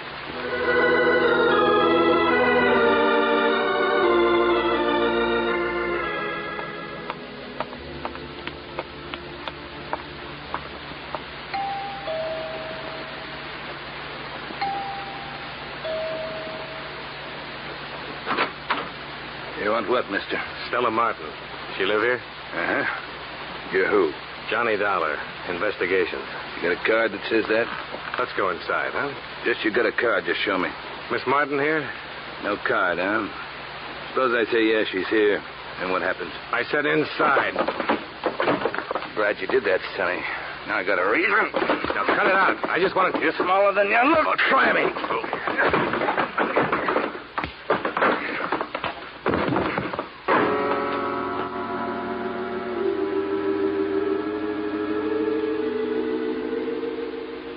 Later, when I opened my eyes, he was gone. I got to my feet, fell down, then finally made it over to the hallway, where there should have been a bathroom and a towel and some water. The thing that stopped me was the girl in the negligee. She was sitting on the floor against the wall. She was blonde, and her head was turned to one side as if she was wondering about me. There was a stocking tied around her throat, and she was dead.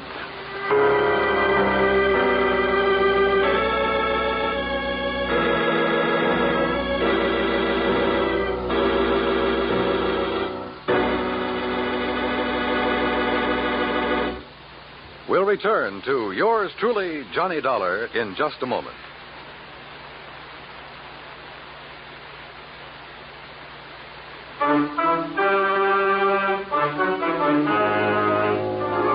Now, with our star, John Lund, we bring you the second act of yours truly, Johnny Dollar.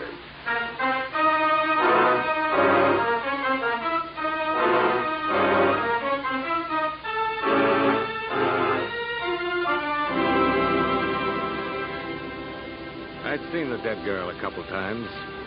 In the jungle picture, spliced between the main feature and the newsreel. The girl in the South Sea apron who gets chased by the gorilla. I stopped trying to convince myself it wasn't real. It was real, all right. I didn't need the pounding on the door to knock it into my head. I didn't need Detective Koska either. What is this, Dollar? You on a rampage? Now, you want to know what happened, or you want to be a big man? Just be gentle with me. That's all I want you to do. 15 minutes ago, I was in a warm bed. So just be gentle. I got slugged. A man 7 feet tall in a black leather Look, jacket. I spent 5 hours questioning Roy Fulton about the murder of this girlfriend of his, Toby. Nothing. I let him go. Then I climbed into this warm bed, and I was sleeping fine. Then Sergeant Hurd called. Seemed someone phoned in this address to Sergeant Hurd. Now, you were saying what, Dollar? She's in the hallway, propped against the wall. Show me.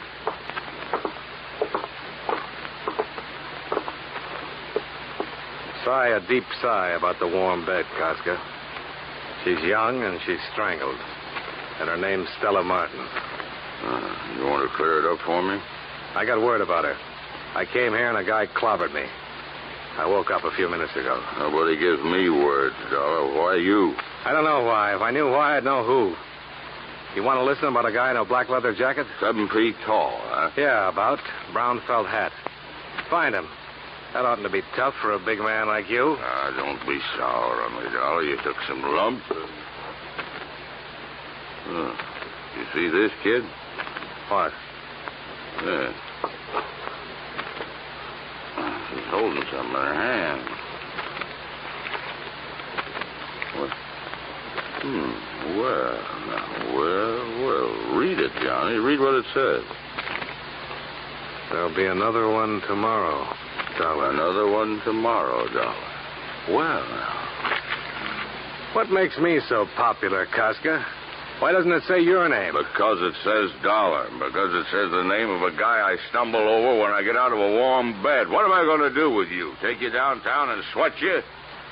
Get out of here, Dollar. Get out.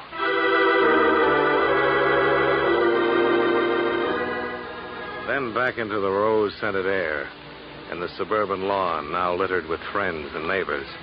And under the bright neon of the corner cut-rate drugs and sundries, the night-blooming hack stand.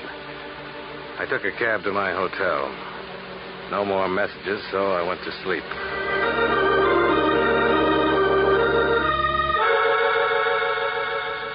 And the next morning, the sound of the telephone screaming the name of Phil Gardner, agent. Get here, it said. So I got there. Girls drop like flies where you walk, Dollar. I read the papers this morning, and you were there, and another one dropped. Now, what's the matter, Phil? Only yesterday we were in love, you and I. Now, don't ask me. Can't we even be friends? It's a tired line from a tired guy. I don't like tired. Let me tell you something, Phil. I'm glad you called. You were going to be my first stop. Now, look, you were hired to maybe prevent Toby Drake's dying, and this you were a flopola, a stinkeroo. Then you stay on, maybe you could come up with why Toby, a talented girl, had to die.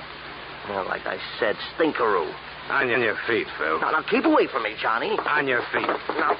Now we talk. I'm talking. You killed Toby, Phil? Lay on, Johnny. Toby was on her way, maybe a star soon. Also with insurance, $50,000. Beneficiary you. Lay on. That why you killed her? Johnny. And all this big talk on the phone this morning. Get down here. Cover up talk, Phil.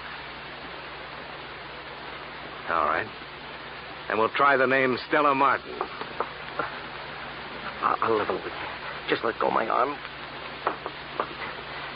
Stella Martin, a 3 months ago pickup. From Dorcas Drive-In on Santa Monica. A guy gets lonesome for a car hop like Stella. A friendly pickup, so help me. Huh. You did lovely, Phil. Now, one thing more. You know a man who wears a leather jacket who's 7 feet tall? Somebody help me. I got a madman loose. Goodbye, Phil. You've made the morning even worse.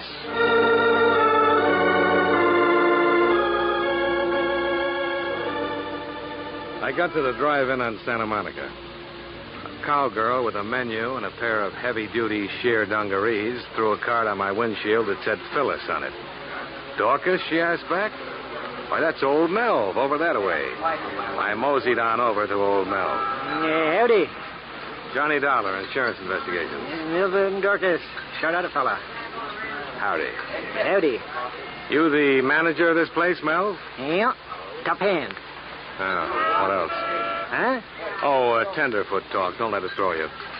I need some information, Mel. Yeah, don't be a gravel kicker, son. Speak up. What's on your mind?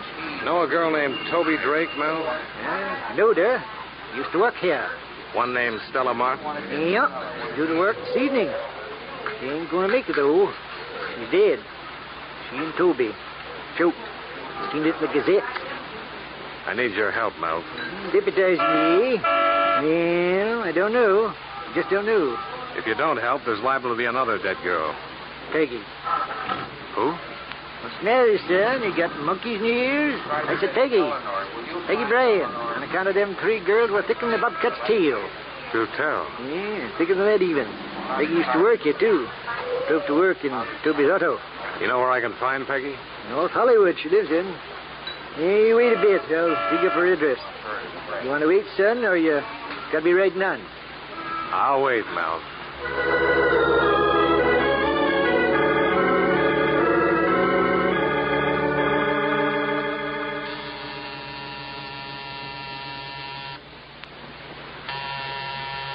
Get away.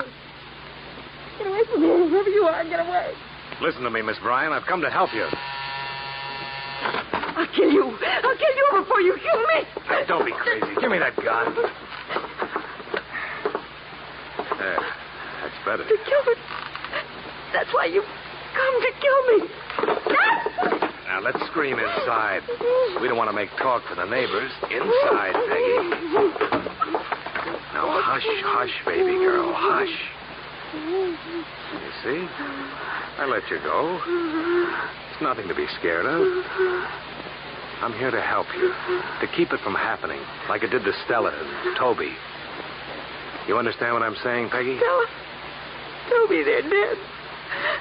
And now it'll be me. Why does it have to be you, Peggy? You don't know? You kill and you don't know why? Try to understand. I'm an insurance investigator. A lot of times I'm around when people die. Sometimes I get there sooner. Now help me. Help me, Peggy, so I can help you. That way we'll save us both a lot of pain. I'm so frightened. Because I'm so frightened.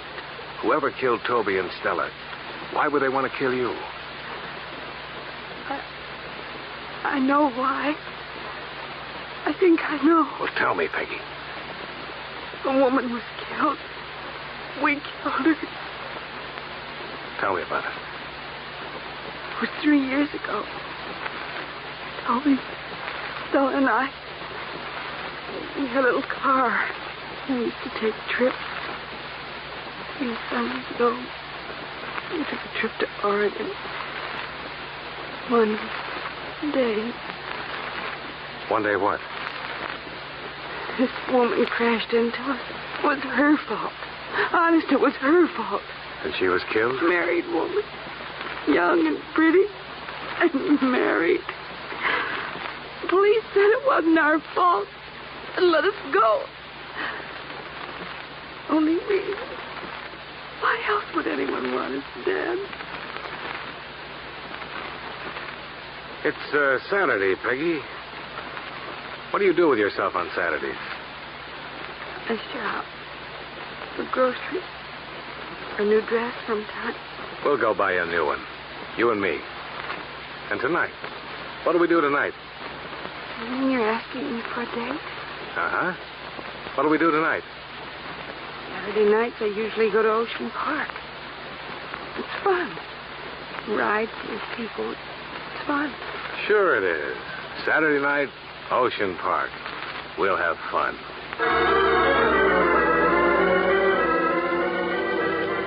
So I made a lot of phone calls. To my hotel to tell Judy I was going to Ocean Park with a girl named Peggy Bryan, in case anyone inquired. Then I called Agent Phil Gardner and let him know where I was going. Finally, I called Roy Fulton, Toby's boyfriend, and let him know all about my plans for the evening. And then I went shopping with Peggy Bryan and then took her to Ocean Park. Peggy Bryan, Pigeon. Let's just walk for a while, Johnny. Whatever you say.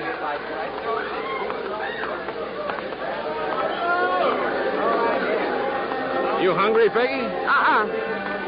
Let's go on the roller coaster. Sure. Peggy, What? just stand still for a moment. Look around you. Do you see anybody you know? No. I know what you're doing, Johnny. Why, sure. I'm on a Saturday night date with a nice girl. You think you'll find me here, Johnny? You want me to level, don't you? Is he going to kill me? I'm going to try to stop him, Peggy. Come on, let's eat.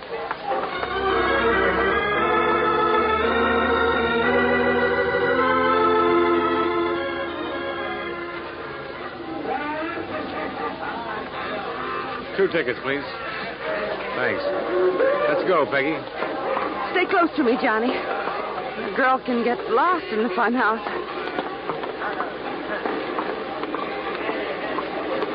Johnny. Oh, Johnny. What's the matter, Peggy? Nothing. I'm having such a good time. Ever been through that spinning barrel? Oh, I always fall down. I'll hold your hand. Johnny. What? That man over there. He watched us buy our tickets. Which man? The tall one. Yeah, I see him. Peggy, walk through that spinning barrel. Fall down if you have to, but get right up and get out on the other side. Is he the one? Go on. I'm right in back of you. He's following us. Get out of this thing fast. I'm staying. I've been tailing you, Seamus. I've been waiting.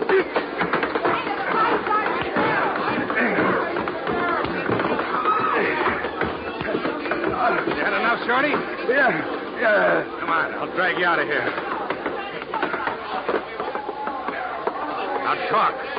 Talk or so help me. You're crazy, Seamus. Talk. You think I killed her? I didn't kill Stella. She was dead when I got there. I swear she was dead. Yeah, sure she was. And you came in. I went crazy. I wanted to kill. Something to get even. And why are you following me? Because you're a Seamus. If we get to the killer, I want a piece of him. I didn't kill Stella. I was in love with her. You gotta believe me. You got to.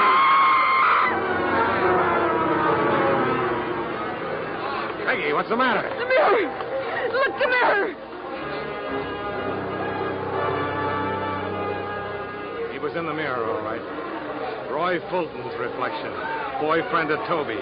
Long and thin as if he'd been squeezed together, which included the gun he was holding. I pulled Peggy down on the floor with me and grabbed for my gun.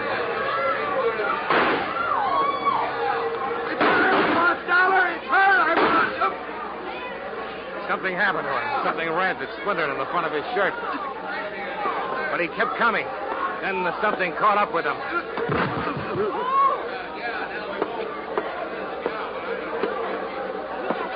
Fulton. Are you... They killed my wife. They killed her.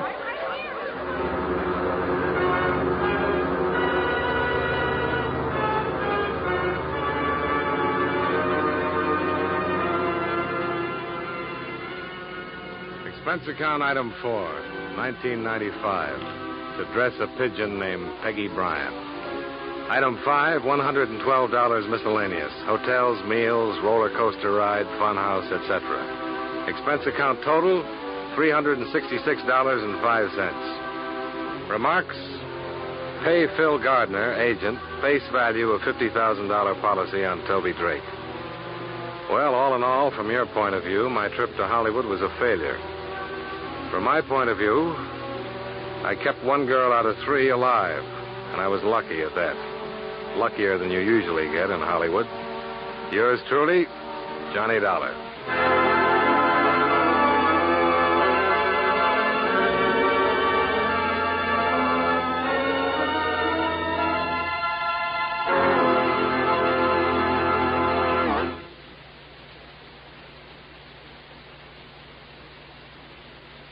Yours truly, Johnny Dollar, stars John Lund in the title role and was written by Morton Fine and David Friedkin with music by Eddie Dunstetter. John Lund can currently be seen in the Universal International picture Just Across the Street. Featured in tonight's cast were Raymond Burr, Dick Ryan, John McIntyre, Sidney Miller, Victor Perrin, Virginia Gregg, and Jeanette Nolan. Yours truly, Johnny Dollar, is transcribed in Hollywood by Jaime Del Valle.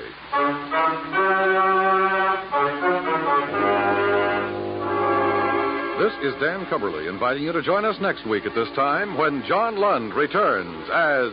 Yours truly, Johnny Dollar.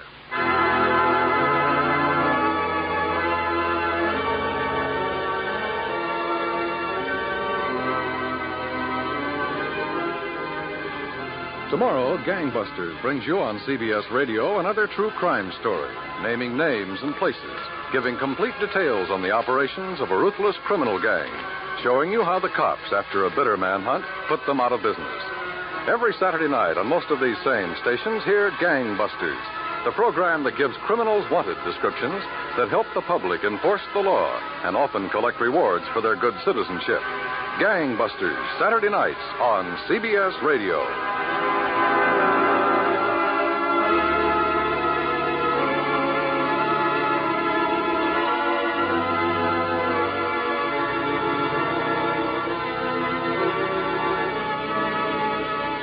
And remember, you'll find Western adventure and music with Gene Autry, Saturday evenings on the CBS Radio Network.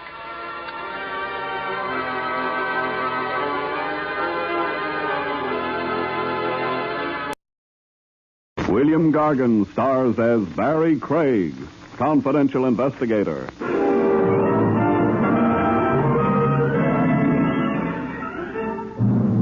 The old saying, early to rise, folks, can't possibly mean a thing to a corpse.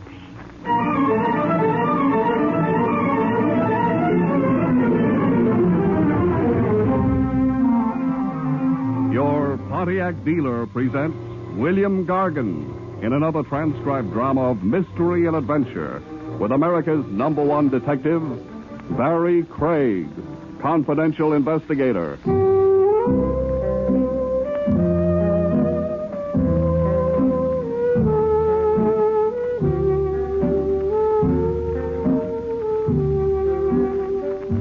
Barry Craig speaking. The trick in continuing on as a confidential investigator is to keep on good terms with the police. Comes time for your license renewal, and a department storehead can louse it up for you. Play footsie with a corpse, conceal evidence, rack up as many black marks as you must, but be sure you've got a friend somewhere in the higher echelons. High, say, like a lieutenant, willing to countersign your renewal application, where it reads character references. Ah, the fool that I am, Craig, endorsing your application. Your signature goes down here, Trav. No blotting now. Right neat. Certifying you as a man of good character. However will I atone for the perjury? The guilt get too much for you. I can refer you to a high bridge. Okay, I've signed. You're free to harass and otherwise misuse and abuse me for 12 more months. I'm looking forward to it, chum. I'd start in right away if I had a case. Oh, don't tell me the great man's idle. 1 meal away from pawning my badge. Unless you've got an idea. I get the hint. Even if I could, why should I throw anything your way? Because you hate seeing me fall dead from hunger. So what case did you have in mind? 2 cases. You even have a choice. Both of them prefer a confidential operative to official police methods, official notoriety. I was asked to recommend someone. I'm all ears. Case 1. A Mrs. Cora Talbot wants help in finding her husband, Stanley Talbot. Talbot's been missing more than 6 years. What's her motive in looking for him now? Oh, a last-ditch search. She's about lost hope that he'll ever return. She wants to petition to have him declared legally dead so she can remarry. Interesting? How big a fee? $20 a day in expenses. Kind of anemic. It's all the lady can afford. Is it no? What's my alternative? A publisher named Hilary Grayson. He ran a best first novel contest, $50,000 to the winner. And? The prize-winning manuscript was stolen. Very mysteriously. What's it worth to Grayson to get the manuscript back? A flat $2,000. So, which of the two has you seething with a desire to see justice done? Well, I don't want to be mercenary. Ah, then you'll accept Mrs. Cora Talbot. I'll call and tell her. Call and tell publisher Grayson. It's not on account of the higher tab. The fact is, I've been a long time wanting to raise my cultural level.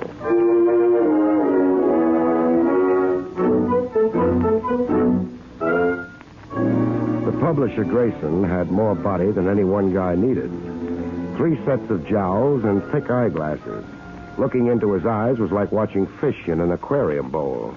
Get that manuscript back, Mr. Craig. Spare no effort or expense. If the manuscript isn't recovered, I'll be the jackass of the publishing world. Hold on a minute, Grayson. You're forgetting I don't know what it's all about. I just got here. Yes. I suppose I should give you the facts. It would be helpful. The prize-winning book manuscript, The Cry of the Hyena, by Eric Trent, was stolen right out of my office. That's bad? Catastrophic. It was the only copy in existence. The author has no carbon duplicate. How come? Writers usually make copies. Usual writers usually do. But this is no usual writer. This is Eric Trent. Here's his photograph. I get what you mean by this one not being usual. Does he always wear chin whiskers? Yes. Trent's a brilliant eccentric. A man who's roamed every corner of the world. A wanderer who wrote one page here, another page there. 6 years in the writing and more than 1,000 pages. And no carbon. First prize was $50,000? Yes. Were there other awards? One other. $5,000, the second prize. Won by? Oscar Sachs for his novel, 4 Devils and a Midget. Oh, this is a photograph of Oscar Sachs. Well, this one's clean-shaven. Can I talk out of turn, or are you the sensitive type? Ask me whatever you like. $55,000 in prize money.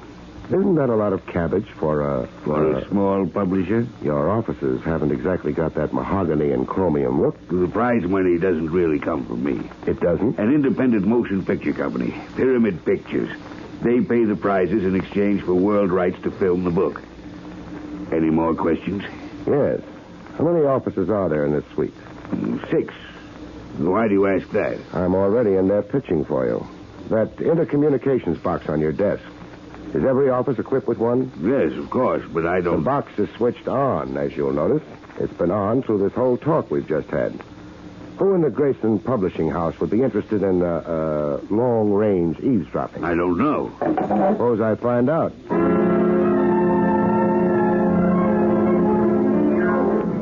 But I didn't find out. The eavesdropper resented my curiosity with all his might. An inkwell pitched at me.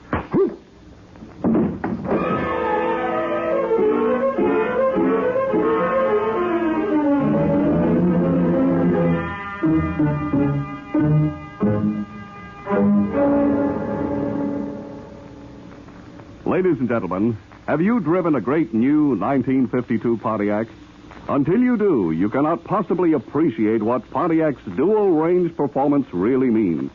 Only with your own hands on the wheel, your own foot on the accelerator of a Pontiac, can you know what it means to select with a flick of a finger exactly the power you want. Tremendous get-up-and-go in traffic, or smooth, easy-going, gas-saving cruising on the open road. The great new Pontiac gives you this kind of performance because Pontiac has, for the first time, combined the 3 essentials of top-flight performance in one great car. First, a terrific high-compression Pontiac engine. Second, the wonderful new General Motors dual-range hydromatic drive. Third, Pontiac's new high-performance economy axle. It's this great powertrain which makes dual-range performance, giving you exactly the power you want, when you want it, where you want it. Remember, only the new Pontiac has dual-range performance. Only your Pontiac dealer can show you this engineering masterpiece. Before you consider any new car, be sure you visit your nearest Pontiac dealer. See the new Pontiac. Drive it yourself. You won't be very many miles down the road before you heartily agree that dollar for dollar, you can't beat a Pontiac. And now back to Barry Craig.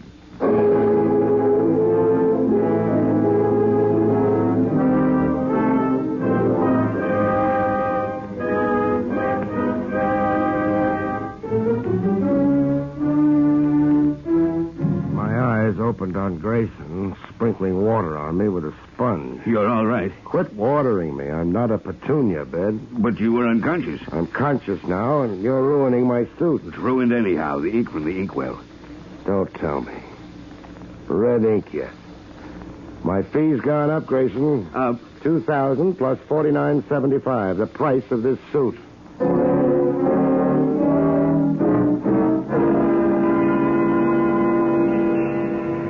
A while later, on the street outside the Grayson offices, a motorist tooted me over. A long-hair driving a sky blue pink jalopy. I let him pick me up. You paging me, friend? Yes, I'd like to talk to you. What about? If you'll get in, we can go somewhere. I'll buy you a drink. Oh, buttermilk. There's a buttermilk bar over on 8th Avenue.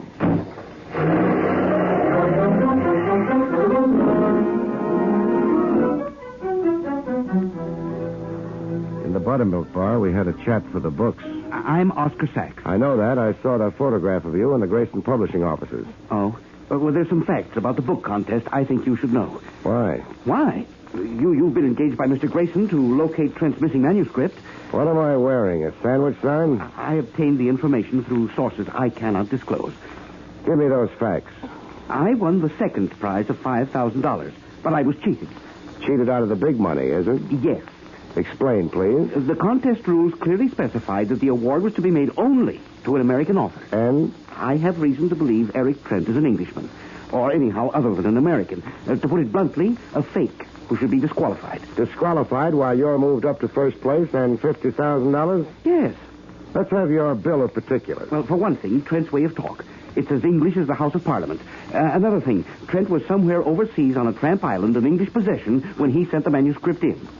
That summarizes it? Well, there's more. Trent has a tattoo on his right arm. I happened to get a good look at it. It's a tattoo of the British flag. Would an American wear the British flag on his arm? They tell me Benedict Arnold did. You're really out to grab yourself 50 G's. Well, why do you find that so odd, Craig? Just that I thought artists had no money sense. Well, I have, and I'm not apologizing for it. Okay, I've got your point of view, Oscar. Oh, yes. One little thing remains. Hold out your hand. Hold out Do my... what Papa asks. Red ink smudges on your right thumb.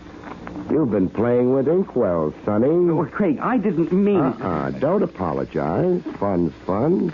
And I like to play myself. My interest runs to sugar bowls. Oh, Craig, no! No! Oh.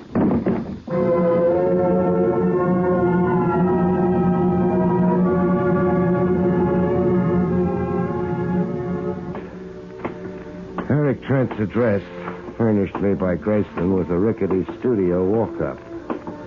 7th Heaven in Bohemia, Greenwich Village. The door opened on a blonde who eyed you as if she was already counting your money. Hiya. Hello. This is 6D, isn't it? That's what it says on the door. It's my astigmatism. Is Eric Trent in? No, but I am. Baby, I'm not a gentleman caller. So who's tough luck, would you call it? Come in. Trent said for you to wait if you simply had to see him. Trent expected me? Yeah. That Mr. Grayson, the publisher, he phoned and said you might be over. You're Barry Craig, the detective, he said.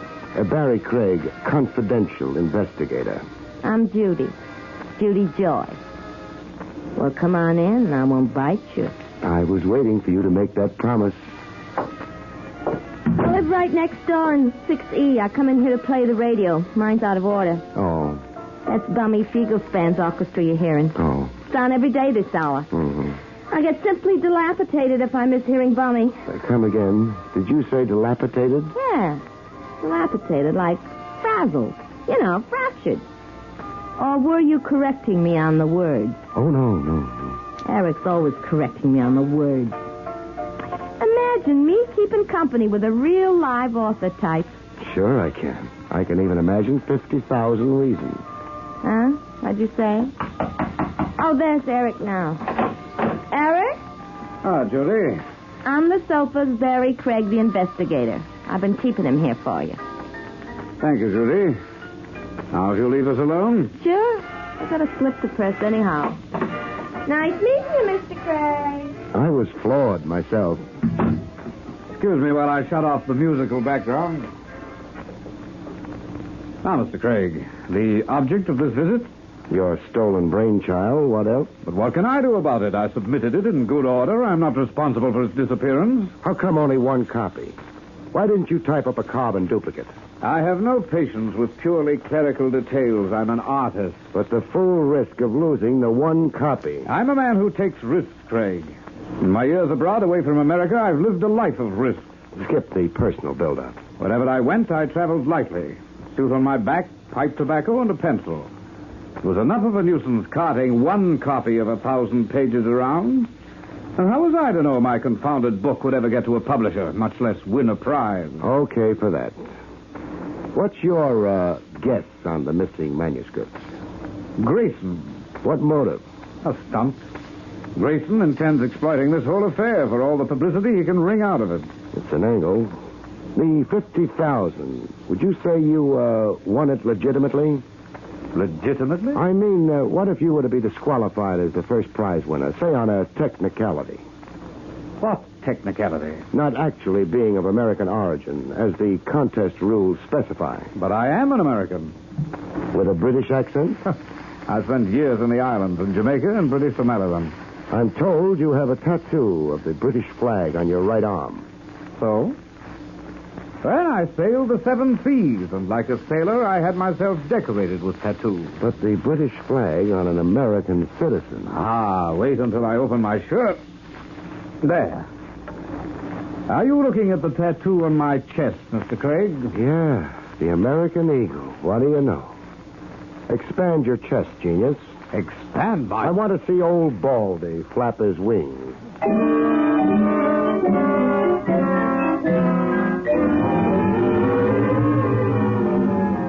The first break in the case developed over the phone. I was in my office, soaking my feet. Barry Craig speaking. Craig, this is Grayson. What gives? It's about the stolen manuscript. Listen carefully. Shoot. A hoodlum named Mike Kelsey got in touch with me. He admitted to stealing the manuscript. Why did he? A mistake, he says. He was under the impression that it was valuable. A rare manuscript. Believe that. He wants to return it now with no questions asked. How much loot is he after? $1,000. It's paying ransom, compounding a felony. I must have the manuscript back, Craig. I told him to negotiate the transfer through you. You're representing me in the matter. Where's the 1,000? I'm sending the money over to you with cash by messenger. You're to meet this Mike Kelsey in the tavern, the Flying Horse.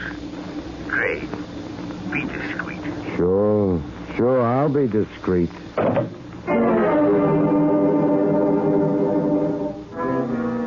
The cash came by messenger, okay, and I got to negotiate in the Flying Horse Tavern. A mug with heavy artillery bulging his coat, waiting at a table for me. You Mike Kelsey? No, I'm, McGuire. I'm here for Mike. You're negotiating for Grayson, so I'm here negotiating for Mike Kelsey. Now, let's negotiate without any monkey business, Craig. Why a gun under both armpits, Buster? So as I don't develop a stoop on one side? Oh. Now, here's your manuscript. Right in the wrapping Mike Kelsey found it in. Now, count me out a fast grand. Yes. $1,000. Count it yourself. Yeah, it seems okay. Don't be stupid enough to stop me from leaving.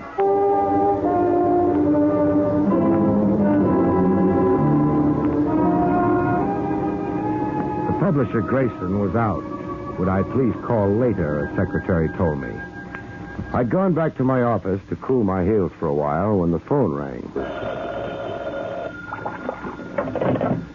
Barry Craig speaking. Craig, this is Oscar Sachs. Now what's your beef? Craig, I've discovered something I think you'll want to know. Something that will promote you into the 50 Gs? Something that won't help Eric Trent any. Craig, the man's a fraud. You're playing a cracked record, Junior. Am I? Come hear me out and then tell me that. All right, I'll come hear you out. As soon as I dry my feet and rustle up a change of socks.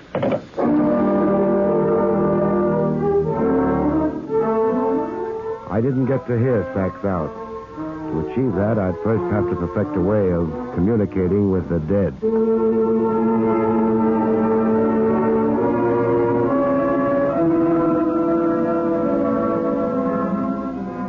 I left Oscar Sachs as I found him, sprawled backwards over a writer's desk, a knife standing vertically in his Adam's apple. I left him as is, so Lieutenant Trav Rogers wouldn't howl to heaven and the DA that I'd once more tampered with a corpse.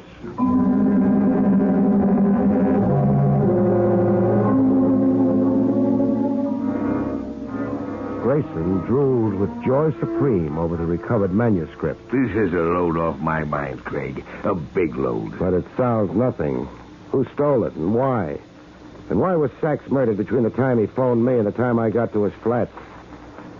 I'll show you the manuscript, Grayson, and then I've got a question. Here. Examine it and then tell me. Is this the same manuscript that was stolen? The same? Why, sure it is. The Cry of the Hyena by Eric Trent. Examine the manuscript, not just the title page. Study a few sample pages. Yeah. It's the same. You'll swear to that? On a stack? No. No, I won't swear. You've detected something? Some changes? Yes. I think yes. For one thing, this copy is cleaner. The edges of the pages aren't so ragged from handling. As you remember them to have been? Yes, even the title page looks altered now. I remember a burn here in the upper right corner near the author's name. A burn like from an accidental cigarette ash. I'm convinced. This isn't the copy that was stolen. But what can it mean? I aim to find out.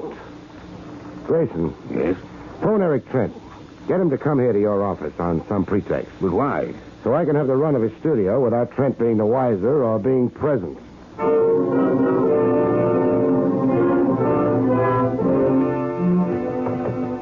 Eric Trent had all the accumulated junk of a guy with a passion for changing climates.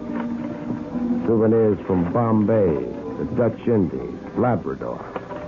Souvenirs in brass, carved ivory, porcelain. And in the bottom bureau drawer, a manuscript. The Cry of the Hyena, with a cigarette burn on the title page. Eric Trent had stolen his own manuscript. I had the evidence in hand, but keeping it wasn't going to be so simple. A lady was against it. A lady healed with a gun twice the size of her dainty lotioned hand. Miss Judy Joy. Yes, Mr. Craig. It's Judy Joy. Through the convenient connecting door? I heard noises in here, and I made it just in time to catch a burglar. Drop that manuscript. You charmed me into it. Want a word of advice, beautiful? No. I thought you would.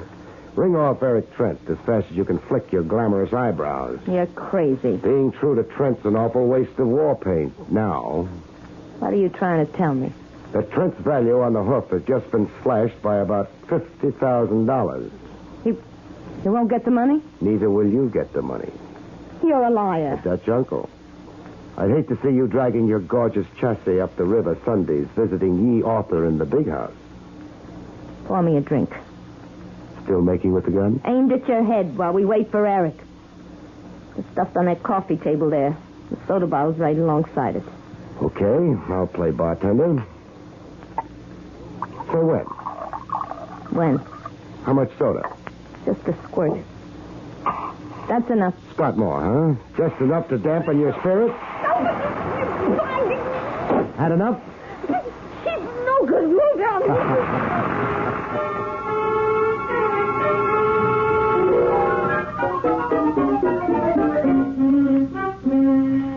We held an all-night session. Me, Lieutenant Trav Rogers, and Grayson, comparing the two manuscripts page for page. It was early dawn before I found a discrepancy between the two versions. You found something, Craig? Yes, Trav. Cora Lane's disappeared from the substituted version. Who's Cora Lane? Tell him, Grayson. Cora Lane is a character who appears early in the novel. A woman the hero meets and falls in love with. She's in version 1. She's out of version 2.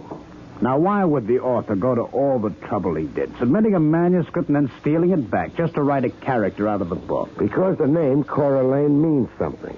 Something he didn't want found out. Means what? Cora Lane was a character, say, drawn from real life. She's a real name, a real person somewhere. Excuse me, Mr. Craig. You're saying that Trent only realized it when it was almost too late to make the change? One thing's pretty clear to me, Grayson. Eric Trent didn't write the book. Somebody else did. Who would you say did write the book, Craig? The hero of the story is my guess. Stanley Field. Only that name is probably an invention, or Eric Trent would have changed it. It figures. The book is an autobiographic work. A man's true personal history disguised as fiction. The personal history of someone Trent stole the manuscript from. Someone now dead, or Trent would never have dared to try for the big prize. Trav? Yes. Arrest Eric Trent. Book him for the murder of Oscar Sachs. You're sure? Sachs tumbled to some of the truth, and Trent shut him up. Trent was also behind the Mike Kelsey red herring. That was a trick to throw dust in our eyes. Arrest Trent, Lieutenant. And when that little chore's over, check police files and directories for a Cora Lane. Go to it, Trav. On this one, I'm making you a gift of the headlines.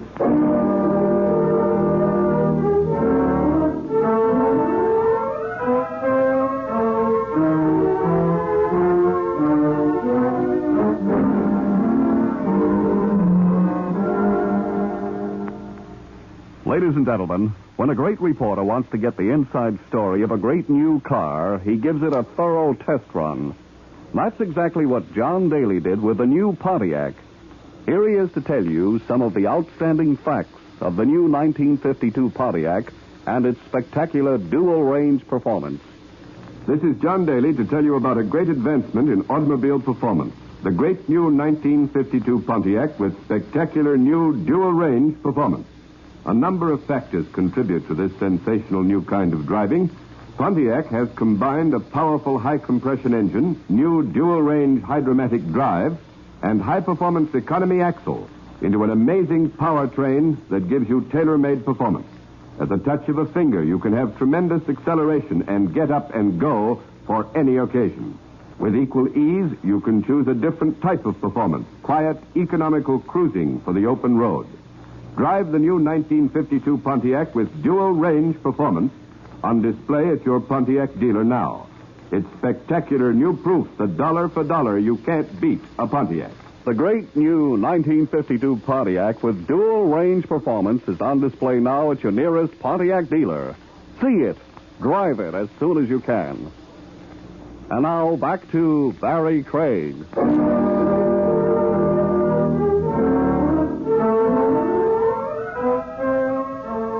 It took 2 days for Trav to get back to me.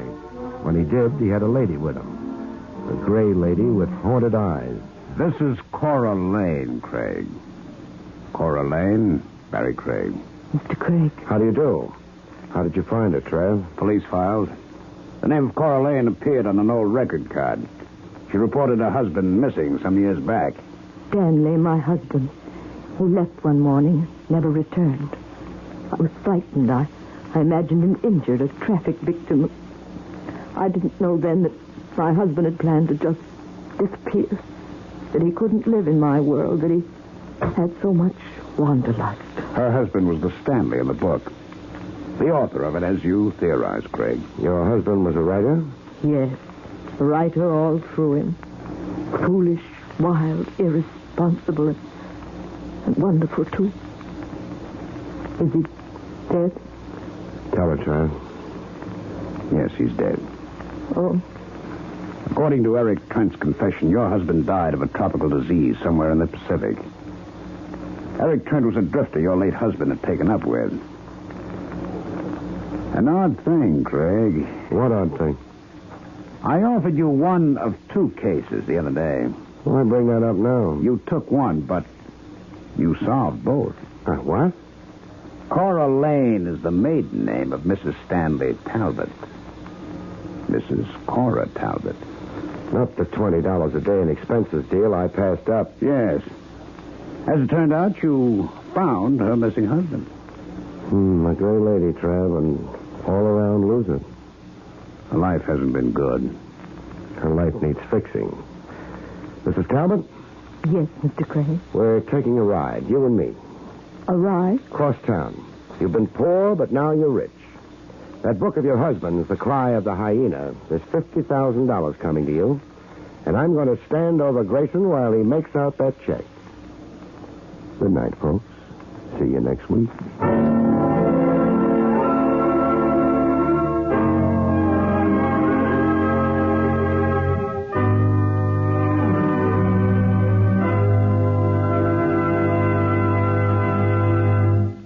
You have been listening to William Gargan in another exciting transcribed mystery drama from the adventures of Barry Craig, confidential investigator. Tonight's story, The Paper Bullets, was written by John Robert. Next week, it's the strange story of Death and the Purple Cow, about which Barry Craig has this to say. Next week, I lose a client before I get him. A man dies in a hamburger joint, and a purple cow turns out to be neither a cow nor purple. See you next week, folks.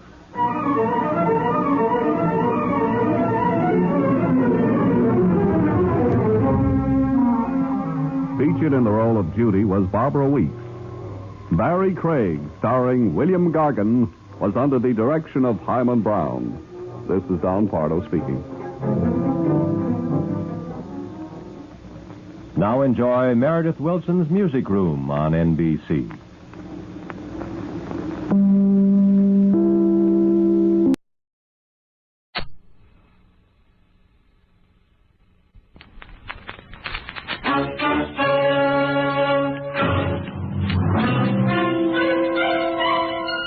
Box 13, with the star of Paramount Pictures, Alan Ladd, as Dan Holliday.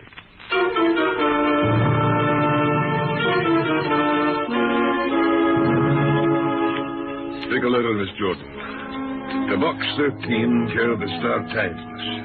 I need your help. I dare not go to the police for reasons I'll explain when you see me. Please come to my office in the security building. Please come to my office in the security building, signed Douglas McIntosh. Not much of a letter, but then, as the proverb says, great oaks from little acorns grow. And before this was over, the acorn grew into a large, large oak.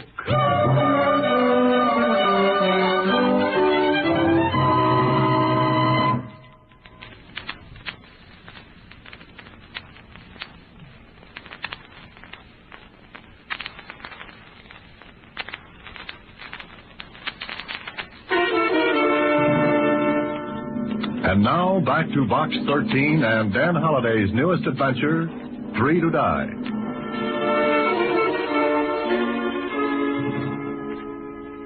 Douglas McIntosh. That's a Scotch name, isn't it? Ah, you can smell the heather, Susie. Wonder what he wants.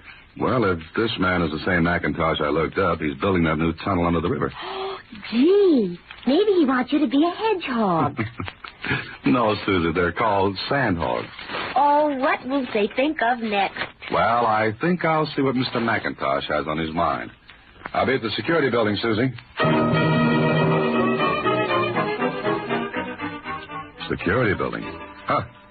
It was the only security I was to know until the whole thing was over. Anyway, I went to McIntosh's office. I was shown right into an oversized man who looked as big as the Washington Monument in tweeds. He didn't waste much time. So you're the man, eh? Yes, I'm the man. All right. You call me Mac. What's your name? Holliday. Dan Holliday. All right. Now, Dan, I'm in trouble. Trouble gets around. Fast. But look here, and I'll tell you quick. I'm a contractor. I bid on this new tunnel. Got the bid and posted my bond to finish the tunnel on time. So far, everything's clear. What now? Dan, I'm not going to finish in time. Well, why not? Now we get to the point, and a sharp point. You say you're running into trouble? Aye. Sabotage. Well, why don't you call the police? I can't, man. There'd be publicity. Unfavorable. I can't risk it. Oh, then what's my problem? Find out who's doing this to me. You suspect someone of doing it? Look, man, accidents like we've been having don't just happen. They're made. Broken air hoses, emery in the compressors, hundreds of delays, little things that add up to hours. Oh, I see. Another thing. So far, the men working for me think these things are accidents. But the moment they suspect somebody's doing the dirty work in that tunnel, they'd walk out. Sandhagen's dangerous enough itself. In short, somebody's trying to ruin you. Exactly. It would ruin me. The contract would go to someone else. They'd not get another contract for years. What can I do? I'm not a detective. You see, I beg your pardon, Mr. McIntosh, but... Can't you see I'm busy? What do you want? Telegram. I thought you ought to see it right away. All right, read it. Well, Oh, it's all right. You can talk in front of him. Dan, this is Fred Harris, construction engineer. Harris, Dan Holliday. I need to know you. Now, what about that wire? The last shipment of concrete we ordered was derailed about 200 miles from here. What? Well, don't just stand there. Get every truck out of the road. Get that concrete here. You ought to have enough sense to think of that without coming to me first. Go ahead, get it down. Yes, sir. You see what I mean, Don? Another delay. Who's this Harris? He thinks he's going to be my son-in-law. Also, he thinks an engineering degree makes him a great man, that it takes the place of 15 years of experience. That's an argument I'd rather watch from the sideline. Well, go on with your story. Well, we have to finish in 3 weeks or I'll forfeit my contract. McIntosh told me everything he knew. It wasn't much. Only that whoever was doing the dirty work, causing accidents, delays, had to be working in the tunnel. So we went to the tunnel. But first, before I was taken down into the workings, I was given khaki coveralls and a fiber helmet. And a little metal tag to hang around my neck. Mac explained the tag. Every sandhog gets one of those. It's got his own number on it. Well, what's it for? Ever hear of caisson disease? Oh, the bends? Aye. Well, on one side of the tag, it explains the man is a caisson worker working under pressure. Oh, so if the disease hits him on the surface, he can be given proper treatment. That's it. There are 6 places in the city where that can be treated.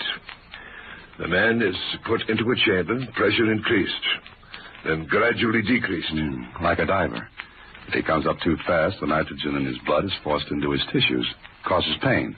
And sometimes worse. You seem to know a lot about it, Dan. I'm a writer. A writer has to know a little about everything. Then I hope you'll be able to tell me more about what's going on down there. All right. Ready? Mm-hmm. I'm ready. Let's go.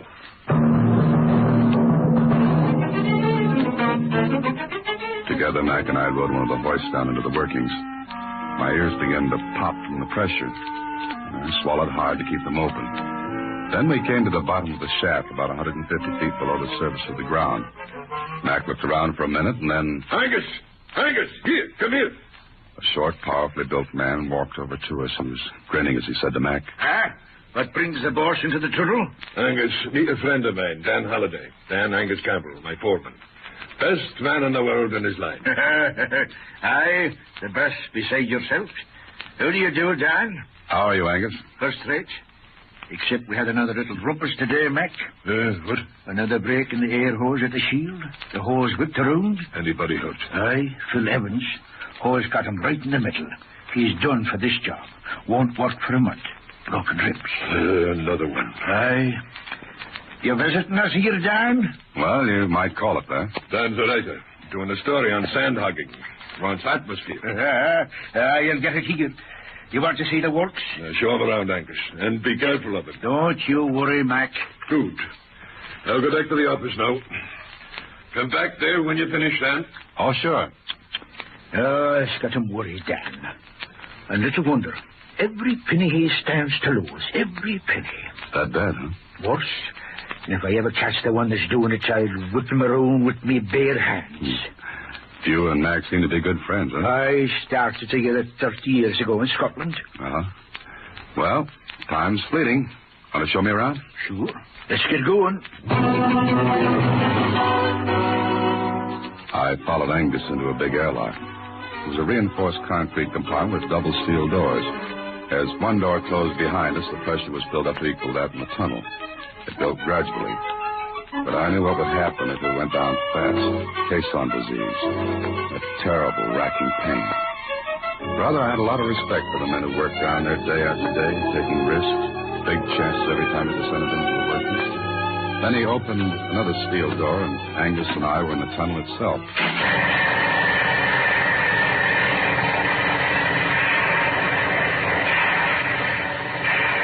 As soon as my ears became used to the noise, Angus guided me through a small, flat car. We got on and rolled down narrow gauge tracks to the center of the tunnel. If you can hear me, this car runs down by gravity. But the handbrake on it to slow it or stop. There's a motor for running back up. Saves time on a job like this. How long is the tunnel? This side's about a half-mile long now. This side? Aye. They started on the other bank of the river the same time we did. Oh. Did you have any trouble over there? No, only on this side. But we're keeping up with them. I'll keep driving till this thing's finished, accidents or no accidents. How much time have you got? 3 weeks. Think you'll make it? We've got to, or Mac stands to lose every minute. Look, there's the end of the track. I looked ahead. tremendous scaffold rose into the air. Men covered it like ants, working with pneumatic drills, shovels, wheelbarrows. Dump trucks ran back and forth, filled with the mud and shale dug out of the wall of earth that lay ahead. I looked up, and I felt a little funny when I realized that right over my head was the river, and lots of clean, fresh air, while down here was nothing but the deafening noise of the hammers, and the thought that death worked right next to every one of these men. Angus noticed me gazing up at the scaffold. First time you ever saw anything like this, eh? Yes. What holds all that mud back? That shield and compressed air. Air? Just air holding back the river? Aye. You see, compressed air here in the tunnel is built up to a pressure equal to the pressure that's shoving down from above. Oh, in other words, if the pressure outside this tunnel is, 45 pounds per square inch, that's the pressure in here. Right. This may not be a good question, but what happens if the pressure in here gets less? We'd be crushed to jelly. Nice thought. That's no all. There's always the danger of a blowout. What's that? Sometimes we hit a weak spot in the riverbed.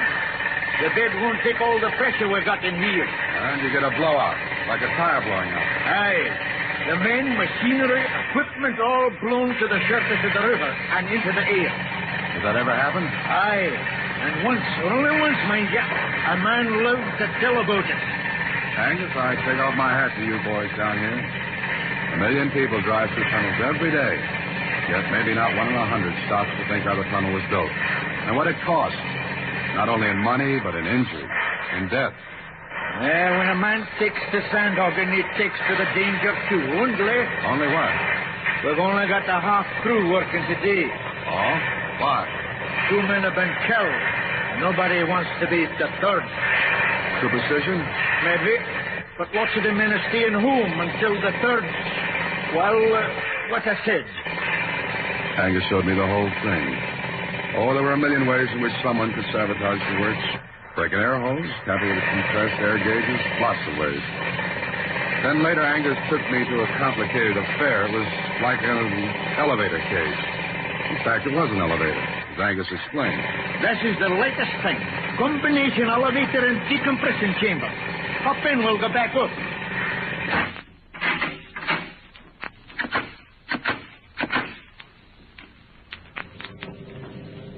We go up slow, Dan. As we go up, the pressure in here is decreased until it's equal to that of the surface. Oh, then there's no danger of caisson disease. Not if we go up slow enough. And the pressure's reduced. I set the gauges to do it for us. Oh, I see. Well, did you see enough to write your story? No, I don't think I have. Not yet.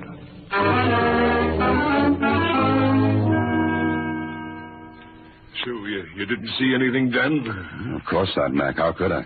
I was hoping you might get an idea. Yeah, but I didn't. You going back again? What could I find? Try it, man. Oh, but I don't think I could find any. You advertised adventure. You couldn't get it in a better place. Yes, I know, but how could I explain myself down there? You're a writer. Use your imagination, man. Mm-hmm. Well, suppose I went back there as a worker. As a sand hog, you mean? Mm-hmm, that's it. But you don't know anything about it. I can handle a hammer, a shovel, You'd get dirty and tired. Every muscle in your body'd hollow out loud at you. Well, I can always say I'm doing it for my art. Be a sand hog, see how it feels, then write about it. By Harry, man, you've got it. All right, then. Starting tomorrow, you're a sand hog. Oh, that was the way to do it. But when I got home that evening, I thought about it. That huge scaffold. Men scrambling over it, the pressure within the tunnel holding back the tons and tons of mud and silt ready to come in and crush everyone. What if that pressure failed? What if they hit a weak spot in the riverbed and there was a blowout? The more I thought about it, the more inclined I was to... Yes? Telegram. Oh.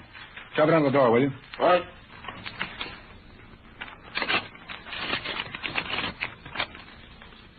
Oh. And what a telegram. It read, "Save for the fact that I don't want more bloodshed, you'd have gotten yours today. Stay away from the tunnel, or you'll be the third to die.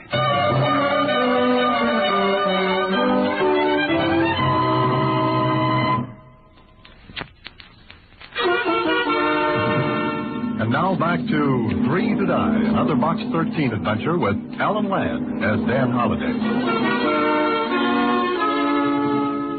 I showed Mac the telegram the next day, and what he said filled the air with dark blue color for 10 minutes. Then we could check to see who sent this. No dice, Mac, I did. And?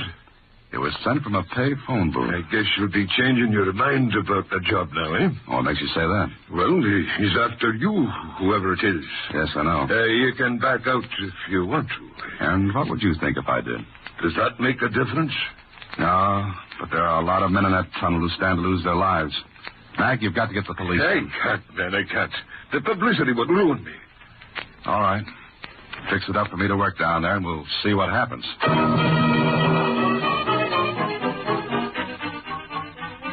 Okay, so I became a sandhog. For 3 days, I used muscles that thought they'd gone on a permanent vacation.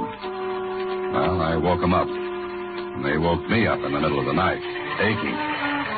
Then one day in the tunnel, I was talking with one of the sandhogs. You know, Dan, you done pretty well, considering you're new at this. Oh, I ache, Joe. I ache all over. Hey, you'll get used to it. I don't think so. But, Joe, tell me something. Sure, what? What about these accidents down here? Oh, Dan. What about them? Well, maybe they're just part of the job. Well, what do you think? Well, some of them weren't just like accidents, that's all. I mean, well, like a hose break. 2 guys been killed. Now what? Look out! Hey, you all right? Yeah, okay. You? I'm going to shove you, Dan. That car would have clipped you in half. Yeah. Look into the decompression chamber. Huh? Harris? Yeah, Harris. Oh. See what I mean? That car didn't look like no accident. Thanks, Joe. This is one time I can honestly say I was glad I was shoved. That's okay. You know something? You were almost as safe to die. Before leaving the tunnel, I ran down to the spot where that car had hit the stop bump at the end of the track. It was wrecked. But in the wreckage, I found something. One of the tags, like the one I had. This one had the number 57 on it. I slipped it in my pocket. Maybe one of these sanddogs had dropped it. Then, just as I was about to step into the decompression chamber, Angus Campbell came up to me and... Your shift's going off, Don? Yeah, I'm finished for the day. Almost in more ways than one. Huh? What do you mean? Come on, let's get in. I want to get back up. All right. Tired? I'm worried. I can guess why. Huh? Look, I know you're no writing a story on Sandhagen. I know why you're down here. Oh, you do? Aye. Max doesn't. I want him to call the police, but he won't. How did you find out about me? You've been nosing around, then? That obvious, huh? Aye, but be careful, lad. Be careful. Yeah, I will be. Joe told me about the car that almost got you. Somebody sent it down the tracks. Aye. Angus. Aye? You've been with Mac a long time. 30 years. 30 years. Good ones, bad ones. And yet you stay with a job. I could have a top job on the surface. I see. Angus, got any idea who's doing all this? No. Harris? Huh? Why him? Mac doesn't like him. Ah, no sense there. What point in Harris is ruining his own father-in-law? Father-in-law to be, Angus. Still no point? Then how about the protection insurance to cover the completion bond? Eh? You mean Mac might be doing this himself to get the insurance? Yeah, this could be. No, lad. The insurance wouldn't have covered the loss. No, that's no it. And why? I wish I knew. Competitors, do you think? Who are they? Brill and Company. But no, they wouldn't. They'd be too easy to find out. Men got a habit of talking. And talk gets around. No, Dan, that's no them. And then who and why? And why did someone try to kill me today? You got the answers to those things, Dan, and you'll have the whole thing. Well, we're up at the top.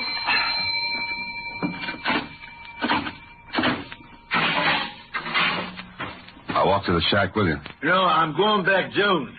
But I thought you were through for the day. I've still got lots to do. See you tomorrow.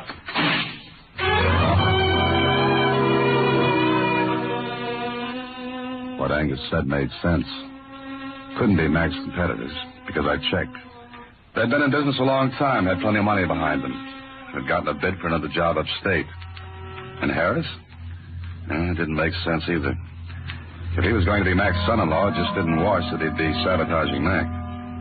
So I changed clothes, thought a lot, and then went home.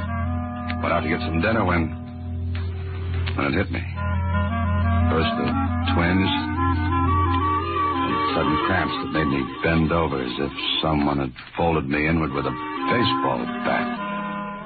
The building started to spin, twist, and it got all nice and dark.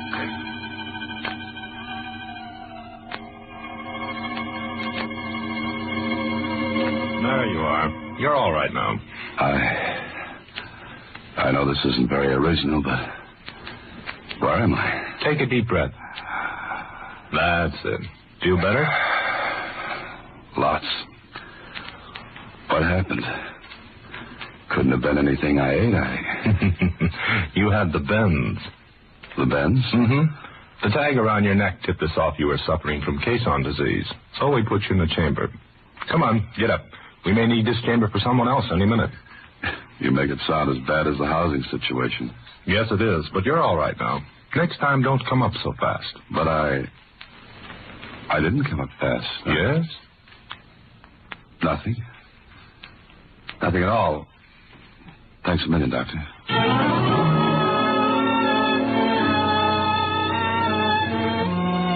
Well, it had me. Good. I knew I came up slowly. Angus had been with me. Oh, but that couldn't be. Not Angus. The next day I went back to the job. I had just put on my coveralls when an idea hit me. I searched in my pocket. Lose something, Dan? Huh? Oh, no, Joe. It's easy to drop something out of these coveralls. What's the number of your tag, Joe? Tag? Oh, the one we all wear in case we get the bends on top? Yeah. 502. Why? Got it on? Sure. Always wear it. Here it is. Uh-huh. Why? What are you getting at? I don't know. Listen, I'm going back for something I forgot. I'll be a little late on the job. Tell the section boss for me, will you? Sure. Where you going? You're all hepped up. Yeah. I guess I am, Joe. I'll be back. I went to see Mac. Told him he'd have to go into the tunnel that day and supervise operations. He thought I was crazy. Me? What for? To force your opponents into the open where we can get a shot at them for a change. I don't get this. Look, they're going after you, but by accidents. Things like that. So? But if you're in the workings, they might be tempted to wreck the entire tunnel with one stroke. You mean by going after me? That's it. You want me to lead with my chin like that? I'll call the whole thing off first. Lose the contracts. Money isn't everything. Exactly. You're right. But men have been killed down there. You've got to think of their lives, too. I do. Then get on with me. End this once and for all. Force them into the open. You're going to? Yeah, because I've got an idea. But I can't prove a thing until we see the last play.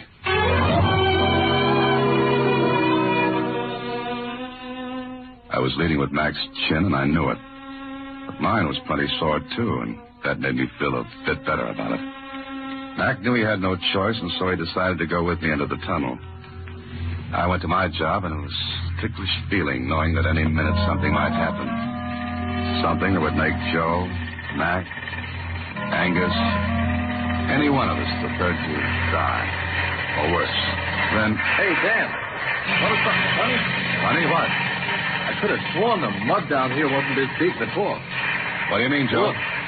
Stand still. Look around. The mud's coming up. It's getting high. Yeah, it is.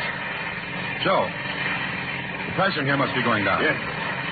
Dan, if it gets too low, that wall will come in on us. The whole river will be in our lap. Come on, let's get to the gauges. Dan, push them up. Pressure's going down in here. Come on. There's nothing wrong with the gauges. They read the right pressure. But they can't. The mud's getting higher.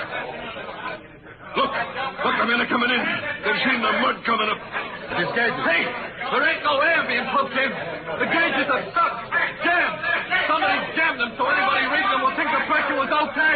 Get to the emergency compressors. Pressure's dropping fast. Get to the compressors. Get them on. I got them.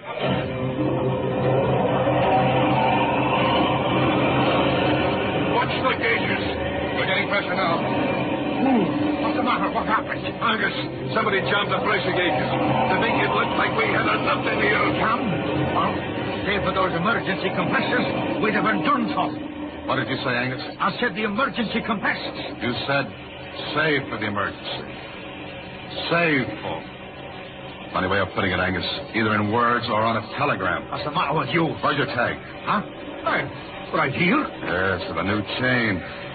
So is your tag I picked up in that cart yesterday. The cart that almost killed me. You're crazy. And you weren't anywhere around a minute ago. I was coming in here. Then what you trying to say? There's your saboteur. Man, you're crazy. Stop raving crazy. Yeah? And you went back down yesterday to decompress yourself after I left the chamber.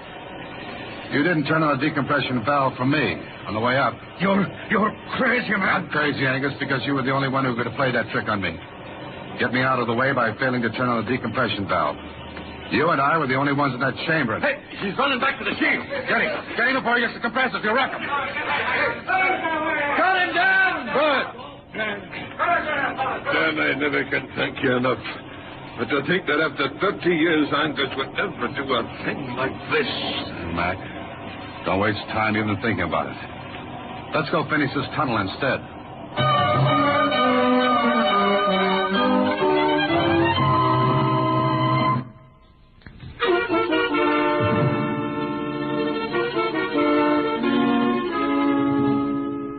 Gee, what was the matter with him, Mr. Holliday? Jealousy, Susie?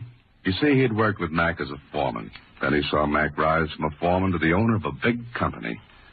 For 30 years, every day he'd go into the tunnel just an employee, while Mac stayed on top, the big boss. And it kind of made him, well, jealous, huh? To put it mildly, yes. Golly. Well, that makes up my mind for me, Mr. Holliday. Congratulations, Susie. Huh? What do you mean? I quit. Huh? In about 29 years. Oh. Good night, Susie. Next week, same time, through the courtesy of Paramount Pictures, Alan Ladd stars as Dan Holliday in Box 13. Box 13 is directed by Richard Sandville. Free to Die is an original story by Mr. Sandville, adapted for radio by Russell Hughes. Original music is composed and conducted by Rudy Schrager. The part of Susie is played by Sylvia Picker. Production is supervised by Vern Karstensen. This is a Mayfair production from Hollywood. Watch for Alan Ladd in his latest Paramount picture.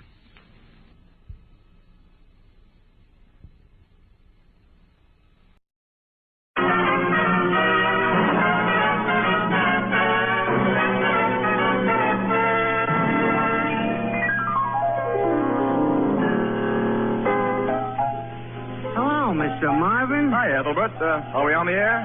Yeah, but say, you don't have your script with you tonight. Oh, I don't need a script for what I have to say. Everyone knows that the Anchor Hocking Glass Corporation is the world's largest maker of household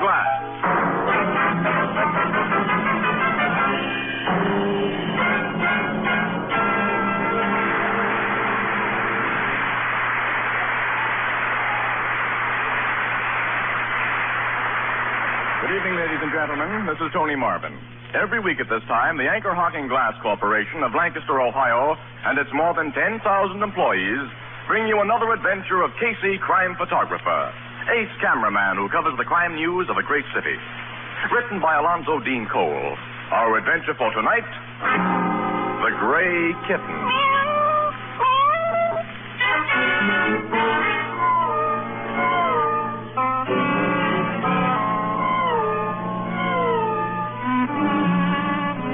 Of our city is lovely Greenwood Lake. Just before midnight, an automobile pulls up to one of the big bungalows along the shore, and a tall, dark man gets out.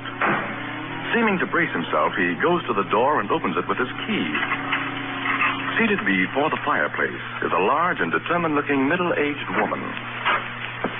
Hello, Carlos. Why, Hester. This is a pleasant surprise. Where's my sister?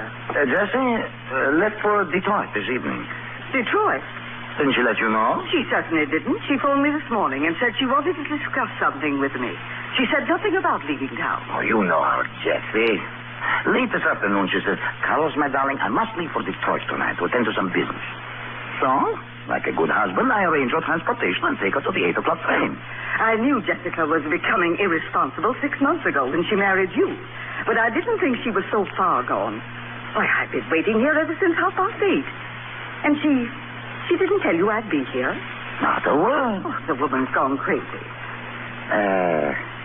When she phoned you this morning, what did she say she wanted to see you about? She didn't say, but I had an idea, Carlos, that you'd been treating her badly again. Why, my dear Hester, why don't you mind your own business? Because I don't trust you.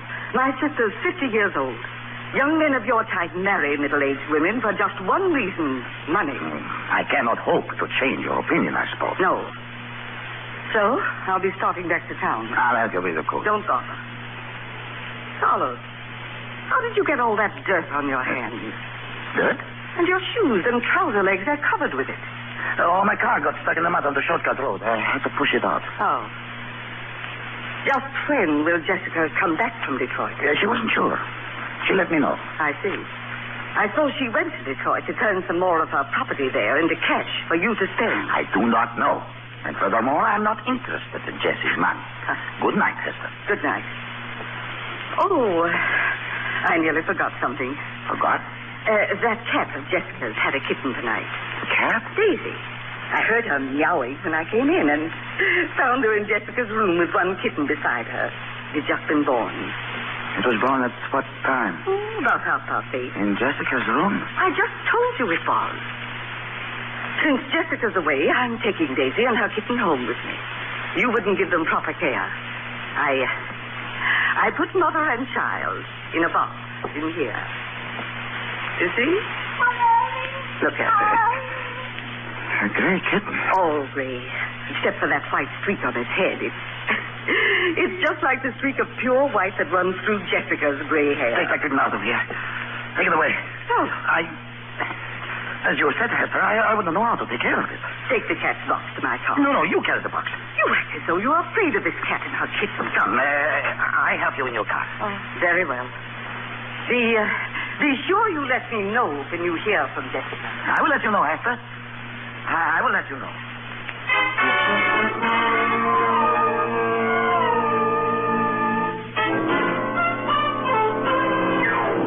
Logan, you're absolutely nuts. The longest game ever played in a major league was between Brooklyn and Boston in 1920. It went 26 innings. Yeah, wait till I get my hands in the record book. I'll show you. Got a record. Goodness sakes, do you two have to make all this noise? Wise guy. Ready, that's your phone. Good thing, too. Hello, Homicide Bureau, Captain Logan speaking.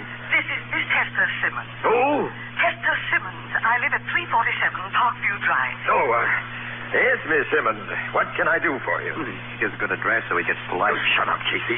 Go ahead, Miss Simmons. I have something very important to talk to you about. What is it? My sister has been missing for 3 weeks, Captain. I'm afraid she's been murdered. Murdered, Casey? Oh, tell me about your sister, Miss Simmons. It's too long a story to tell over the phone. Come to my house, please. Now. All right, I'll be there in 15 minutes, Miss Simmons. Thank you. Goodbye. Bye. Hey, you and Miss Williams will have to excuse me, Casey. Oh, no. That little word murder we just heard has made us curious. That's a front page story, pal, with pictures. Okay, come on.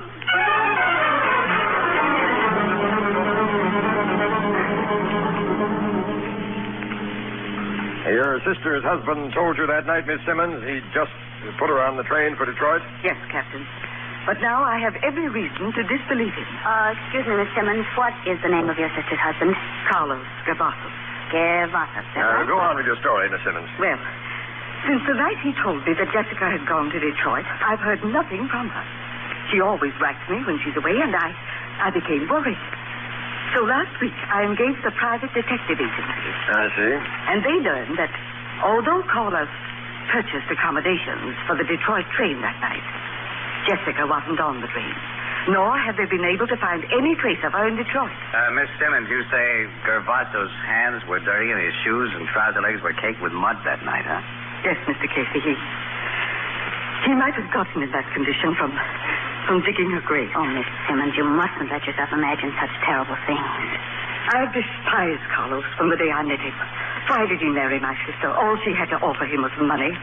I think finally she refused to give him any more, so he got rid of her.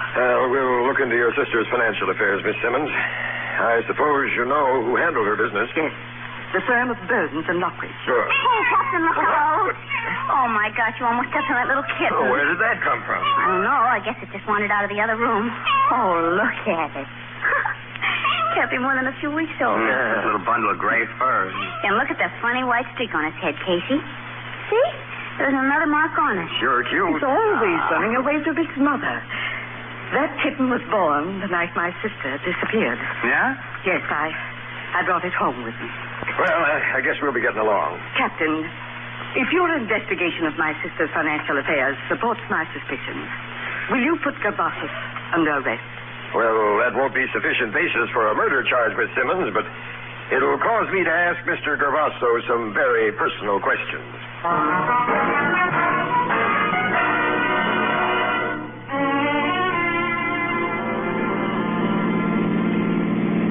That must be the house, Captain. Yeah, this time of year, this place is a nice setup for a murder. Plenty of privacy. And many places in those deep woods to bury a body. Now, don't you two decide there's been a murder until there's a lot more evidence than I have now. I'll park here. Well, you've learned that since her marriage, Mrs. Gervasos converted a lot of her holdings into cash.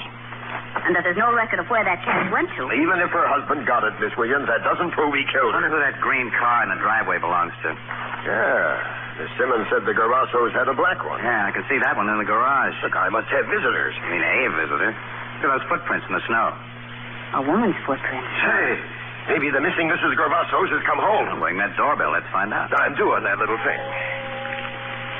Who's there? This is a police officer. Police? Let us in, please.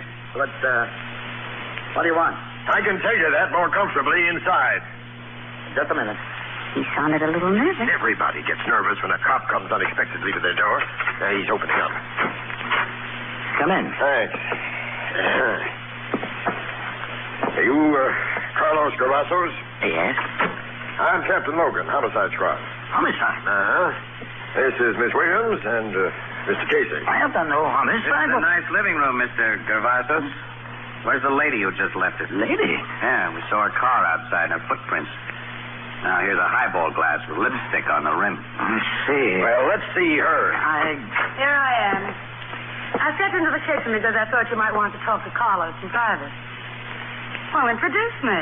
This is Miss Vera Lavelle, an old friend. Of yours or your wife? Of both. I drove out here to ask Mr. Gervasos if he'd heard anything from Jessie. Yeah? Yeah. She's a bimbo, Logan. In caps.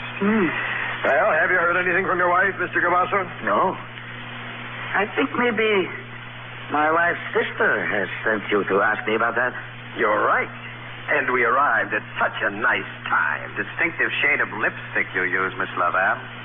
Matches the lip prints Mr. Gervasos is wearing on his chin. So what? This gives me the idea that your old friend was pretty sure his wife wouldn't drop in here unexpectedly. This is ridiculous. I never can it, Gervasos. When I came here, I was giving you all the benefit of a doubt. But now you're coming down to headquarters and tell me a lot of things. Does this mean I'm under arrest? Yes. On what charge? Suspicion of murder.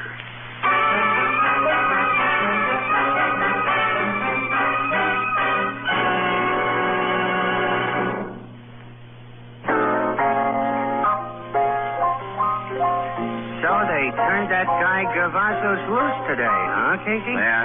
He's out of jail, Ethelbert. And did poor Captain Logan go out on a limb when he put him in there? Same limb you went out on, Annie. Stories you wrote after his arrest had the guy all but convicted and in the hot seat. I don't know how you talked City Desk into running those things. Must have been your charm, I guess. And the DA doesn't even ask for an indictment. Well, he should have gotten an indictment. He was able to prove that Gervasos had gotten over $40,000 from his wife's estate. He could prove that Gervasos and his wife quarreled because she refused to give him any more money. He could He prove could it. prove everything, Annie, except the all-important fact of murder. And they've still found no trace of a body. The DA knows a trial jury wouldn't convict him. So this Gervasos may get away with murder. If he's committed it. Yeah, looks that way, Ethelbert, now. I don't think he's going to keep much of that 40 grand, though. How do you mean? Oh, no. That Laval dame will get it. You know, I think she pushed Gervasos into the murder of Jessica, and I think she'll push him into a new deal soon because she's going to want more money. Hey, look who's coming in the door now. Huh? Who? Casey, it's Gervasos. Who's out with him? There they are, Dan. Hello, Miss Williams. Evening, Casey. We expected to find you here. You were looking for us? Not for you, Casey. But here's a present for you, Miss Williams. What is it? Tell her, Dan. Make it official. Summons, lady. Oh. Yes. I'm suing for $100,000 damages to my name and reputation. Well, Mr. Gervasos, do you think that I have $100,000? Miss Williams, your paper will be a joint defendant in my suit. The stories you wrote were so very unkind to me. Look here, Gervasos. If you bring a libel suit against Miss Williams in the Morning Express, the paper and everyone on it will do everything possible to prove you really killed your wife. No one in this world can prove I killed my wife, Mr. Casey. What's the matter? The cat. The gray kitten. Gray kitten? I must get out of here. Come on, Dan. Right with you, boss. Casey, what is the matter? Don't ask me. It was sure peculiar. Hey, wait a minute. Have a look at you, kitty. Come here. I guess some people are just naturally afraid of cats, Casey. Hey, where did this kitten come from, Ethelbert? I must have sneaked in from the street. It don't belong here. It just sat on the floor and looked at Gervasos, and then when he saw it... Annie, this gray kitten has a single white mark on its forehead. Look. Like the one we saw at Miss Simmons a month ago. Yes. Yes, it has. I'm going to have a talk with Miss Simmons tomorrow. You know, I'm getting a screwy hunch that this cat is bad medicine for that guy Gervasos.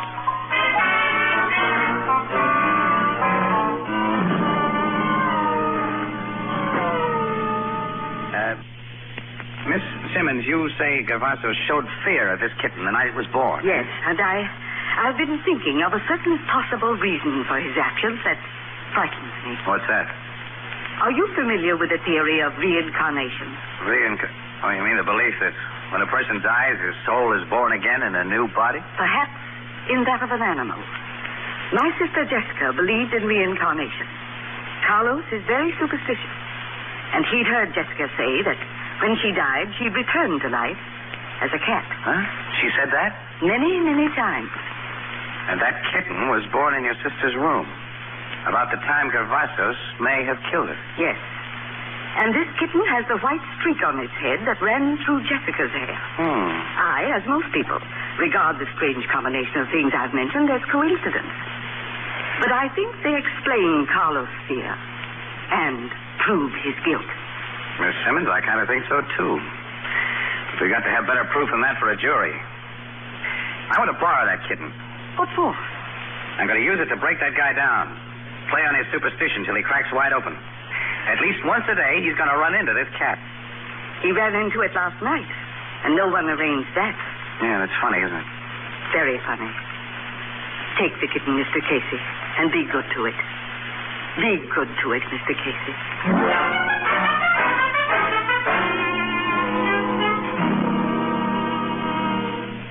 Your idea about using that kitten to crack Gervasos is swell, Casey. Huh? Well, I'm glad you see the possibilities, Logan. Every time Gervasos goes out, one of your detectives will shoo the kitten right across his path, Captain.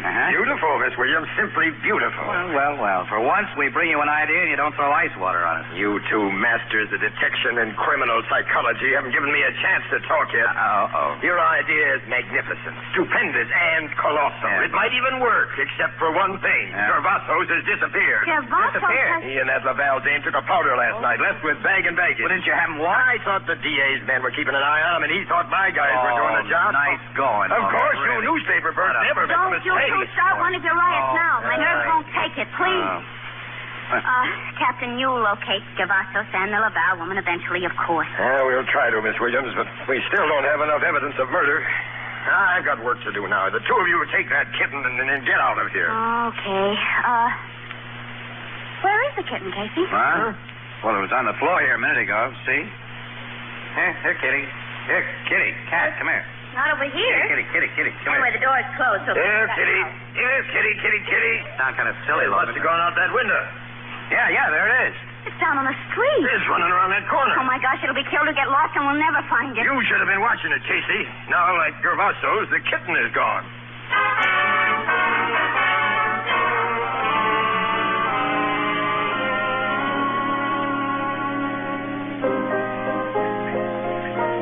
Casey, it's been... Look out, Grace!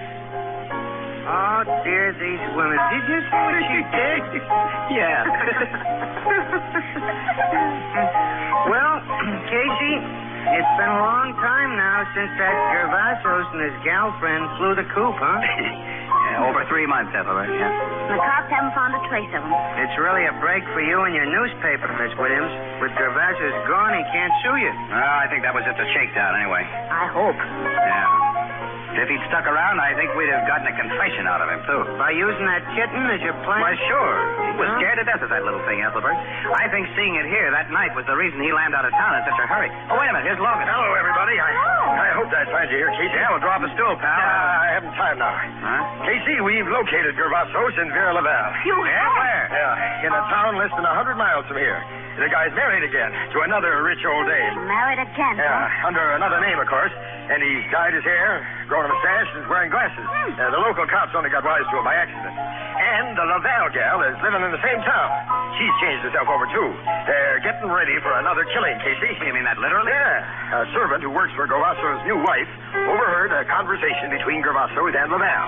And the servant tipped off the wife, and she told the cops. Yeah? They instructed her to sit tight until I got there. I understand the guy is planning to take his new missus, who's really got plenty of dough, on a boat trip to South America. But she's not supposed to reach there. Oh, what's his scheme to get rid of her? We don't know yet, but I'm leaving for Gervaso's new hometown in an hour. Hey, you want to go along? Do we? Oh, pal, we're on our way.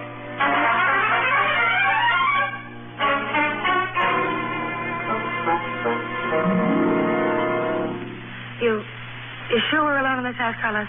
I sent my dear Isabel to the movies. We're quite alone here. Come into my room where you can see what I have arranged for our little trip. I don't trust your arrangements, Carlos. I planned the last job, and it went off perfectly. Perfectly for you. You got most of the money. And you did not have to see that Jessica look at you when she died. I can still see her eyes staring into mine. Oh, you've got no guts. It's not a nice thing to remember. And then the gray kitten. Damn it. If I ever see you go soft again about that great kitten idea, I'm pulling out and fast. She always said she'd be born again as a cat. And that kitten... Stop it, I said. Stop. Now, let's get our plans straight. When your wife comes home from the movies tonight, you're going to do the job. Yes. Tomorrow morning, an expressman will call for our trunks. She will be in one of the trunks. Which will be shipped to New York from where the boat leaves. Then I, wearing her clothes and with her big fur scarf pulled up about my face, will take her place on the train. When we get to New York, we claim the trunk, get rid of its contents, and disappear. Right. Then under new names, we go to sunny California with nearly $80,000 that you've gotten out of your latest wife. Which trunk are you going to use for the job? That old-fashioned flat one. I'll just take a look at it. Be careful with it. Do not touch its lid. Why? Look closely inside the lid. There's a thin glass tube running along the inside edge. The tube is filled with gas. A gas so poisonous that the one who breathes it dies almost instantly. And the lid of this trunk is closed. The glass tube automatically breaks. And whoever is inside... Why such a fancy layout? All you have to do is choke the old dame. No. You'll never look into a dying woman's eyes again. My wife gets into that trunk and kills herself. You crazy fool. How will you make her get inside and close the lid? You do not know the wife I married this time. She called me Puggy Woogum. Likes to play childhood games. Childhood games? You don't know what I've gone through. Her favorite is hide and seek. I will play hide and seek for the last time tonight. And she will be sure to think that empty trunk a very fine place to hide. The lid is very finely balanced, and it is equipped with a snap lock. Oh, wait a minute. Your Isabel may not be able to cram herself into this trunk. You and she are about the same size, Carlos. Let's see if you can fit in there. You wouldn't let the lid fall on me, Vera. Oh, don't be nuts. What would I gain by that? Nothing. I have Isabel's money. I trust you and get in. You are a trusting guy. But hold the lid open. I will. This trunk is kind of small for me. I was afraid of that. Wait. I move this way. Now I'm all inside. See? But I will have difficulty getting out. Hold tight the lid while I... What? The cat! Behind you, the great cat! How did I get in here? It's going to dump there! Hold the lid! It's going my hands in my belly! Don't let the lid go! I didn't mean to. Carlos, I didn't mean to. That cat! That cat! That's the door, Logan. Right there, Mercury. Get it, Casey. Captain Logan. Casey. Shoot the lock off that trunk, Logan. And fast. All right, I'll lift the lid. Get away from Casey. That's gas. The windows are open. It'll soon clear. Not quick enough for Gavassos. I've seen a lot of dead guys. Now, pal here is one of them. You were listening outside. We heard everything, Miss Lavelle. And I'm arresting you for the murder of Carlos Gavassos. But I didn't kill him. That cat maybe left that lid full. We don't see any cat here, Miss Lavelle. Maybe it jumped out one of those open windows, or maybe it never was here. Anyway, a jury won't swallow that story. Miss Lavelle, we're going to be sure you pay for murder this time.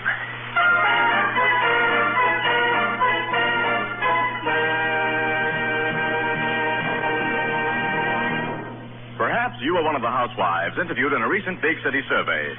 If so, you may recall you were asked these two questions among many others. When you buy packaged foods, what kind of container do you prefer and why? A vast majority of you said that you preferred to buy foods packed in crystal clear glass. You gave literally hundreds of reasons. Practically all of you, however, preferred the glass package because it lets you see exactly what you buy before you buy it. Included in this survey were many hundreds of young mothers who were questioned on baby food packages. 8 out of 9 said they not only preferred, but insisted on prepared baby foods packed in glass. And their most important reasons were that glass was cleaner and more sanitary, that leftovers can be resealed and safely stored in the original container. Now, you too can have these recognized advantages with the foods you buy. Simply demand foods packed in glass, in Anchor glass containers protected by Tampa-proof Anchor vacuum caps. Both products of Anchor Hocking. A great name in glass.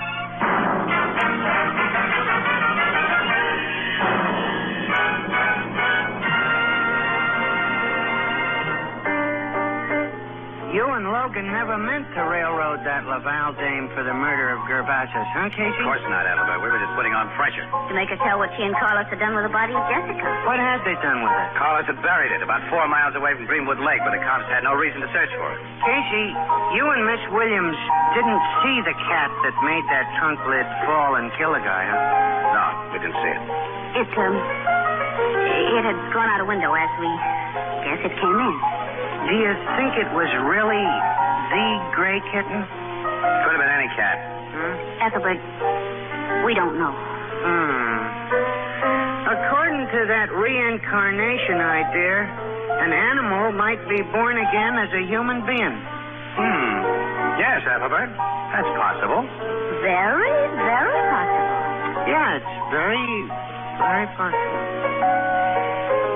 Hey, what are you staring at me for?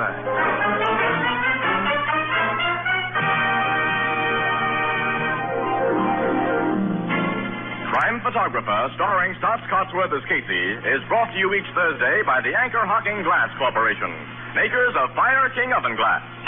Anchor glass containers, Anchor caps and closures. All products of the Anchor Hocking Glass Corporation. A great name in glass.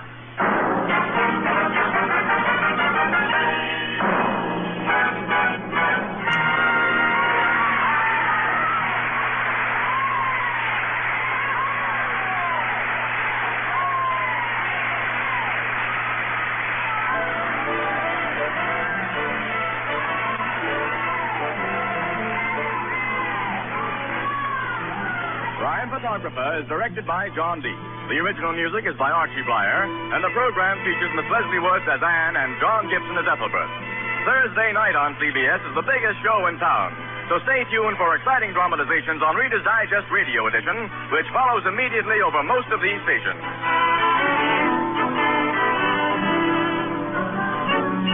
This is Tony Marvin saying goodnight for the Anchor Hocking Glass Corporation, the world's largest makers of household glass.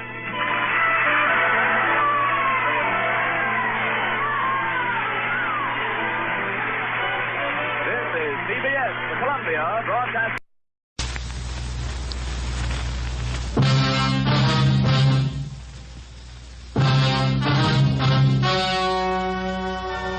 Ladies and gentlemen, the story you're about to hear is true. Only the names have been changed to protect the innocent. Fatima Cigarettes, best of all long cigarettes, brings you Dragnet.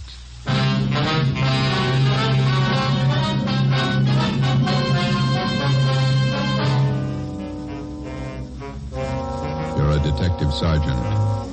You're assigned to homicide detail. A young woman has been murdered. The body was discovered behind locked doors. The assassin is still at large. Your job, find him. If you want a long cigarette, smoke the best of long cigarettes. Smoke Fatima. Fatima is the long cigarette which contains the finest Turkish and domestic tobaccos superbly blended to make Fatima extra mild. And that's why Fatima has a much different, much better flavor and aroma than any other long cigarette. That's why Fatima is doubling and redoubling its smokers. So, if you want a long cigarette, smoke the best of all long cigarettes. Smoke Fatima. Dragnet, the documented drama of an actual crime. For the next 30 minutes, in cooperation with the Los Angeles Police Department, you will travel step by step on the side of the law through an actual case from official police files. From beginning to end, from crime to punishment, Dragnet is the story of your police force in action. It was Tuesday, January 9th. It was stormy in Los Angeles. We were working a day watch out of homicide detail. My partner's Ben Romero, and my name's Friday. I was on the way to work, and it was 6:45 a.m. when I got to the steps of the City Hall, the Main Street entrance. Hey, Joe, wait up. Morning, Ben. When did they call you? 5 a.m. Donahoe called you? Yeah. Miserable out, isn't it? It's pretty wet. My feet are soaking wet. See the transfer list? Yeah. New chief of detectives? Wait a minute, I want to get some gum. Pack of spearmint. Well, I heard about the new chief. Thad Brown. Good man. Piece of gum? Thanks. I wish they'd make up their minds about our shift. Work days, they call you back nights. Work nights, they call you back days. Why don't you put in for a desk job? We'll never have to call you back. You're here all the time. No, you're just hard to please. Here we are.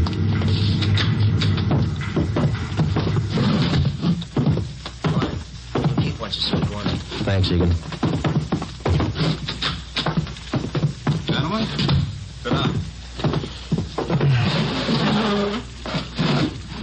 That's a great way to start off as your new chief. Call you back on a rotten morning like this. We're glad you got the job, Thad. Yeah, congratulations, Chief. It's hard to follow a man like Ed Backstrand. Gonna need your help. You got it. Here's why I called you back. Laura Barclay. The dead body report, nightclub entertainer. Landlady found the body an hour ago. Who's covering? Burton and Anderson. They're out there now.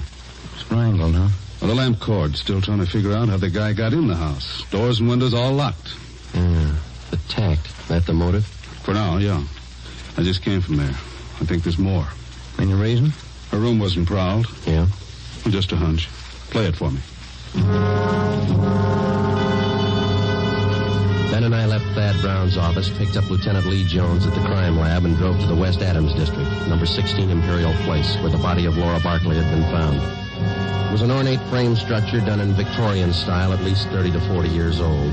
Number 16 was on the ground floor. We went in. A narrow hallway led to the bedroom in the rear of the house. 2 gas jet fixtures, which had been converted to electricity, were the only illumination.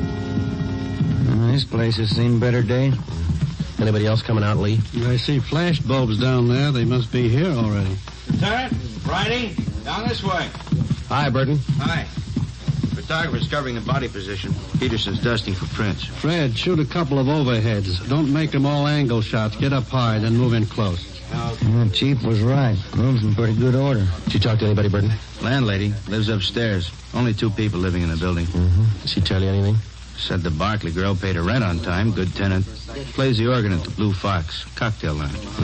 Any idea how the murderer got in here? Not yet. Every door and window in the place is locked. Anything else? That's it so far. We'll give you 15.7 of what we got. Okay, Lloyd. You and Anderson have another detail? Yeah, working on that Westwood thing. 2 uniform men outside if you want anything. Right, thanks. Looks like a tough one, Joe. Whoever did it must have come in through the keyhole. I'll see you later. So long, Lloyd. Andy, let's go. Peterson's dusting for prints. Nothing yet. Only piece of physical evidence so far, the lamp cord she was strangled with. I'll run it through downtown. Not a sign of a struggle. Maybe she wanted to die. Check the bathroom, will you, Ben? Yeah. I'll look around the kitchen. Hey, Pete, have you dusted the lamps yet? Not this one. I'm going to shoot up this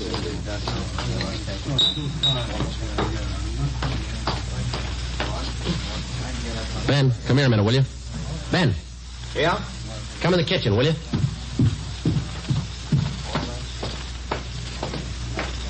You got a pencil? Oh, yeah. Yeah, here you are. Okay. Take a look at this garbage chute here. Let me see. About 8 feet to the ground. Yeah, big enough for a man to get through. Oh, yeah. Yeah, no problem. Lee. I'll be right there. It could be the answer, Joe. Well, he either got in this way or he was in the house when she came home. What do you got? Garbage chute here. What do you think?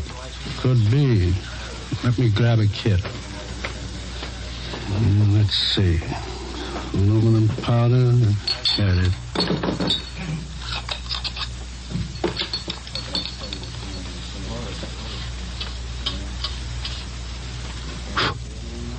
No.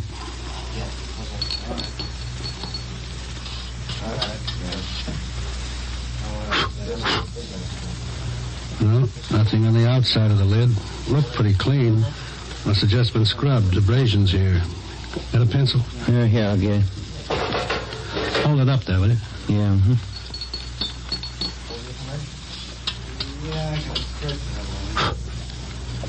Yeah, there we go. Large prints. Unusually large. Big hands. Can I look inside the chute a minute, Lee? Go ahead. Watch that lid. Yeah, I will. Looks like it's blocked off upstairs. This thing hasn't been used for garbage for some time. Most of them were condemned a few years back. I'll get Fred to shoot these. Let's go in the living room. That desk been dusted, Lee? Yeah, it's clean. Go ahead.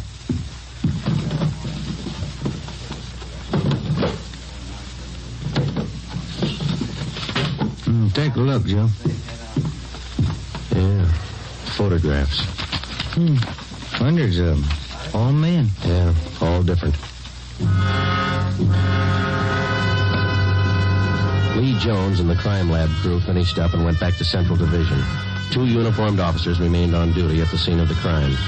Thad Brown had men sent out to canvass the neighborhood. Ben and I went upstairs and talked with the landlady, a Mrs. Emma Smith. Yes? Police officers. You, Miss Smith? Yes. You're not the same officers I talked with before. No, ma'am. I wonder if we could ask you a few questions. I told the other officers everything I knew. We have to double-check, Miss Smith. Who was the girl who lived in the apartment below, number 16? Laura Barkley. Is that the name she used? The mail she received, was it addressed that way? Yes, it was. Oh, she was a very good tenant, Laura. No trouble with her at all. When did she move here? Oh, about 4 or 5 years ago. I have the rent receipts. I always save receipts. Did she always live by herself? Oh, yes. That apartment rents to one person only. Did she have many visitors, friends dropping in? None that I ever saw. Pretty much to herself, Laura. The men came yesterday and took it away. What's that, ma'am? The organ. Electric one. Laura rented it from a big downtown firm. Used to practice all the time. My, it was beautiful. Yeah. In the gloaming. She used to play that for me. Mrs. Smith, When did the men come and take the organ away? Yesterday, in the afternoon, about 4:30. Was Miss Barclay at home when they came? No, she wasn't. She left me a note to let them in, so I let them in. I never allow anyone in the apartment without a note. You know the name of the company where she rented the organ? Brazier's, it was called, down on South Spring. Well, didn't you think it was unusual that Miss Barclay didn't have any friends? Now, officer, I didn't say Laura didn't have any friends. What I said was that she didn't have any friends who came to see her here. She moved here from a hotel for women. That's the reference she gave me. I see. I wonder if you could give us the address of that hotel, please. I'll write it down for you. Thank you. Miss Smith, did you hear any unusual sounds in Miss Barclay's flat last night? Anything out of the ordinary? If I had, I would have called the police and we'd have saved a girl's life. No, thank you very much, Miss Smith. Here's our card. If there's anything you think of after we've gone, don't hesitate to call us. Thank you, I will.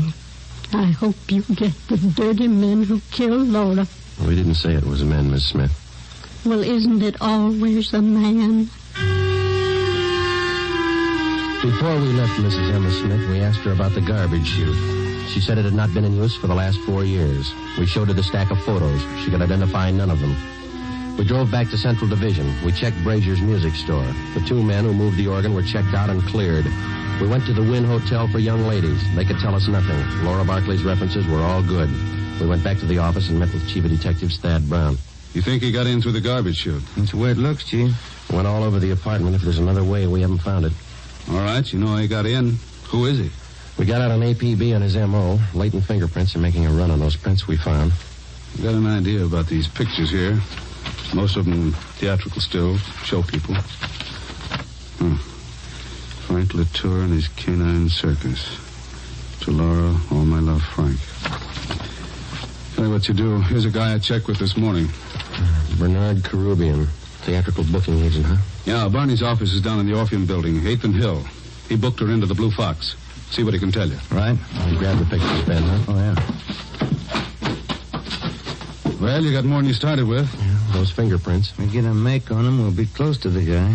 So was the Barclay girl. But he got away.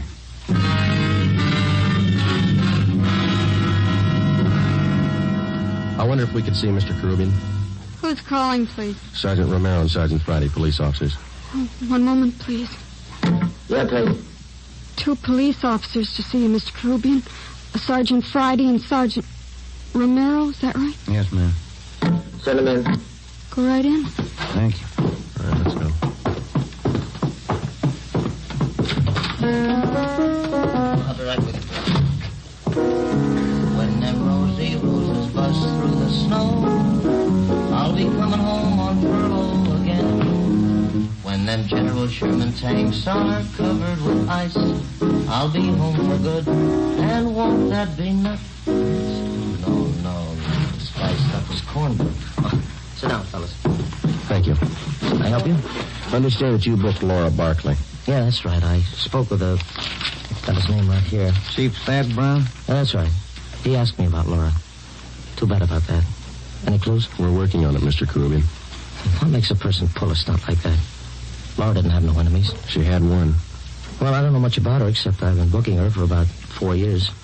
Good organist. Pretty fair voice, too. Got some pictures here. I wonder if you could take a look at them. Yeah, sure. Quite a stack. Yeah, old Frankie Latour and them dogs. Great act. I book 'em. Ricky Rogan, King of the Tap. Gus Orinoco and that singing seal of his. Yeah, I know all these people. I book 'em all. Did Laura Barclay work with all these people? One time or another, yeah. During the war, USO camp shows, you know. Do you know whether she was close to any of them? Well, come to think of it, she was. That Frankie Latour, crazy about them dogs of his. No, I mean the men themselves. Anybody that she seemed particularly interested in? Never heard her mention anybody. Pretty girl. Did you know her very well, Mr. Groovy? Only when she came in and out of town on an engagement. I'm a married man. Well, then you don't think there's anything to these pictures here of hers, huh? Well, I wouldn't say so. When you're on the road, you always collect photos of the people you work with. Souvenirs. Mm-hmm. Well, thank you very much, Mr. Carubian. Here's our card. You betcha. I sure hope you catch the guy. Wonder why he picked on Laura. Sometimes they don't have a reason. When we left Bernard Carubian's office, we checked by the Blue Fox Cocktail Lounge. It was still early. The sign said open 5 p.m. It was 3:15. We went to the morgue in the basement of the Hall of Justice and looked at the coroner's report. The autopsy report stated that the cause of death for Laura Barclay was strangulation. We went to the second floor of the old city jail building, the crime lab. Nothing on the lamp cord. Standard UL 110 line. About anywhere. No prints. How about the chute, Lee?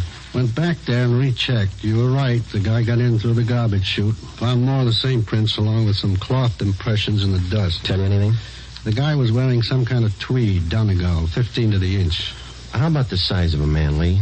How big could he be to clear that chute? It had a 20-inch diameter. Almost any man could squeeze through that. Check the ground level of the chute. Cement, no footprints. You don't have too much for it. I got one thing for you. What's that? I think I found your motive. And not the one listed on the report. Yeah? Here are the blow-ups of the body. It's 36 by 54 here. Hold that in, will you, Ben? No, I don't.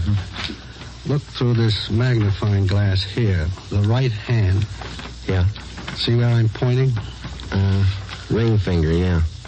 Look like ring marks. That's right. Pretty wide. Must have been good-sized rings. Well, they might still be in that room. I called Thad Brown. He had the room rechecked. No sign. And you think we got a burglary motive on our hands? That's my guess. Thad had the boys check with the landlady. She didn't know anything about any rings the Barclay girl might have had. That doesn't help. I think I got something else here. Library book. Hers? Her card's in one of the pockets inside, checked out from the L.A. Public Library main branch. Mm-hmm. I think these might be your lead on the missing rings. A librarian sees a person's hands every time they check out a book. That makes sense, Lee. We'll play it that way. What department were the books checked out of? The music room. Well, that's it. I think you've got your motive now and a good set of prints. You're close. Thanks a lot, Lee. Well, let's go to the library, Ben. I'll get it. Crime lab. No, this is Friday. Oh. Thanks, Frank. Well, we got some motive. How do you mean? No make on those fingerprints. Nothing.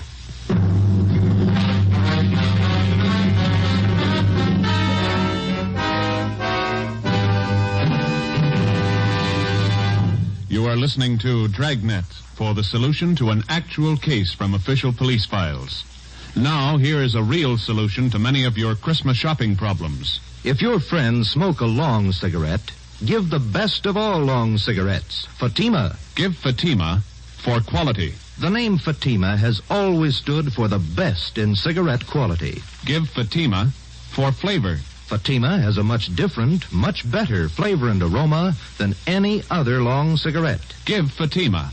They're extra mild. Yes, Fatima is the long cigarette which contains the finest Turkish and domestic tobaccos superbly blended to make Fatima extra mild. Yes, extra mild. So give Fatima for Christmas in the attractive golden yellow carton. It's the long cigarette that has doubled and redoubled its smokers. Yes, more and more smokers every day agree Fatima is the best of all long cigarettes.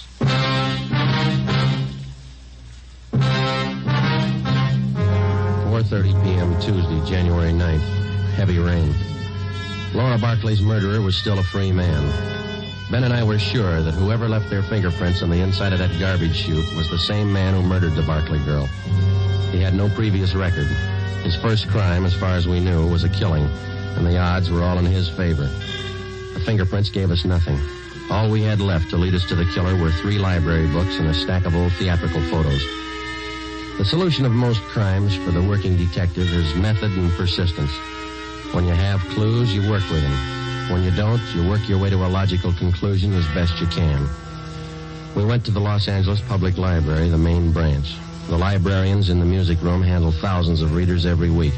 None of them remembered Laura Barclay. We drove over to the Blue Fox Cocktail Lounge. We interviewed the manager, and he knew nothing of her personal life. We talked to Harry Schumann, the organist who had taken Laura Barclay's place. What would you like to hear, fellas? Police officers like to talk to you, man. About Laura, huh? Yeah, that's right. All right, if I keep on playing? The manager wants full 15-minute sets. Okay, go ahead. That's all right. What can I tell you? How long have you known Miss Barclay? Oh, 4 or 5 years. Terrible thing. You got to get to whoever did it. Yeah, we're going to try. Can you think of anybody that might have killed her? I know you ask that question of everybody. I don't know. Does anybody ever know for sure? Sometimes. Well, I don't know. When you think of a person, you never think who might murder her. Maybe you might know a few things about her that you could fill us in on. I'll try. She go in for jewelry much? Rings, things like that? Funny you should ask that. She was nuts for it. Good things. Rings? Had a couple of beauties. Diamonds they were, big stones. Cost $4,000. I know she used to put most of her money into those rings. She buy them on time? Yeah. I remember one night she was overjoyed. The night she paid them off. Cost a lot of dough. Can you describe those rings for us? Not too good. I can give you the name of the jeweler she bought them from. That'll do. Do you know anybody else that we might talk to? Don't know any of her friends. She was an only child. No living relatives that I know of. How about her landlady? Yeah. I guess that's it, Harry. Thank you. For what? I wish I could help more. If everybody had your attitude, we'd be out of a job. Before we left the Blue Fox, Harry Schumann gave us the address of Laura Barkley's jeweler. The next morning, we checked with the manager of the store, and he gave us a complete description of the 2 diamond rings which the dead girl had purchased. They were valued at $4,000. He gave us detailed drawings of the rings. We went back to the office, gave the information to burglary detail. An all-points bulletin was put out describing them. Pawn shops throughout the city and state were alerted to watch for the stolen rings. We had lunch with Chief Thad Brown at Costa's Cafe. Never mind, O'Mara. I'll get it. Oh, thank you, Chief. I'll get the tip. Stew was good. Mm-hmm. Could I have some change for the cigarette machine? Thanks. Need any cigarettes, Joe? No, thanks, Thad.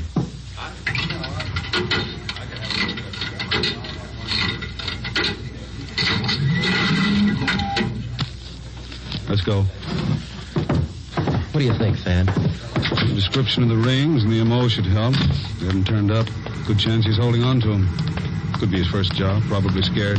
Anybody check back over the neighborhood there? Yesterday afternoon and this morning. A lot of door-to-door salesmen through that district. All been checked out. It's a dead end. Now where? Only those prints are checked out. Well, they didn't. Got a kickback from Brerett's in Sacramento on his MO. No make.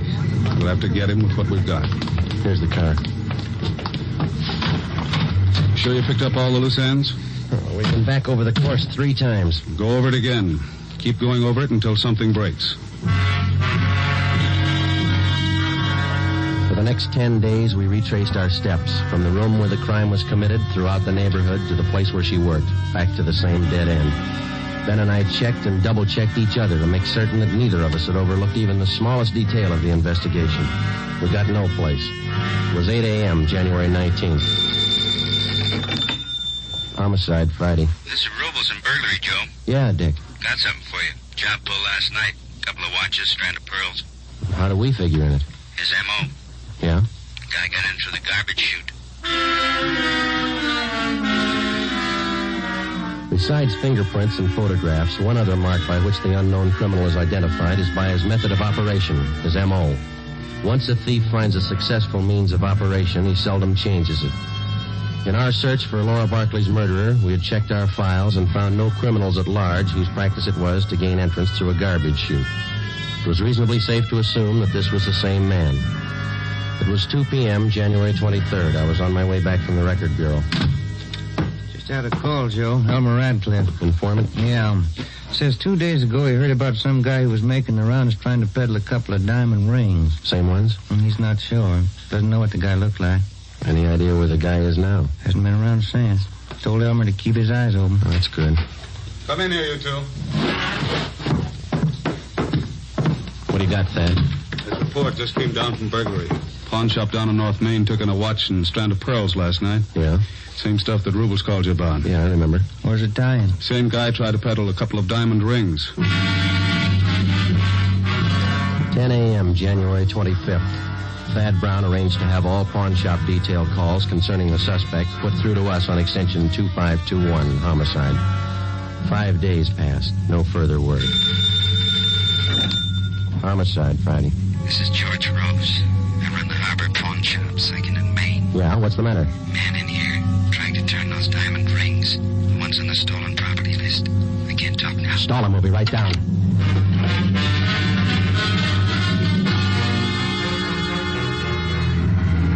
Come on, Ben. Move it. Yeah? The next corner. There it is. Just up the block. Pull up. All right, let's go. Yeah. Here we are. Say, fella, look out, Joe. He's got a gun. You all right, Joe? Yeah. Out the back way. Let's get him. There he goes, up alley. Can you hit him? We didn't stop him. Watch it. Come on, Joe. He's turning on the spring. He ran into that cafeteria up the street. Come on, let's run. Where'd he go? You see him? Yeah, there he goes. He's headed for the kitchen. Come on. Stop that man! Stop him! Out the back door into the alley. There he goes. Duck, Ben. All right, Joe, stop. He's not stopping. Stay clear.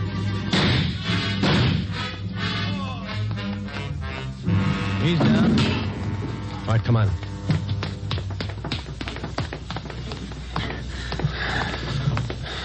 All right, get his guns. Yeah. You got him in the leg, Joe. Hit his head when you fell. All right, snap him on. Huh. Look on the little finger of his right hand. 2 diamond rings. Yeah. Doesn't make sense, does it? What's that? $4,000 worth of diamonds, and he's lying on a pile of garbage.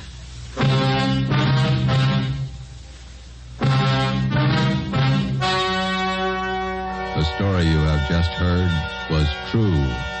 Only the names were changed to protect the innocent. On April 2nd, 1947, trial was held in Superior Court, Department 81, City and County of Los Angeles, State of California.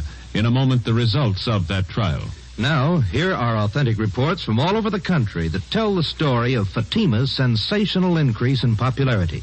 New Orleans Division. Fatima sales up 300%. Detroit Division. Fatima sales up 348%. Los Angeles Division. Fatima sales up 545%. More and more smokers agree Fatima is the best of long cigarettes. So enjoy Fatima yourself and give extra mild Fatimas for Christmas in the attractive golden yellow carton.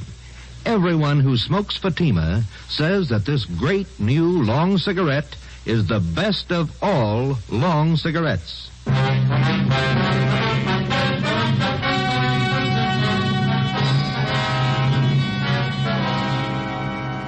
Laura Barclay's murderer was identified as Martin Eric Swanson. He was tried and convicted of murder in the first degree. His case was fought through the Supreme Court of California and in the United States Supreme Court. In both instances, his conviction was upheld. Last Friday morning, after a delay of 5 years, Martin Eric Swanson was executed in the lethal gas chamber at the state penitentiary. You have just heard Dragnet, a new series of authentic cases from official files. Technical advice for Dragnet comes from the Office of Acting Chief of Police W.A. Wharton, Los Angeles Police Department. Dragnet honors the city of Youngstown, state of Ohio, and the men who make up the Youngstown Police Department, another of America's great law enforcement agencies. One of these men, Chief of Police Edward J. Allen, honored as Policeman of the Year, who dedicates his life so that yours might be more secure.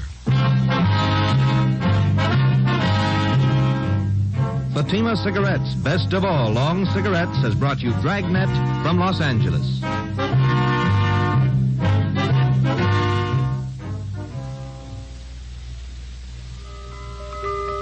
This Christmas, give the gift that makes every pipe smoker happy. A Christmas humidor of mellow Granger. Granger is made just for pipes by the tried and true Wellman method. Rough cut to smoke mild and cool, and humidor packed to stay ever fresh. Yes, make this Christmas a Merry Christmas for all the pipe smokers on your list. Give them each a Christmas humidor of mellow Granger. Listen to Dragnet next week, and be sure to hear Morton Downey tonight on NBC.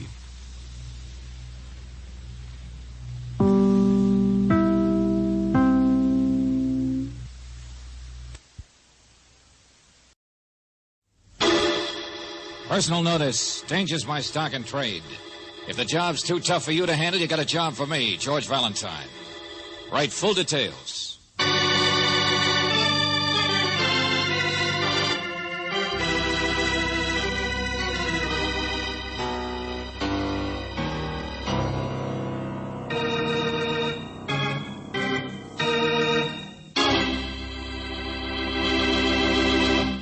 Well, I see it's time for another Let George Do It adventure. Now, this story has to do with a worrywart by the name of Shorty McGowan, who runs a pub over on the east side. Shorty's the type of fella who, if he hasn't got a problem, he goes out and finds one. Right now, he's just returned from a most successful hunting trip. And boy, has he got a beaut.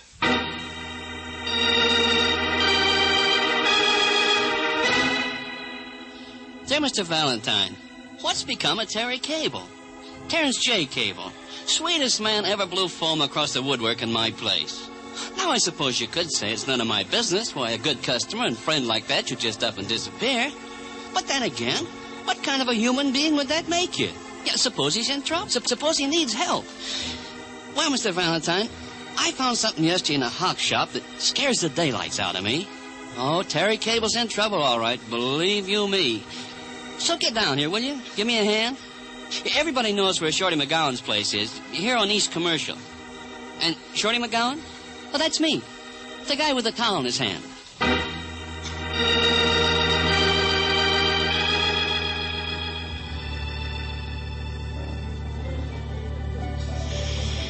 Watch? Just a watch? Yeah, Terry's watch. Here it is. And that's what you found in the hock shop, huh? You know those ones down by the railroad station? Well, I was coming back from Mayville yesterday. Took a couple days' rest, and walking along the street, this thing in a window just up and hit me in the eye. Terry's watch, I said. That's Terry's. Let's see. Terrence J. Cable, first place, 100-yard dash, Tri-State Conference, 1927. Sure, yeah, that's how I knew. He liked to show it off. Something he won in high school. You knew him since high school? No, just the last year or so. But he come in all the time, know what I mean? He had a philosophical turn like I do. I tell you, he's the sweetest. Okay. But just out of curiosity, how'd you get the watch out of the hock shop without a ticket? Well, it hadn't been claimed. That's what I mean. I just bought it. Uh-huh. So it must have been hocked at least 30, or is it 60 days ago? Wait a minute. Why does just finding his watch in a hock shop mean that he's in danger? I don't understand. In the first place, young lady, he wouldn't hock that watch. He wasn't the type. In the second place, he's not the type to just walk out of here 6 months ago and never come back without saying goodbye, you know what I mean? And in the third place, or fourth, whichever it is, Terry Cable was expecting a check. A big, big check. More than $50,000, he said. Okay, so what? Check from where? Well, how should I know? Rich Uncle Dudley, maybe? Uncle Sam? Search me. But a man wouldn't disappear without waiting to get it, would he? And only if he got it, then why hock the watch? See what I mean? Yeah, I see what you mean. Maybe see why you're so interested in finding him, too. Oh, no, you don't. Not me.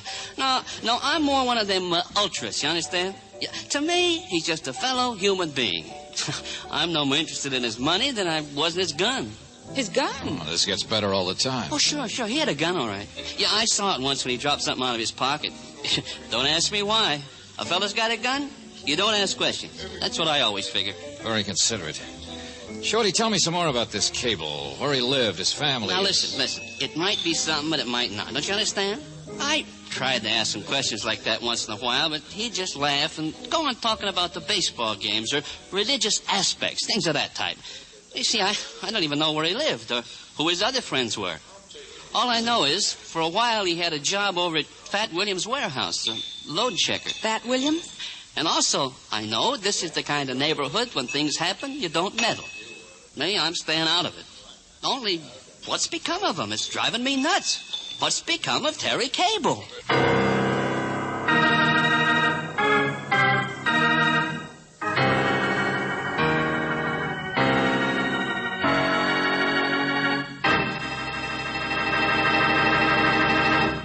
You know, I think I know what's wrong with Shorty. His needle is stuck.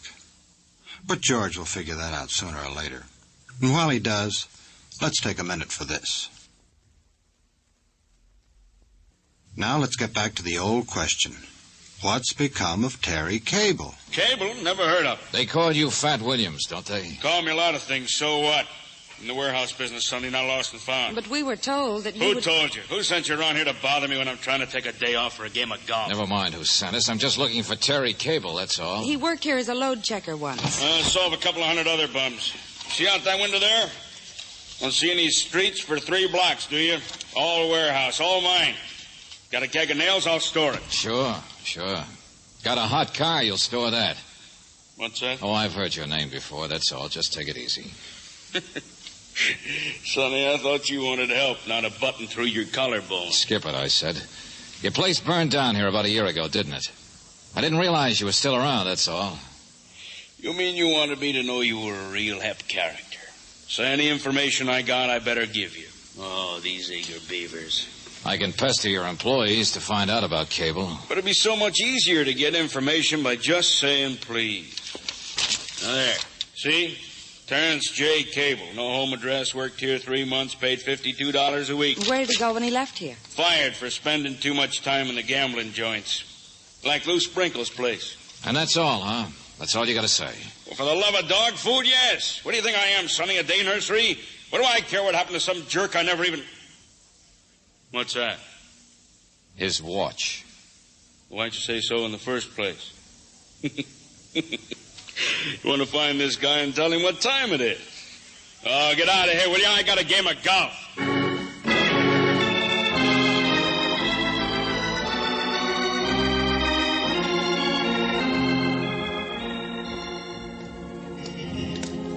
Sprinkle. Lou Sprinkle. Well, this is about where I thought his gambling joint was, but... Huh? Yeah. It's all new construction. Anyway, George, how would a man who earned $52 a week be able to afford such gambling? Oh, I don't know, Angel. This Terry Cable doesn't sound like a very straight character so far, does he? No. Carried a gun, expected some big money, fired from one job that we know of. You know, I'm not even sure why we're looking for him. Well, we're not going to find it behind a board fence, Angel. You're just as curious as I am why Shorty thinks it's important to find this. Oh. Hello. Admiring the building? Going to be nice, isn't it? Good lines. Yeah, it is. You work on it? No, just watching. Watch every day. Going to be 115 offices in that building, mister, and all mine. Every one of them mine. Yes, sir, I own it. Oh, well, congratulations. Wait a minute. You must know this neighborhood, huh? Sure do. Been located here 15 years. B.B. Manx is my name, in case you're looking for a place to get situated. Good transportation here, you know. Central heating, each office. Oh, no. I'm just looking for a joint. A joint? Well, Lou Sprinkle had a gambling place around here. Oh, him, sure. He's got a new place across town. Real fancy, they tell me. He used to be here all right, but he moved out after the fire. Well, what's the address of Angel, what fire? Well, the same one burned the old Manx building down, my place. It was in the newspapers 10 months ago. George. Mr. Manx, you're giving me an idea. Did you ever happen to know a man by the name of Terrence J. Cable? Cable? Yeah. Search me. Hey, wait a minute. They called him Terry? Yeah, that's the one. He was a foreman, I think. Bossed the cleanup gang after my fire here. Why? Never mind. You don't know what's become of him, do you? No, search me. You're looking for him, huh? No, not anymore. George. I think I know all I need to know about him. Come on, Angel, let's play a fast hunch. Don't you get it? Terry Cable wasn't a crook at all. Just the opposite.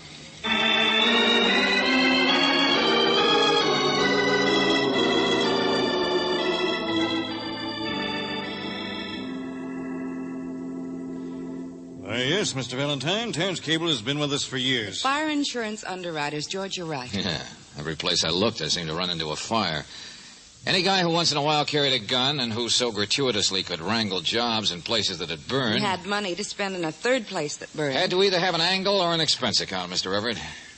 What is Terry, a fire investigator? Yes, that's right. So if that answers your question... Well, it solves the riddle. Yes, Mr. Everett. But what did he find?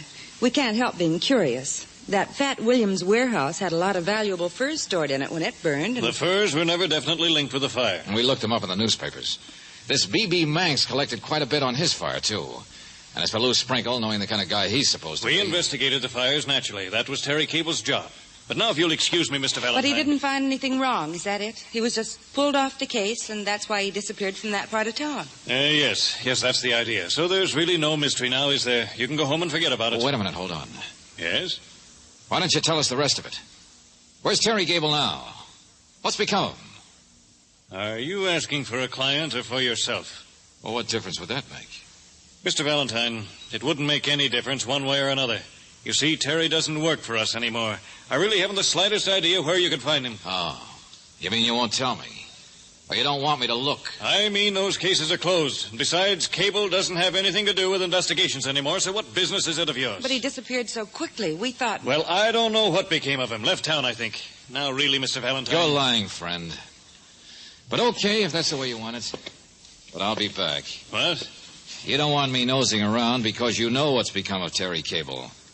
Well, maybe your closed case will be reopened as soon as I find out why my client was so anxious to reopen it.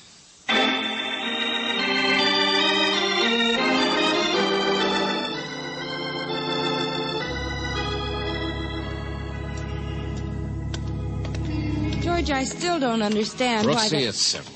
Look, don't you see why the insurance companies would want to protect their own good name? But what did Terry Cable have to do with Angel, now look, think back. It's all there.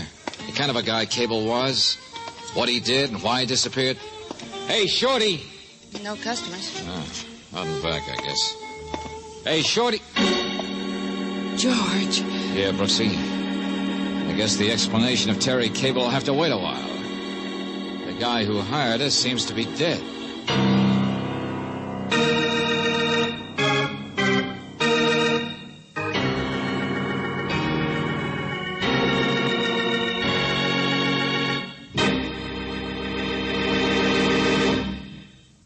Shorty.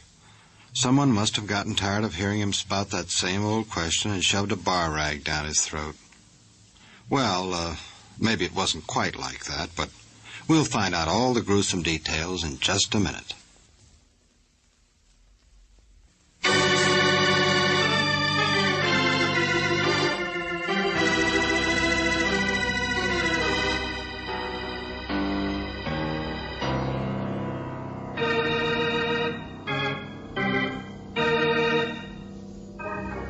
Now, back to George Valentine. The man who hired you is dead, Shorty McGowan. He's been shot. Well, if your name is George Valentine, then the mystery of what's become of Terry Cable is now more important than ever. No, Brooksy, Lieutenant Johnson said there weren't any witnesses to our friend Shorty's death. And it happened just a few minutes before we got here? Yeah, that's what the doc says. Somebody stepped in from the street and shot him, and that's it. But, George, why? He was such a friendly little man. Yeah, but it seems he's been mixed up in a few things, too. Oh, what kind of thing? Oh, petty theft, hold up once. But what's important? Never arson. Arson? Yeah, come on, Angel. Where are we going? To get a new client. The insurance underwriters.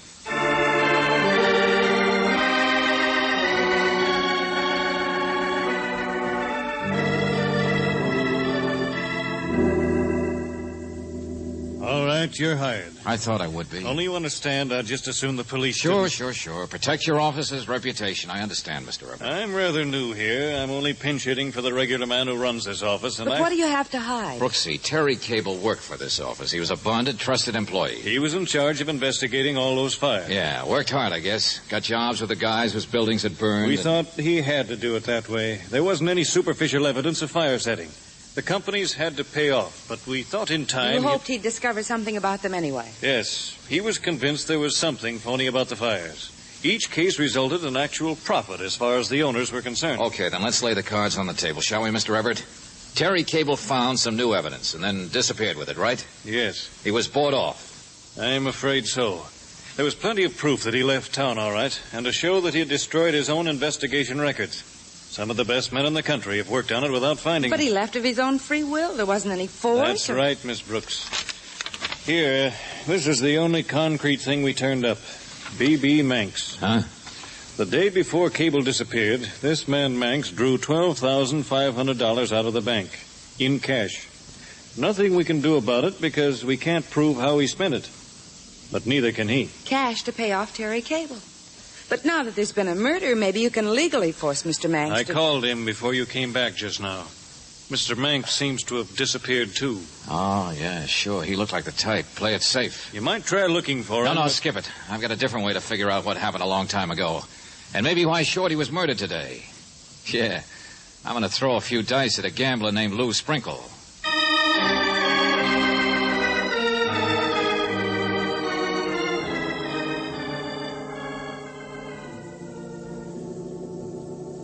what is this proposition, Mr. Valentine? Very simple, Mr. Sprinkle. I want some money. Does that make you a man from Mars? Who doesn't? No, I come from closer home. From Terry Cable. Is that so? Yeah, I think you've done business with Terry in the past. Yes, I remember. But I don't think the nature of the business would concern you. It was gambling, of course. If you say so. Maybe it was gambling on your part to think Terry wouldn't want to do some more business. Merely because I don't choose to make a definite statement doesn't mean that you can. All right, here goes. I come from Terry right now. Terry sent me. He wants some more money. I don't think I heard you correctly, Mr. Valentine. Now, if you'll excuse me, I'm a very busy... And because you might not believe me, he gave me his watch to show you. Here, take a look. How much does Terry want? Oh, $10,000 to keep him quiet, I think. That's ridiculous. He said he still has testimony regarding a few fires, just in case you tried to rub any sticks together. I'd have to see this man myself or through my own representative. Do you mind? No, but you are willing to... I couldn't discuss it with you at all. I'm sorry. Here. What's this? Present for your trouble. $1,000 bill? Show it to Terry. He'll understand my good faith. So will I. Cautious, but faithful. So long, Mr. Sprinkle.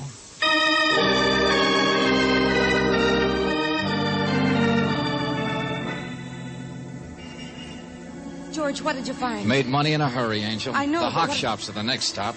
Down by the railroad station, remember? Brooksy, what I may have found is the answer to this case.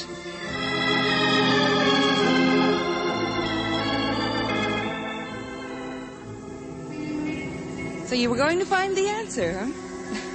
You can't even find the hock shop. Yeah. Looks like Shorty McGowan wasn't telling the truth even on that one, was he?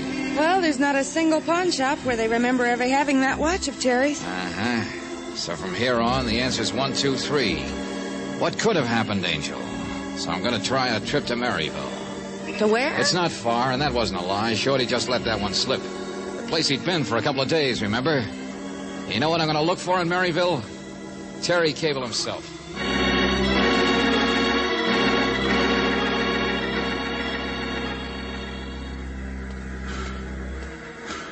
Hey there, Mr. Valentine. Yeah, right here. My name's Duncan. Chief of Police asked me to meet you. Thought you might be driving. No. The train's a couple of hours faster. Only maybe you figure in this kind of a case, speed isn't important. Well, I wouldn't say that. Of course, we do things a little differently out here. Let me have your bag there. Okay, thanks. Did you get the description? Oh, yes. We got that all right. Miss Brooks phoned it up. They sent the wire photo fingerprints and all that fancy sort of stuff, but you see, we really haven't gotten around to your case yet. Yeah, well, as soon as you do... We're a little understaffed here, and we've been pretty busy with something else. Here's the card of you. Okay. You figure this Terry Cable may be living around here? Well, it's not such a long shot. A man named Shorty McGowan apparently came up here and then returned with Terry's watch. Of course, that doesn't mean Terry would still be using his same name. Yes, I understand all that. Do you? Not quite sure I do.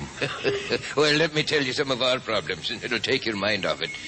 You see, there's a county graveyard out here. It doesn't have a caretaker. Yeah, well, look, Duncan, I'm only interested in... And a couple of days ago, there's been some digging where there shouldn't have been. What? Don't mind if we go out and take a little look, do you? That's why I couldn't get right on your case, you see. The county inspector claims there's one too many bodies out there. Since when? See, I thought you might be interested. Nothing recent. In fact, it's since maybe 6 months ago. About the time Cable disappeared. Now, I guess you don't mind a little side trip, do you?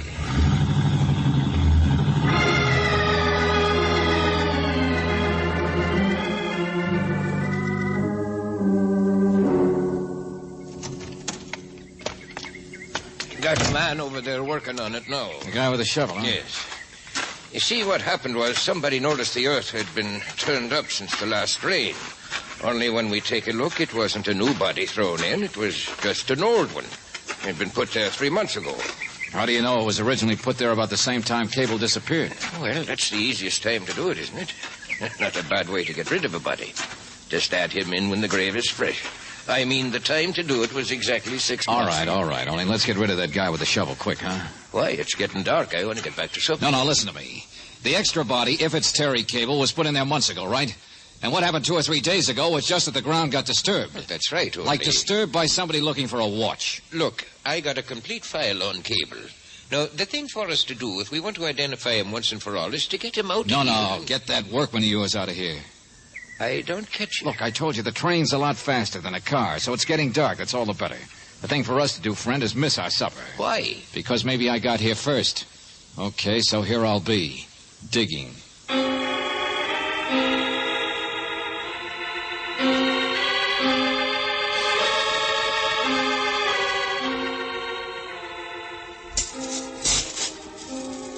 Be careful you don't strain yourself, Valentine. Quiet, will you? You're just supposed to be watching.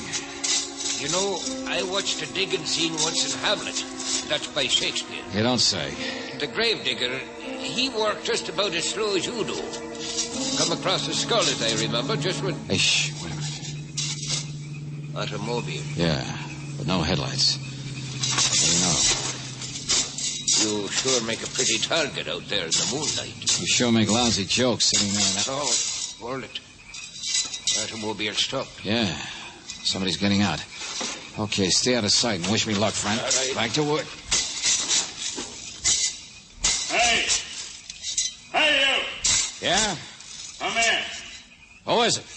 Valentine, come here.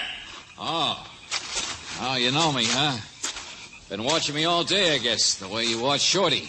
How'd you get out here? Oh, don't worry, I'm alone. I saw the body, though. Yeah, it's Terry Cable, all right. Pretty neat place to get rid of him 6 months ago. So neat you didn't even have to bother to take his watch. What Shorty did, he finally figured it out, didn't he, huh? Came up here, found Terry's body and the watch. And then hired me to put a little fear into you so he could shake you down the way you shook him. Go on, talk all you like. Only be careful coming through that fence. Yeah, sure, I'll be careful. You don't want another body out here to explain. Because that's what happened, isn't it, mister? You guys had fraudulent fires and then bought the investigator off, huh? $12,500 each. Only Cable was expecting $50,000, as I remember. So that'd probably mean 4 of you instead of 3, wouldn't it? Fat Williams, B.B. Manx, Lou Sprinkle, and who? Shorty McGowan himself? Was he the 4th? He have a fire, too? Put down the shovel and get into the car. No, wait a minute. I know who you are, all right, only... Do you? Sure. How's your game of golf? I guess the minute I left your office, you knew who'd sent me, and you headed right over to kill Shorty. To shut him up before he could go any farther. You've gone far enough, too. Fat Williams, the big shot. With a big secret, right? Something that Lou Sprinkle, for instance, didn't seem to know. That Terry Cable was really dead, that you killed him. Yeah. You're smart, too, aren't you? Well, it's fairly simple. You didn't pay Terry off, you just killed him. In 6 months' time, Shorty finally caught on to it. Yeah, Shorty was smart. He stole some furs. Did he tell you that? Furs? Oh, yeah, sure, from your warehouse. So that's what tied him in, huh? He worked with us. He was the 4th one. Look where it got him. Buster, don't try to tie the others in with you like that. Manx and Sprinkle may have been worried about their fires, but they paid off in cash. I suppose Shorty paid off, too. Only Terry was expecting a check. 1 check. He was smart. He'd want it that way. Yeah. So one of you must have collected the payoff dough from the others, one like you. Only instead of a payoff, you kept the dough yourself and killed the investigator. Yeah, that's all that happened. That's all that Shorty found out. Shut up and get in the car. By tomorrow, Sonny, nobody'll even know we've been here. Hey, what? Look out, Valentine. You... That's all. Pretty fancy shooting for nighttime, wasn't it? Oh, yeah, sure. You'll get a medal. You missed him a mile. Hey, what? But thanks for spoiling his aim. I hit him with a shovel.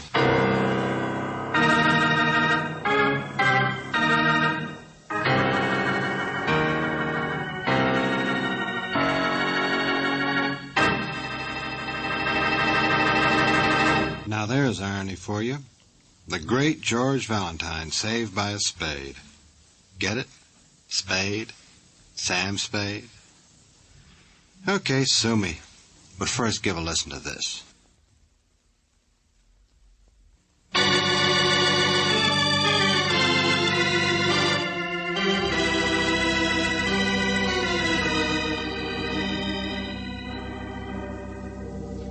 Don't you understand, Angel? Apparently Terry Cable wasn't even crooked. 6 months ago, Fat Williams just persuaded the others that Cable was. Then he pocketed their dough and killed Cable. The insurance people and his family and everybody will be awfully glad that you cleared his name. Only, George, I still don't understand how you knew it had to be Fat Williams. Well, you remember, Angel, he's the only one I showed that watch to before Shorty's death. So he's the only one who could have known that Cable's body had actually been found. In other words, that Shorty's nosing around had finally made it necessary for him to be killed. Oh, darling, you're wonderful. What? No, I mean it. Your powers of observation, your logic. Well... You know, George, while you were up in Maryville, I did some shopping. I found a real bargain on kitchenware, so being a girl who plans ahead, I bought some. Kitchenware, Angel? Mm-hmm. For your one-room apartment? What in heaven's name for?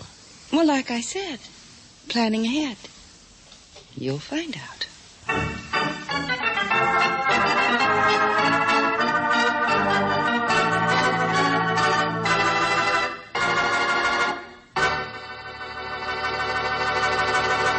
You have just heard What Became of Terry Cable, another Let George Do It adventure.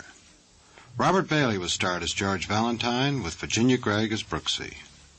David Victor and Jackson Gillis wrote the story, and the music was by Eddie Dunstetter. Now this is yours truly inviting you to another visit with Valentine, when you will again hear what happens when you let George do it.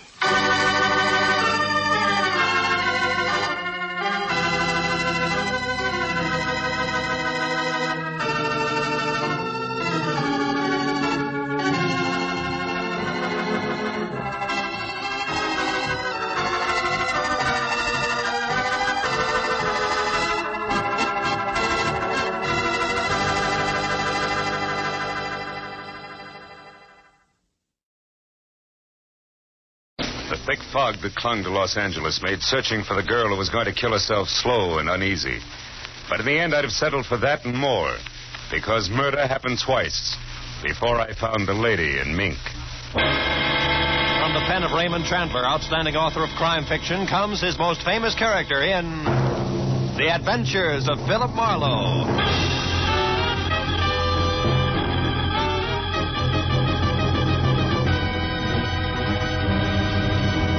Now, with Gerald Moore, starred as Philip Marlowe, we bring you tonight's exciting story, The Lady in Mink.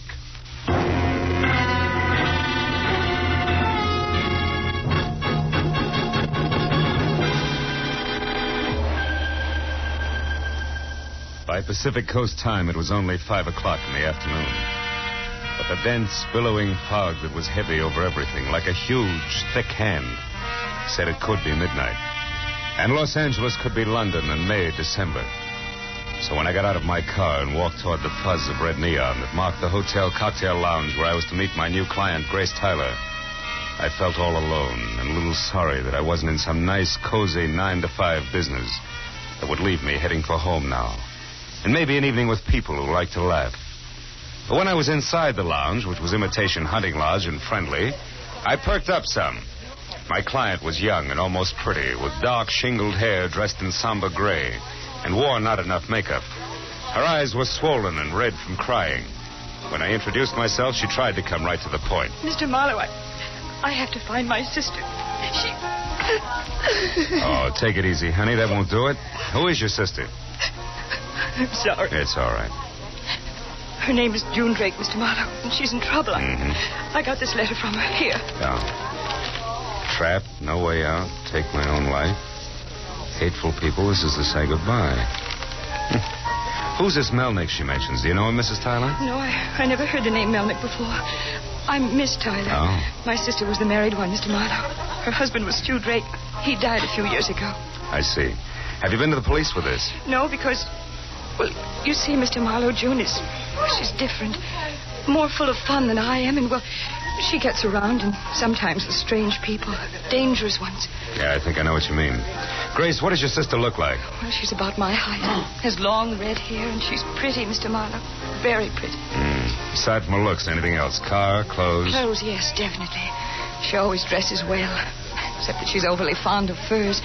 Most of the time she wears a mink stole. Stole, huh? Kind of a cape? Yes, it is. I see. June has an apartment in Beverly Hills, Mr. Marlowe. 3300 Rexford Drive. I went there, but it was locked. The neighbor says she left for New York a week ago, and yet I... Yes, she couldn't have because this letter was mailed here in town only yesterday. Is that it? Yes. Oh, please, Mr. Marlowe, do something. Here's $50. I'll pay more if only you'll hurry. No, that'll do it. Where can I get in touch with you, Grace? I'm staying here at the Beverly Crest Hotel. I don't live in Los Angeles. Well, as a starter, I think I'll try number 3300 Rexford Drive. I'll call you later. Goodbye, Grace.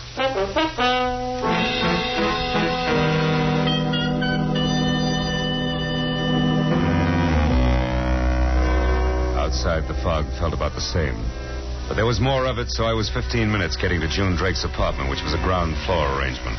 Arty and about the size and shape of the ale bowl. I was only half that time outsmarting the cheap lock on the back door, drawing all the blinds shut inside, and turning on a single light. But then I was no place. There were clothes in the closets, prettier ones in the bureau drawers, and it went on like that for 45 more minutes. Everything just as it should be and no lead. Until I was ready to leave. Then on a coffee table, I saw something that stood out in that nest for the idle rich like an ear-to-ear grin on an undertaker. It was a book of matches advertising Duke Gray's Billiard Academy, 3rd and Main, where particular pool players congregate. That and the name Melnick had to dovetail or I was licked.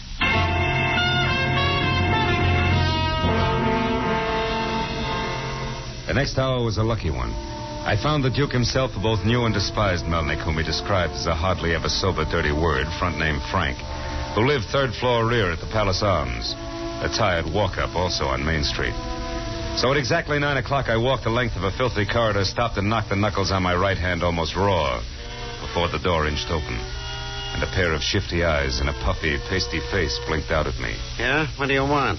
If you're Frank Melnick, conversation. I'm not dressed for it, honest. This isn't a social call. Mr. Melnick! Hey, what do you think you're doing, shoving your way into my room? Who do you think you are? Name's Marlowe. I'm looking for June Drake. I don't know any June Drake, honest. You don't convince me, Melnick. Now shake the fuzz off your brain and start remembering, or you'll find yourself in trouble up to your eyebrows. Okay, I know her. When'd you last see her? 3 weeks ago. Maybe a month ago. But she's an acquaintance from my hometown, that's all, honest. You're a liar. June Drake would brush you off like a piece of lint, and you know it. Listen, I'm as good as she is any day. Don't forget that. Get your hands off me, Melnick. Now, get out of here. Go on. I told you once, Melnick, let go. Okay, now start talking. Give it to me straight the first time or I'll get real mad. Come on, get up. Okay. There's a guy named Jaffe, Hugh Jaffe. He's June's boyfriend. That's all I know. Honest. All right. What's this stuff, these clippings and these pictures here? I used to be a photographer. Honest. Until your lens got bloodshot, huh? Yeah, on the Salinas Herald Star. All right, Melnick. What's Hugh Jaffe's address? It's 2001 North Beechwood Drive. Thanks, I'll try it. But if you're not telling me the truth, Melnick, I'll be back. Honest.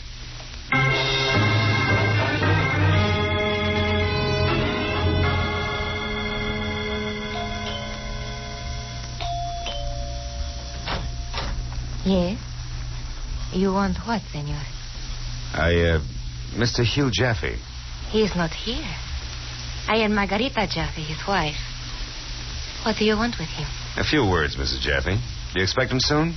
Since he does not live here anymore, no. Oh. You and Hugh are divorced, eh? I didn't know that. And I did not say that. Now, what are you looking for? June Drake. What do you want to know about that? I want to know where that is. Can you help me? No, I cannot. I do not know and I do not care. But when you find her, senor, I hope you find her dead. If I'd have followed the approved technique, I'd have lost a leg on the lady's threshold. And I was about to lean on the doorbell again to try once more for an address on Mr. Hugh Jaffe when I saw I didn't need to. Because stuck over the mailbox was a letter forwarded to him at 41 Peacock Lane, Brentwood, California, which was a half-hour drive due west of Hollywood. 30 fog-filled minutes later, Hugh Jaffe and I exchanged introductions, and I stated my purpose. Then I stumbled behind him through a 2-inch thick rug that ended in an oak-panel library, where he cigared me, then settled back and waited. We looked at each other until it became embarrassing. Then he opened. Marlowe, I wish I could help you, but I haven't seen or heard of June Drake in over 3 weeks. Well, I was under the impression that you two were on closer terms, Mr. Jaffe, if you don't mind my mentioning it. Not at all. He used to be, but all that's changed now. She was too expensive for me. A lovely creature, but terribly vain. Now that she's out of the picture, you're going back to your wife. No, I'm not. Frankly, Marlowe, my, shall I say, infatuation for June has completely destroyed everything Margarita and I ever had. Which I suppose makes divorce the next step? I wish it were that easy. She refuses to give me a divorce, Marlowe. Her way of striking back. Yeah, I know what you're getting at. I had a brief chat with Mrs. Jaffe myself. Well, if you hear from June, get in touch with me, will you? I'll appreciate it. Of course. I'll be happy to help in any way I can. And please, Marlowe, call me if you find her, Number here is Crestview 89122. Yeah, I'll remember it. Even if I find her dead. Dead? What do you mean? Why that? Well, from where I stand, Mr. Jaffe, June Drake is dynamite. And that stuff can blow up right in your face, huh? When you least expect it. Good night. Sure, it was double talk, but sometimes swinging wide and praying for a lucky punch beats waiting in your corner. Besides, that was as far as I could go on the book of matches. So after slowly walking a block through the chilling fog, I found a phone, called my client, and brought her up to date on the Jaffe Triangle and my own contention that if June Drake didn't try actually to kill herself, Senora Margarita Jaffe might. That Grace wouldn't buy. No, Mr. Marlowe, I can't believe that. Well, maybe you just don't want to. But either way, there's still Frank Melnick. We've already met Grace, and believe me, he's got all the charm of a black widow spider. What does this Melnick do, Mr. Marlowe? I mean, what work? Yeah, he's a drunk. He used to be a photographer for some paper, the Salinas Herald Star. Salinas? Yeah. Why, Mr. Marlowe, June used to live in Salinas when she was married to Stu Drake. You sure, Grace? Positive. Grace, how did June's husband die? Stu? Yeah. He was killed in a car wreck. Drove it over a cliff. Mm-hmm. June just got out in time. Nobody knew exactly how it happened. It was a terrible accident. Maybe. What do you mean, maybe, Phil? Well, you might as well face it, honey, because the chances are slim that that's the whole story. What? Look, Grace, suppose something else happened, like June being responsible for Stu's death. Oh, no. Yeah, and Melnick, the photographer, with a picture to prove it. You know, a small case of blackmail. Oh, no, Phil, you're wrong. She wouldn't kill. I know that. She wouldn't. Okay, she's your sister, honey. I'll do the dirty guesswork for both of us until we get some proof. And right now, that makes back to the hacienda of one Senora Jaffe my best bet. Because the lady there is both jealous and hot-tempered, a daily double that always runs in the money. So long, baby. Goodbye.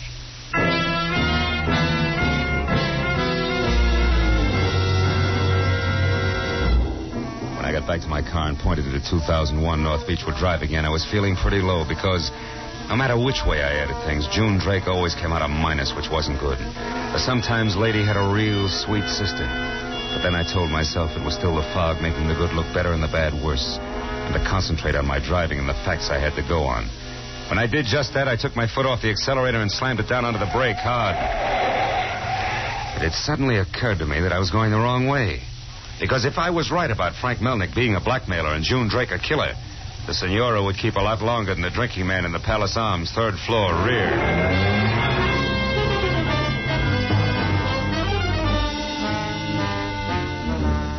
I was only 3/4 of an hour getting back down to Main Street, but even as I started up the foul-smelling rickety stairs, a small voice inside kept telling me that I was too late. But a second later, as I moved quietly toward Melnick's door, two other voices, not so small and coming from the room in question, said otherwise. Said that Melnick was still around and as healthy as ever. But better than that his guest was the lady my client was paying me to find. The lady named June Drake. All of which made this a good time for my right hand and the .38 in my pocket to get together while I listened carefully. Then moved closer until I was next to the door. Oh, an empty gin bottle. What was that? I don't know. Outside in the hall. Open up, Melnick, before I blast my way in. Come on. Marlowe, get out of here, Jim. Okay, wise guy, wait a minute. For what? The lady's exodus? I warned you, Melnick. Get back. Hey, what's the matter with you? What are you doing? Looking for June Drake, remember? Now, where is she? What are you talking about? I'm alone in here. Yeah? You always talk to yourself in a high voice, don't you? That window to the fire escape there is always open on foggy nights, too, isn't it? Listen, smart guy, I want to know where she... Hey, wait a minute, the smink's stole here. Maybe it doesn't matter where she went. Maybe she'll be back after she thinks I'm gone. I don't think so. You see, mister, June Drake never left. She's right behind you, stupid. Yes. Oh.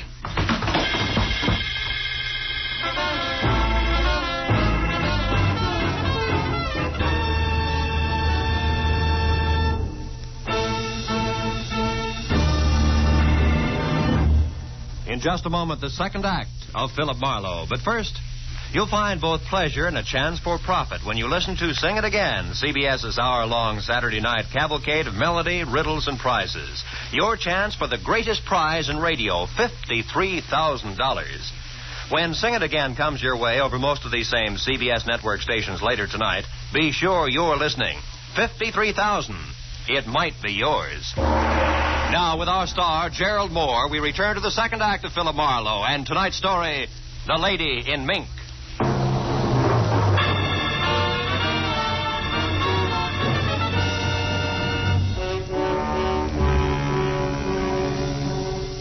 Maybe June Drake had used the spiked heel of a shoe, maybe the butt of a pistol, but either way, it didn't matter because on the way to the floor, I'd bounced once off the sharp corner of an end table, and this was why all the lights in the world had gone out for me at once. Now, as they blinked on again one at a time, and I dragged myself hand over hand along the length of an iron bedpost until I was standing, I saw there was blood oozing from a cut on the right side of my face. But as the two rooms focused into one again, I forgot about the slightly battered Marlowe and concentrated instead on an open newspaper lying at my feet. Because written across it with an eyebrow pencil in firm but feminine hand were the words, "Grace, call off your private detective. It's too late to help me. I'm near the end. But before I go, I'm going to take the two people with me who have wrecked my life. Goodbye, June." At that, I started for the door and a hall phone to call the police. But then I stopped. Conscious for the first time of the half circle of hushed, gaping faces in bathrobes that stood in the doorway. The gaping faces that weren't turned toward me, but over to a shadowed corner where, face down in a pool of his own blood, was the dead form of Frank Melnick. In the middle of his back, an ice pick, red to the hilt.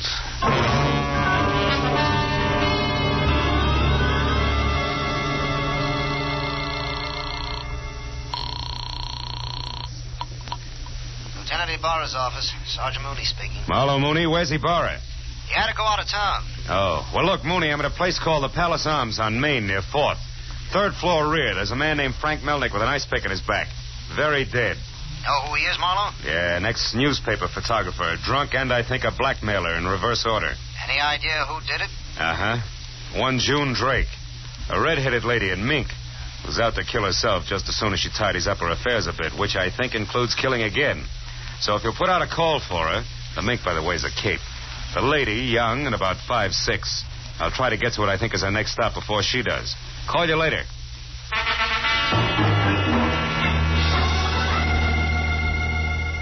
I got through to my client and broke the news. She gasped and kept repeating no in a small, strained voice that kicked at the lining of my insides no matter how fast I talked. So in one breath, I told her that I was going first for Margarita Jaffe, then her husband, either of whom could be next on June Drake's final agenda. Then I gave her the Crestview phone number that Hugh Jaffe had given me. Told her to call me there in an hour, hung up and ran for my car in 2001, North Beechwood Drive. Feeling punk.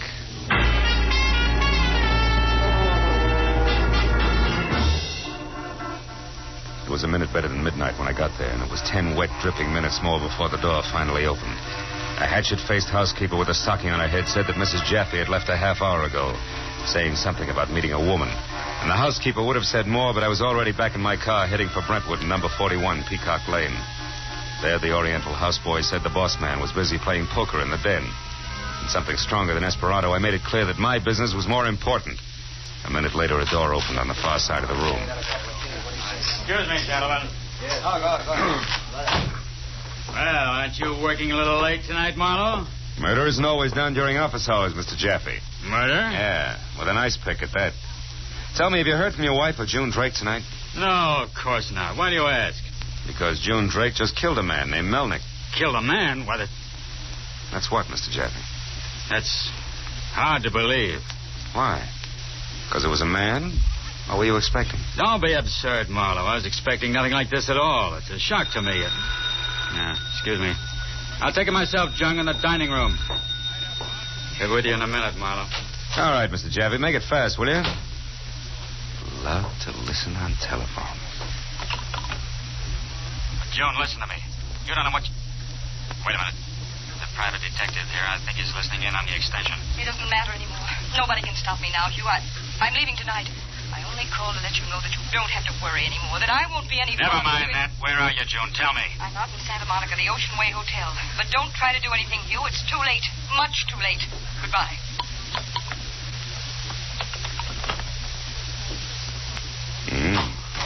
Pretty talkative. Marlowe, you heard that, didn't you? Yeah, I heard it all right. You heard that too, didn't you? And I didn't like it, Jaffe, so... Oh, don't bother. This one's mine. I'm expecting it. Hello? Hello, I wanted... Oh, is that you, Marlowe? Yeah. Look, Grace, your sister just called and... Well, it doesn't look too good, honey. Oh, Grace called there. Oh, but Phil, where is she? Do you know? Is she all right? No, she isn't, Grace. Any way you look at it.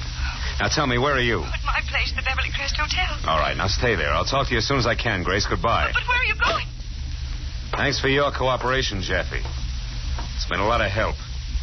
I'll also talk to you as soon as I can. Believe me.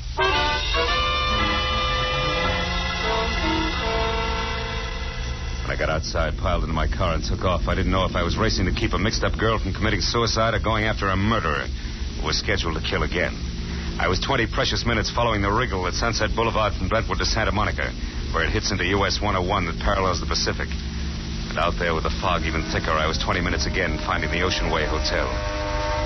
The landlady there was a fat henna blonde with a mouthful of gold and foul language. She said that she never heard of a June Drake until I lied that I was an L.A. cop and described the girl as a lot of red hair flowing over a mink stole who could be using any name. Then she told me that what I called June had just been a woman visitor a little while ago. At that, we started down a short corridor to a rented room, fast. I wouldn't do this for no one but a cop. Brother, believe me, we both better be talking about the same girl. Raising a fuss at this hour of the night. It's a room there. No light on. I thought you said she had a visitor. Maybe the visitor went home. What do you expect? 2 o'clock in the morning. Not a peep. Come on, open it up. Open it up. Now he tells me. He's got my keys. They're over on the other side in my room. Okay, and then we'll get in the hard way. You cut it out, you'll bust my door. Take it easy, Blondie. You're in for a shock. Dear. Okay, turn the lights on. Oh. That's the woman that visited her. Yeah. Spanish woman known as Margarita Jaffe. Ice pick and all. I better get a little air over here by the window. I don't feel so good. Yeah, and I better get to a phone and... Hey, there's a cigarette over there. It's still smoldering. She may not be very far away. Brother, you said a mouthful. Come here and look. What is it? What do you see? Right there. Near the pier under that street lamp. Ain't that the one you're after? Where? Oh, yeah. Uh-huh. Red hair and mink stolen She's seen clothing. us. Right out to the end of the pier. She's running. Call the cops. Blondie, sit tight. I'll see you later.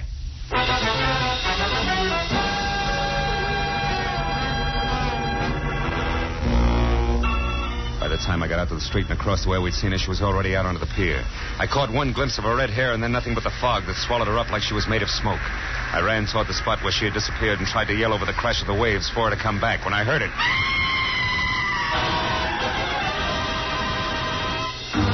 After that, things happened fast. From somewhere, the cop on the beat, then Blondie, then a couple of scared kids who'd been necking in a car, and then more. I knew it. Oh, I knew it. I saw her pass me a couple of minutes ago.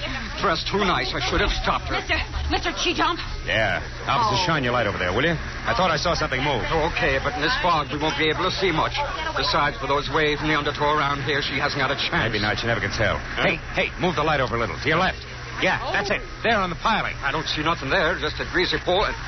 Here, look. On that cross piece near the waterline on the piling. Was that hers? Yeah, that was hers, all right. What is it, mister? That Blondie is a very valuable fur. A stole made of mink.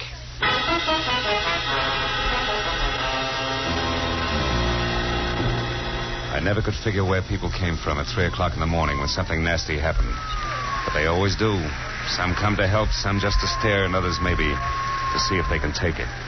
An hour after I'd heard June Drake scream, we'd found nothing but the stole. I couldn't take any more.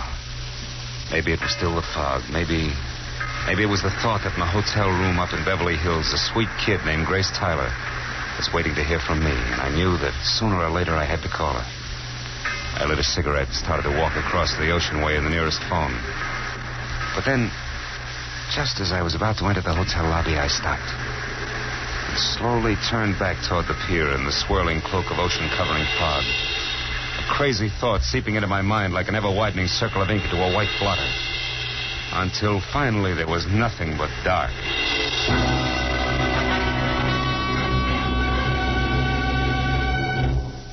I made my call to Grace and told her to get downstairs into a taxi and over to police headquarters where we had a long story to tell.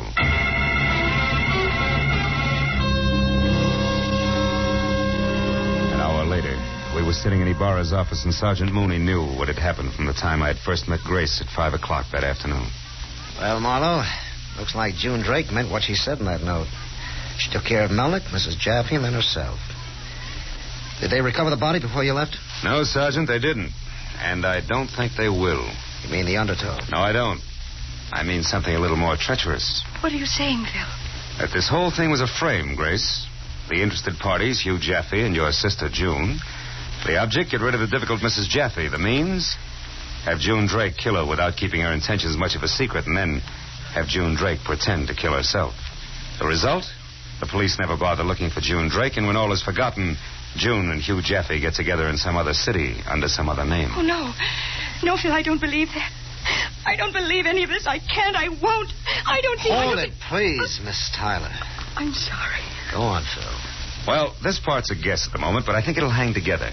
Mrs. Jaffe wouldn't give Hugh a divorce. Jealousy? Yeah, that and one idiosyncrasy. The senora was crazy about money, and since he was doing the running around, a divorce would cost him much more than he was willing to pay. Which means that although Miss Tyler here hired you, you fell into the stellar role of the patsy, the star witness. Would always be close enough to later tell a story they wanted told, but never close enough to actually catch June Drake, who has already murdered twice tonight. Right. Then, Marlowe, big question. Where is June Drake now? That is something I worked on all night. I almost had the answer once. I almost caught June at Melnick's flat in the Palace Arms because I surprised her. She thought I was going to Mrs. Jaffe's house at the time, but I changed my mind. Remember, Grace? What? Oh, you must remember, baby. You were there. You're June Drake.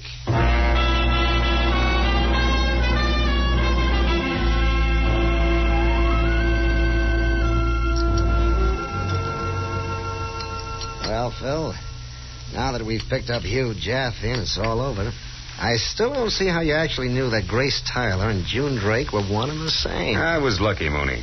When Grace called me at Hugh Jaffe's house right after she called as June, I heard a bell buoy in the background over the phone. But I didn't think much about it at the time. Yet Grace claimed to be at her hotel in Beverly Hills. It wasn't until I began to think of the whole thing as a frame that everything fell into place. The clues planted so I couldn't miss them all the way down the line. The book of matches, the mink, the red hair was a fall. And another thing, Mooney. Hugh Jaffe was much too surprised when I told him that June Drake had killed Melnick, a man. He expected the murder of his wife, Margarita. Well, why did June kill Frank Melnick?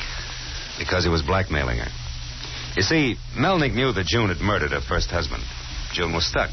She couldn't let her future husband know what had happened to her past one. So she included him in as victim number 2. Besides, that's the only final payment she can ever make to a blackmailer. Mm-hmm.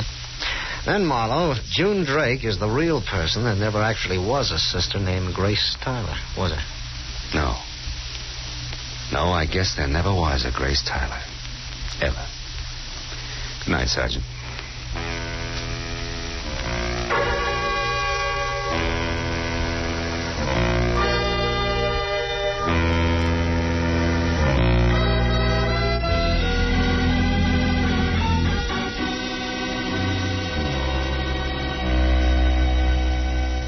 Outside, it was that strange time, between the end of one night and the beginning of the day that follows. When I looked up, I could see that the thick, heavy fog that had been with me ever since I'd first met the woman called Grace Tyler was lifting, breaking apart, so that here and there it was only thin, spiraling wisps above which there was the pale, gray promise of a nice tomorrow. As I walked along, it seemed to me that there was less and less fog, until by the time I'd gone a few blocks, I was sure that I could feel fresh air, cold against my face, and clean. I figured I might walk until the sun came up.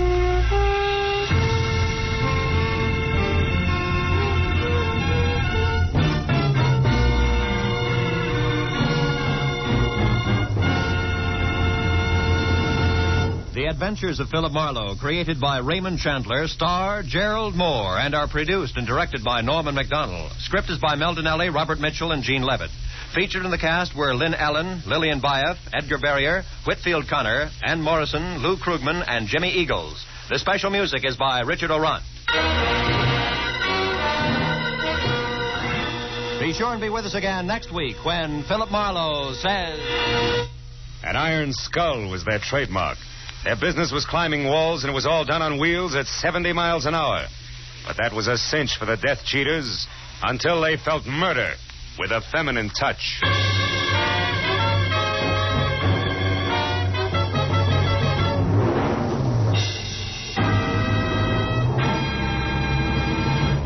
Sunday is a day when CBS brings you the tops in comedy, but it's also a day when you'll find big-hearted Danny Clover patrolling the Great White Way. Broadway is my beat, says Danny Clover, and every Sunday he brings you a new adventure along the main stem.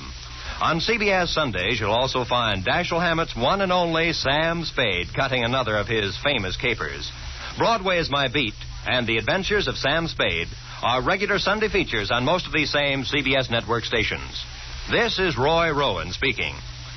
Now, stay tuned for Gangbusters, which follows immediately over most of these same stations.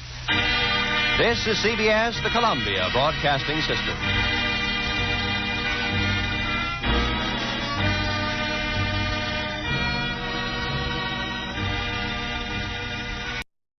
The Adventures of Sam Spade, Detective.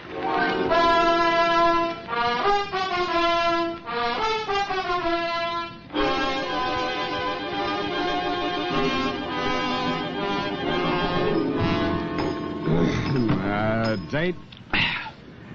To Deputy Sheriff Bill Woodington, Marin County Sheriff's Office, San Rafael, California. From Samuel Spade, San Francisco, license number 137596. Subject, the Battles of Belvedere. Dear Bill, by this time I should have known better, and I did. Per square mile, there are more screwballs in your stamping ground across the bay than should happen even to me. But Belvedere Island is very small, and I'd always been very curious about it. I can see it from my office window. A little green hump rising out of the water just around the corner from the Golden Gate Bridge and connected to the mainland by a narrow causeway. But I got there the stylish way.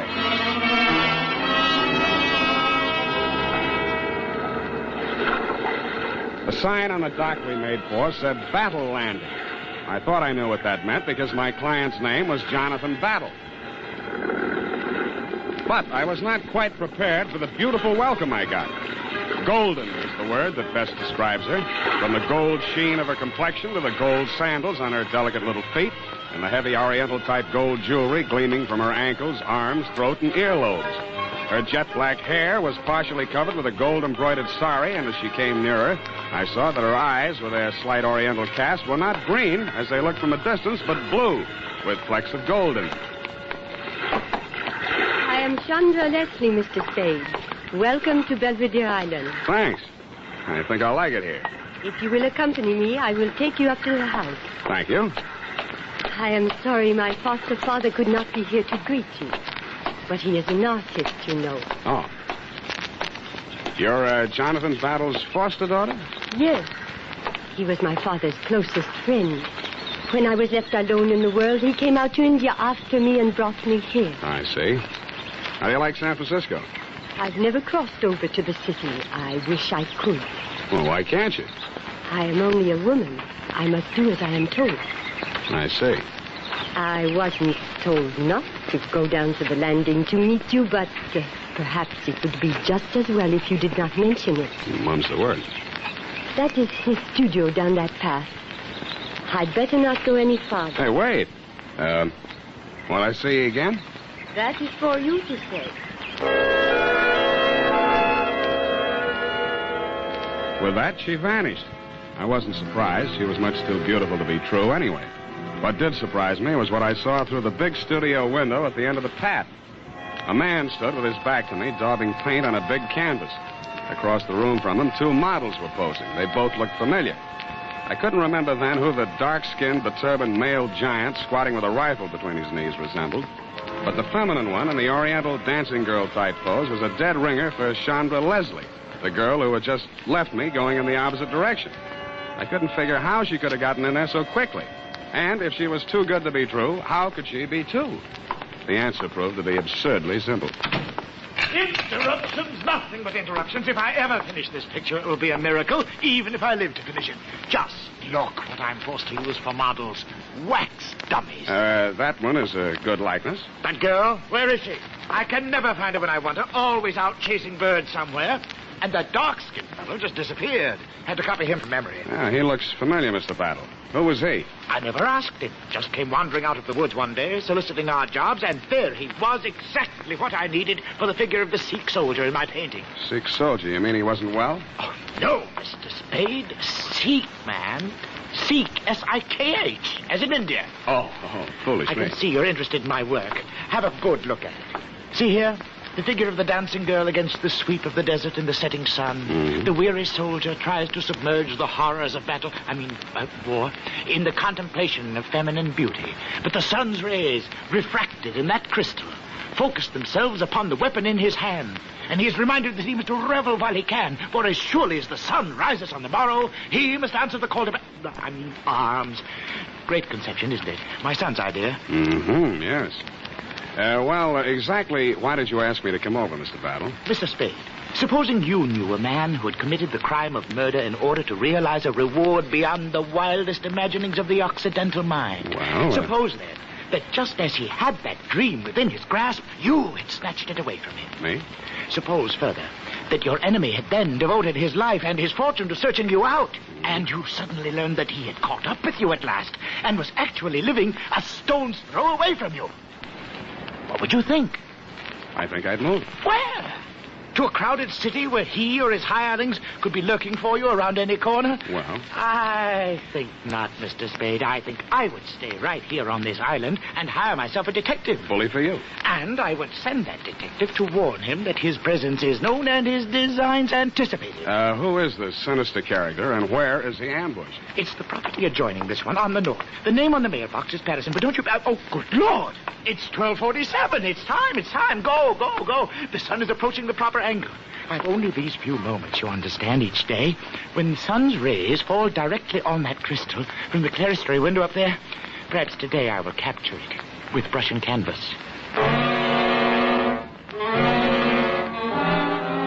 He hurried back to his place before the easel and started messing with his palette, squinting intently at the waxed models in front of him. There were still a lot of questions I wanted to ask him, but this was obviously not the time. I left quietly and closed the door behind me. Quietly. Hey, you. Wait a minute. Yeah? I think you're a detective. You don't like detectives? Hard-boiled type, huh? James Kane, Raymond Chandler. Dashiell Hammett, please. Who are you? I'm Bob. Oh, Bob, son of Battle, of course. Yeah, but if you think I haven't heard that gag before... Good, then it shouldn't bother you. Oh, I don't mind. What kind of crazy line did the old boy hand you? How crazy is it? He's been acting half batty ever since he started painting that picture. It's nothing but an excuse for not finishing it. And why? Why? Because it's too lousy to show. Oh, I didn't think it was that bad. He does. If you ask me, he's leading up to some kind of a publicity stunt, hoping that'll sell it. He's just making a sucker out of you. That's okay with me, as long as he pays for it. Well, we'll get a few days out of it. Well, if you need anything, let me know. All right, Sonny. Right now, I could use the telephone. It's up there in the main house. Help yourself. Oh, but if you're hoping to run into my beautiful stepsister, save yourself the climb. She went over to the next-door neighbors for lunch. Your father mentioned them. Who are they? Somebody she knew in India named Sherry. Yeah, well, not Captain Sherry. Yeah, retired. Captain Theophilus Sherry. Captain Theophilus Sherry. Twice before in my wild, unpredictable career, I had crossed the path of and swords with Captain Sherry, and we had both lived to regret it. I wondered which one of us the third time would charm. I knew one thing for certain. With Captain Sherry on Belvedere Island, it would be a good idea for the natives to apply immediately for more life insurance. Not that he was any great criminal mastermind, but people just had a way of dying while he was in the vicinity. This time, instead of waiting for the mountain to come to Muhammad, I decided to move Muhammad off Belvedere Island, altitude 352 feet. But I didn't even make it as far as the mailbox before something stopped me.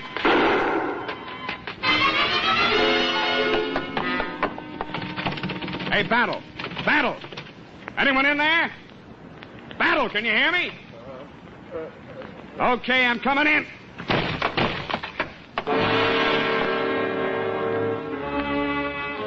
He was dead before I got to him. The front of his artist's smock was so gouged up with paint it was hard to tell which red was which. I finally located the wound. A large caliber slug had torn through him after entering just below the breastbone. It was a locked room puzzle. The one door bolted from the inside, the windows locked and unbroken, no marks of tampering. In fact, no possible way for the killer to have made his escape. I didn't know it then, but he hadn't.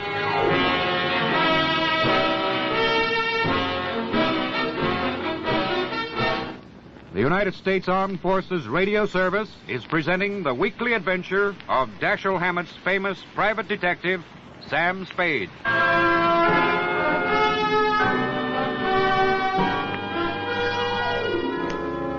After I'd phoned you, Deputy dear, I went back to the studio to pit my wits against that locked room puzzle. I was glad I hadn't brought my stupid pills with me, because when I got there, the mystery was not quite as deep, or so it seemed. The first time around, I'd made very sure the room had been just as I left it, up to and including the 2 wax dummies. But I hadn't given them the fingernail test. And now I blush to say that one of them, namely the giant-sized, dark-skinned, but turbaned Sikh that had been squatting with a rifle between his knees both before and after the murder, was now resting under a studio couch. His turban and the rest of his costume had been hastily stuffed behind a cushion. That's when I remembered why that dummy had looked so familiar to me. I thought I knew where to find the original.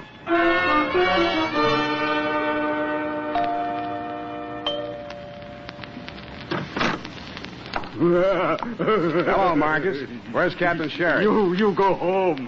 Thanks. I won't. Out of my way. Master will not allow. You will have to hurt me. Okay, Marcus. I always do. Let's get that part of it out of the way. Oh, delight. Very delight. Now I break you back, I think. Hey! Now, stop kidding. Hey, Sherry, where are you? Call him off. It's out there. Oh, Marcus, stop being naughty. Put him down. Not that way. I said put him down, not drop him. I say, old fellow, I'm frightfully sorry my man here. What? Oh, it's you, Spade. Yeah, Sherry. Here, let me help you up. I wish you'd found a head. I'd have had Marcus prepare tea. Oh, tea. Very delight. Rose petal, orange blossom. Oh, how many lumps? Thanks. I've had mine. Hush, Marcus. Yes, shut up, Marcus. Oh, imagine a man nearly 8 foot tall acting like a little child. Yeah, like a child. Come on out on the terrace. The view is extraordinary. The agent informed me that this is one of the few spots in the San Francisco area which commands the view of both Alcatraz and San Quentin. Yeah, well, you'd better enjoy it while you can, Captain, because when you're in either, you can only see the other one. I once spent a fortnight in the brig out in India, and I can tell you the prison life is not for me. Then why don't you stay away from people who get killed? I say, you mean old Battle? Has it happened so soon? Okay, what's your alibi this time? I'm sure you have one. Well, drat it, man. Why do you always commence by taking such a dim view of my activities? However, I will not allow you to goad me into letting you make a fool of yourself. As always, I shall place my cards upon the table. Face down, as always. Well, you've only to turn them up. I'll be brief. 20 years ago... Oh, here we go. Marcus and I were having a go at the east slope of Nanga Parbat in the Himalayas when our pack train encountered an avalanche which swept us bodily across the border into Tibet. I'll bet. Our carriers were decimated, but luckily most of our gear remained intact. What kind of contraband were you carrying? Contraband into Tibet? Oh, I say, really. No, matter of fact, we were traveling light in the hopes of bagging a few brace of bar-headed geese. Foul play, eh? Allow me to finish. We arrived in Serra, a valley adjacent to Lhasa, to find the religious community in an uproar. Mm-hmm. It seemed that in their haste to create a new Tashi Lama, the native astrologers had misread their stars. In short, they had vested in the holy monastic robes an infant girl. She's not 16 years of age, and due to make a public appearance with a thunderbolt of Vajra. Oh, please, interruption. Sorry. To make a long story, a young adjutant in my company by name Leslie became smitten with her charms and offered to take her off their hands. Unfortunately, from their point of view, certain irrefutable temporal awards had been conferred upon her at the time of her accession. Among them, a mountain worth several billion pounds. On our journey back to the Punjab... Hey, wait a minute. Did you say this girl owned a mountain? Precisely. A most amazing... Worth several billion pounds? Yes, it's the gold, you know. The presence of gold in the Serra has long baffled geologists for the simple reason that it's an unnatural deposit. Unnatural? Synthetic, that is. For 13 centuries, the devout have made pilgrimage thither to implant in the mountain small gold nuggets in the ignorant belief that they will grow into large lumps. How many centuries did you say? 13. Oh, very well, 12. That's better. Needless to say, the small nuggets never do grow into large lumps. Needless. But until they do, the devout, with the exception of the aforementioned or her nearest relative, are forbidden to carry off any of the gold. And who is the aforementioned? That dear little girl whom Leslie carried off to the Punjab as his bride. They had one daughter, Chandra, the girl who met you at the landing this morning. How did Battle get hold of her? Well, sir, a few years back, as our company was marching along the east face of Nanga Parbat... There was an avalanche. Precisely. And poor Leslie perished miserably. But the ungrateful scamp, in spite of his many promises to me, had left instructions that Chandra should become the ward of that presumptuous paint puddler, Jonathan Battle. He forbade her to see me, and finally left India under cover of night, taking her with him. So you finally tracked them down on Belvedere Island? Exactly. And my plan, if all else failed, was to win her hand in marriage. What if she objected? You little comprehend the Oriental mind. She's a woman. She must do as she's told. All I had to do to turn the trick was to frighten Battle into giving her the necessary fatherly instructions. So you see, his death has come at a most awkward time. By the way, who do you think did old Battle in? I think he was killed by the rifle held by that warrior he was painting, the figure your boy Marcus posed for. Oh, hello. Oh, that's nonsense. Marcus was with me at the time. I don't think Marcus had to be there. I don't think anybody had to be there. Well, that settles that. Marcus, pack the marmalade. We're leaving. Never mind the comforts. We'll leave them for the poor. Oh, delight, babe, delight.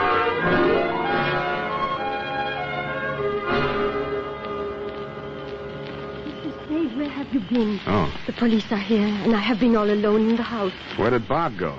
They took him away. They arrested him. What for? They found a pistol hidden in his room. They say it is the weapon that killed his father. Pistol? Please, you are not going to leave me alone. I'm so frightened, being alone with my conscience. Conscience? But how could I have known what my foster father had in mind? Just what did he have in mind? Suicide? Oh, please, do not say that. Even if it were true, I cannot bear the thought that I had made him so unhappy. I did not want to disobey him, but I could not. Oh, I could not. Oh, come on, Chandra, don't do that. We Orientals are supposed to be without feelings. But you see, it is not true. Of course not. Please, take me to the house. Sure. And you will not leave. You will stay with me. Sure, I will. You do not think I am a wicked girl to refuse to marry the man of my father's choice? If it was Captain Sherry... Oh, no. I thought you knew. He wanted me to marry his son.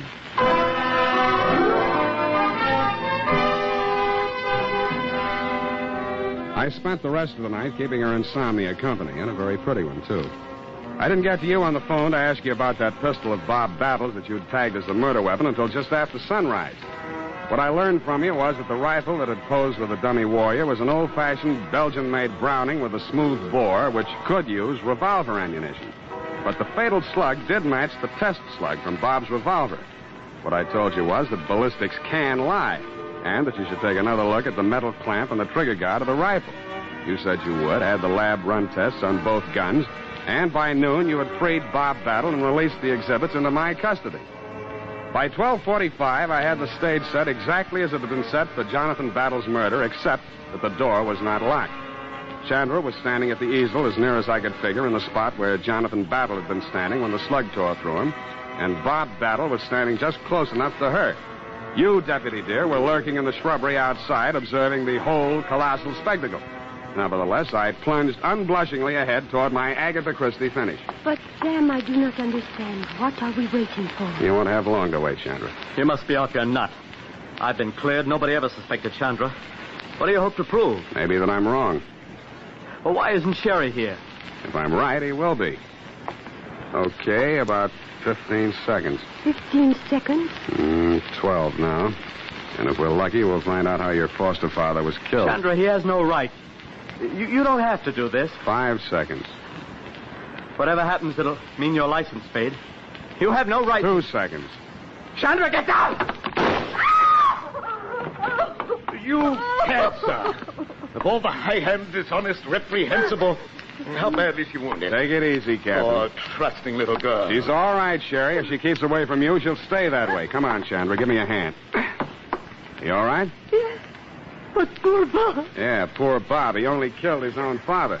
But why? There. Now, don't fret about it. I'll take care of you, my dear. Captain. Hands off. My dear fellow, you mistake my motives. What this poor girl needs is a father. And what better guardian than myself and my vast knowledge of the Orient and my deep understanding of the Eastern mind? Nuts. Well, Sam, I sure got to hand it to you. It worked. I guess this just about cleans up this caper. Thanks, Sam. Thank you, too, Captain. You've been a great help. Oh, thanks, Whittington. Pleasure knowing you. Why, you dumb bunny. Who, me? Standing there, shaking hands with the most sinister international dope smuggler on the Pacific coast. Now, see here, Spade. That will take some proving. Frisk him, Bill. Go on. See what you find on him. I welcome this opportunity to prove my innocence. Go ahead, Deputy. Well, what do you know? A hypodermic kit. See? But this is an outrage. You planted that in my pocket, Spade. Well, maybe. Even if I did, the deputy here will have to take you in for questioning, and that'll mean answering some questions for the federal men, won't it, Bill? Well, now, if you planted that kit, Sam... I haven't admitted it yet. You'll have to prove it, and you may not be able to before the federal men get involved. Not that Captain Sherry has anything else to hide. Well, sir, never let it be said that a royal fusilier didn't know when to blow retreat. Marcus? Master, yes. Pack the marmalade again. We're off. This time to Africa.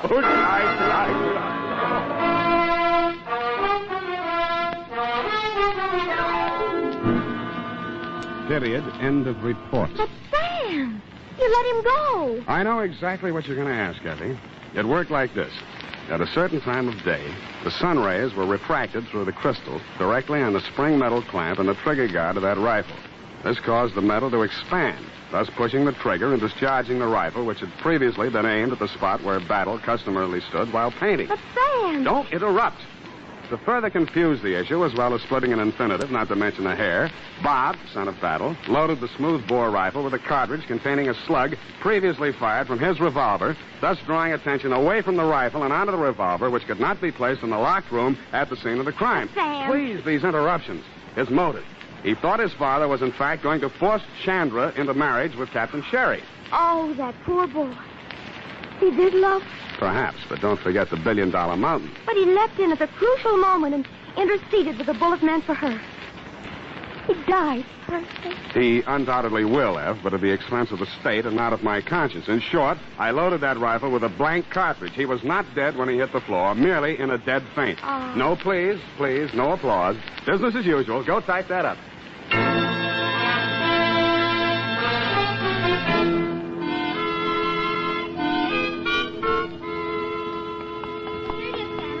One question. Whatever's going to become of that poor, bewildered girl? Yeah, poor little thing. Nothing to fall back on but $1 billion gold mountain. I can't help it, Sam. You know, east is east and never's a twain. You're wrong. She's starting a twaining course tomorrow as a salesgirl in the jade department at Gump's. Doesn't that make you green? Oh, really, Sam? You're jaded humor.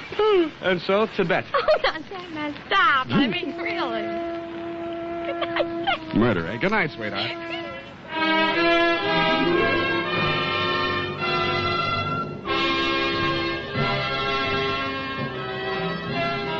The Adventures of Sam Spade, Private Detective, is a presentation of the United States Armed Forces Radio Service, the voice of information and education.